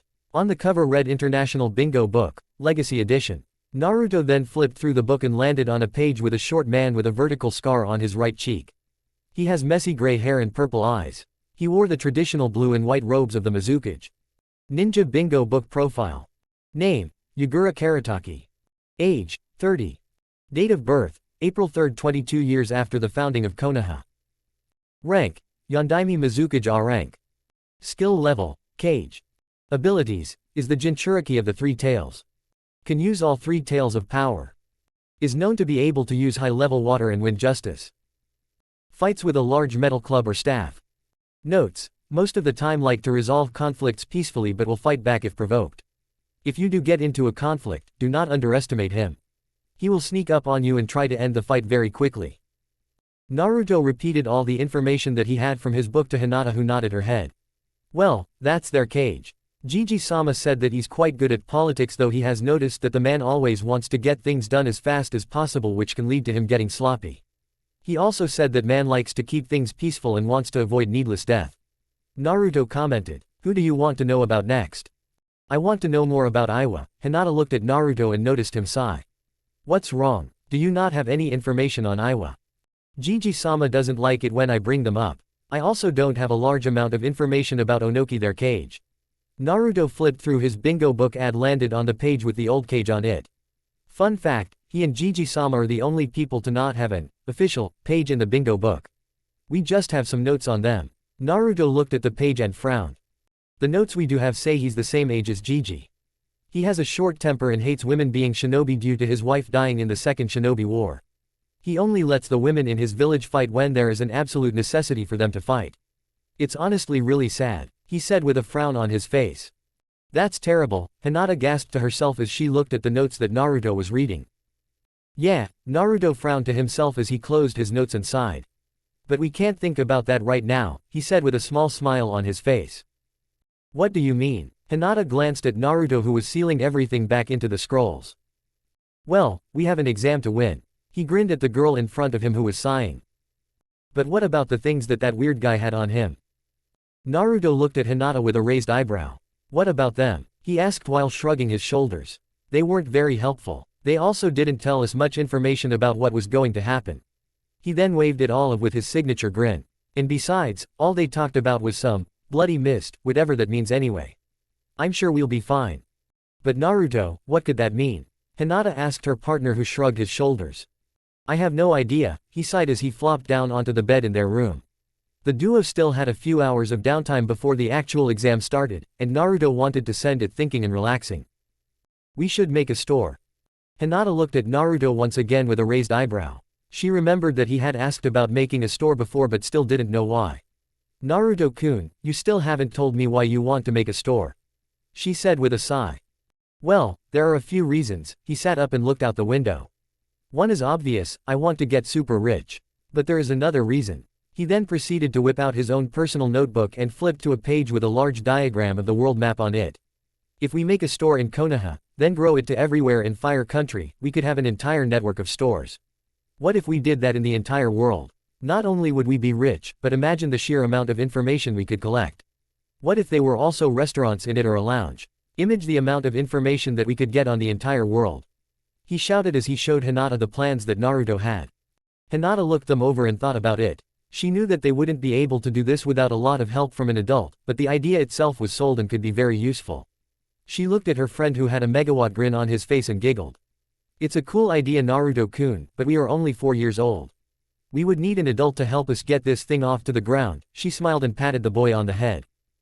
I know, we can ask Makoto-ka-chan to help us. Or even your. Naruto immediately went silent when he felt the presence of someone walking to their door. Naruto looked at and nodded at her. She immediately activated her Byakugan and confirmed that someone was walking towards their door. A few seconds later the sound of light tapping could be heard throughout the entire. Genin Uzumaki and Hyuga, report to the front of the hotel for the start of the Chunin exams. A female voice commanded from the other side of the door. Well Naruto-kun, Hinata whispered to the blonde who had a face-splitting grin on his face. Looks like it's time to become legends, he said as he pulled his black over his face. A few minutes later the two children walked out of the hotel and immediately noticed the large crowd of genin that were staying in that specific hotel. Naruto and Hinata surveyed their surroundings and took note of the fact that they were the youngest people there. Naruto grabbed Hinata's hand and ran to the front of the crowd so that they could see and hear everything better. Naruto-kun, stop pulling me please, Hinata pleaded to her friend, but it fell on deaf ears. After a few more moments, Naruto had brought them to the front of the crowd where they saw a short man in blue and white robes standing on a platform. Welcome to the Kurigakure Chunin exams, the man said, which caused a large number of cheers to erupt for the crowd. After soaking in the cheers and shouts for a few seconds, the man put his hand up, which immediately caused the crowd to go silent. My name is Yagura, and I am the Yondaime Mizukage. I would like to take this time to personally welcome you all to Kurigakure. Yagura smiled at the genin who were all waiting with bated breath about the first part of the exam. The first section of the exam will be as follow. Each team will receive a number that corresponds to a specific scroll that is being stored in the house or apartment of a Kiri Chunin or Jonin. Your job is to retrieve the scroll and head to the rendezvous point located at the shore of the departed, which is located at the far east end of the village. Teams have 48 hours to produce a scroll or else they face termination from the exams. The Kage spoke with a dark undertone which made all the genin present shiver. Are we allowed to fight the ninja if they are in their house when we go to collect the scroll? A teenager with long purple hair asked. Yagura looked at the girl who asked the question and smirked evilly. You are allowed to terminate anyone who gets in the way of your mission. I don't care who you kill, as long as you bring the scroll that you were supposed to bring, that's all that matters. Naruto looked at the Kage in front of him and frowned. Something's not adding up. Gigi said that he's usually a very peaceful person. Why would he encourage the killing of his own ninja? He thought to himself as he looked at the man who was standing on the stage. I don't know Naruto-kun, but something doesn't feel right, Akari commented from the young boy's head. What do you mean Ka-chan? He asked his mother, who hummed to herself as she tried to figure out a way to explain it. Naruto-kun, that man is the same as you. He houses a tailed spirit in his tummy just like you. His spirit is the three tails, also known as Sanbi. Usually, if we are close enough to each other we can communicate, but I can barely even feel his chakra, which usually gets leaked out through the seal. Something has happened and I don't know what it is. Yagura also seems to be off as well. Be careful Naruto, because I know something is wrong here, Akari said to the boy, who nodded his head in understanding. I'll be careful Ka-chan, don't worry, he thought as he felt Hinata shake him lightly. Naruto-kun, we need to get our scroll, Hinata whispered to the boy, who scrunched up his face. Wait, what did I miss? He asked as he tried to figure out what was going on since he saw that people were moving around. The Mizukage just told us to grab a number from the front. We have number 37, is there something wrong? Hinata asked as she pulled out the slip of paper she was given from a jonin. Naruto, Hinata along with all the other genin looked up at the short Kage who banged his staff of the ground to get everyone's attention. Now that you all have your numbers, the first part of the exam starts now. He gave a sinister grin and then disappeared in a wall of water. Wait, Naruto said as he tried to think back on everything that was explained during the ceremony. He never mentioned where the scrolls were or which houses they were in. Naruto trailed off as his eyes widened. We need to get out of the open and hide now. He grabbed Hinata's arm and shushined back to their hotel room. Naruto, what's going on? Hinata yelled at the blonde, who closed his eyes and got into a meditative pose. He's having us not only kill his shinobi but the other genin too. He didn't tell us which houses the scrolls would be in. Nor did he tell us where in the village the scrolls would be. He also gave the green light for us to kill anyone and everyone who gets into our way. Naruto explained to Hinata, whose pupilless eyes immediately widened. What? She gasped as she started to piece together in the information that Naruto had just presented her. But that doesn't make any sense. Right? She asked quietly as she tried to stop shaking. All I know is that this is going to get very bloody very fast, Naruto mumbled as he kept trying to pinpoint all the genin who was currently trying to hide. He knew that if they had any chance in making it out of these exams alive, they would need to be on their A games. We need to get as many numbers as possible, Hinata said quietly as she looked out the window at the eerily calm and desolate village. My thoughts exactly, if we are gonna have any shot at getting a scroll that matches a number, we are gonna have to get other numbers from other genin teams. Which means, we're gonna have to kill other teams, Hinata mumbled to herself as she continued to stare out the window of their hotel room. She knew that she would have to kill people, she just didn't think she would have to do it so much so fast. I know you don't like this. She looked at the reflection of the glass and saw Naruto standing up and walking towards her. He had always been her light whenever she get down about her job. I know you don't like to kill, but right now it's kill or be killed in.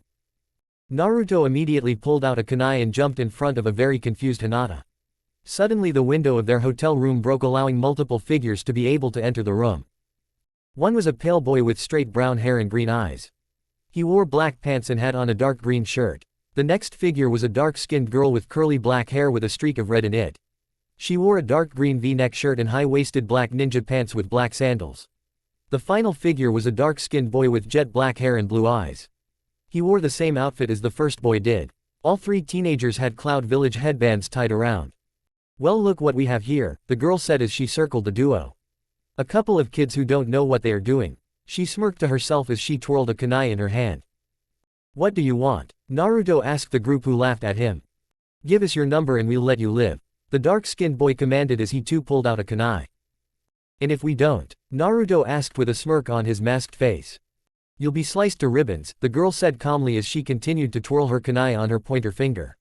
It's your choice. Naruto glanced at Hinata, who nodded her head slightly. Naruto let go of her and walked out to meet the three genin, who smiled at each other smugly.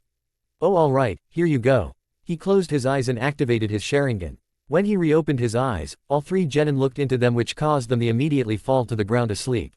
Naruto sprinted over to the girl and started pockets for her team's number. Hinata, can you find the number? We need to move quickly, he shouted as he looked through the girl's stuff. Hi, Hinata activated her Byakugan and found the slip of paper in the pale boy's breast pocket. After securing the number 3, both children deactivated their eyes and jumped out of the window of the hotel. We need to get a better hiding spot if we are gonna survive this, Naruto whispered to Hinata, who nodded her head in agreement. So far we have 2 numbers and it's almost 4 in the afternoon. We need to move quickly. I sense a team about 60 feet to the left of us. There's also a team 45 feet northwest of us. Who do you want to go after? Naruto whispered to the girl, who shrugged her shoulders. Whichever one is the closest, she answered back, which garnered a nod from Naruto. Alright, let's go. Naruto took off running towards the team of 3 rock genin. Naruto smirked as he rushed them with a kunai in hand and slashed one of the ninjas' throats. He looked at the second and third members of the team and saw that they had arrows sticking out of their foreheads. He looked over at the building and saw Hinata with her bow unsealed. Naruto gave her a thumb up, shushing to her location on the roof. What do you see? He asked as he activated his Sharingan to try and get himself a better view. I think I know where one of the scrolls could be. She pointed to a house that had a red roof and was made out of bricks. It had multiple windows and had a black door. Alright, do you want me to go check it out, or do you want to come with me? He asked as he prepared to shushin down to the roof of the house. I'm coming with you. Did you think I wasn't? The blue-haired child yelled at her blonde counterpart. I was just asking, he mumbled before he disappeared in a swirl of leaves. Naruto and Hinata made their way down to the roof of the house and found out that there was someone already in the building. Both children looked at each other and sighed.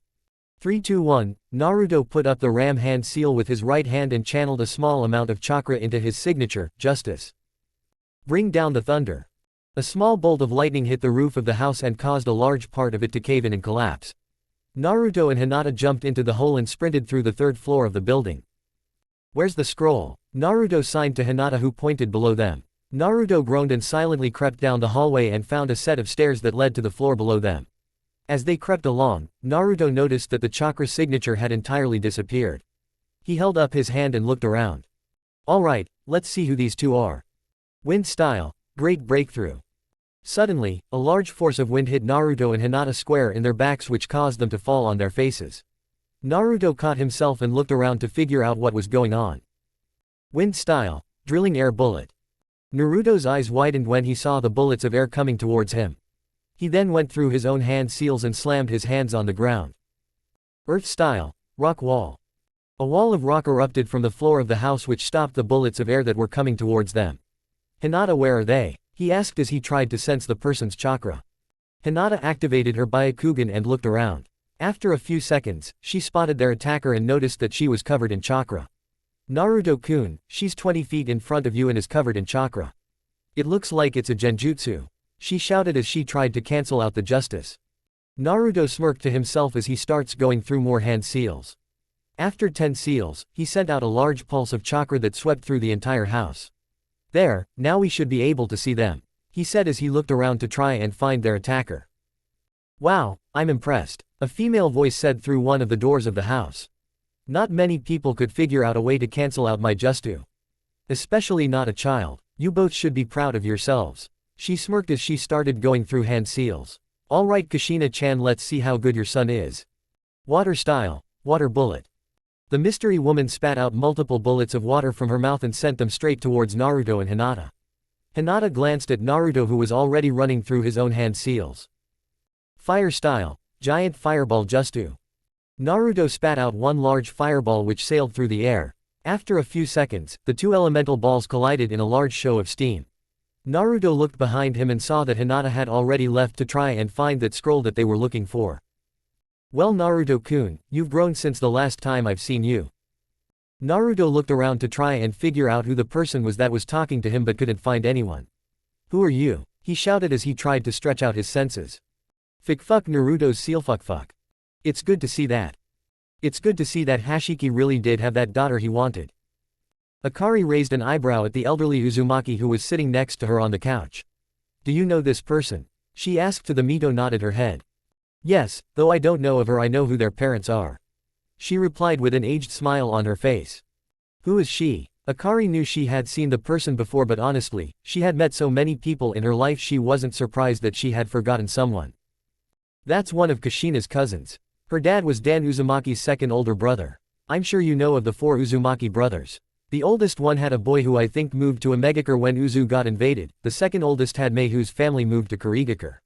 The third oldest had a daughter named Shizune who was sent with Tsunade right after Kushina was born and crowned the crown princess of Uzugakure, Mito explained as she watched the fight unfold between Naruto and Mei. Akari thought for a minute to try and remember the woman who was currently fighting her host. After thinking about it for a few minutes, she remembered seeing the auburn-haired women with Kushina when they were older. Oh, I remember her now. They met up after the Third War while she was pregnant. Akari said while reminiscing on the memories. She probably isn't going to tell him how they are related. Mito pointed out nonchalantly. Yeah, to be honest with you, I don't really want to have that conversation right now anyway, the ancient fox spirit said with a hint of sadness in her voice. Yeah, Mito sighed and rubbed the bridge of her nose. She knew that that conversation was not going to be a pleasant one. Mito herself was not ready for that conversation with Naruto, and she hoped that it wouldn't happen for a long time. Fuck outside Naruto's seal fuck. Now why would I answer that? Mei said with a smirk on her face. She walked up to the masked boy. Besides, what's the point of knowing if you won't be alive to make the information useful? She smirked at him and then held up a single hand seal. Water style, roaring wave. Using the stem that was already in the air, Mei formed a medium-sized wave of water and sent it crashing down towards the boy. Naruto saw this and started sprinting towards the wall while forming hand seals. Lightning style, sonic pulse. Naruto had a sly smile underneath his mask as he sent lightning towards the wave of water. When the electricity hit the water, it went towards Mei whose eyes immediately widened. Well shit, Mei thought just before turning into water. Naruto's eyes widened when he felt fingers touching his neck behind him. But how I got you with lighting? He shouted as his brain went through ways to get him out of this situation. You thought that a mere genin could defeat Kiri's Crimson Wave? Mei said with a raised eyebrow. Naruto's eyes widened when he heard the name. You're Mei Terumi. It's an honor to meet you. I read all. Naruto was then knocked unconscious by a neck chop delivered to him by Mei who shook her head. He did a great job, he just needs to learn how to keep his mouth shut during a fight, she mumbled to herself as she picked up the boy and carried him towards a bed she had made. Now my clone should have dealt with the Hyuga by now, so I guess it's time to let them rest. She opened a door that was in the now ruined hallway and saw her clone sitting next to an unconscious Hinata. You can dispel now, she said to the clone who nodded its head and disappeared in a spell of water. Once Mei got the memories of her fight with Hinata sorted out, she looked at the 2 genin and smirked. Those are not your average genin, I was using mid-chunin speeds and strategies against them. Sarutobi, what are you up to? She thought to herself as she looked at the two children who were resting. Hinata was the first one to wake up from her deep unconscious. She looked around and saw that Naruto was right next to her still asleep. She also noticed that she still had the scroll in her hand. Where did that lady go? She asked herself while checking herself over for any injuries. Once she knew that there were no injuries on herself or Naruto, she used medical chakra to wake up her blonde partner, who immediately groaned upon being brought back to full concusses. Where did she go? Naruto yelled as he sat up in the bed and grabbed a handful of shuriken. Naruto-kun, she's long gone from here, Hinata explained as she grabbed the scroll and looked at the clock. Her eyes immediately widened when she saw that they only had a few hours to get to the location they needed to be at so that they could pass. Naruto, we need to go now. She jumped out of the bed and immediately started making her way out of the house with Naruto quick on her heels. After a solid 30 minutes of hard running through a seemingly destroyed village, the two children made it to the shore of the departed, where they saw at least 15 teams of 3 remaining. We made it, Hinata wheezed out as she tried to catch her breath. Yeah, Naruto said as he too tried to catch his breath. We did. A few minutes went by before a large plume of smoke erupted from the water. Once the smoke disappeared, Yagura stepped out holding his staff and wearing a green shirt with blue pants. He looked at the remaining teams and smirked to himself. So, it all went as planned, he thought to himself, making his smirk widen. Congratulations, he said to Genin, who all cheered loudly. Yagura let the young ninjas celebrate for a few minutes before silencing the crowd. Once again, I would like to congratulate you on finishing the first part of the Kurigakure Chunin exams, he said with a smile on his face which looked a little too sincere. What's the next part of the exams? One of the more unruly genin shouted to the cage, which made the man's smile even more unveiling. Naruto looked at the man and immediately grabbed Hinata's hand. She looked at him with a raised eyebrow but didn't question it. Yagura looked at the genin who yelled at him and laughed. However, this laugh wasn't the usual happy laugh that the genin had heard earlier in the exams. No, this laugh was much darker and had a much more sinister note to it. The next part of the exams? He asked himself as he stroked his chin. Oh right, your objective for the second part of the Kurigakure Chunin exams is, he then proceeded to make the ram hand seal and make a grin so evil, it would be burned into the minds of all those that saw it forever. To survive. Kai. Chapter 21, Separated. Hokage's office on August 14, 5-2 AFK. Hiruzen Sarutobi was looking over multiple documents that were strewn across his desk. He had mission reports, civilian reports, mission requests, and even more on it. Minato, I'll never understand how you were able to finish all this shit so fast, he mumbled to himself as he continued to slave away at the work in front of him. Suddenly he looked up and saw the photos of Minato, Hashirama, and Tobarama had giant gaping cracks in them. He raised an eyebrow but then saw that the photo he had of Naruto and Hinata on his desk was totally shattered. What the hell is going on? He mumbled to himself. He however wasn't the only person in the village to experience something weird that afternoon. Fuck Hyuga compound fuck. Hitomi Hyuga was sitting in her living room enjoying a nice cup of chamomile tea. She always loved to have a cup after training in the Hyuga clan dojo. She looked at all the photos of her husband Hiyashi, and her daughter Hinata. The photo she was currently looking at was of them all celebrating Hinata's first birthday party. Hitomi smiled fondly at the photo when all of a sudden the glass frame shattered. What the fuck? Hitomi exclaimed as she picked up her teacup. However, the series of unfortunate events were not over for her. When she went to take a sip of her tea, the handle broke, causing the cup to fall all over the floor. Ah! She screamed as she tried to keep scolding hot tea off of her. Hitomi, what's wrong? The Hyuga matriarch didn't have to look up to know that her husband was talking to her. She looked at a photograph of Hinata and Naruto the day they got their ninja headbands, only to see a crack going straight down the middle, separating Naruto and Hinata. Something's wrong with the kids, she whispered to herself. What did you say? Hiyashi asked from the doorway. I couldn't Hiyashi, something happened to the kids. She screamed. Hiyashi's eyes widened slightly as he watched his wife jump out of the chair she was sitting in and sprint out of the room. Honey, what happened? He asked to his wife, who was currently running to their bedroom to change out of her training clothes. All I know is that you screamed and now you're changing. Hiyashi, she whined while throwing off her training top only to reveal a black sports bra. My cup shattered, the picture we have of you, me, and Hinata shattered, and the picture of Naruto and Hinata has a giant cack in it going straight down the middle. She explained as she threw on a light purple long-sleeve shirt and her old green Jonin vest with ton the back. Whoa Tomi-chan, aren't you looking too much into this? He asked as he watched her take off her shorts and put on her old black ninja pants. Hiyashi, you simply don't understand. Something is wrong with my babies and they need me, she yelled as she strapped on her ninja pouches and put on her heeled sandals. Hitomi-chan, Naruto isn't even your. Hiyashi wasn't able to finish that sentence because he was silenced with the nastiest glare he had even seen in his wife. Don't you ever say that again. In fact, just for that you're cut off for at least 4 months and you're not sleeping in the same room as me, she screamed before shunshining out of the compound, leaving a stunned Hiyashi in her wake. Fuck Uchiha compound, fuck. Itachi, come look at this. Shisui was looking through old boxes of photos when he saw the cracked photo of Makoto's old team. He held it up for the 9-year-old Itachi to see. Itachi raised an eyebrow at the photo since he had seen it before and it didn't have a crack in it. What happened? He asked the 11-year-old in front of him. It just cracked. I've never seen anything like it, he shouted as he thrusted the photo into Itachi's hands. That don't make sense, Itachi said soundly as he looked at the photo. He then noticed that the crack went right through Minato and Makoto. I'm bringing it to Ka-chan. Maybe she knows what happened. He then did a seamless shunshin down to where his mother was cooking lunch. Makoto was stirring a pot when she heard glass shattering behind her. She turned her head and saw that one of the flower pots had a small crack in it.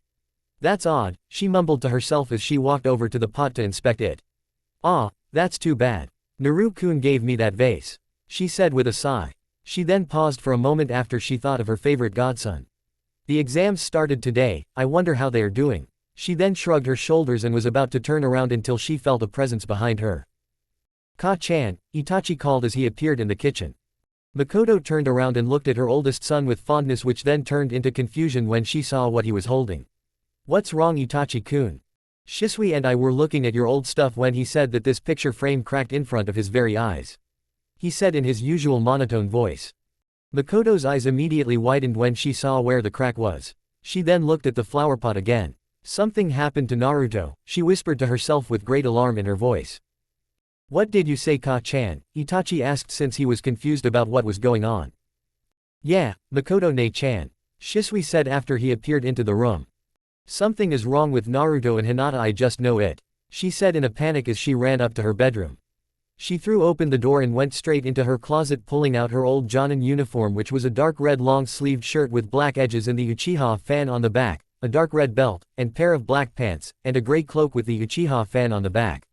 She pulled off her apron and put on the shirt, which she noticed was much tighter than it used to be. Ka-chan, what do you mean? I'm sure Naruto is fine, Itachi said from the doorway as not to intrude on his mother changing. Itachi, you simply don't understand. A mother knows, and right now this mother knows that Naruto and Hinata are in trouble, she yelled from the closet as she finished putting on the remainder of her old uniform. Well then, we're coming too. I want to help Minato-ni-san's son, Shisui yelled as he ran to grab his ninja pouch from the kitchen table. Itachi went along with his friend's idea and grabbed his stuff from his bedroom. Makoto sprinted out of her room and ran up to a seemingly random wall in the compound. She bit her thumb and pressed some blood onto the wall in the shape of a seal. After a few seconds of waiting, a clicking sound could be heard. She pushed open the door and grabbed all her old high-quality ninja gear, including her old chakudo. The blade was sheathed in a black scabbard with pink and red flower petals on it. The blade itself was made of the highest quality chakra-conducting steel that she could find.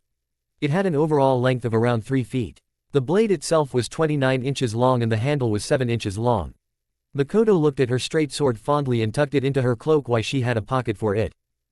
She closed the door and ran into the foyer of the house where she saw Shisui and Itachi waiting for her. She smiled at the older Uchiha, who smiled back. She remembered when Shisui told her that he had met Naruto. She was also glad that he had figured out whose son he was, though it was too bad the two boys haven't seen each other since. Are you both ready to go? She asked the two boys, who nodded their heads. Alright, let's get to the Hokage's office. She then disappeared in a cloud of smoke which made the boys' eyes widen. See ya, Itachi, Shisui said before disappearing from the room. Itachi grumbled about the fact that he couldn't shunshin that far and how he had to run to the Hokage's office. Fuck Hokage's office, fuck. Sarutobi was once again sitting at his desk doing paperwork. He had just replaced the picture frames that were in the office, but he couldn't shake the feeling that something bad was about to happen. Suddenly the door to his office was blown off its hinges, which caused a cloud of dust to appear all throughout the room.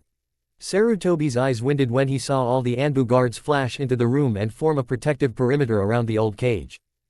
Sarutobi, where are my babies? Hitomi shouted as she entered the room in a huff. Hitomi-chan, what seems to be the matter? He nervously asked the worked-up Hyuga.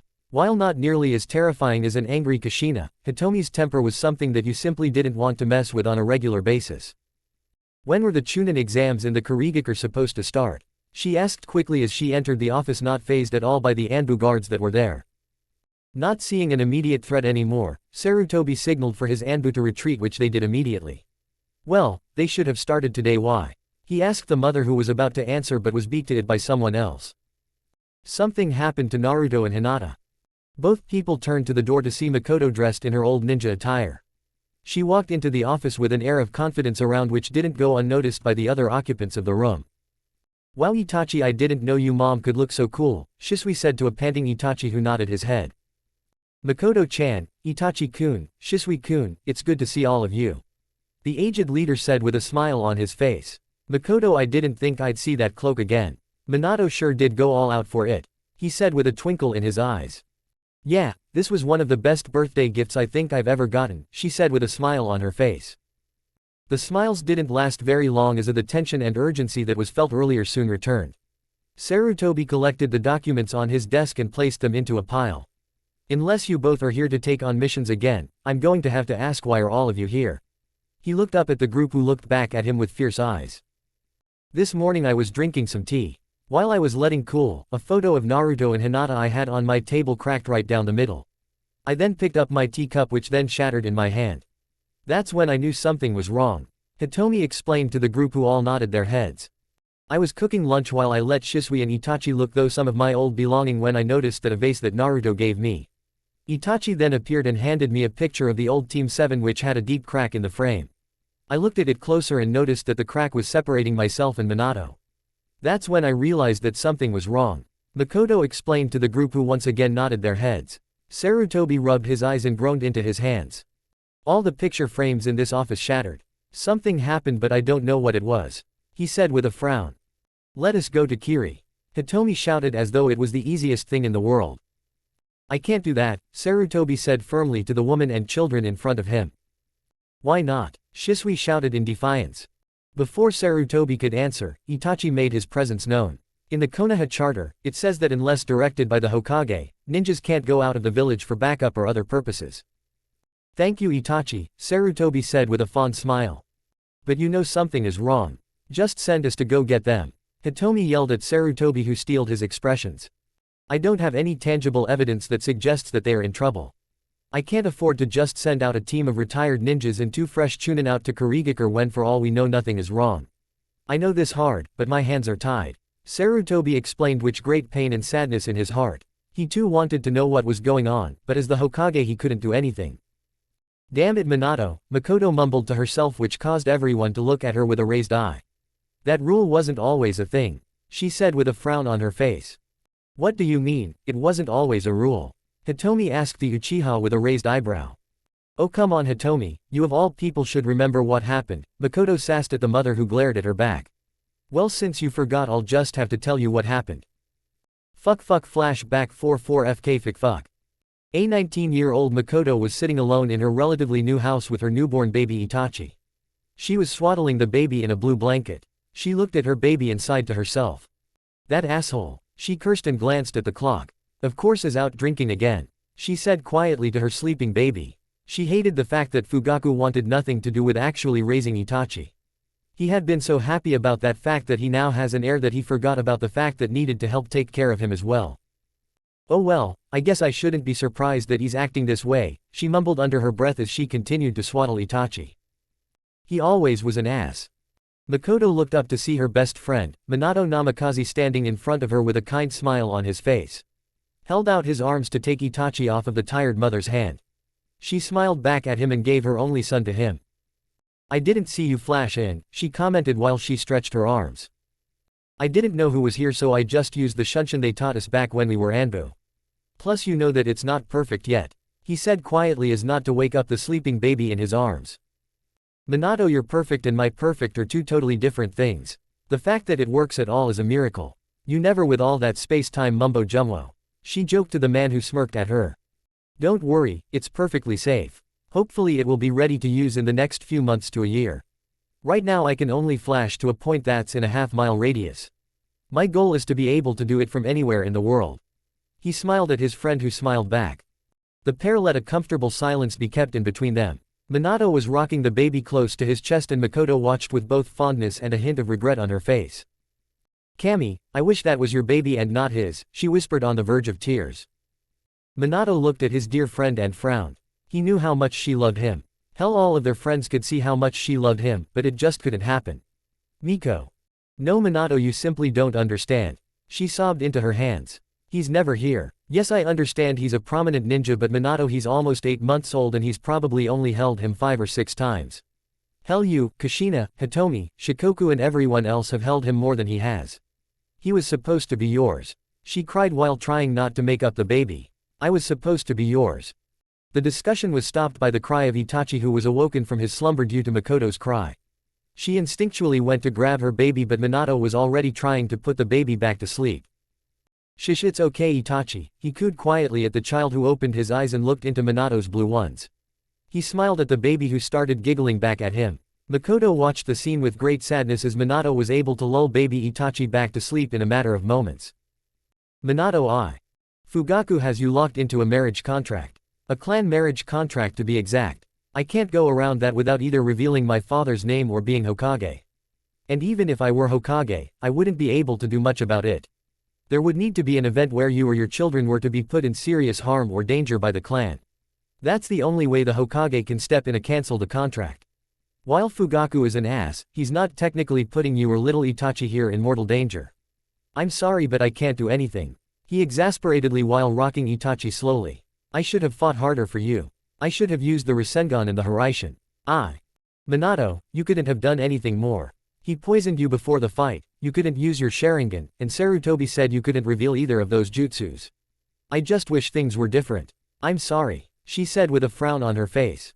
"No, it's okay, I wanted to be with you too, but I think I have something really good going with Kushina. It's been a really rough year and she's been a real blessing," he said with a small smile on his face. "Who knows, maybe in a few years our kids will be the best of friends." "Yeah, maybe they will," she said hopefully. Minato gave Itachi back to Makoto, who gratefully accepted her baby with a smile on her face. Minato went into the kitchen and made 2 cups of tea. After a few minutes, he came out with them in his hand and sat them down onto the table. "What are you doing here anyway?" Makoto asked her friend, who smiled at her. "I wanted to visit my godson." He smirked at her, which made the woman laugh.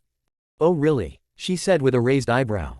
"Or did you just want to get a sneak of me possibly feeding him?"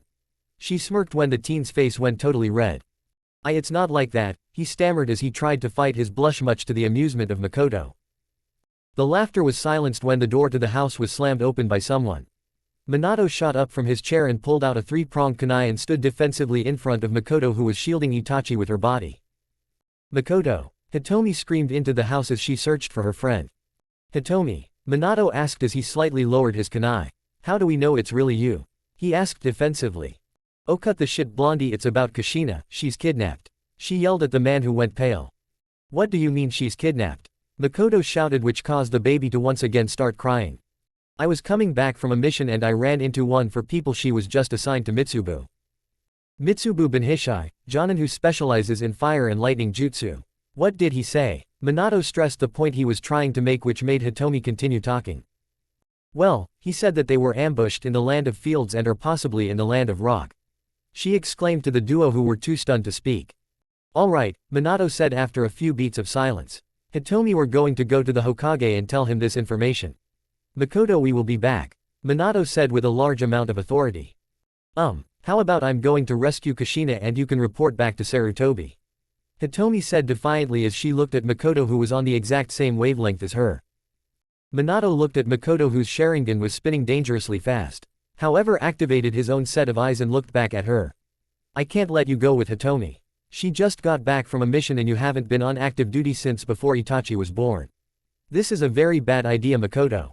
What if you get badly injured? What if you get kidnapped?" he asked the mother, who glared at him harder, not saying a single word.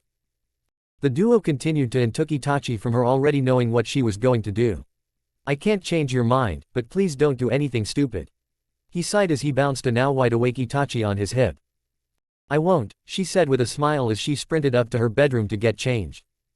While Makoto was getting changed, Minato was grabbing all of Itachi's supplies with Hitomi, who decided to help her friend and put together an overnight bag. So what are you going to do with little Itachi here? She asked the blonde, who shrugged his shoulders and continued to put supplies into the bag. I don't know, he answered as he bounced the baby on his hip. I'll take him back to my apartment and see what Sarutobi says. After that I'll bring him to either Shikaku or Shibi, he said with a smirk as he thought of his friends taking care of a baby. Alright, I'm ready, Makoto said from the door. Good, we need to get out of here as fast as possible. Hitomi smiled at Minato, who smiled back and hugged Makoto, who hugged him tightly. Take good care of Itachi-kun, he loves tummy rubs, she whispered to the blonde, who nodded his head. Be safe, he called out to his two friends, who nodded their heads before disappearing out of the compound.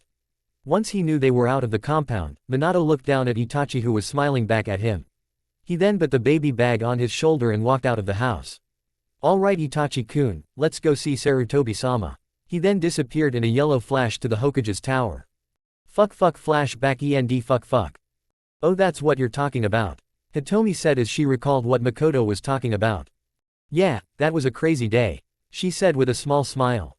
Shisui turned to Itachi, who was still blushing from the memory, and whispered into his ear.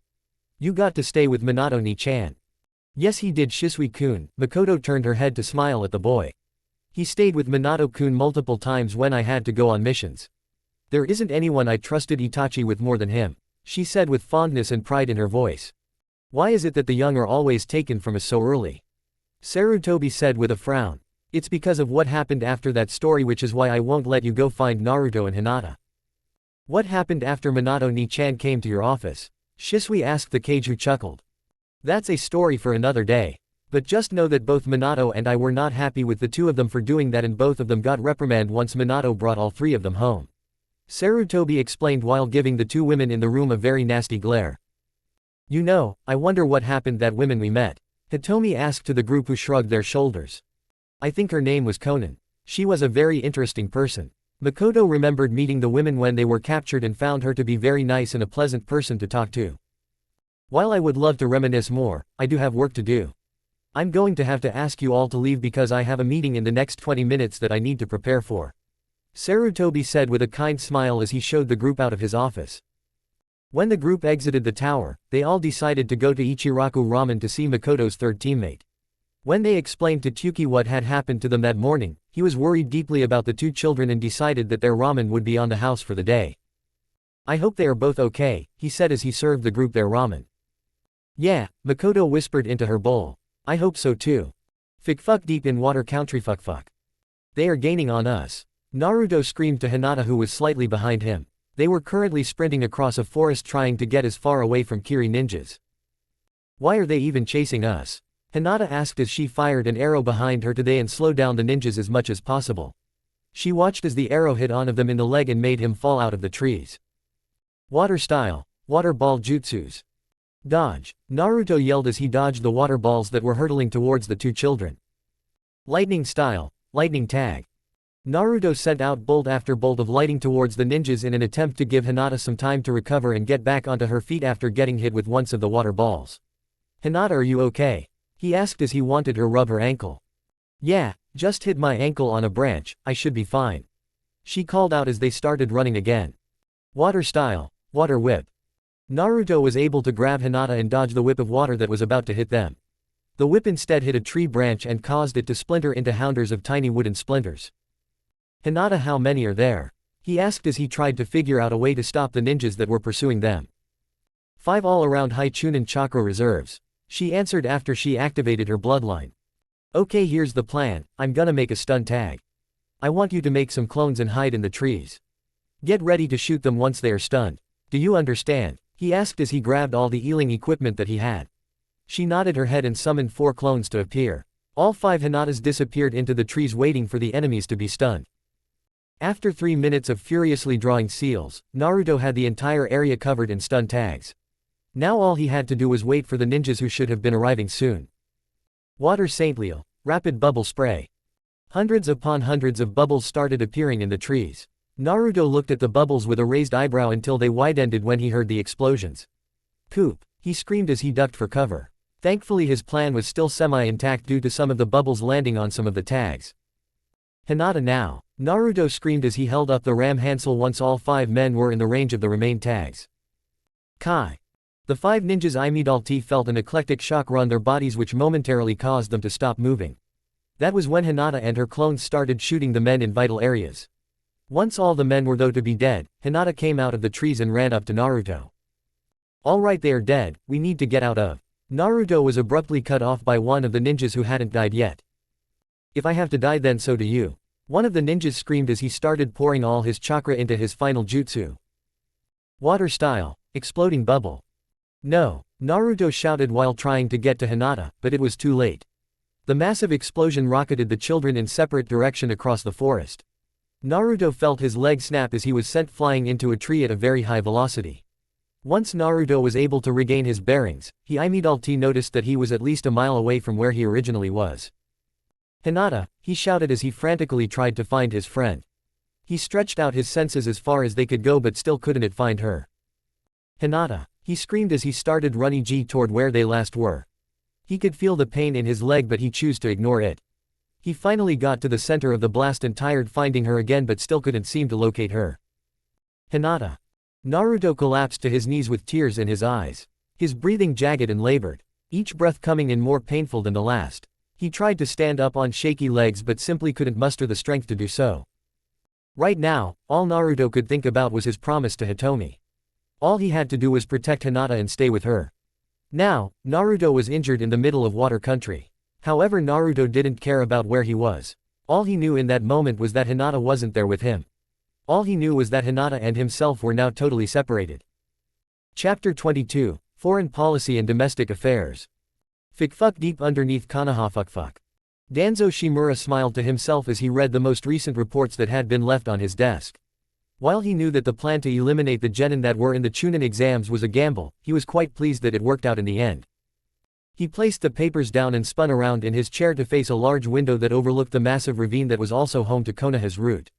Catwalks were used everywhere to connect the large multi-story platforms that stretched across both sides of the jagged granite walls of the ravine. There were multiple overheads that were used as training grounds, dormitories for his forces, and multiple places to get food. At the north end of the ravine there was a 430-foot tall underground waterfall that flowed into a 77-foot wide river. "Route," he shouted as he admired the facility that he had created. Immediately, 2 men wearing blank mask, gray Anbu armor, and black long-sleeved shirts revealed themselves. Both bowed down to their master and saluted at him, which seemed to go unnoticed by the man. "Summon the council," he forcefully commanded to the 2 agents who immediately left to complete their given task. He knew that this meeting was going to be a long and tedious one due to the nature of information that was being brought up. He chuckled to himself as he tried to picture the look on Sarutobi's face when he told him that 14 genin and 5 jonin died during the Chunin exams. Oh well, he mused to himself while walking towards one of the exits that would lead him to Hokage Tower. I'll have plenty of time to think about it during my walk. Kami knows this village is massive. Konoha was a giant circle with a diameter of about 65 miles. It was divided into 6 major sections, which were downtown Konoha, Shinobi Plaza, Civilian Center, the clan districts, the industrial district, and the training grounds.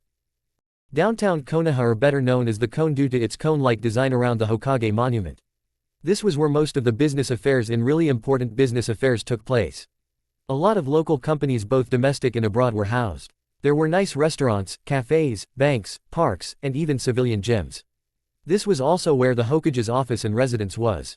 Along with the Ninja Academy, Ninja Registry, Konoha Treasury, Konoha Housing and Development, the Konoha Hospital, and the T&I Department. Then there was Shinobi Plaza.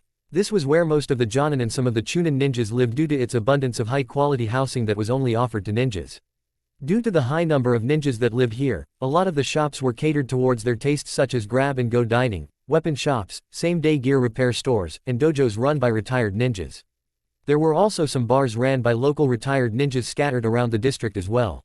For ninja parents, there were even ninja daycare places that were open 24 hours for parents who get called for missions in the early hours or late-night patrols. There were even services that would shunshin kids to either a local school or to the Konoha Academy. 2. Next to Shinobi Plaza was the more heavily populated Civilian Center. This was where most of Konoha's 2.8 million citizens lived. Civilian Way was one of the most diverse areas in all of Konoha. This was where civilians, ninja, and immigrants alike lived, shopped, and worked. This is also where the majority of civilian-owned business were located. There were local gyms, breweries, grocery stores, and bookstores were. Since the majority of Konoha lived here, there was also where almost all of the appliance stores, orphanages, and pet adoption places were located. This is also where the entertainment center of Konoha was. While there was a movie theater downtown, most of the movie theaters, arcades, and bars. On the opposite side of Shinobi Plaza was the clan districts. The districts as they have been known to be called was where all the major clans or extremely wealthy people lived. Some of the smaller clans that only had around 200 to 350 members had smaller plots of land, whereas clans with numbers in the 500 plus had much larger plots of land. The largest of the districts being the Uchiha district, Senju district, Inoshiki-cho districts, and the Inazuka districts. The largest being the Nara district due to its large expanses of land for their deer forests. The Aburame clan also had a large amount of land, however they chose to live in one large compound. This was one of the more floral areas of Konoha due to all the rare and exotic flora that the clans would grow. On the right hand of the civilian center was the industrial corner. This was places like textile factories, meat processing places, Konoha Electrical, Konoha's water processing plants along with other things.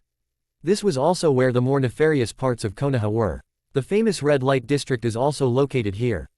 On the other side of the village were all of the training grounds. There are 50 training grounds of varying sizes. The largest one being Training Ground 44, better known as the Forest of Death. It took Danzo 25 minutes to walk out of his route base. He looked around and found himself inside the back room of a coffee shop in the middle of the industrial district. He looked around and grabbed a small cup of water. He then shunshined to the front door of the council chamber and opened it to find only half the council present. Where are the rest of them? He asked his old teammate Kaharu Yuditanu, who shrugged her shoulders. I don't know, the Anbu only said that there would be a council meeting. She replied before biting into an apple she had been about to eat. Why did you call it? She posed to the man, who gave her a nod in reply. Well, you already know Hiruzen won't be pleased that his work is getting interrupted for an unscheduled meeting. Neither will Fugaku for that matter. Danzo surveyed the current members of the council that were assembled and frowned. He saw Akamichi Choza, the head of the Akamichi clan. Inochi Yamanaka, head of the Yamanaka clan and deputy head of the T&I division. Shikaku Nara, head of the Nara clan, Shibi Aburame, head of the Aburame clan, and Hiyashi Hyuga, head of the Hyuga clan. Well, I guess they'll just have to be mad now, won't they? Danzo muttered as he sat in his seat next to his old teammate.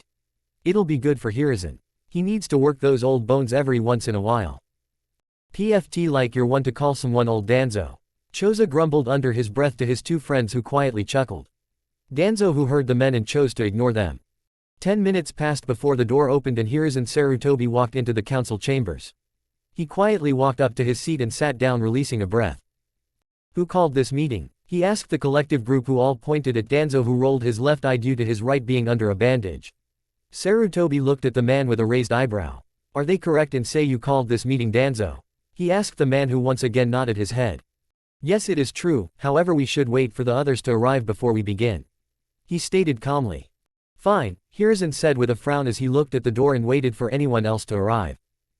After waiting another 10 minutes, the council chamber doors opened and in walked Makoto Uchiha along with Sum Inuzuka. Makoto smiled at everyone and walked to sit in the Uchiha clan seat. She folded her blue dress and sat down, much to the surprise of everyone. Hello everyone, Fugaku couldn't make it today due to a meeting at the police force. So he asked me to fill in for him. She said sweetly, which made everyone nod their heads, accepting the explanation as to why she was there. Very well, now that everyone is here we can start the meeting. Sarutobi announced as he banged a gavel on the table. Danzo, the floor is yours. Danzo looked at everyone in the room before standing up to give his address. He knew that some of them wouldn't care about the fact that some of the genin died in the exams, but he also knew that some of them would care. He himself was curious about the reactions of a few people. Thank you, Hokage-sama. He stood up straight and let out a slow breath before finally speaking. This morning, I received a report from one of our spies in the field that was quite alarming. He paused for a second so that he could gauge the response in the room. So far everyone remained quiet neutral, so he continued. I received word that all 14 genin and 5 jonin that we sent to the Kurigakure Chunin exams have been killed in Kurigakure. Almost as soon as his lips closed, the chamber was in uproar. Makoto had to use every ounce of strength she had to not break down openly in front of the entire council. She didn't want to believe it. Intact, she couldn't believe that both Naruto and Hinata were dead. She had trained them herself. She believed that both were ready to participate. Hiyashi was far more restrained than his wife's best friend. He was also reeling from the fact that Hinata could very well be dead. His firstborn child dead far before her time. He let a single tear fall from his ironclad facade. Kami no. Please Kami no, he thought somberly to himself. Sarutobi had his head in his hands. Kami please be with me, he thought to himself as his brain tried to come up with something to say to the council. At first he thought to deny the report altogether, but that soon left him. He had a sneaking suspicion that Danzo was right, he just needed all the details before he could figure out what to do. Danzo, what you say is a very serious claim. One that could start a war. The Cage said with authority. It would be wise if you produced evidence that supports this claim. Of course Sarutobi, he then produced a piece of paper from his pocket and proceeded to read the report to the council, who all went deathly silent so that they could hear every word. Danzo-sama, I'm sorry that it has taken so long to report to you. Things in Kurigakure have become quite messy. Everything was going smoothly up until the Chunin exams. That's when everything went wrong. No one was allowed to be anywhere near the shore of the departed, the location of the second exam. Security was very tight. From what I could see, everything looked to be fine with the exams. Then all of a sudden a giant explosion rocked the entire city. Windows shattered, buildings shook, and a large fireball could be seen at the lake. It was chaos after that. A couple hours after the explosion, it was revealed that all the genin teams that were participating in the exams had perished in the explosion. The weird part is that all the Jonin senseis also died too, however they looked to be murdered with extreme precision. The Mizukage said that it was a group of terrorists known as the Kagaya clan were responsible. The Kagaya clan is actually a group of bloodline users who are protesting for more rights in the village. They vehemently deny having anything to do with the attack. This then sparked a political feud between the Mizukage and Kagaya clan. After 2 weeks, the Mizukage had all of them murdered and their bodies hung in the village center. It was here where the Mizukage announced that all members of a clan that possessed a bloodline were to write their names on a list and have to wear a special badge to show that they were a bloodline user. Danzo-sama, things aren't looking good here in Kiri, but I'll keep you updated for the good of Konoha. SP 3453. When Danzo finished reading the report, there were multiple reactions from the room. Hiruzen once again was rubbing his hands over his face while his two teammates were still trying to process the information. The clan heads were much more expressive. Makoto was almost openly weeping while Hiyashi had his fists tightly clenched, to the point where they were almost drawing blood. Choza, Inochi, and Shikaku had their heads bowed in silent prayer. Soon was growling and had made claw marks in the wood on the desk. Shibi remained rather neutral. After a few beats of silence, Shikaku tilted his head towards the Hokage and spoke. We need to figure out the people who died so that we can have proper funerals for them. He spoke somberly. Wait, Makoto interjected before the council. Shouldn't we at least go to Kiri and confirm that they are in fact dead? She asked the group, who looked at her with raised eyebrows. Why would we waste precious manpower on people who we know are ash in the wind? Kaharu asked the women who steeled herself. We have an eyewitness account that all of them died. He saw the bodies. Makoto is right, Hiyashi said neutrally. We should at least bring the bodies back so that there's something to bury. No. Everyone looked at the Sandame with shock. Everyone knew that if there was someone who would want to make the hearts of the loved ones just a little bit easier, it was him. Sarutobi knew what Makoto wanted to do. He knew that by requesting a team to be sent out that she would beg to be on it so that she could search for Naruto herself. Hitomi would do the same thing if she was given the chance. He simply couldn't allow that to happen. Like Kaharu said, the bodies are already ash and have long since blown into the setting sun. What we need to do is figure out what our response to our genin being murdered is. He glanced over at Danzo, who, like always, had a plan of action ready. I say we declare war on them. In fact, in their weakened state, we would be able to destroy them. Danzo suggested, much to the ire of the rest of the council. Hokage-sama, that is not the best course of action and you know it. Shikaku interjected loudly. Our forces are still recovering from the Kyuubi attack 4 years ago. If we were to go to war now, it would be disastrous. He said loudly to get the point across. Not true. Danzo shouted at the Nara clan head. We have enough and it would be a short campaign. Danzo, we lost nearly half of our Anbu and a quarter of our forces 4 years ago. You must be out of your goddamn mind. Shikaku argued back. At the end of the Third War we had 5,500 genin and chunin. Add on an additional 2,400 jonin that did return to the village and you have 7,900 genin, chunin and jonin. Plus 500 anbu and you have 8,400 total shinobi. That number grew to 10,700 because of the ad campaigns the Yondaime made. On the night of the Kyuubi attack, we lost not only the Yondaime, we also lost the Red Death as well. Add them with the other 2,675 ninjas we lost that night. We simply can't get into another war. He explained to the council, which caused all of their eyes to widen. 3. Wow, I didn't know our forces were that bad off. Choza said quietly to Inochi, who nodded. If only you knew, my old friend. If only you knew, the blonde thought quietly to himself. Shikaku, that's enough, you've made your case known to the council. Sarutobi nodded his head at the Nara leader, who nodded back. He'd be a good candidate for Jonin commander, he thought to himself. Like Shikaku said, our forces would be stretched too thin. We will instead put heavy sanctions on the land of water and try to start pressuring the water daimyo into getting his country under control. Sarutobi suggests to the group and got numerous nods and affirmative grunts. Good, now is there anything anyone would like bring up? He asked the body and no one raised their hands. Alright then, I declare this meeting adjourned. Hiyashi, Makoto, Shikaku, and Inochi, please meet me in my office. He then got out of his chair and walked out of the council chamber and down the hallway to his office. When the elderly Kage reached his office, he let out a loud groan. I'm getting too old for this shit, he mumbled to his empty office. He then summoned 3 Anbu and had them fetch Kakashi, Yugao, and after the 2 agents left, he grabbed the bottles of sake and whiskey from a locked cabinet and placed them on the desk. By the time he sat down in his chair, he heard the door open. Please come in, he said quietly as he took off his hat and rubbed his wrinkled face with his hands. Hiyashi looked at their leader and frowned at the poor mont's expense. He was sure that dealing with a potential war was not easy. Then again, dealing with the potential loss of a daughter wasn't easy either. When Inochi and Shikaku walked into the office and saw not only the state of their leader, but also the bottles and cups on the table, they immediately knew that something was very, very wrong. Then they took a look at Makoto and those feelings were simply confirmed. Something very, very bad had happened. Makoto was shaking rather violently when she entered the office. The office that Naruto used to work at. The office Minato used to work out of. The office she would go to talk to Minato. The office she would pick Naruto up from after his lessons with Sarutobi. And right now, she didn't know what to do. Right now she was stuck. Minato was already dead. She lost him 4 years ago. But in his loss she got Naruto. True, she's only known the small child for a little over 8 months, but to her those 8 months were the happiest months she's had in years. She actually felt like a mom when she was with Naruto. Even Itachi thought of him as a sibling during the 2 times they ever interacted. Now he was gone. No. She couldn't believe it. There was no way that both of her precious blondes were gone. She had trained Naruto with everything she had for the past 8 months. Was it everything she knew? No, but it should have been enough. No. There simply was no way that Naruto was dead. Silence was kept in the room for a long time. It was a silence that only came before a storm. Like swirling mist lurking in the depths of a swamp. The kind of silence that told you that you were in for a long road ahead.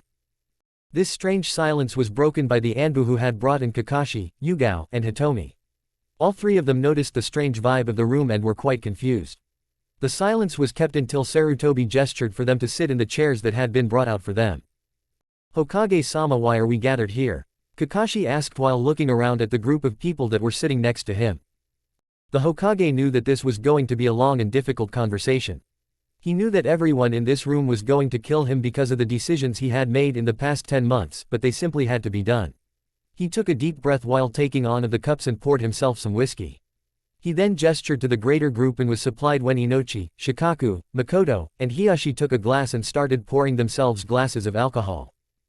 Before we begin, I must seal the room. The information that is about to be said could very well cause an uproar in the streets. The old man announced as he went through hand seals to seal the room. Once that was finished, he took a sip of his glass and once again signed. He then looked at everyone and began what he knew would be one of the worst discussions in his life. All of you are gathered here because you both know of 2 of the genin that went to Kurigakure no Sato to compete in the Chunin exams. Those genin were Hinata Hyuga and Naruto Uzumaki. He paused so that everyone was on the same page. Yes, we know they went. Did something happen? Hitomi asked the aged man as she got a sinking feeling in her stomach. As of this afternoon, we received word that all of the genin and jonin that went to the exams were killed during the 2nd stage of the exam. No, Yugao whispered quietly as she gripped Kakashi's hand tightly. We can then conclude that both Naruto Uzumaki and Hinata Hyuga perished in the Kurigakure Chunin exams. Hiruzen somberly spoke as he looked at the portiere of Minato in his office. I'm sorry, my boy. I'm so sorry I couldn't protect your family again. There was a brief pause before all hell broke loose in the office. No, no, no, no, no, no. Hiruzen, stop the lies and tell me where my babies are. Hitomi screamed at the elderly man who simply sighed to himself. Hit him. No, you listen here, you little shit. You expect me to believe that my baby is dead. Where's the proof? She hollered. She had to be restrained by her husband who was doing his best to remain semi-calm. Danzo read. Oh, here we go with your fucking cock sleeve of a teammate. Yugao said as she rolled her eyes at her boss. It's always Danzo this and Danzo that. You know we've been running around for the past 6 months doing mission after mission for fucking Danzo. Now you're telling us that the only shred of evidence that we have that says this is true comes from him. She shouted. Look, I understand that all of you are quite upset. Upset, Makoto screamed while flailing her chakra. She balled up her fists at even accidents activated her Sharingan. I was upset when Fugaku swindled my parents into arranging a marriage between me and him. I was upset when you told Minato after he was poisoned that he still had to have a handicap on his skills when facing Fugaku for my hand in marriage. I was upset when I found out that you had hid my godson from me for 4 years. Right now, upset doesn't even begin to cover how I'm feeling. The Uchiha matriarch screamed at the man who bowed his head in shame. This shouldn't have happened in the first place. Inochi said quietly but was heard by everyone in the room. The train of thought was silenced, a nasty glare from the aged cage.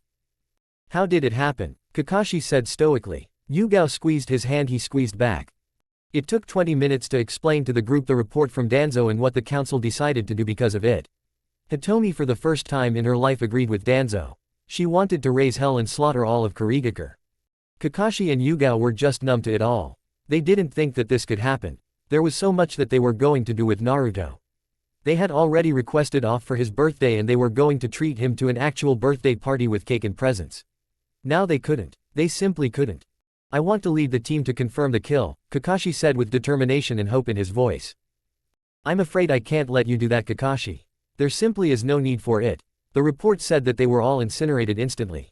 Hiruzen said firmly as he took another sip of his drink. With all due respect, sir, I don't care. Kakashi spat much to the surprise of everyone in the room. Excuse me. Hiruzen narrowed his eyes at the gray-haired scarecrow. Whenever it has come to Naruto and you, it's always been about what we can't do to help him. Kakashi said with a nasty bite to his voice. When Yugao tried to adopt him it was a no. When we told you that both Minato and Kushina told us to raise him after they died and you still refused. After countless beating, trips to the hospital, and 4 near deaths and you still didn't let us dose anything. So I'm sorry if I'm not very trusting of you and Naruto right now. Hiruzen sat in shame as he thought about all of his actions over the past 4 years. All the times he had decided to leave Naruto in the orphanage. It was the best decision for the village. Right, even though he didn't know anymore. We don't have the manpower to just let you and 5 others go gallivanting off to Kiri to look for something that simply don't exist anymore. But just for you, Kakashi, I'll declare them as Mia for the next 2 months. If they somehow show up to the village in the next 2 months. Sarutobi said with a hope to get some positive feedback from the group. I can't believe you, Hitomi said quietly as she shunshined out of the office and back to the Hyuga compound. Hiyashi Imidalti went after her. Kakashi and Yugao looked at each other and also left the room to retreat back to their apartment so that they could drive. Makoto glared Sarutobi and shunshined back to the Uchiha district, leaving Sarutobi alone with Inochi and Shikaku. You could have handled that better, Shikaku finally said to the elderly man who glared at him.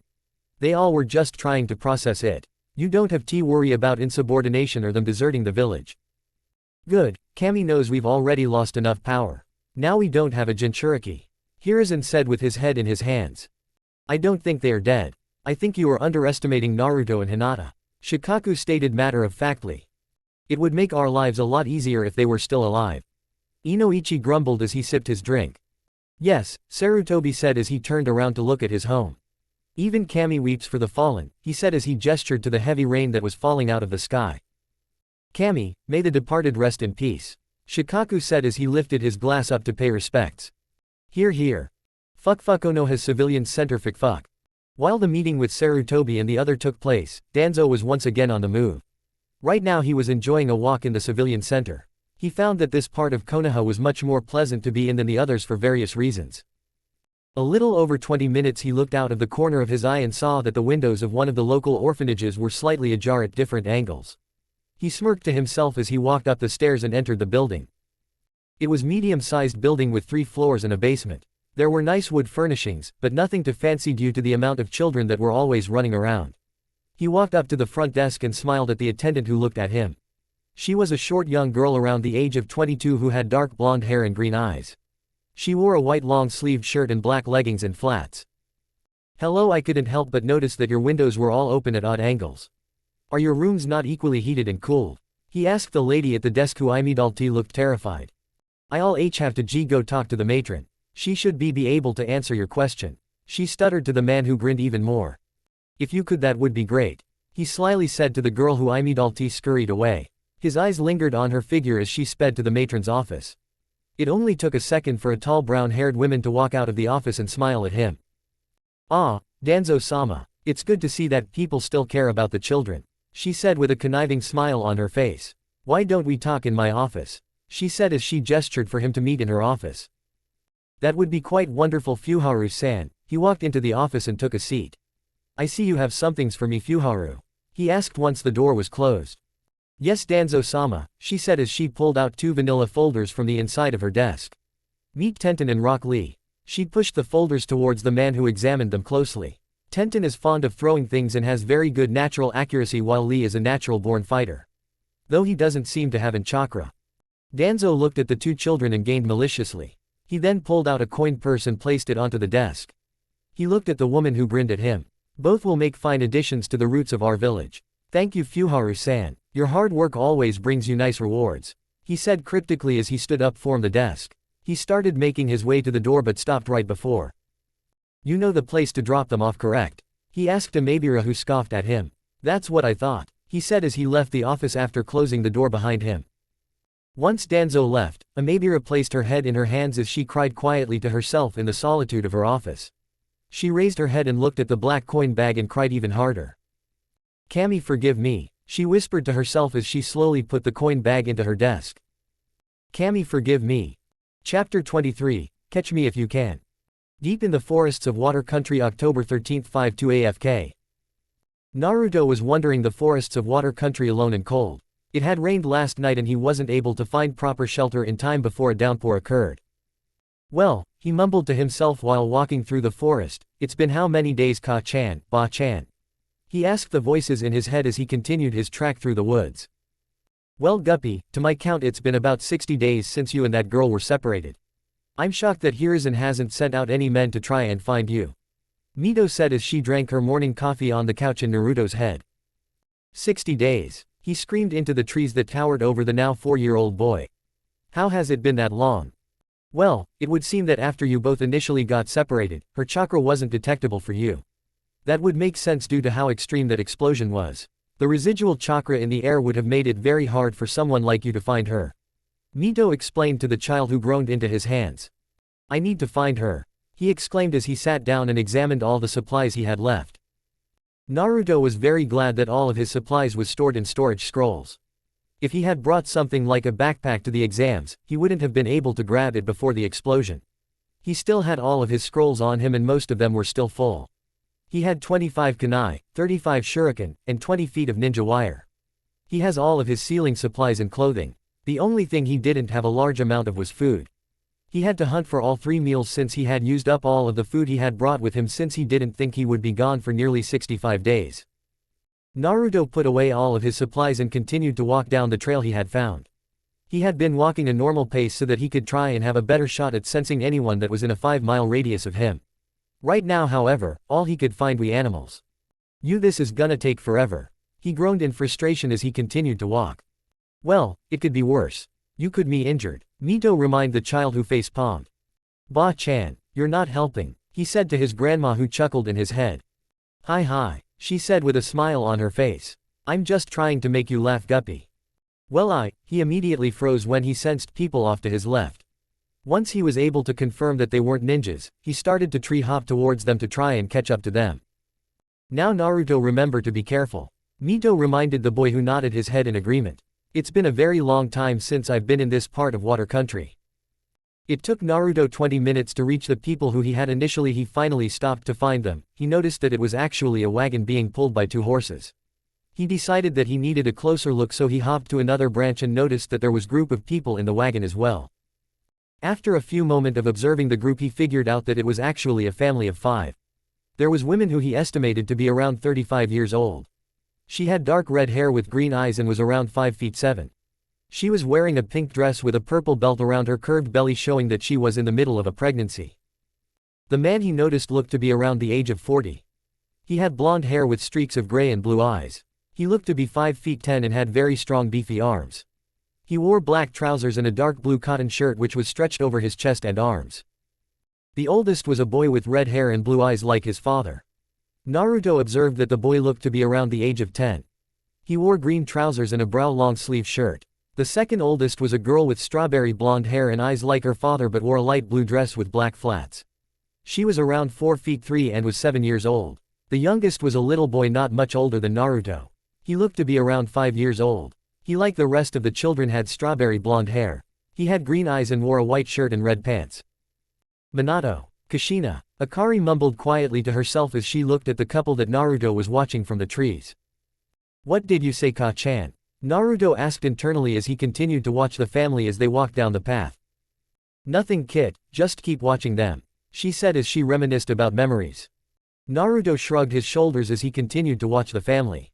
After a few moments, he decided that he needed to make his presence known to the family and figure out if they knew where Hinata was. Fuck road in water country fuck. Agagi-kun, it feels like someone's watching us, the woman said as she looked over her shoulder for the 5th time in the last 20 minutes. Rikino-chan, it's provably fine. No one is in area. It's just the baby getting to your head, the grizzly man said with a wave of his hand. Mama, look in the road, the little girl called out while waving her finger. Agagi looked at where his daughter was pointing to and saw the small blonde child standing in the middle of the road. Oi boy, he shouted as he stopped the wagon that his family was on. What are you doing in the middle of the road? I'm sorry. Naruto apologized with a bow. I'm trying to find a friend of mine and I can't find her. Have you seen her? Naruto asked as he fumbled with his hands. He looked at the mother who instantly swooned over him. Oh sweetie, why are you out in the middle of these woods? Rikino asked the boy who shrugged his shoulder. We were running from Kikurigakure because of the bad stuff that was happening there. We got separated and I've been looking for her ever since, Naruto explained on the verge of tears. Kid, what were you doing in Kurigakure? The last I heard it was in a total lockdown. Agagi asked the child with a raised eyebrow. There hasn't been any news from the hidden village in a little under 2 months due to whatever happened during the Chunin exams. Well, we were taking the Chunin exams and we got split up.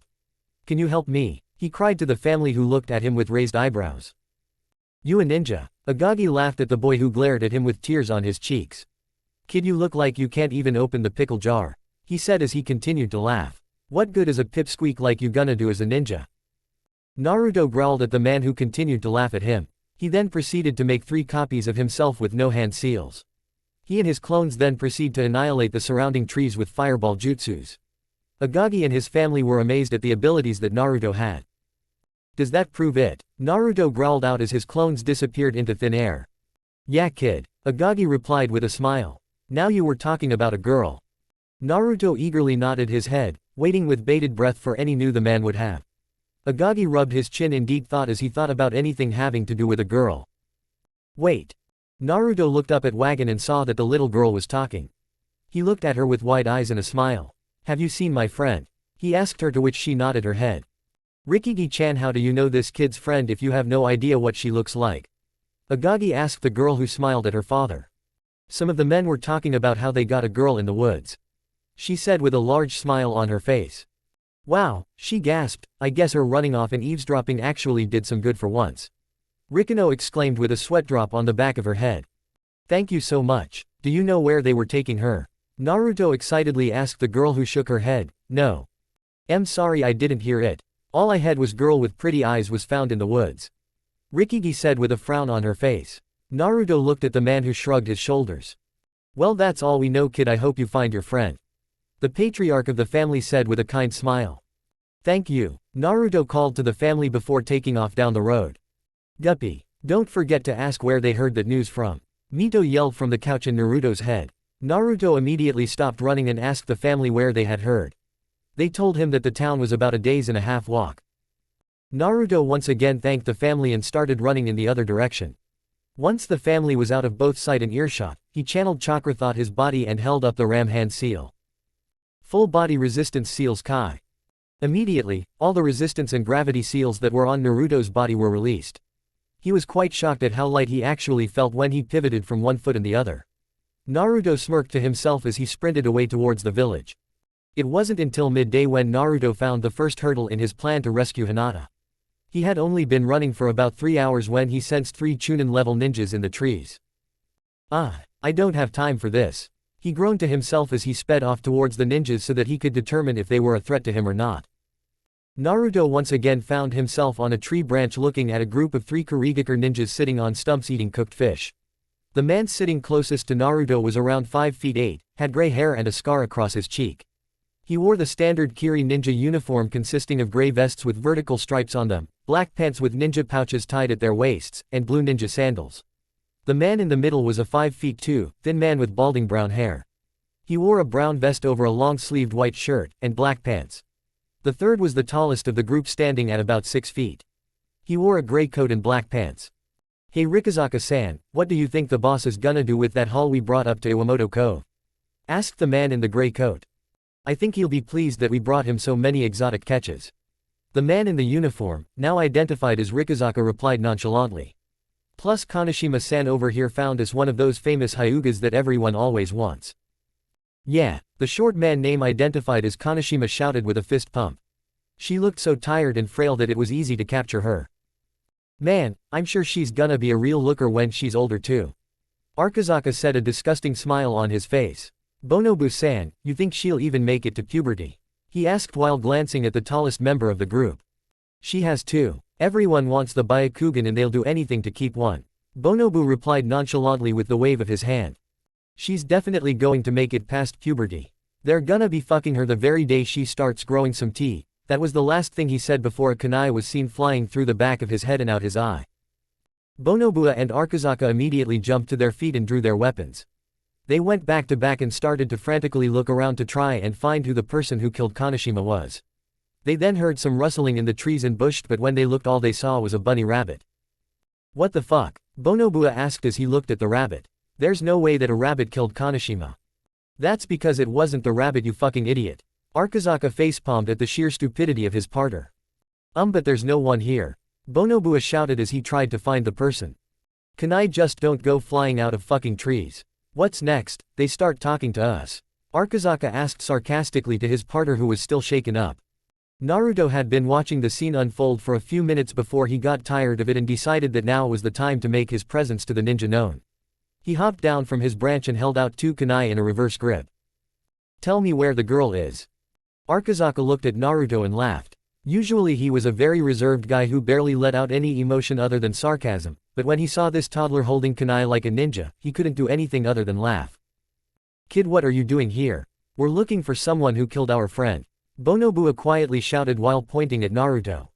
"Tell me where the girl you were just talking about is, or else I'll do much worse than what I did to your friend," Naruto calm stated to the 2 men who merely raised their eyebrows. "You," Bonobu asked the child who growled at him. "You killed a Chunin." He then proceeded to mimsy his partner and let out a deep belly laugh. "I don't have time for this," Naruto angrily thought as he held up the ram hand seal. He then channeled chakra through his body and smirked. "Bring down the thunder." As soon as Naruto uttered the words of his signature jutsu, a single bolt of low-powered lightning shot down from the sky and hit Bonobu. While the tall ninja was distracted, Naruto went on the offensive and sprinted towards Arkazaka, who wasn't expecting the small child to be able to move at such speeds. "This should be over quickly," Arkazaka said confidently as blocked one of Naruto's swipes. He then backpedaled up to a tree and kicked Naruto in the chest. "Yeah, for you." Naruto went through 3 seals and cupped his hand over his mouth in the form of a cone. Fire style, giant fireball jutsu. 3 fireballs launched from Naruto's mouth towards the Kiri ninja, who went through his own street of hand seals. He smirked at the boy as he took in a deep breath through his nose. Water style, roaring waterspout jutsu. Arkazaka blew out a stream of bright blue water that clashed with Naruto's fireballs. Once the collision occurred, a large cloud of steam started to rise in the clearing. Naruto smirked and activated his Sharingan so that he could still see through the steam. He then felt the air move on his left side due to his whiskers, so he dodged. "Wow, you're a tricky one," Bonobu spat as he tried to punch Naruto while his back wasn't towards him. "All you have to do is tell me where the hyuga is and I can let you go," Naruto yelled out as he dodged another punch from Bonobu. The man laughed as he tried to kick the boy who dodged his kick. "We aren't telling you jack shit, kid," the man said as he threw some shuriken at the boy who dropped to the ground to avoid them. "Fine, I guess you want to do this the hard way," Naruto said as he went through 6 hand seals and slammed his hands on the ground. Earth style, Headhunter Jutsu. Naruto sunk into the ground and started to move towards his biggest threat, Arasaka. Once he found the man, he grabbed onto the mont's legs and brought him into the group. He wasn't expecting Naruto to attack from under him, so he didn't have time to react. While underground, Naruto slit his throat with a kunai. Once the man was dead, both bodies shot out of the ground. Naruto looked at Bonobua with his Sharingan active and put him into a hypnosis genjutsu. 1. Tell me where she is. Naruto shouted as he dashed towards the now hypnotized ninja who didn't make any move to stop the boy. Iwamoto Cliff. The man said in an emotionless tone. Naruto glared at him, to which the man simply looked down at him. Where is that? Naruto asked the man who pointed in a direction. It's about 27 miles north by northwest. You'll know you're getting close when the trees start thinning and the ground gets more and more rocky. He answered in the same neutral tone.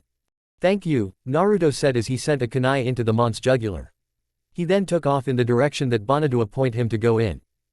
Something inside of him knew that he needed to go fast. That he needed work harder. He needed to fulfill his promise to Hitomi. He needed to get her back. Without even noticing, Naruto sped up to just beyond his maximum speed even while channeling chakra without his weights. He was going to get Hinata back. No matter what it took.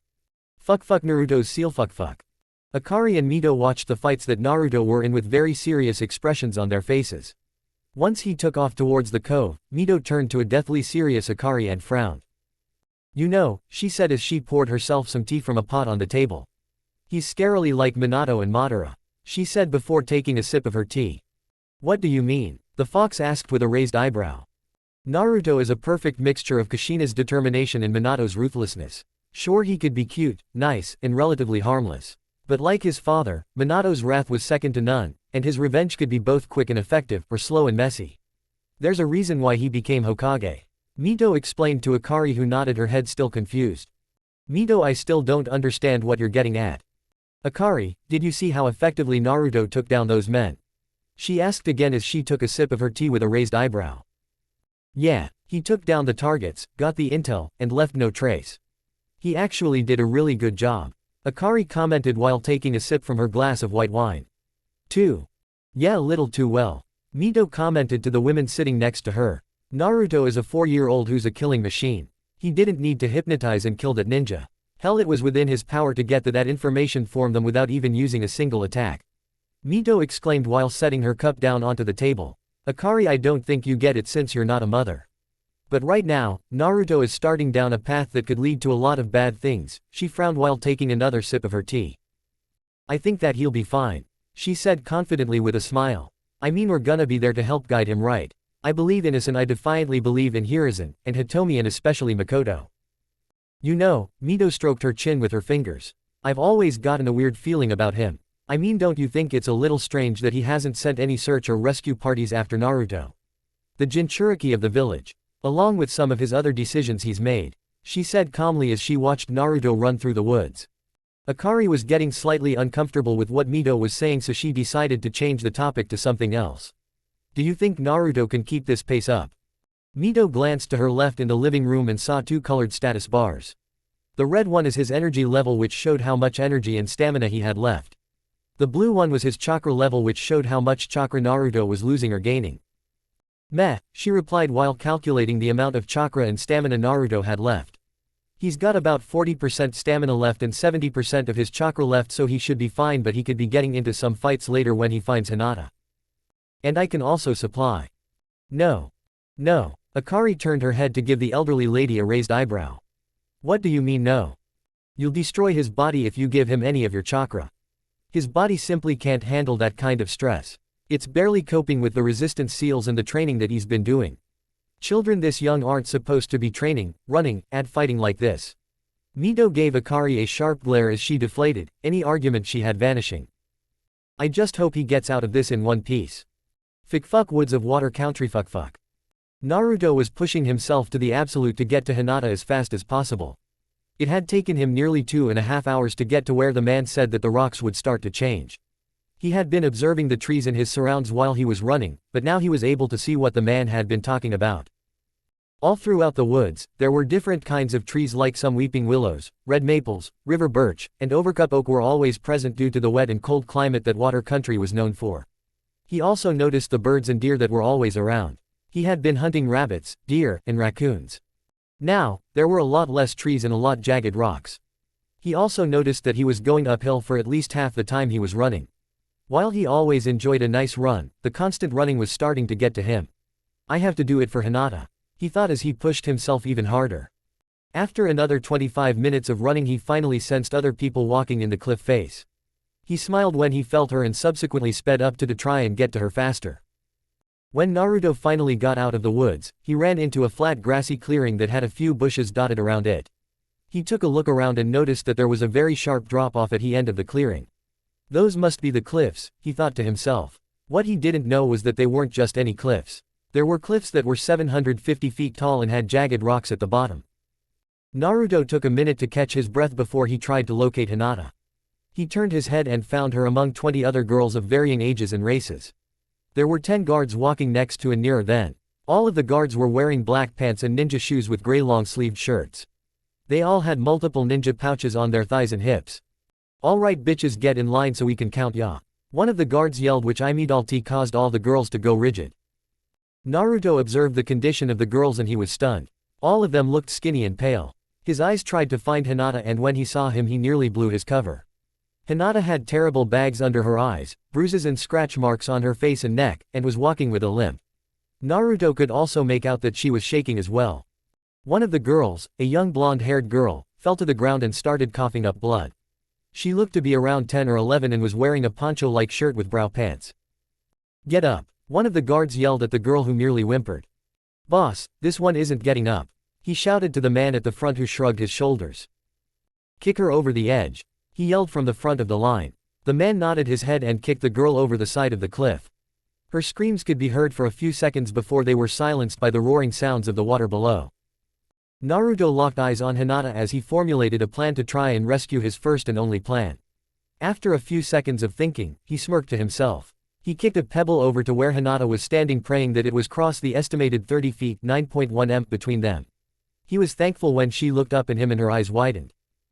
Naruto held up a thumbs up and smiled at her. He then turned towards the guard that was at the back of the line. He grabbed one of the shuriken that was in his pouch and threw it at the man. The guard wasn't paying attention and got it lodged in his throat. "Brewer," he shouted as his throat was filling with blood.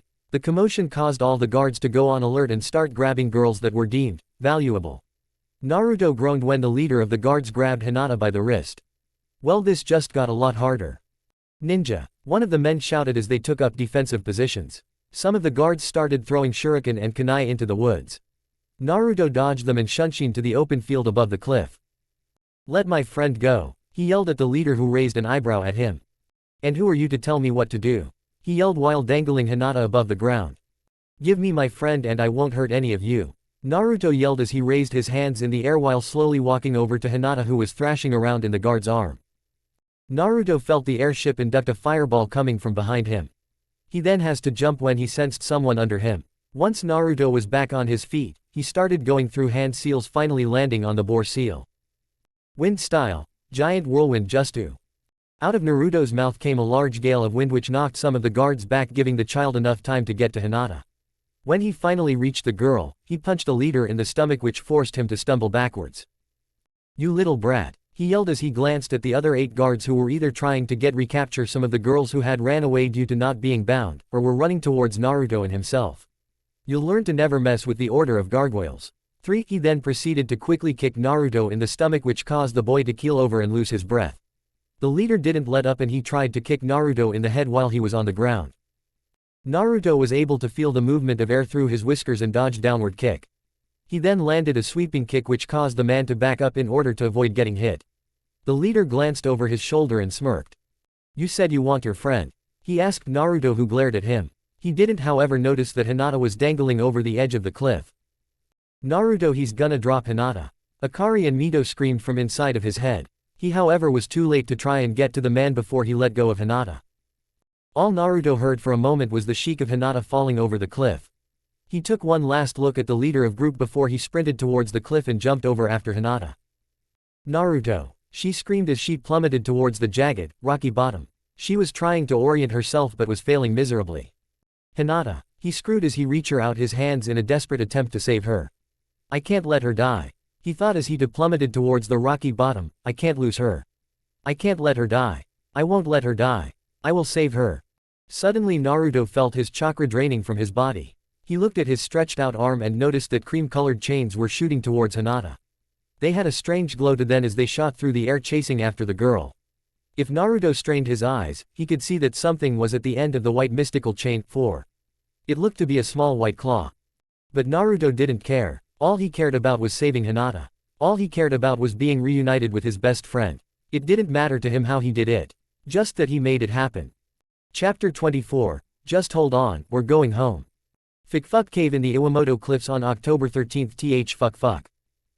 Falling. That was the last thing Hinata felt before waking up in the middle of a cave. It's like she could almost feel the weightlessness on her limbs as she fell closer and closer to the ground. What happened? She mumbled to herself as she tried to sit up. She tried to sit up and get a good look at the cave she was sitting in but couldn't due to a shooting pain she felt in her side and leg. Hello, she weakly called out into the dark cave. All she heard as a reply was her own echo, which made the poor girl frown. Great, she thought to herself as she lied on her back. Where is Naruto? She knew that the boy had saved her, or at least that's what she hoped happened to her. She didn't want to go back to those men that had captured her in the woods. She couldn't go back to them. Naruto, she yelled with a little more force. She knew that one of her legs was broken and that was what was causing her to be pinned down. Hinata knew that she wasn't in the best of shape to begin with, but after that kind of fall, she was just glad she was dead. Well, at least I'm not dead, the 3-year-old mumbled to herself as she waited for her rescuer to return. As Hinata laid on the floor of the cave, she was able to think. She was able to really look back on the last 2 months and go over everything that had happened to her. She came to the conclusion that this world was a dark place. A place that she wanted to make better. A place where a girl her age shouldn't have to be a ninja. Hinata knew that a recently turned 4-year-old and a soon-to-be 4-year-old shouldn't be falling off of cliffs or be in a foreign country without their parents. She knew this from seeing the other little girls and boys from her clan. So why were she and Naruto doing these things? Why were they the ones that had to fight in the Chunin exams? Why were they the ones that had to fight people 3 times their ages? She knew that her mother and father were ninjas, but even they didn't have to do this at their age, right? Hinata didn't want to think about it anymore. She knew that if she started thinking about it more and more that she would start asking questions that she knew she wouldn't want the answers to. So she waited. To her, sitting in the dark cave was semi-relaxing. She didn't have to worry about trying to stealing food from the guards that were watching the past however many days she was with them. She didn't have to worry about finding shelter, or getting water. All she had to do was sit and wait. What she didn't know. All she knew was that she wasn't going anywhere anytime soon. Hinata, I'm back. Hinata opened her eyes and saw Naruto standing over her wearing black shirt and brown pants. He had scratches all over his face and neck along with dark circles on and around his eyes. Naruto, what happened? She asked as she looked at her friend with concern. Well, he rubbed the back of his head while smiling nervously. Let's just say the wildlife around here is a lot different from the ones in the Forest of Death.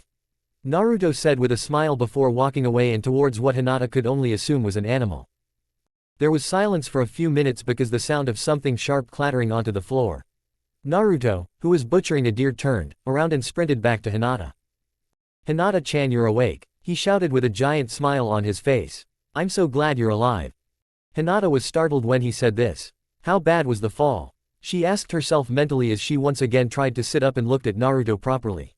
Of course I'm alive, Naruto-kun, she said with a weak smile. I'm glad you're okay. Naruto looked at his friend and grinned. Don't worry about me, he said with his signature grin and thumbs up. When did you wake up? He asked while moving back towards the deer that he was butchering. Not too long ago, she replied while over again trying to sit up and properly look at him. I wouldn't try to move too much, he said from his side of the cave. Your leg looks to be broken. I thought it was just my ankle, she mumbled quietly, but not quite enough for Naruto to not hear it.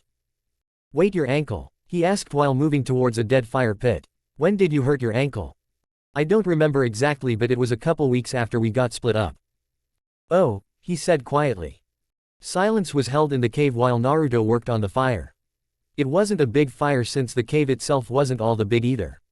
It was only around the size of a medium-sized room. Naruto looked over his shoulder when he heard Hinata cough, and frowned. Guppy, I told you needed to get her out of those wet clothes. Mito chided. I'm sorry, but I didn't want her to be naked. Naruto shouted inside of his head. Guppy, she's gonna catch pneumonia if she doesn't get dry. The elderly Uzumaki yelled at the child, who immediately went still and frowned. He looked over at Hinata and noticed that she was lightly shaking. Hinata, are you okay? He asked over his shoulder while rotating the deer meat that was cooking over the fire. I'm a little cold, but that might be because my clothes are still wet. She answered back to the boy, who nodded his head. I'm sorry, he mumbled quietly to himself. No, it's okay, she said with a small smile on her face. Do you still have all your scrolls? I lost half of them in the fall. Oh. Naruto was kicking himself internally. How could he lose half of his supplies? The only things he had were weapons, bingo book, his information spiral notebook, and his sealing ink. He had lost his food, clothing, and tent in the rocks. Suddenly Naruto looked up and grabbed a kunai and smirked. I have an idea. He walked over to a part of the cave that wasn't being used for anything and started carving into the ground. Hinata heard what her friend was doing and was very confused. What are you doing, Naruto-kun? She asked while trying to turn her head and look at him. I'm gonna make a seal that will dry your clothes faster, he exclaimed over the noise he was making carving up the floor of the cave. Why, you can do that? She asked in amazement of her friend's abilities. Yeah, he continued to chip away at the carvings. After another 20 minutes of chipping away at the floor, Naruto was finished the seal. He grabbed some wet leaves that he had found and placed them in the middle of the sealing matrix. He then channeled chakra into the seal and watched all the water evaporate off of the clothing and turn into steam. It works, he shouted as he fist-pumped the air. That's great, Naruto-kun, Hinata said in between coughs. Naruto walked over to Hinata and asked for her clothes so that he could dry them. She nodded her head and had him turn around, and she took off her purple shirt. The pants were a bit more difficult. She had to summon a clone and have it take them off. When Naruto got the clothes, she sent her clone away. This was also the first time she was able to see her broken leg and twisted ankle. Naruto, how long was I asleep? She asked the boy, who shrugged his shoulders. Like 3 to 4 hours. He answered as he dried the clothes. Okay, that makes sense, she said quietly. Yeah, after I rescued you with my new chain claw thingy, I brought you here, he explained to the girl, who nodded her head. What were those things? She asked her friend. Ka-chan and Ba-chan say that they are chakra chains, but they've never seen anything like mine before. Oh really, they sound cool. Yeah, I'm just glad they were able to save you. So am I, she said with a small smile. Are you able to do it again? Naruto looked down at his arms and frowned. He had tried to do it again, but wasn't able to. Akari had said that they could focus on his chains when he got back to Konoha. No, he bowed his head in sadness. Ka-chan said that I could work on using them when we get back home. Where are going to go home? Hinata asked her friend, who sighed. I lost my map weeks ago, so I have no clue where we are, he explained to the girl, who frowned. I don't have any supplies, she whispered. I had left most of my stuff in the hotel room. After we got separated, I relied on hunting and finding berries in the woods. Then those men got me. She couldn't finish her sentence before breaking down in tears. Naruto saw Hinata crying and rushed over to her side. He crouched down and placed her head in his lap and stated to comb through her hair to try and calm her down. Shush, it's okay, Hinata, Naruto whispered as he tried to calm her down. It was just a thought, Hinata. It's okay. I'm here now, he whispered to her, and she relaxed into his lap. And I'll always protect you. Hinata tilted her head up and looked to see Naruto with his Sharingan activated. She gasped when she saw that there were 3 tomes in both of his eyes. Naruto, she whispered as she saw the slowly spinning red eyes. It took Naruto about 25 minutes to get Hinata to calm down. Once she was calm, he summoned a clone to get them the roasted deer. After dinner, Naruto and Hinata just laid on the ground together until they fell asleep. Naruto had been asleep when he sensed 5 people outside of the cave he and Hinata were in. He kept his eyes closed but honed in on the people to determine if they were a threat or not. Look boys, we found the kid who killed Yuma, one of the men shouted from outside of the cave. Naruto's eyes widened after he heard this. He immediately woke up Hinata, who groaned and protested being woken up. Hinata-chan, we need to get out of here, Naruto shouted while he made a clone to pack up the scrolls. Where do you think you're going? One of the gargoyles yelled as he went through hand seals for a lightning jutsu. Lightning release, static shock. Naruto's eyes widened as he saw the bolts of lightning rushing towards him. He jumped up and went through 4 hand seals and slamming his hand on the ground. Earth release, rock wall.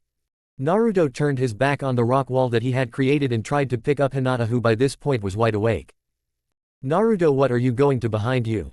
Hinata shouted to her friend. Naruto turned his head and avoided a kick to the skull. He reached into his ninja pouch and grabbed a kunai. He threw it at the monk's skull, which instantly killed him. "Hinata, can you walk?" he shouted as he started going through hand seals. "No, and if I try I probably won't last very long," she yelled and dragged herself to the wall to try and stand up. Lightning style, Bolt Blitz. Naruto stretched out his and sent out a torrent of lightning towards the ninja who had just tried to kick him. The bolts hit him right in the stomach, sending him flying back into the cave. Naruto glanced over at Hinata and saw her trying to stand up. "Looks like I'm carrying her back to Konoha." Naruto sprinted over to Hinata and picked her up bridal style and ran out of the cave. He looked outside and noticed that the moon was up high in the sky and groaned. "It's night time. Can my luck get any worse?" he angrily thought as he started sprinting on the water. Shuriken Kage Bushin no Jutsu. "Ah, come on," Naruto shouted as he tried to use his whisker to feel where the shuriken were going to hit. "Ka-chan, Ba-chan, anyone home?" he thought while sprinting on the water trying to escape the 4 remaining gargoyles. "You're lucky I'm a light sleeper, Guppy. How did you end up in this mess?" Mito asked as she tried to figure out where Naruto trying to go. "I don't know. They nearly blew up the cave. I grabbed the cave and just started running. Do you know if there's an island close by?" he asked as he ran into the inky black ocean. "Depending on the direction you're going you could be close to Uzu." "Uzu? Never heard of it. It's the island where I was born. I think it's 160 miles away. You'd need to run at least 26 miles a day. You get there in 6 days. Then you'd have to get past the whirlpools, which will be tough." "Okay, do I have any more options?" Mito thought for a second before answering his question. "Well, there's Wave Country, but that's 450 miles away." Naruto immediately stopped running to think about the answer his grandmother just gave him.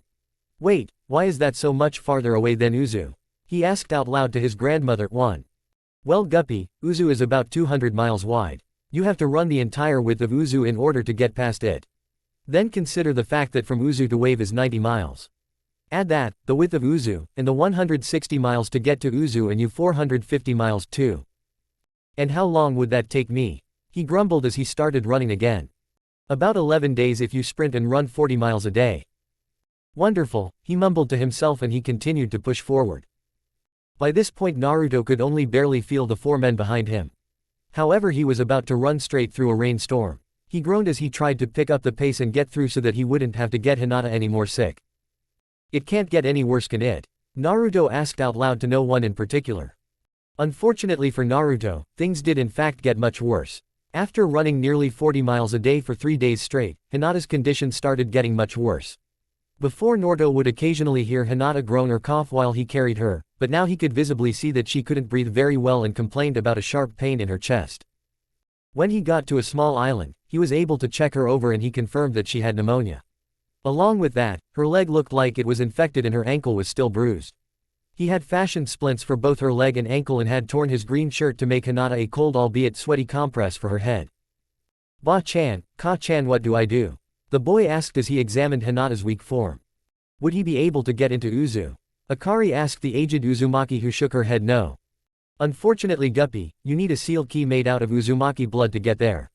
His grandmother explained to him, which made the boy frown. "You don't have the knowledge to make it. You'll just have to get to Wave before the sickness takes poor Hinata-chan. You only have 290 miles to go." "What if I used Ka-chan's chakra?" he urgently asked as he picked Hinata up and started running off towards Wave. "Naruto-kun, your body isn't developed to use my yoki. I'm sorry, but this will have to be your own strength." Naruto's eyes narrowed as he sprinted towards the island of Wave.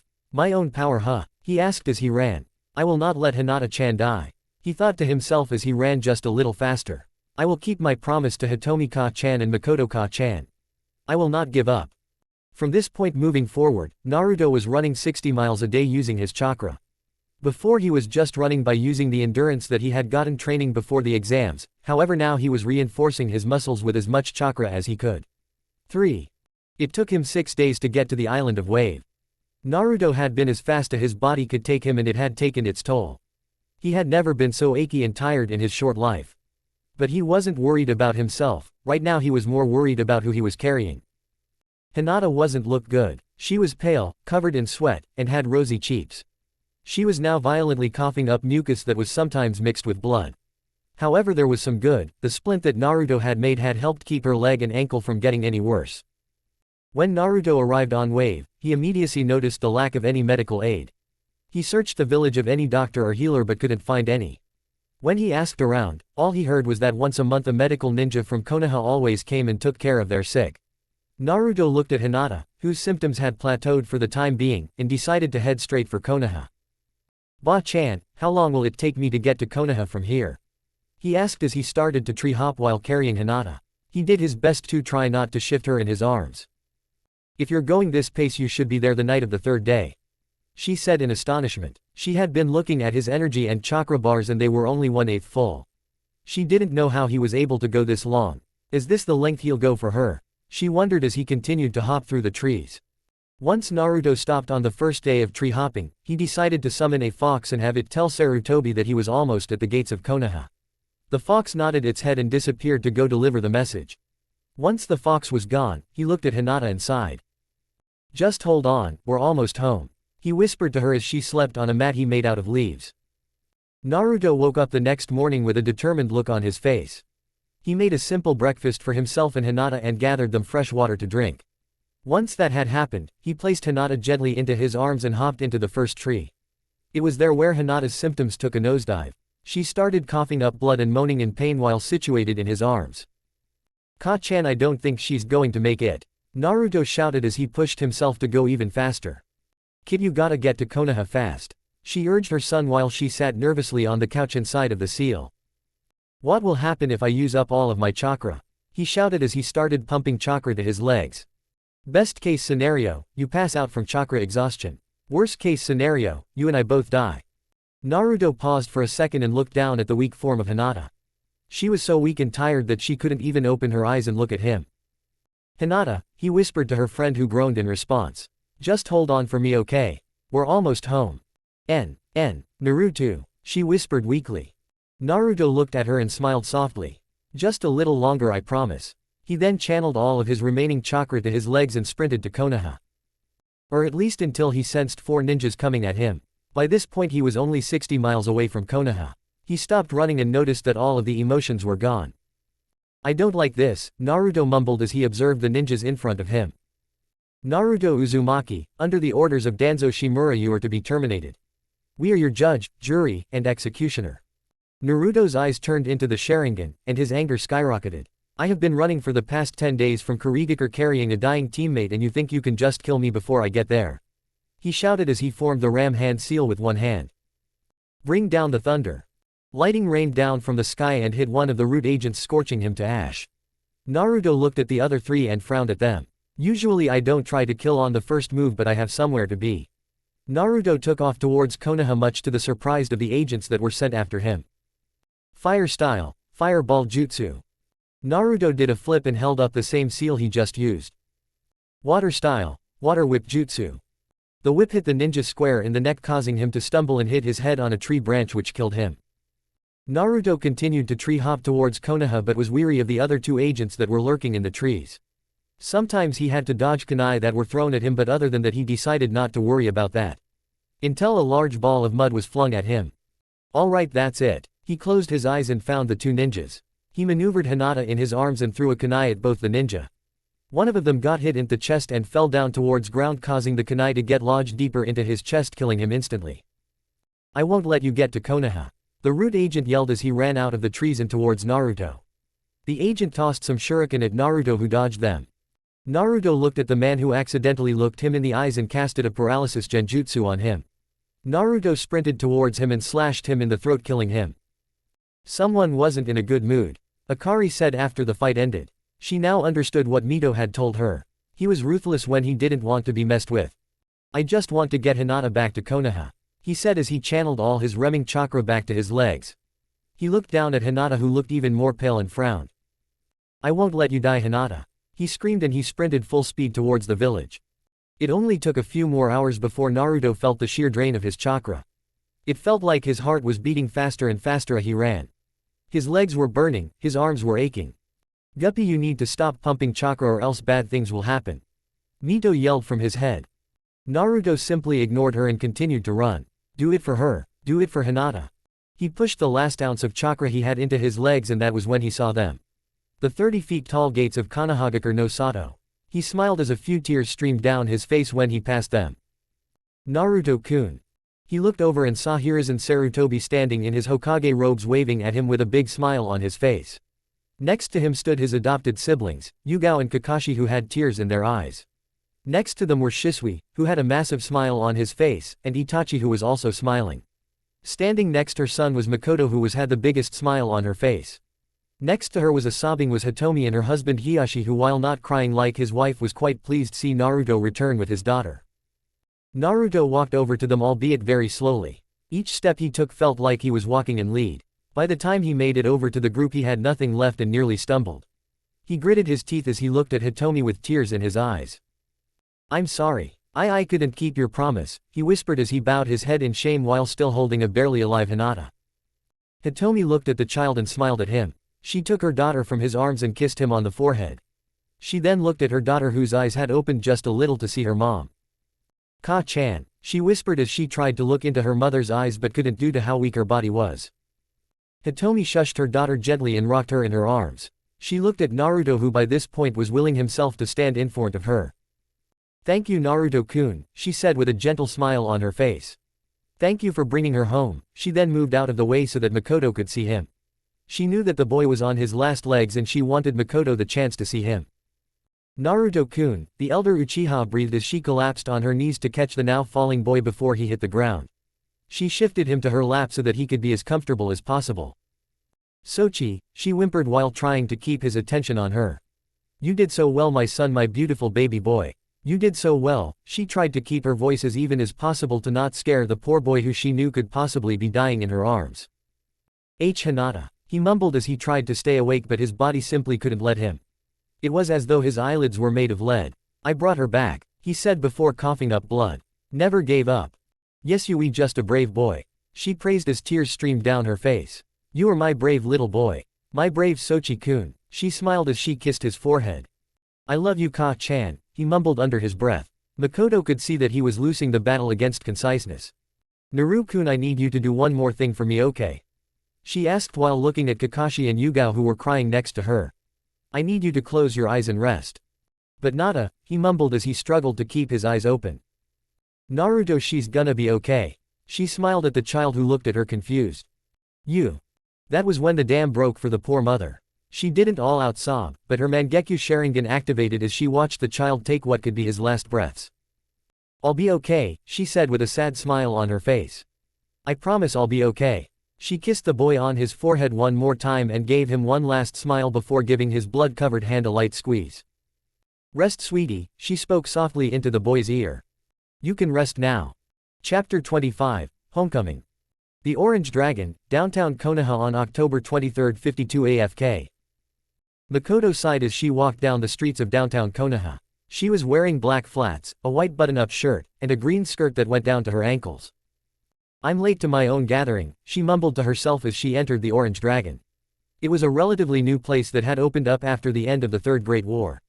It was a one-story building covered in ebony wood paneling with bright orange accents. Along with the exterior of the building was an outdoor waiting area fitted with tables and rocking chairs. Makoto entered the restaurant and was greeted by a young woman wearing all black and a bright orange half-apron.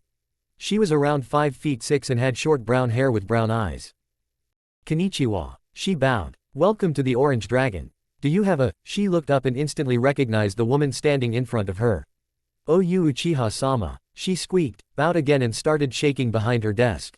"I didn't know you would be here. I hope you weren't waiting for very long," she asked the woman with worry laced in her voice. Makoto looked at the poor hostess and frowned. Does the Uchiha name really bring fear in our own village? She pondered while giving the woman a kind smile. No, the mother reassured the worker, who gave a week in return. "I just got here, but I was going with some friends who I think are already here." The worker looked on her desk and smiled. "Yes, they are in the back room, Uchiha-sama.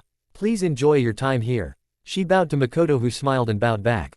"Thank you for having my friends and me here," Makoto replied as she straightened out her skirt.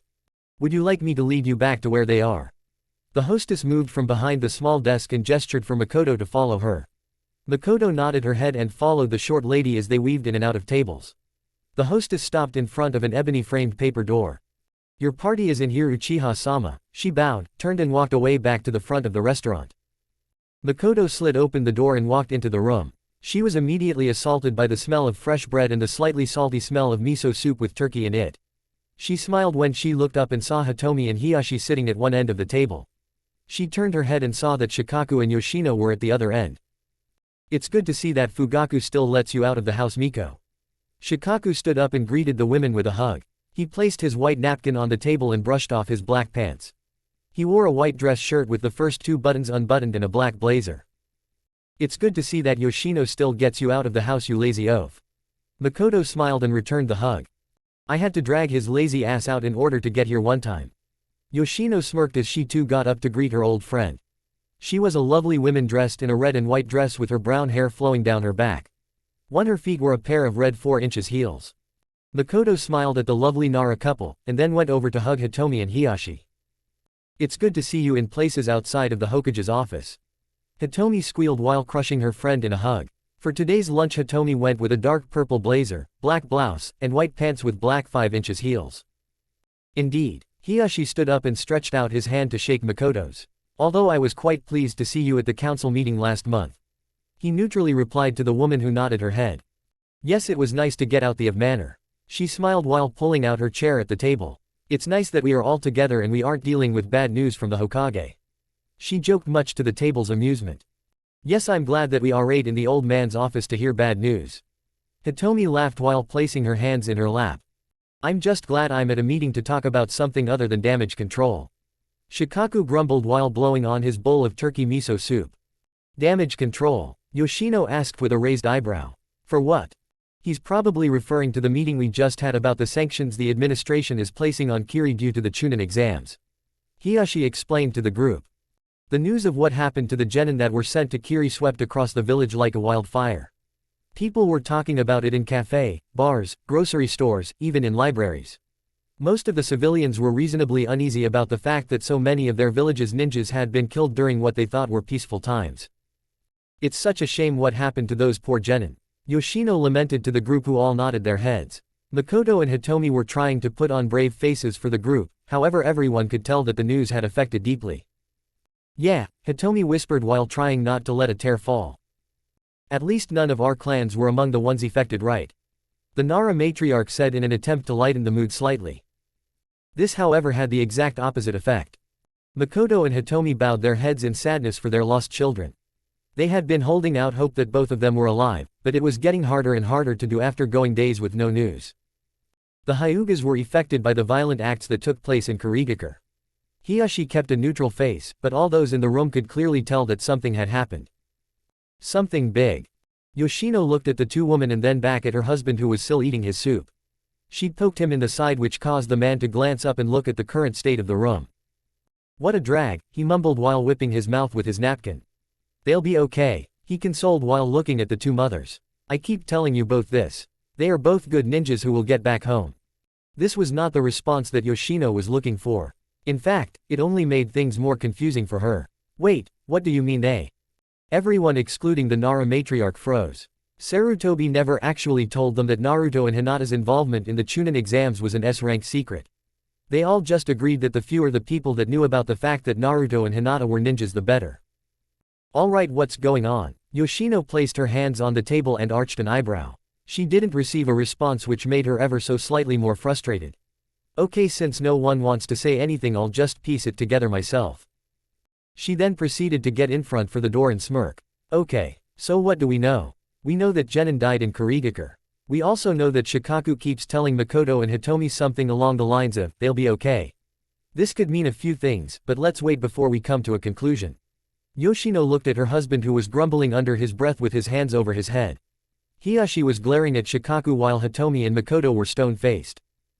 Yoshino continued to talk while wailing around the room. So we need to think of genin who are connected to Hitomi and Makoto. Both are matriarchs of their clans, however there weren't any official casualties from either the Hyuga clan nor the Uchiha clan.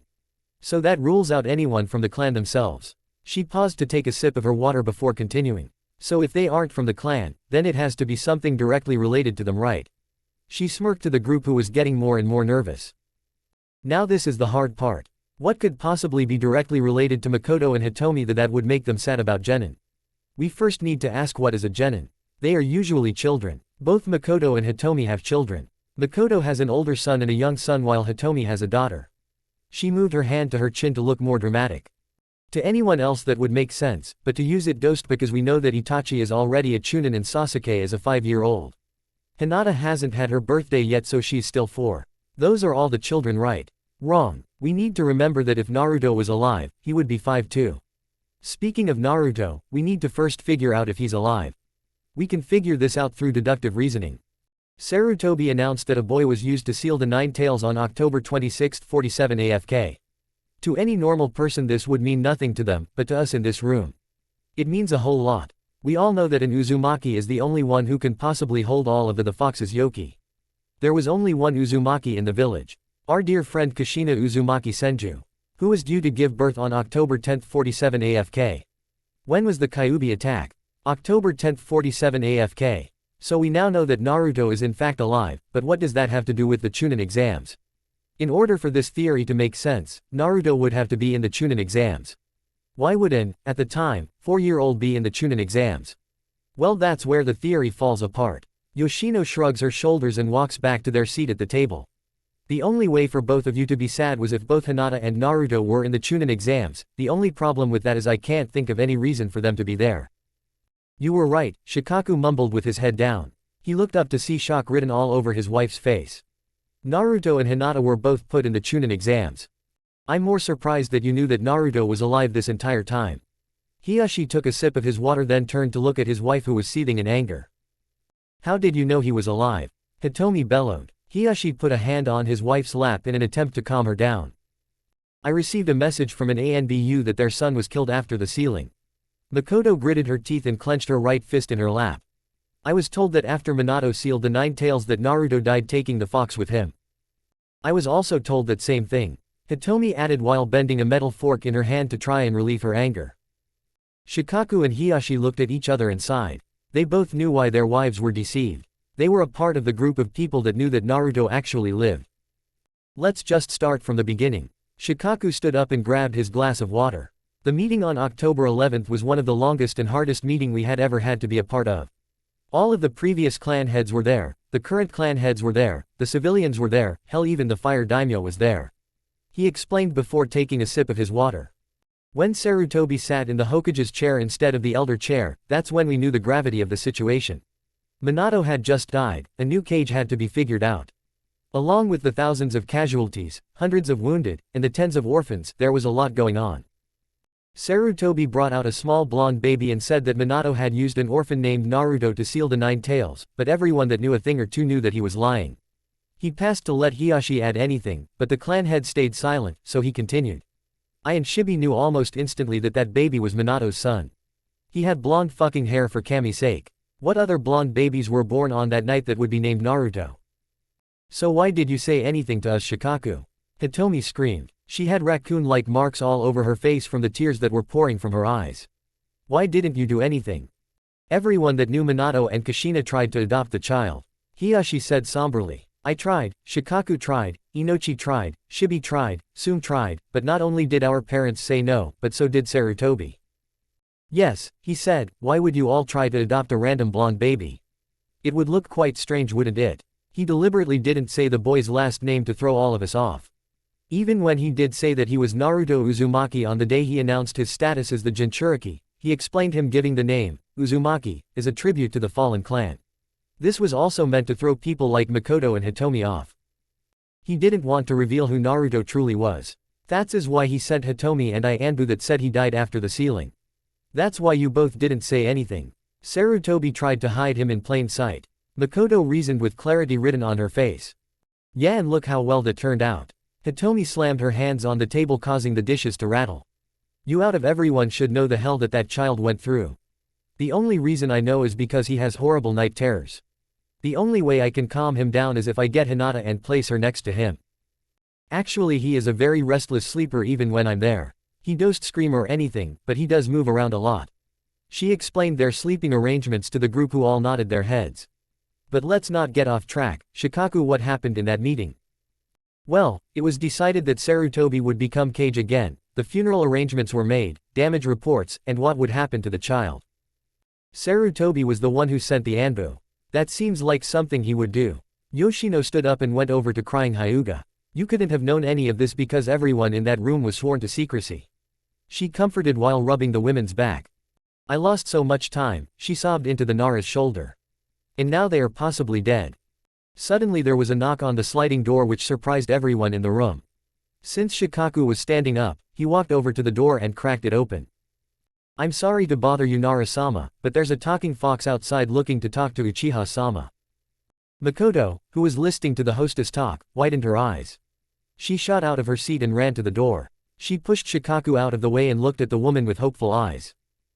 Bring them here and bring us a platter of assorted cooked meats as well. She smiled at the woman who nodded then left. Are you going to explain why you knocked Shikaku over to talk to a fox? Yoshino went over to check on her husband who had swirls in his eyes. Well. Did she say a fox? Hitomi asked with just as much hope in her eyes. Makoto nodded her head and smiled. He's alive. Who's alive? Yoshino yelled in confusion. She is talking about Naruto-kun, a white fox said from the doorway. She walked inside of the room and hopped onto the table. She was around the same size of a house cat, and had a long bushy tail. I don't think I've ever met you before. Makoto brought her hand up to the fox for her to sniff. That's because we've never actually met before Uchiha-sama, the fox said in a high-pitched but smooth voice. My name is Vale and I am the head of the medical fox division and specialize in healing. I am here to tell you some information about your kits. Well then by all means, Makoto gestured to the table signaling to the fox that the floor was hers. She smiled and sat down in her seat eager to get anything new about Naruto or Hinata. Before you begin please tell me how you know Naruto. Shikaku raised an eyebrow at the fox who glared at him. Naruto-kun is the Kitsune summoner and by extension my summoner. If you have a problem with that I can bring you to my manager, though I don't think you want to deal with her seeing how the last time you both met half your village was destroyed. Vale smirked at the Nara who paled at the thought of being brought to speak with the Kyuubi. No that won't be necessary. Please continue with what you were about to say. Vale nodded her head and took a moment to collect herself. Last night, one of my medical foxes was summoned by Naruto-kun to send a message to Hiruzen Sarutobi that he was almost at the gates of Konoha. If that was last night, why are you telling us this now? Hiyashi asked the fox who sighed. Because since it was the wrong department, it had to get told to me who had to report it to the communications department. Then I had to deal with the fact that Hinata and Naruto are both severely injured. So I sent a team to diagnose what was wrong with them. She paused so that she could let the adults take in all this information. Naruto is currently suffering from chakra depletion and exhaustion, however he is pushing through it to get Hinata back to Konoha. From what my team told me, he should be dead by now. His leg muscles are worn out, his joints need serious rest, his stomach is shutting down, his blood sugar is low, and the muscle fibers in his legs were tarring at an alarming rate. I would say that the only thing keeping him alive right now is adrenaline pumping through his body and sheer willpower to save Hinata, Vale explained to the table. All the mothers had shocked expressions on their face. Makoto was clenching her fist so hard that blood was leaking from her palm. All of the men had neutral expressions on their face. What about Hinata? Hitomi asked in a meek voice, scared about the condition that her daughter was in. Vale closed her eyes and used her left paw to rub her eyes. If Naruto was at death's door then Hinata has one foot in it. Hinata looks to be suffering from a broken and infected leg, a broken ankle, and is suffering from severe pneumonia which means fever, chest pains, chills, coughing, and labored breathing. She looks ghostly with rosy cheeks, and is coughing up phlegm mixed with blood. I cannot in good faith say that she will live past tomorrow. The room was silent for a very long time after the fox spoke. Somewhere in the middle Vale's retelling did a waiter place the meats on the table and leave. Now that Vale was finished speaking, she lunged at piece of perfectly cooked medium rare steak. Why didn't you do anything? Hitomi screamed at the fox who lowered her ears in shame. Ma'am, my medical foxes are not nor will they ever be equipped to injuries like Naruto's. The only way we could treat them was if we took both of them to our realm which we couldn't without going through a lot more hurdles and hops. Not to mention the bypassing of centuries of rituals. Also the fact that we couldn't have done anything to Hinata without a written letter of consent from the Shika summons. Hell, Naruto hasn't even gotten the right to go to our realm. I'm sorry but you're going to have to trust Naruto to get her back here so that she can be treated by a human doctor. I'm very sorry and I wish I could help more but my paws are tied. I understand, thank you for doing all that you could for my daughter. Hitomi bowed her head in shame. She knew that the fox was doing all that she could to save her daughter and she shouldn't have snapped like that. Wait, you originally said that a message was meant for Hokage-sama, right? Yoshino asked the fox who nodded her head. Did it ever get to him? Yes. Willow, who is the head of the internal communications and espionage, should have gotten to him the same time I got here. Why wasn't he notified last night? Shikaku asked while reaching over to grab a piece meat from the table. Makoto-sama made a rule that if he was talking to a man with bandages on his head not to make our presence known. He was talking to him last night, so Willow waited to now to tell him. Just out of curiosity, what were they talking about? Makoto asked the fox, who shrugged. All Willow said was that they were talking about something crossing some barrier. She replied while taking another piece of steak. That must have been Naruto when entered the barrier around Konoha. Wait, if Naruto told the fox that he was close last night? Makoto's eyes winded when she realized just how close she was to Naruto. Out of nowhere, smoke started billowing into the room. Out of the smoke walked Kakashi and Yugao, who had worried expressions on their face. Their sudden appearance caused everyone to jump and grab their weapons. Once they realized who it was, they put everything away. We need Makoto, Hitomi, and Hiyashi at the gates. Naruto has been spotted 30 minutes away from the village, he announced while sneaking a piece of meat for later. Makoto made a clone and had her go to the compound to get Itachi and Shisui. She then pulled a handful of 100 Ryu bills and gave them to Shikaku, who nodded his head. Yoshino also got up and grabbed her bag. I'm gonna get to the hospital and let them know you're coming. She kissed her husband and left the room in a shunshin. Alright, I'm gonna head back to report that Naruto and Hinata have arrived. Thank you for the meal. Vale yipped before disappearing. Makoto, Yugao, Kakashi, Hitomi, and Hiyashi ran out of the room and left the restaurant. They were glad that Shikaku was able to explain to the poor hostess what was going on. Once they reached the main road, they all started running to the gates. When they were halfway to the gates, Makoto's clone found them with Itachi and Shisui behind her. What's going on? Shisui asked as they sprinted and jumped from rooftop to rooftop in the Shinobi district. Naruto and Hinata were spotted outside of the village. Kakashi answered quickly as he jumped to the next roof. The group continued running from rooftop to rooftop until they reached the gates and saw Sarutobi in his full Hokage regalia. I'm glad all of you were able to make it here. The aged Kage smiled at the group, who all nodded their heads. Wouldn't miss it for the world. Makoto smiled back and looked at the entrance to the village. How long until he's here? She looked back at the elderly man. He should be here any minute. He smiled as he heard something coming towards them. Out of the trees came Naruto, cradling Hinata in his arms. The first thing that any of them noticed was just how exhausted he looked. He had bags under his eyes and was hunched over. He had dirt, cuts, and scrapes everywhere. Even his clothing was on its last legs. Naruto-kun. He looked over and saw Hiruzen Sarutobi standing in his Hokage robes, waving at him with a big smile on his face. Next to him stood his adopted siblings, Yugao and Kakashi, who had tears in their eyes. Next to them were Shisui, who had a massive smile on his face, and Itachi, who was also smiling. Standing next her son was Makoto, who had the biggest smile on her face.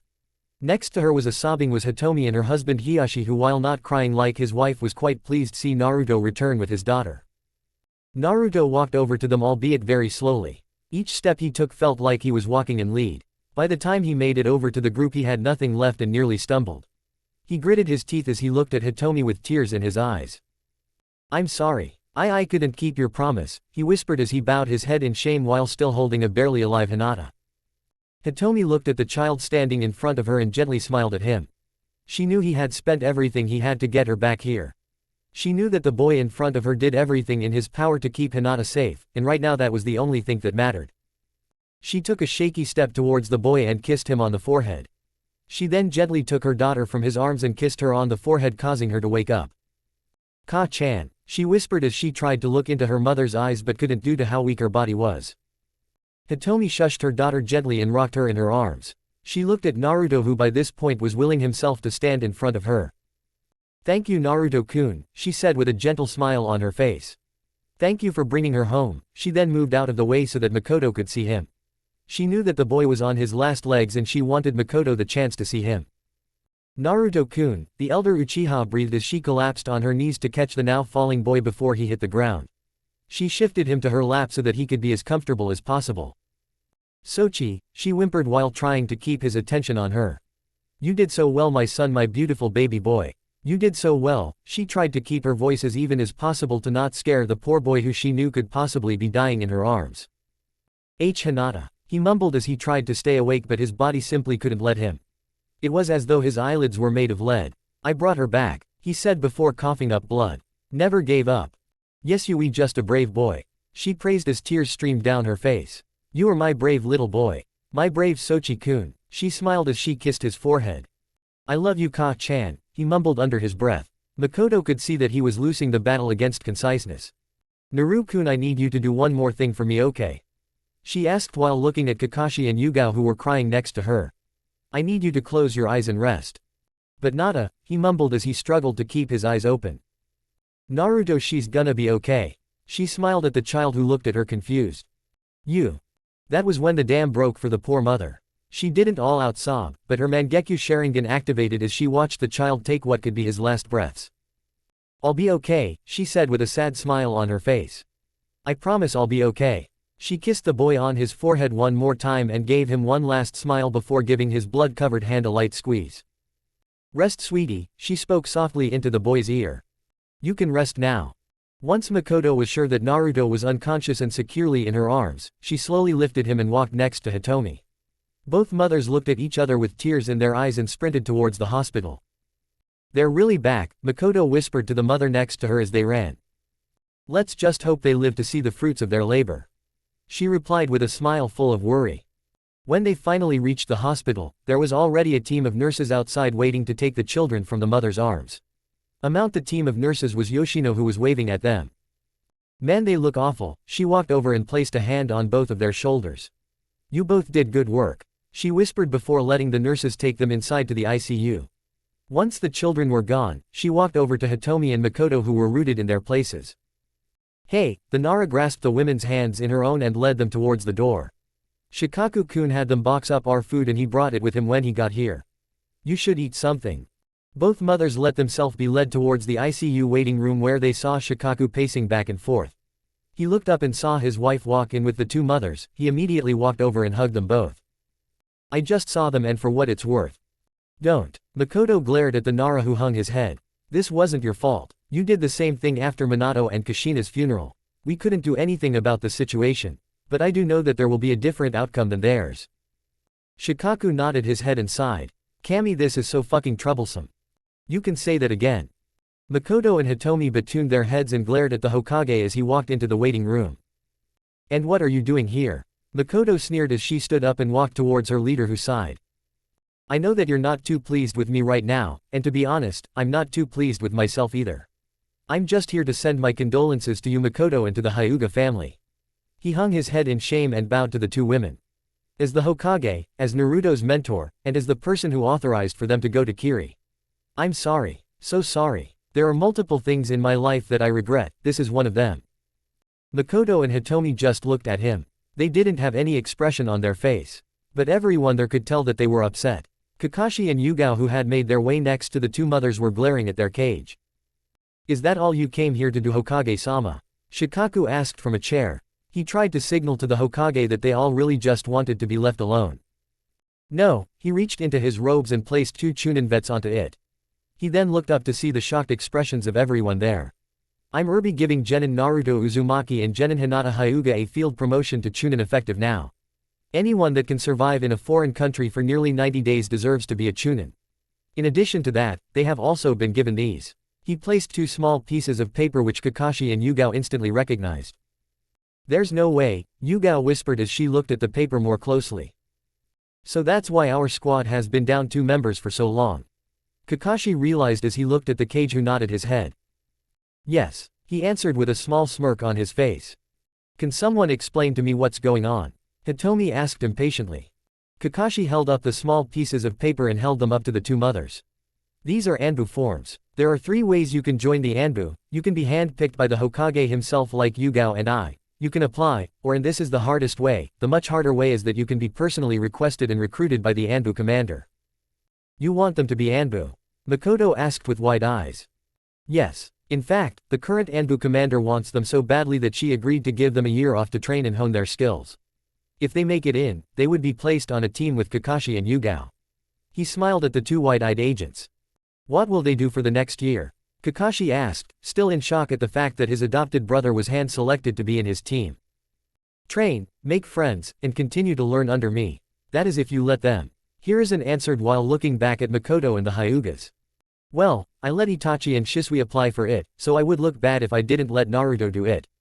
And I have a year to continue to train him along with Shisui and Itachi. I'll let him do it. Makoto sighed as she looked at the two young Uchiha who had varying levels of excitement. Shisui was bouncing off of the walls with excitement while Itachi was just smiling. I'll have to ask Hinata. I honestly don't know, Hitomi responded quietly. That's fine. All I ask is that you make sure this is what she wants. Sarutobi then turned around and walked out of the waiting room and back to his office, leaving the group alone. Yoshino looked over at Shikaku who was smirking. You knew this would happen, didn't you? Yes, I did. I thought about it after my conversation with Inochi and Hiruzen. There's no way Sarutobi would have a 4-year-old and a 5-year-old be public shinobi. It would cause civil outcry from the civilians and leave a bad taste in the mouths of most of the shinobi. But Anbu, there no one would know who they were. They could get famous and no one would have any clue as to who they are. Couple them with Kakashi and Yugao who are starting to gain traction in the bingo books. You have a team of potential war deterrents all under the age of 20. Hiyashi rubbed his chin in deep thought. Politically it's a great move. One that I didn't even think of. Speaking of political moves, what happens to Naruto's inheritance? Makoto asked, making everyone's eyes immediately widen. Does that make a 5-year-old the richest person in probably the entire world? No, he would need to be announced in front of the entire council, and take his position as clan head. That would be the easiest way for him to get access of his parents' fortune. Unless he figures out who his parents are and demands it from Sarutobi, even then Sarutobi has basically erased all traces of Minato and Kushina together. The only way he figured it out was if someone told him, or he stumbled upon their house. Even I don't know where Minato put it, Shikaku explained as he rubbed his head. He was getting a headache just thinking about that council meeting. How much money could he even have? Yoshino asked in a joking manner. Around 8 to 10 trillion ryu. Shikaku mumbled, which made everyone go silent. That's more money than Konoha's GDP. Hell, that's more than Fire Country's GDP. What is he going to possibly do with that much money? Yugao shouted. He honestly doesn't need to work a day in his life. He's set for the next 6 generations. Kakashi commented from next to Yugao. Well, whatever he decides to do with that money, he's going to be a very, very powerful person with it. Shikaku placed his hands in his pockets as he sat down in a chair. The group all sat down and waited for the doctors to give them any news. They tried to pass the time talking about random topics of telling stories from years gone by, but nothing was working. All the food that was from the Orange Dragon was long eaten. Shikaku had made a clone to get some ramen from the local ramen bar. It was around 10 at night when they got any news from the doctors. Kakashi and Hiyashi had decided to go get the women clothing so that they could shower. Makoto, Hitomi, and Yugao were all doing crossword puzzles while Shikaku was taking a nap. Yoshino was currently out putting her son, Shikamaru, to bed. Are you all here for Naruto Uzumaki and Hinata Hyuga? She asked while looking at the large group that was spread out in front of her. Makoto was the first one to realize that a doctor was speaking and looked up. Her eyes instantly widened and she dashed over to her. Yes, we are. What's the new? How are they? She immediately asked a doctor who urged her to calm down. Well, she looked at her clipboard and sighed. It's not good. Chapter 26, and the results may surprise you. Konoha General Hospital, ICU Ward Waiting Room, October 23, 52 AFK. Hitomi had been doing a puzzle when she heard someone come into the waiting room. She looked up and saw a woman with brown eyes, burnt orange hair tied in a ponytail, and shockingly large breasts. She wore dark blue scrubs, and had a stethoscope around her neck. Yes, we are. What's the new? How are they? Makoto replied while on the verge of a breakdown. Hitomi saw the Uchiha talking to the doctor and decided to make her way over as well. Well, she looked at her clipboard then back at the mothers in front of her. It's not good. She waited till she had all eyes on her before continuing. Hinata is currently asleep and should be awake tomorrow afternoon. She moved her clipboard to the side and continued speaking. We were able to clear most of the mucus that was in Hinata's lungs. We have her on hooked up to both a ventilator and a breathing monitor. We also have her on an IV, and we gave her some antibiotics. She should be in the hospital for around a week with proper rest. What about Naruto? Itachi asked from his seat next to Shisui. The doctor rubbed her eyes with her hand and sighed. When he was brought to us, he had a SPC of around 60%. In any normal person they would have died when his SPC reached 85%. The fact that he fought through it to save that girl is a miracle and a testament to his willpower and just how much he cares about that girl. Let alone all the other problems with his joints, legs, muscles, blood sugar, and stomach. The fact that he was alive when he got here was a miracle given to us by Kami herself. By the point everyone in the room was paying attention to the doctor. Even Kakashi and Hiyashi, who had just gotten back from their respective house with clothing, were waiting in the entryway listening to her speak. Is he alive? Yugao stuttered through quivering lips. She hadn't been able to talk other adopted younger brother in so long and she just wanted him to be okay. It was touch and go for a while. She explained to the group who was hanging on to her every word. He flatlined 4 times during the surgery. We had to use advanced medical chakra techniques to try and speed the process. She explained. After a very rough surgery, we were able to heal the damage he did to his legs, joints, and stomach. His blood sugar has also stabilized thanks to some carbohydrates. What about his chakra exhaustion? Makoto asked with a raised eyebrow. That's where the problems come in. He used up all the chakra in his reserves. This led to his body using up the chakra that was naturally flowing through his body. Remember, there is a difference between the chakra that's in a body's reserves and that's naturally flowing through the body. She told the group who all looked at her with confusion written on their faces. The orange-haired doctor sighed before diving back into her expiation. In the body, there are 2 main sources of chakra. There's the chakra that's being stored and produced in the chakra reserves that are located on both sides of the stomach. She took a breath before continuing. The chakra here is used for jutsu and to augment the body's physical attributes. Then there is that chakra that other internal organs filter and circulate through the body to keep it running. We call it NUC or non-use chakra. This is the chakra that SPC measures. This chakra is not meant to be used and will store itself in 8 specific points throughout the body. Naruto used up all the chakra in all of his reserves, and a large chunk of NUC that was in his body. Okay, Yugao looked at the others who looked all considerably less confused. So I understand the issue that he didn't have enough chakra, but why couldn't you just give me more chakra? Well, that's where we ran into issues. She rubbed her tired eyes with her hand and frowned. When we went to do a chakra transfusion, his body simply would attack and reject the chakra that we were trying to give him. Why was that happening? Shikaku asked the doctor as he stood up from his nap. Did you properly identify Naruto chakra type? We looked on his file and tried to figure it out with his parents, but it seems that Naruto's parents aren't on his file. It only said his blood type, which was B. His father had the blood type B and chakra type AB. His mother also had a blood type of B and a chakra type of A. Makoto casually said to the doctor who wrote it down. The doctor bowed to her and smiled. Thank you for that information. Wait, chakra type? Yugao asked with a raised eyebrow. Yes, Tsunade-senpai discovered that like blood, chakra also had different antigens and antibodies. Also similar to blood, specific chakra is and isn't compatible with each other. When we tried to give Naruto AB plus chakra, his body rejected it. It rejected it very violently. So then wait, what chakra type is Naruto? Yugao asked, still very confused by the situation. Well, that's the issue. We tried to put some of his blood into the chakra type machine. It came out as an error and broke the machine itself. She explained to the group who was now even more confused. How did you know the machine was broken afterwards? Shikaku asked while stroking his chin in deep thought. We ran a test batch through it and it came back with an error. She rubbed the bridge of her nose in frustration. I think I know what happened. Shikaku sighed and took out a cigarette and lit it. Naruto's chakra is special because of his baggage. Since his baggage and himself share a body, some of that chakra is mixing with his chakra, creating a new chakra type special to him and him only. Yes, we came to that conclusion after watching wisps of a deep red substance dance around his internal organs. She said with a light smile. Is that going to be a problem moving forward? Kakashi moved his hand so that it was a visible fist. He knew that some of the doctors didn't like Naruto due to what he contained and he wanted to make sure that she wasn't one of them. Goodness no, I would never harm a child because of something that should be considered a misfortune. He is a sweetheart who kept trying to reach over and grab Hinata's hand. It was such a strange phenomena. She said with a smile on her face. Those two have quite the bond it seems. Yes, Hitomi smiled as she whipped tears from her eyes. Hearing that both of the children brought such joy to her. So both of them will be okay. Yugao asked to make sure she understood everything. Like I said earlier, Hinata should be away by tomorrow afternoon. However, Naruto's case is special. We don't know.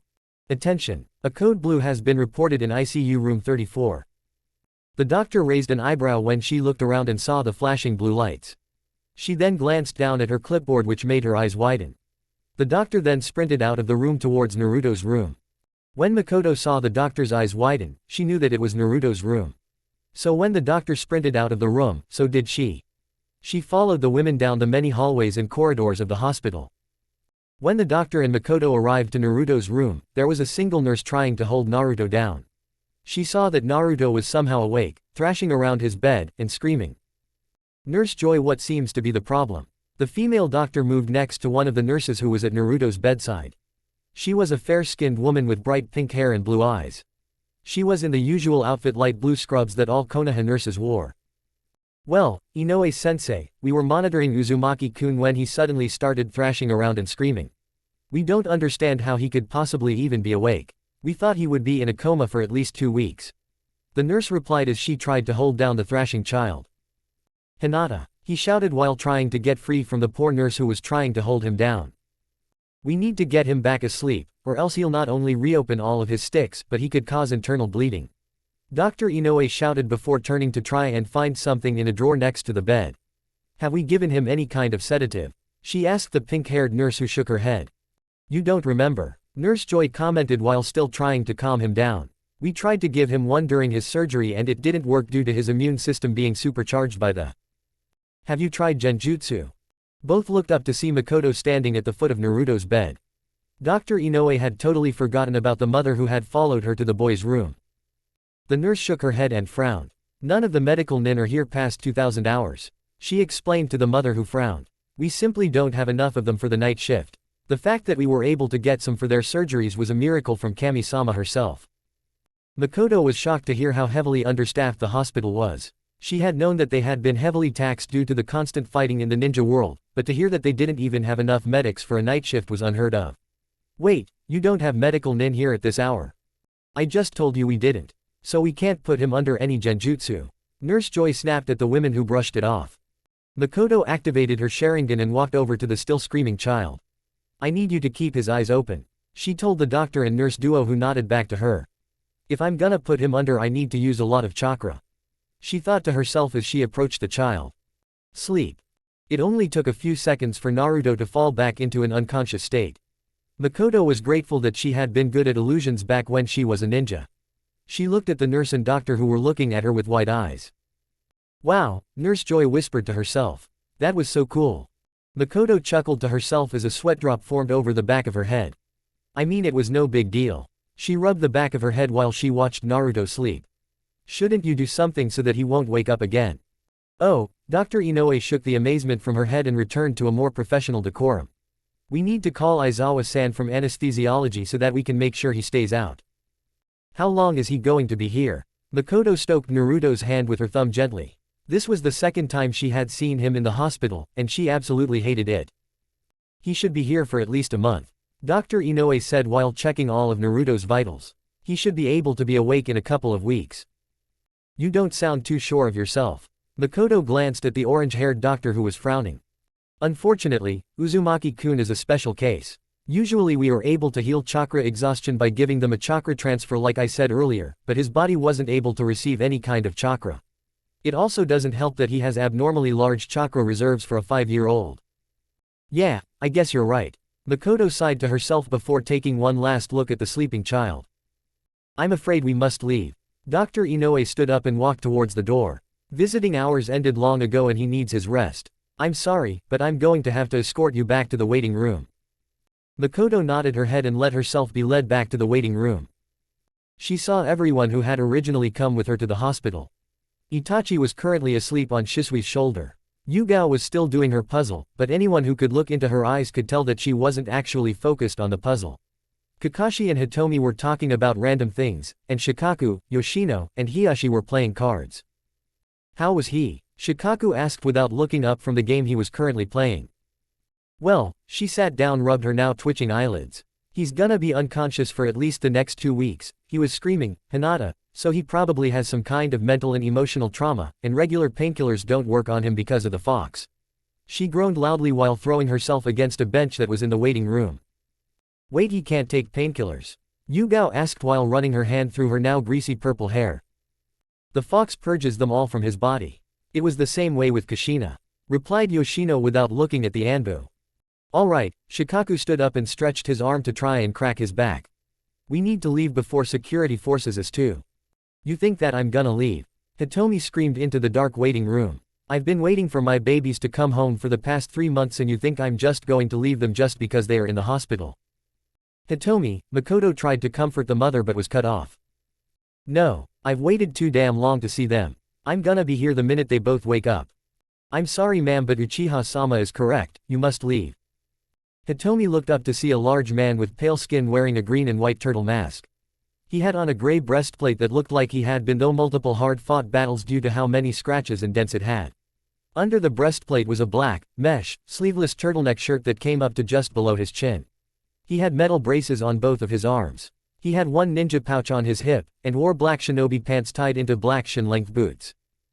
Turtle-san, Kakashi nodded to the Anbu who nodded back. I'm afraid it's time for you all to go. Visiting hours resume at 10 a.m. tomorrow. He stood firm in the middle of the waiting room, commanding everyone to look at him. Hiyashi sighed and placed his hand on his wife's shoulder. He looked at the Anbu and nodded. We understand Anbu-san, we won't be here any longer. Hiyashi, ISWE. We can all meet back here at 10 a.m. so that we can see Hinata. Yoshino suggested to their stressed mother who relented and nodded her head.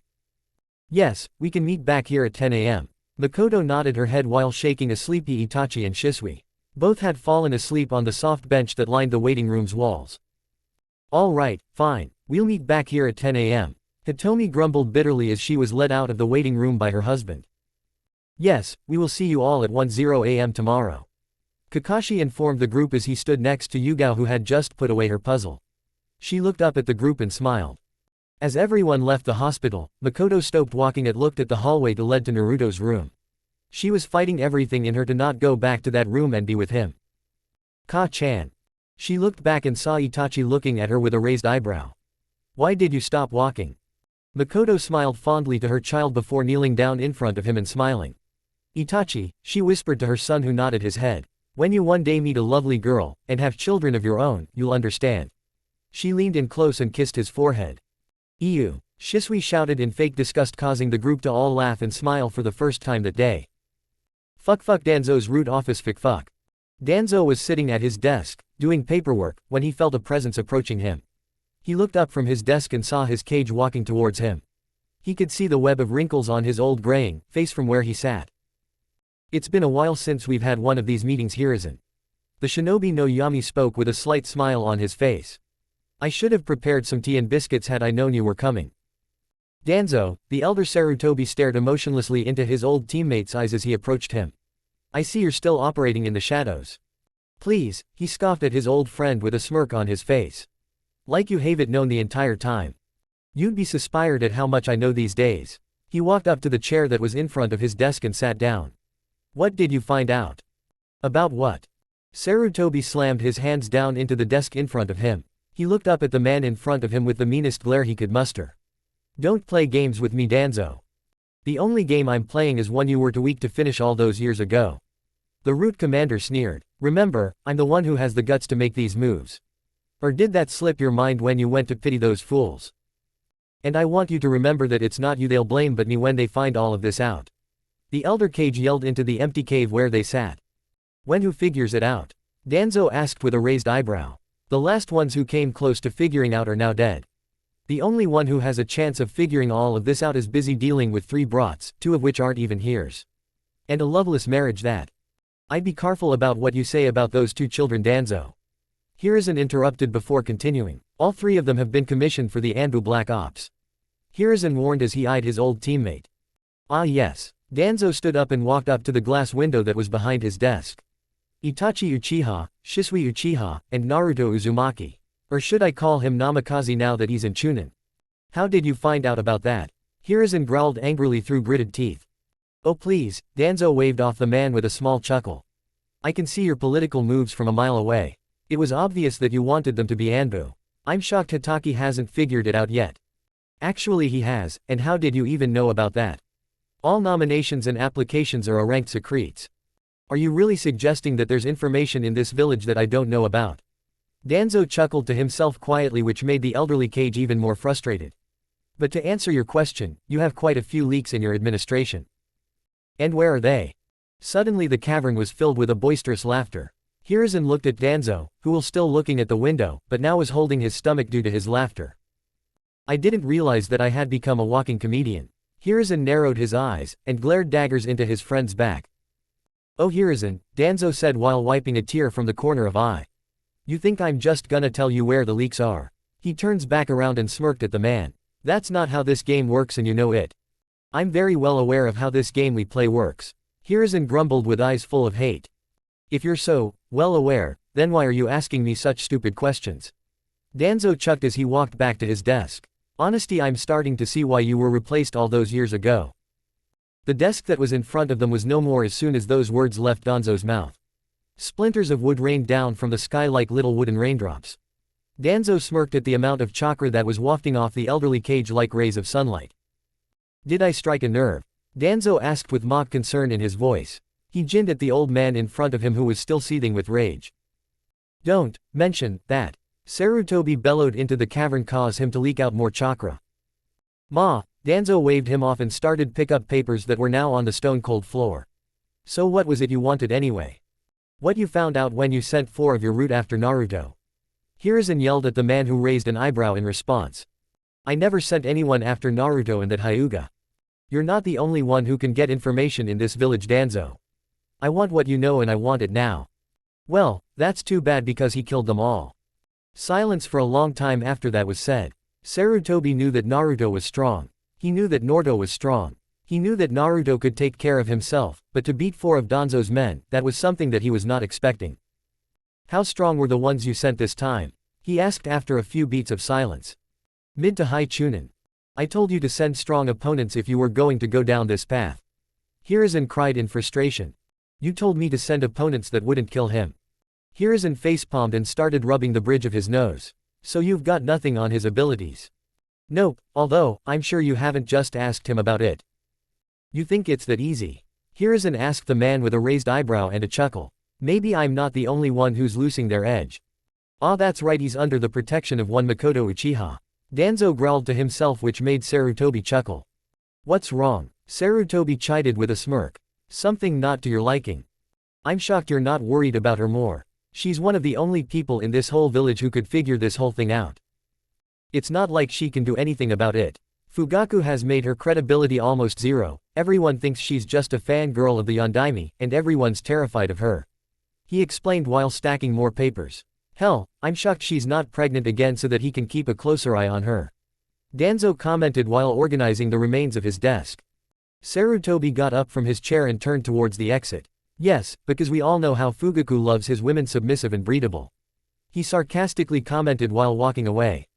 Danzo looked up from the splinters that were his desk and raised an eyebrow at the retreating form of his old friend. Leaving so soon? Yes, Hiruzen answered without turning around to face the man. Unlike you, my work never ends. Danzo chuckled at his old friend's answer as he watched him walk away. Deep down, he always enjoyed these meetings with the cage. He would never admit it, but having someone to play political games with was pleasing to him. In fact, Sarutobi finally stopped and turned around to give one last parting thought. I have a feeling both of our jobs are about to get very interesting. With that, Sarutobi vanished from the deep dark cave that was the root headquarters. Danzo knew that he was right. He knew that now that Naruto and Hinata were back in the village, things would never be the same. He just didn't know how right he was. Chapter 27, You'll Do It For Who? Konoha General ICU Ward, October 24, 52 AFK. When Hinata opened her eyes, she immediately noticed that she was in a really soft bed. She turned over to her side and saw a beautiful vase of lilies sitting in water. Ever since she was a child, she had loved playing with flowers. She even persuaded her mother to let her have a rose garden where she would be able to plant and breed different flowers. She looked over and saw the reason she was in the hospital in the first place. In a bed adjacent to her was her savior, her friend, her hero, Naruto Uzumaki. While she might have been unconscious during most of the journey back, she knew that she would have died had it not been for him. Oh Naruto, why is it always you saving me? She wondered aloud to herself in the hospital room. This wasn't the first time that Naruto had saved her. No, it had happened many times when they were on missions to kill bandits before the exams. She could remember these times as clear as day, but yet she couldn't remember a single time where she had saved him. She couldn't remember a single time where she had stopped a kunai, warned him of danger, or anything. The only thing remotely close was telling him about that strange woman she had seen when they were walking to the exams in the first place. Kami, that seemed so long ago at this point. She thought to herself as she stared outside of the window. She had been looking out of the window for a while, watching as the wind blew the leaves gently through the sky. She envied the leaves, able to freely go wherever they wanted without a care in the world. It's different now, right? I mean, what was the point of us going to those exams? Was it to die? Surely we weren't meant to pass anything. Was it a setup? She didn't know. Hell, she didn't know if Naruto knew. All she knew was that she had been stuck in the woods of Kurigakure for what felt like an eternity. Good morning, Hinata. She looked up and was quite shocked to see so many people entering the room. She raised an eyebrow when she realized that she didn't sense them before they entered the room. She saw that her parents were there along with Kakashi, Yugao, Makoto, and the Hokage. She smiled at her parents, who smiled back at her. Good morning, Hokage-sama. She replied in a neutral tone which didn't go unnoticed by the other occupants of the room. Her peel-like eyes swept the entire room and took in the multiple people that were in it. How are you feeling? Her mother asked while walking over to her still bed-bound daughter. Hitomi observed her daughter and frowned. She's on guard, she thought with a frown. I'm feeling much better, Ka-chan, thank you for asking. The little girl replied while still keeping an unreadable face. For the people in the room, then little girl in front of them was totally unrecognizable from the little girl that they had known just 90 days prior. I'm glad you are feeling much better, Hinata. We were quite worried about you and poor Naruto-kun while you were at the exams, Sarutobi said with a kind, grandfatherly smile on his face. Instead of responding, she had chosen to keep silent and nod her head. This didn't cause too much alarm in the room since she had always been a quiet child. However, those who really knew her knew that something was going on. There was a strange silence being kept in the room. The kind of silence that meant an uncomfortable conversation was on the horizon. The tension in the room was so thick you could cut it with a knife. To Hinata, the room felt like it was suffocating due to how much negative energy was in the room. And she wasn't the only one to feel it either. She glanced over at her companion, Naruto, and noticed that his heart rate monitor was showing a slightly higher heart rate than normal. Something is going on here, and I need to figure out what it is. They are going to cause his blood pressure to change if they aren't careful. Was there something you needed, Hokage-sama? She asked the old man, who internally frowned. He had wanted to spend a little more time out of his office, but alas, duty called. Actually, he reached into the pockets of his robes and dug out 2 scrolls. There are a few things we need to discuss. He walked over and placed the scrolls onto the girl's lap. I want you to open those 2 scrolls. This conversation can't continue until you do. He smiled and watched as Hinata grabbed the scrolls. She examined them and shrugged her shoulders, figuring that if the Hokage was giving them to her, then they must be safe. She weighed the scrolls in her hands, feeling the high-quality materials that they were made out of. She then channeled chakra into them and watched as they unraveled, revealing a Chunin jacket and a letter addressed to her. She raised an eyebrow and looked back at the man, confusion written all over her face. Why am I getting promoted? She asked the man, much to the shock of everyone in the room. I barely did anything while we were there. Actually, let's get into that. The elderly man crossed his arms and looked at Hinata, authority wafting off of him even before he spoke. Please tell me what happened during the exams, and please, don't leave anything out. He gave the poor girl a look that dared her to try lying to him. Wait, wouldn't you want Naruto-kun to also be awake so that he can give his import? Kakashi asked his boss, who shook his head. No, Kakashi, that would take too long. The doctor says that he won't be concours for another 2 weeks. Hinata is ready and willing to give us answers now, right, Hinata? His eyes lowered down on the little who nodded her head. Good, now, why don't you start when you fought the root agent and didn't ask for backup? Hinata gulped at the accusation, but stayed strong. After everything she had gone through in the past few months, this was hardly the worst thing to ever happen to her. Well, sir, Naruto sensed a bad vibe coming from the man who was supposed to be acting as our sensei. He had me scan his person with my eyes and we discovered a seal at the base of his tongue. That was when Naruto and I engaged him in open combat. He was actually fairly strong, but Naruto didn't want to cause an all-out fight in the middle of the pathway to the village gate, so we decided to let our summons do the bulk of the fighting. She explained to the group, who all nodded their heads, accepting the words that were coming out of her mouth. Okay, but why didn't you request backup after you found out that there was a possible plot in Kurigakure? Sarutobi inquired while pacing the space just in front of the Hyuga's bed. Well, I tried to get Naruto to agree to send for Ka-chan and Makoto-sensei, but he said that we could handle it ourselves. She then went on to explain how they came to the agreement to use their summons to relay a message to the cage that something had happened. You know, what Naruto did was actually pretty smart. Shikaku commented after Hinata was finished speaking. He deliberately left out crucial information that Hokage-sama would have used to determine whether or not it was worth the risk of sending out backup. He must have thought that both of them could complete the mission without outside help. Or he was an idiot who was overconfident in his abilities and thought that they didn't need any help. Kakashi added with a frown visible through his mask. I tried to get him to send a message requesting for backup but he didn't agree. Once he explained his reason I agreed with him. He explained that the two obvious choices would have been to send Makoto and Ka-chan. Both of them would have been coddling us the entire time. So, we just decided to ride it out. Hinata explained to the group who all understood. We wanted to prove ourselves and make a statement that we could do this. While I commend both of you for wanting to prove yourselves, Hiruzen looked up and glared at the girl who, surprisingly, didn't flinch nor waver under his gaze. What both of you did was not only reckless, but it was downright stupid. I mean, going into a foreign country with no information about it along with no backup has bad idea written all over it. I would expect a decision like this to come from someone like Naruto, but you Hinata. This is unexpected and out of character. I expect that this will not happen again and that you will inform the administration if you are in legitimate need of backup. Hinata had had enough of hearing what the Hokage had to say. She didn't want to hear that what she and Naruto did was wrong. They didn't have very many options to begin with, and didn't have a lot of time to choose an option. He wasn't there, she angrily thought while gazing at the man in front of her. Eyes narrowed as she channeled her first batches of ki ever.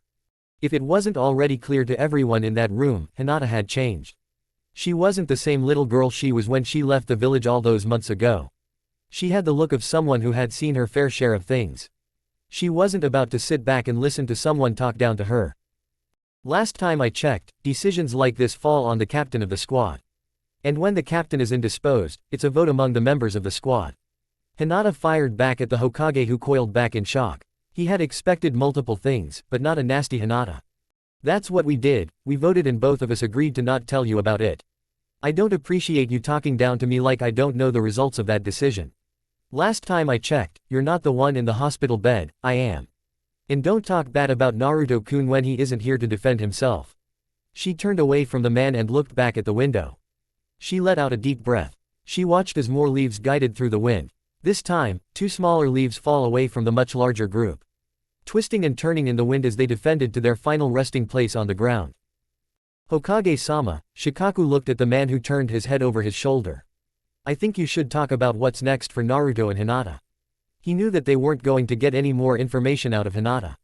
Something had happened to her, something bad, and they weren't going to find out what it was, and they would just have to live with that.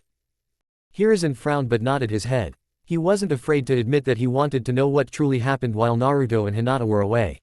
While he did have alternative methods to get information out of people, he didn't want to do that here. He glanced around at everyone and let out a sigh. Makoto-chan, would you be so kind as to get Hinata and I some tea? He looked at the Uchiha who nodded her head and promptly left the room. Thank you, he turned back to face Hinata who still was refusing to face him. Hinata, I'd like you to open the second scroll. Hinata looked at the second scroll that was sitting on her bedside table with intrigue. It was a deep red and much smaller than the scroll that contained her Chunin jacket. She shrugged her shoulders and unsealed the contents. A piece of paper fell out of the scroll and landed on the sheets. She picked up the paper and quickly scanned it. So he was right, she mumbled to herself quietly. She glanced up at the Hokage and noticed his shocked expression. What? Did you not think Naruto and I wouldn't think about our lives outside after we participated in the exams? She asked the man with a raised eyebrow. When did he figure it out? Sarutobi asked while leaning closer towards his newest mystery. You don't give Naruto-kun enough credit. She smirked at the man and looked over at her still sleeping best friend. He told me that we would be either in the academy or put into the Anbu. I see, he looked at Naruto and chuckled. Perhaps I have underestimated him greatly. He thought to himself before returning to look at the child. Well, Naruto-kun was correct. You both have been scouted and recruited by the Anbu commander herself. She was very adamant that both you and Naruto join. Okay, I'll do it. The temperature in the room dropped to an icy level after Hinata's declaration. Yugoa and Kakashi were happy about it due to the fact that she was going to be on their squad if she made it through basic. Makoto, who had just passed out the cups of tea, was also quite pleased with Hinata's dedication. Hitomi was not as happy about Hinata's decision as the others. She had wished to talk to her daughter for a little while before she chose whether or not she was going to condemn a large portion of her childhood to the shadows. She looked at Hinata who looked at her with the same determination that she herself had when she was trying to get into the Anbu when she was younger. When she looked into her daughter's eyes, she didn't see the same semi-innocent little girl she was when she left in late July. No, she saw the looks of a woman that has seen the hardships of the world they live in. As a mother she was horrified, but as a shinobi she didn't know what to feel. She knew that this was a necessary evil, but part of her wanted to take her place. She wanted to be the one in the trenches, fighting, killing for her village. Not her 4-year-old daughter. Well, are you sure? She finally asked her little girl who nodded at her. Yes, Ka-chan, need to do this, she said desperately. Hiruzen looked at the cup of tea that Makoto had handed him. He had been caged for a very long time, but never had he ever thought that he would be interviewing a 4-year-old for his most elite ninjas. He looked up at the young girl who looked at him with a fierce gaze. He sighed and finally took a sip of his tea. Hinata, he shifted his old, tired, eyes over to the window. Why are you doing this? And I want a clear answer. He moved his eyes back to the girl who, by this point, had gone ridged. Deep down you know you weren't built for fighting, Hinata. Sarutobi sipped his tea while keeping eye contact with the child in front of him. Hinata, you are such a kind and gentle soul. Why would you want this life? Why would you want to pursue a life of killing, serving one's village? Why would you subject yourself to this? You can always do this when you were about to say that I could do this when I'm older. Weren't you Hokage-sama? She asked the old man sitting in front of her. He was about to respond but was silenced when Hinata continued to speak. Well, are you going to offer that same option to Naruto? She once again asked the Hokage who looked away from her in shame. Are you going to give him the option to be a kind and gentle soul? Or that he could do all this when he's older? Tell me now, Hokage-sama. She stopped, commanding him to look at her with the authority in her voice. She knew she had his, her parents', Makoto's, even Kakashi and Yugau's attention. She knew that right now, she had the world's attention. I know what happened. I know that he lived almost a year in isolation. I know that he's the Jinchuriki. I know that this village is a lion's den. Hell, you know it too. You know, deep down, he can't have a normal childhood. He never has and he never will. You can't give him the option of being a normal child, because you know, deep down, he never was nor will be normal. So how dare you offer me something you know you can't give him? Her words reverberated off of the small hospital room walls as they sunk into the skulls of those that heard it. Hiyashi and Hitomi looked at each other and nodded their heads. They both knew that there was no dissuading their daughter off of this path. They both looped their arms around each other's waists and listened. They listened to what Hinata had to say, as did everyone else. You want to know the reason I'm going to do this? She asked the old man, and everyone else in the room who nodded his head. She sighed while rubbing her eyes with her hands. I'm doing this so he won't be alone, she finally answered, much to everyone's surprise. I sensed something dark in him. When he looked at me with those Sharingan eyes, they were cold. They were evil. If he has to do this, then I'll do it with him. I'm not doing this for my village. I'm not doing this for the Hyuga name. I'm doing this to keep Naruto from destroying himself. You don't understand what I saw in those eyes of his. It was like they were growing darker and darker. I can't leave him alone to that darkness. Not after everything he did to save me. She glanced over at her best friend who was still sleeping peacefully in his bed, blissfully unaware of everything being said in the room. Not after the lives he's ended to save mine, the miles he ran, the sleepless nights he endured. And you want me to continue to be a kind and gentle soul? She spat at the Hokage who bowed his head in shame. She took a breath and looked out the window, watching as the wind blew the leaves gently through the air, carrying them to their new destination, wherever it may be. She observed how some leaves twisted and turned in the gentle breeze, and smiled softly. I'm going to be there for him, she whispered gently while looking at the poor comatose boy, tears welling in her eyes as she gripped the white sheets under her. I'm going to be his shield. I'm going to stand by his side. In every fight, in every war, in everything. I will not leave his side, she shouted, determination swelling up in her small chest. Deep down, I know I can't do everything, but I can, and will, attempt to do everything I can to be the support that he needs. The support of a medic, strategist, and, as a friend. She moved her hands to wipe the stray tear that was about to fall from her eye. She took a deep breath and looked Sarutobi dead in the eyes, a fire billowing behind her cream-colored pearls. That's why I'm doing this, Hokage-sama. She smiled. He's why I'm going to train. Day and night if I have to. Also I can stand at his side. Now, forever, and always. Chapter 28, Together at Last.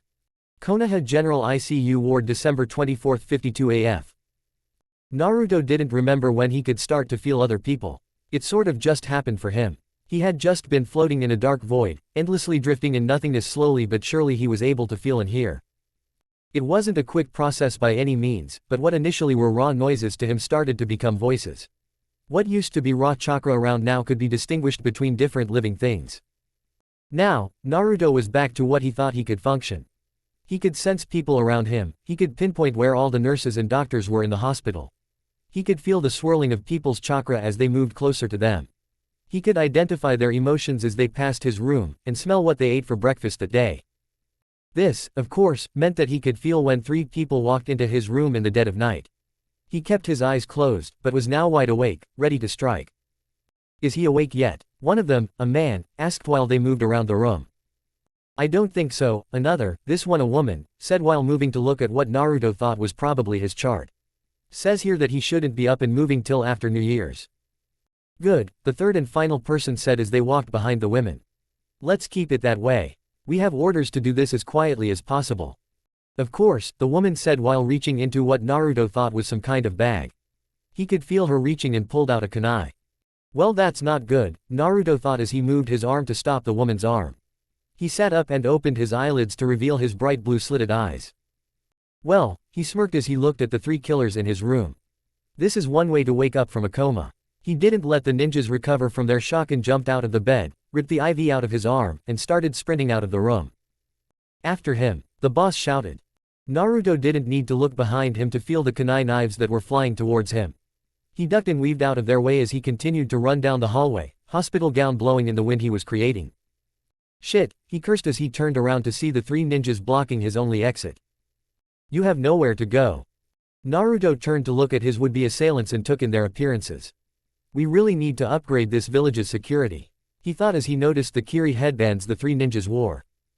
Why are Kurigakure ninjas after me? He shouted as he tried to get as much information out of them as he could while he thought of a good escape. He didn't want to use any chakra because he didn't know if he could or not. Well, only one way to find out, he thought as started going through potential options to get him out of this situation. That's none of your concern, child, the woman said. She was wearing a black top, skin-tight bottoms, and ninja heels. She had brown eyes and wore her brown hair in a ponytail and had a deep scar running across her right cheek. Plus, it's not like you're going to live much longer anyway, said the man who Naruto recognized as the first person to enter the room. He wore the same all-black outfit, but had a much larger build than the woman's more lithe frame. He had jet black hair which fell about his shoulders, and black eyes. Oh, Naruto asked as he formed the ram hand sign with his left hand. This is going to hurt like hell, he thought before smirking. Who said I was dying? Fire style, fireball jutsu.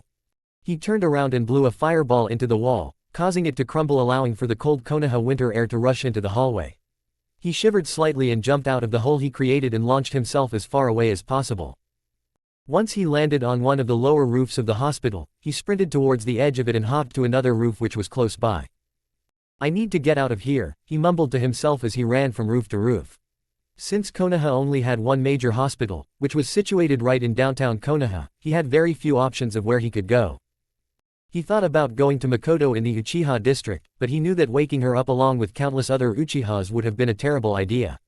He then turned towards his second best option, the hinata. He closed his eyes to try and focus on her general direction, but didn't have much time since he felt something coming toward him. Naruto opened his eyes and saw a wave of water coming towards him and ducked. His eyes narrowed as they tried to track his assailants. Water style, submersion. A large wall of water was moving full steam towards Naruto, who barely has time to put up a rock wall before it collides with him. Definitely slower than I used to be, he thought bitterly. Let's see, Shushin is out because I don't think my body can take it. I guess I just have to get to her the only fashion way. He groaned and sprinted past the wall towards the clan district. Oh no you don't, the woman shouted while quickly going through hand seals. I won't let you escape. Earth style, earth bullet. Naruto groaned when he saw the large balls of rock hurtling towards him. He looked down at his body and once again found himself groaning. I feel like I am gonna be doing that a lot more now that I'm awake, he thought while he dodged one of the boulders. Where the hell are the Anbu? He shouted as he continued to run towards Hinata's house. We took care of that little problem already, the large man shouted while chasing the child. Naruto shook his head and continued to hop from rooftop to rooftop as he moved closer and closer towards Hinata and her home. He could feel her chakra signature getting closer and closer. Earth style, mud river. You know, for Kiri ninjas you sure do use a lot of earth style jutsu, Naruto shouted as he jumped into the air to avoid the mud that was being placed under him. He felt something tugging on his arm and decided to stretch out his arm, allowing for a silver chain to appear and latch onto a nearby building. Well, that's useful, he smirked as he pulled on the chain, propelling him further into the air. Where was this when I was getting back to Konoha? he asked as he flew through the air. It was here he got an idea. He propelled himself into the air, twisted his body so he was facing his assailants and held up a hand seal. Fire style, fire flame jutsu. While still in the air, Naruto released a large stream of flames towards the ninjas and laughed. He then reached out his arm and shot a chain towards another building and shot back into the direction he wanted to go in. What are those? The woman shouted while dodging the flames. Yeah, that wasn't in the report we got from the boss. The man looked back at the taller mustached ninja who remained quiet. That doesn't matter, Izutaga, the leader said while going through hand seals. I mean, is there a new plan of action? Izutaga asked while he followed his boss. Zanya and I aren't really long-distance fighters. Well then impersonate one, he growled while taking a deep breath. Water style, violent stream. A highly pressurized stream of water launched out of the man's mouth and flew straight towards Naruto's back. The child looked over his shoulder, saw the attack coming for him, and tried to avoid it. He twisted his body in the air, but was still hit in the shoulder. He tried to launch a chain at a building which was close to him, but all it did was cause his already hurt shoulder to pop out of its socket. Agra. Naruto fell out of the sky and landed badly on the dirt road below him. He groaned as he pulled himself up. He looked down at his light blue hospital robe which was now covered in dirt. Give up. He looked up and saw all three ninjas forming a semicircle around him with kunais drawn. His eyes narrowed with anger as he tried to get into a position where he could defend himself. I'm sorry, Naruto asked while spitting blood out of his mouth. Did you just tell me to give up? He clenched his fists and turned on his Sharingan, the red eyes glowed in the dark of the alley. Fine then, the leader said while walking towards him. Be that way. The man started walking towards Naruto and was about to stab him before he was interrupted by what looked to be an arrow entering his chest. He staggered back as a second and a third arrow entered his head and his lung. What the hell? The other two ninjas asked as they tried to figure out who shot the arrows. Great timing, Hinata-chan, Naruto smirked as he felt movement form a dark corner of the alley. He looked over and saw a small hooded figure walk out with a metal bow in their hand. They then lowered their hood to reveal the face of one Hinata Hyuga who had a small smile. I'm glad you're awake, Naruto-kun, she said softly as she aimed her bow at the female ninja who was still in shock. We should end this so we can get you back to the hospital. Agreed, he held out his non-injured hand for her to hand him a kunai knife. Once he had the weapon, he launched at the older man who had braced himself for the impact. You're 100 years too early to think you can beat me, kid. He yelled as he slashed at Naruto, who dodged his attack easily. Naruto jumped into the air and sent a flying kick into the man's stomach. So, what's the plan, Hinata? Naruto asked as he slashed at the man's throat. It got blocked by Izutaga who tried to slam his own knife into Naruto's head. Naruto twisted the man's arms and tried to push him away. Why are you asking me, Naruto-kun? Hinata asked as she started going through hand seals. You've always been the one to make the plans on the fly, she said while using her bow as a slashing weapon. You were rescuing me, Hinata-chan. He smiled as he dodged a punch to the head. Battle Format 6, she said with a newly found confidence. Naruto nodded his head and performed a backflip over Hinata and started going through one-handed seals. Hey, watch out, they've got some battle strategy thing going on, Izutaga shouted as he formed up with his only living partner. Ready? Naruto asked as he tried to catch his breath. I should be asking you that, Hinata said while going through one-handed seals. It sounds like you're exhausted. Naruto rolled his eyes and smirked. You try fighting immediately after getting out of a coma. He nodded his head signaling for both children to take a deep breath. Hidden Mist Jutsu. Both Kiri ninjas had seen the mist roll enter the alley and laughed. They'll learn to not use our own jutsu against us, Izutage said while starting to go through his own hand seals. Naruto glanced over at Hinata and smirked. The two 5-year-olds were sitting on the roof of a nearby building watching the two ninjas. Ready for the show? He asked while holding up the hand seal for his signature move. She sighed and shook her head, but didn't try to hide the smile on her face. Bring down the thunder. The two ninjas that were in the mist had no clue what was happening when a giant lightning bolt came crashing down. They didn't have any time to react as they were electrocuted and turned to ash. Hinata looked down at the Kiri ninjas and sighed. She knew that they were dead. Oh Kami, Naruto. There were many things that Hitomi Hyuga expected to happen to her. She expected to have her husband's eyes glues on her whenever she walked into a room due to the fact that she had cut him off of any sex for a period of time. She expected to get glares from the elders of the clan due to being opposed to some of their ideas and ideologies. Something, however, that she didn't think would ever happen to her was her daughter waking her up in the middle of the night screaming. She sat up groggily and looked at her with confusion written all over her face. "Hinata," she said while looking at the clock in her room. "It's 3 a.m., what could possibly be wrong for it to warrant all this shouting?" "Naruto-kun is unconscious and injured again," her daughter shouted while throwing her arms in the air widely.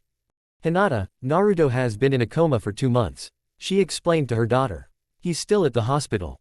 "No, he's in my room right now, Ka-chan," Hinata yelled as she grabbed her mom's arm and dragged her out of bed towards the door.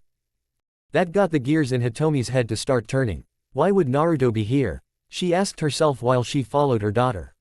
Then it hit her. "Hinata," she asked her daughter quietly and calmly. "Why are you awake right now?" Hinata looked at the floor with a blank expression on her face. To be honest with herself, Hinata didn't know why she did what she did. One moment she was asleep, then she felt like something bad was going to happen. She didn't know why. She didn't know how she knew, just that something was going to happen. All she knew was that Naruto was in trouble. And that was enough for her. She picked her head up from the floor and looked at her mother dead in the eyes with the most serious expression that she could muster. "Because I knew he was in trouble and had to help." That alone would have been enough of an answer, but for Hitomi the thing that got her was the fire that was burning behind her eyes. The last time she had seen Hinata this determined was the day she was in the hospital talking to Hiruzen. "All right," she said while bending to one knee. "I believe you.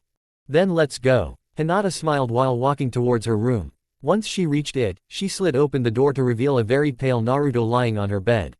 Hinata has already reset and healed his dislocated shoulder, and had healed the bruises on his arm and face.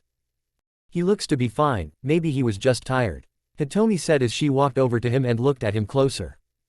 "I'm not totally positive, but I think it's chakra exhaustion," Hinata said quietly while lightly moving her palms over Naruto's chest. She desperately looked at her mother for any kind of help. "Ka-chan, I don't know what to do." She looked down at her hands and balled up her fists.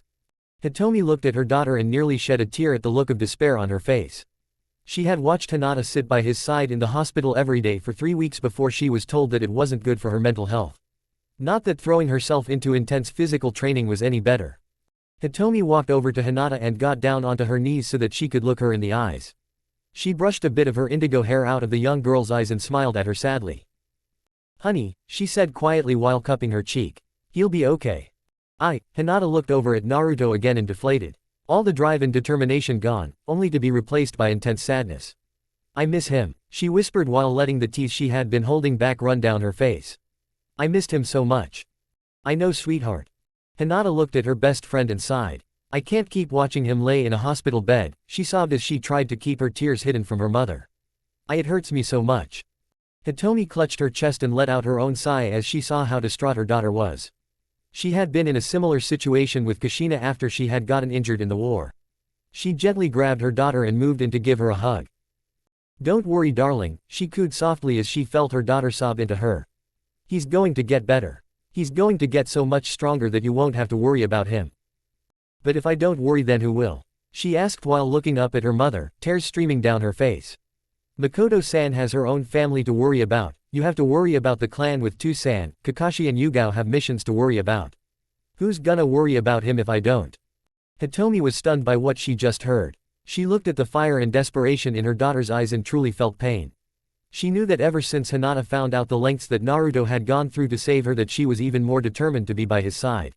She had seen it every day as her daughter mad clone after clone to improve. She felt it when she started noticing how hard Hinata's Juken strikes were getting.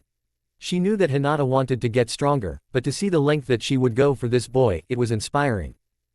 "I'll worry for him." Both girls looked up to see Hiyashi and Hizashi standing in the doorway of Hinata's room. Both men were wearing their battle attire as if they had been preparing for a fight. Hitomi looked at her husband with a confused look on her face as though asking for an explanation. "As you said all those months ago," Hiyashi walked further into the room and laid his hand on Hinata's shoulder. "Naruto is one of your babies. We both have seen that boy grow so much over the time he's been with us that I've grown to see him as my own son." "Hiyashi," Hitomi whispered as she looked at her husband, tears threatening to fall from her own eyes. "You don't mean that, do you?" she asked, her voice trembling. "I do." He walked over to the boy's bed and placed his hand on his shoulder. "He's the son of my best friend, and damn it if I'm not going to help him when shit inevitably hits the fan." "I agree with you, brother," Hizashi said from the doorway. "And the Branch family feels the same." Hinata moved her mother so that she could get a better look at her father. "Do you truly mean that?" she asked quietly. Yes, Hiyashi leaned down and looked his daughter squarely in the eyes. He then nodded his head. Every word. Naruto's immediate response to waking up in a different room was to jump out the window and run away. However, as soon as he realized whose room it was, he relaxed. He sensed someone approach the door and immediately smiled when he figured out who it was. "It's good to see you awake, Naruto-kun. Makoto-ka-chan." He squealed as he tried to get out of bed but couldn't due to how sore he was. Makoto smiled at the child that was hers in all but name. She had heard from Hitomi that he was caught up in some shenanigans and rushed over to see how he was doing. She walked further into the room, her red and white sundress moving with her as she crossed the distance. She finally knelt down and gently took Naruto's hand in hers and cried. "How are you feeling?" she asked as she gently rubbed circles into the back of the boy's hand. "Sore?" he asked as he scooted over so that he could be closer to her. She laughed quietly while looking at the child's body. Hinata had done a good job getting rid of most of the bruises and scars with healing salves and medical chakra, though there was a bandage around the boy's left shoulder where he dislocated it. "I bet you're feeling sore," she said while still holding his hand. "You were sprinting through the roofs of Konoha being chased by ninjas after being in a coma." She chitted while still rubbing his hand. Naruto at least had the decency to blush at how crazy the situation sounded. He didn't even know if he was allowed to be doing half the stuff he did last night. He could definitely feel that his judas were taking more chakra than they used to. Now that he thought about it, he definitely didn't feel the aching pain in his joints and leg muscles when he was running yesterday. "Yeah," he smiled slightly while rubbing his head with his right hand. "It was a crazy night last night." Makoto agreed while letting go of his hand and walking over to him. "We need to get you back to the hospital so that they can check you over now that you're awake." "Why would I do that?" Naruto asked as he swung his legs over the bed. He could feel his body protest as he stood up and walked to the door. "Why would I do that when I can train?" Naruto walked down the stairs and into the kitchen where he saw Hinata eating while reading what looked to be a medical textbook. He saw her look up and her eyes widen when she saw him. "Naruto!" she shouted as she jumped from her chain and ran to give him a tight hug. "You're awake," she said into his chest as she cried softly. Naruto grunted when he felt the weight of his friend come crashing into him. He had to take a step back in order to avoid falling. He wrapped his arms around her and hugged her tightly. The last time had seen her before last night was in his arms as he crossed into the village. Now, she was okay. She had made it. "It's good to see you, Hinata-chan," he whispered as he breathed in the scent of her shampoo. He buried his head into her long magenta hair and let a few tears fall. "It's good to see you too, Naruto-kun," she replied while burying her face deeper into his chest. The duo stood there in the middle of the kitchen for what felt like hours. Neither wanted to move lest the other suddenly disappear. They both had longed for this moment for so long, that it felt surreal that it was finally happening. However, the moment couldn't last, and both children were brought out of their hug by their respective parental figures. "It's good to see that both of you have finally reunited," Hitomi said while holding a mug of coffee in her hands. "However, I think Naruto would benefit from a good meal and a trip to the hospital to make sure that he is 100% okay." Both children nodded their heads and let go of the other. Hinata moved back to her seat at the table and sighed. "Now that you're awake, you're going to have to see the Hokage," she said while taking a bite of her toast. "I figured he would want to know what happened while we were out there," Naruto replied while making his way to sit next to his best friend. Actually, he paused as he looked out the window. "What day is it?" "It's December 25th, sweetheart," Makoto answered while handing Naruto a plate of breakfast. "You were out for exactly 2 months. 2 months. Naruto shouted while flinging his arms into the air. "Yes, Naruto-kun," Hinata said quietly while trying not to let her anxiety show. "You were unconscious for 2 months.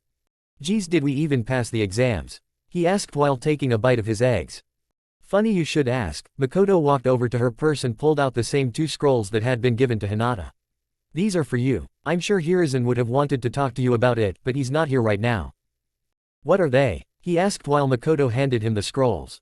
Once he had them in his hands, he tossed them up and down and examined them extremely closely.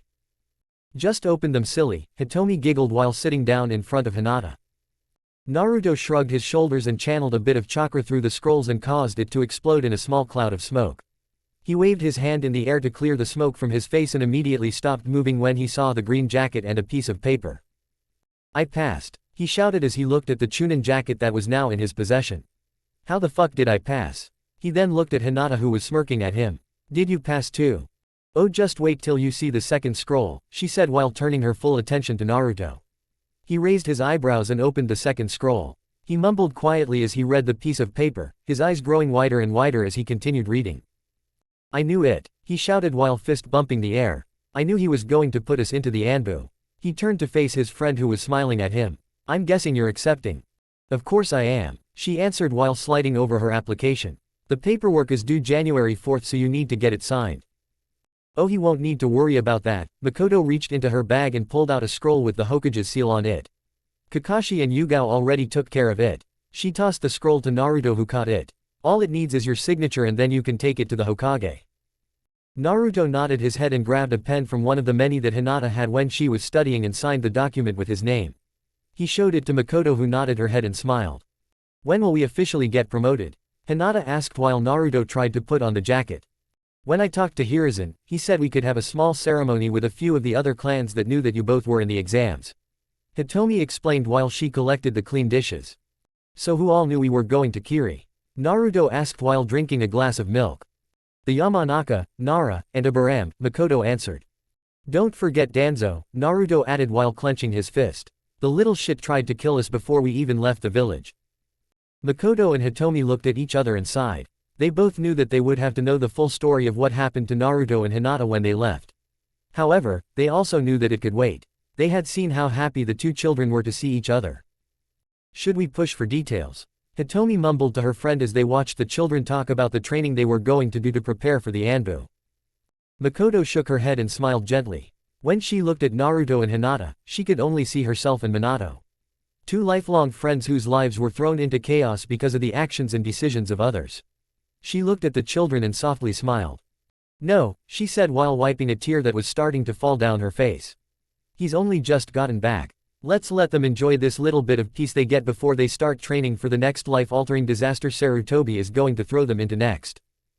Hitomi nodded her head and continued to sip her cup of coffee as she watched the children talk. Yeah, she said quietly. You're right.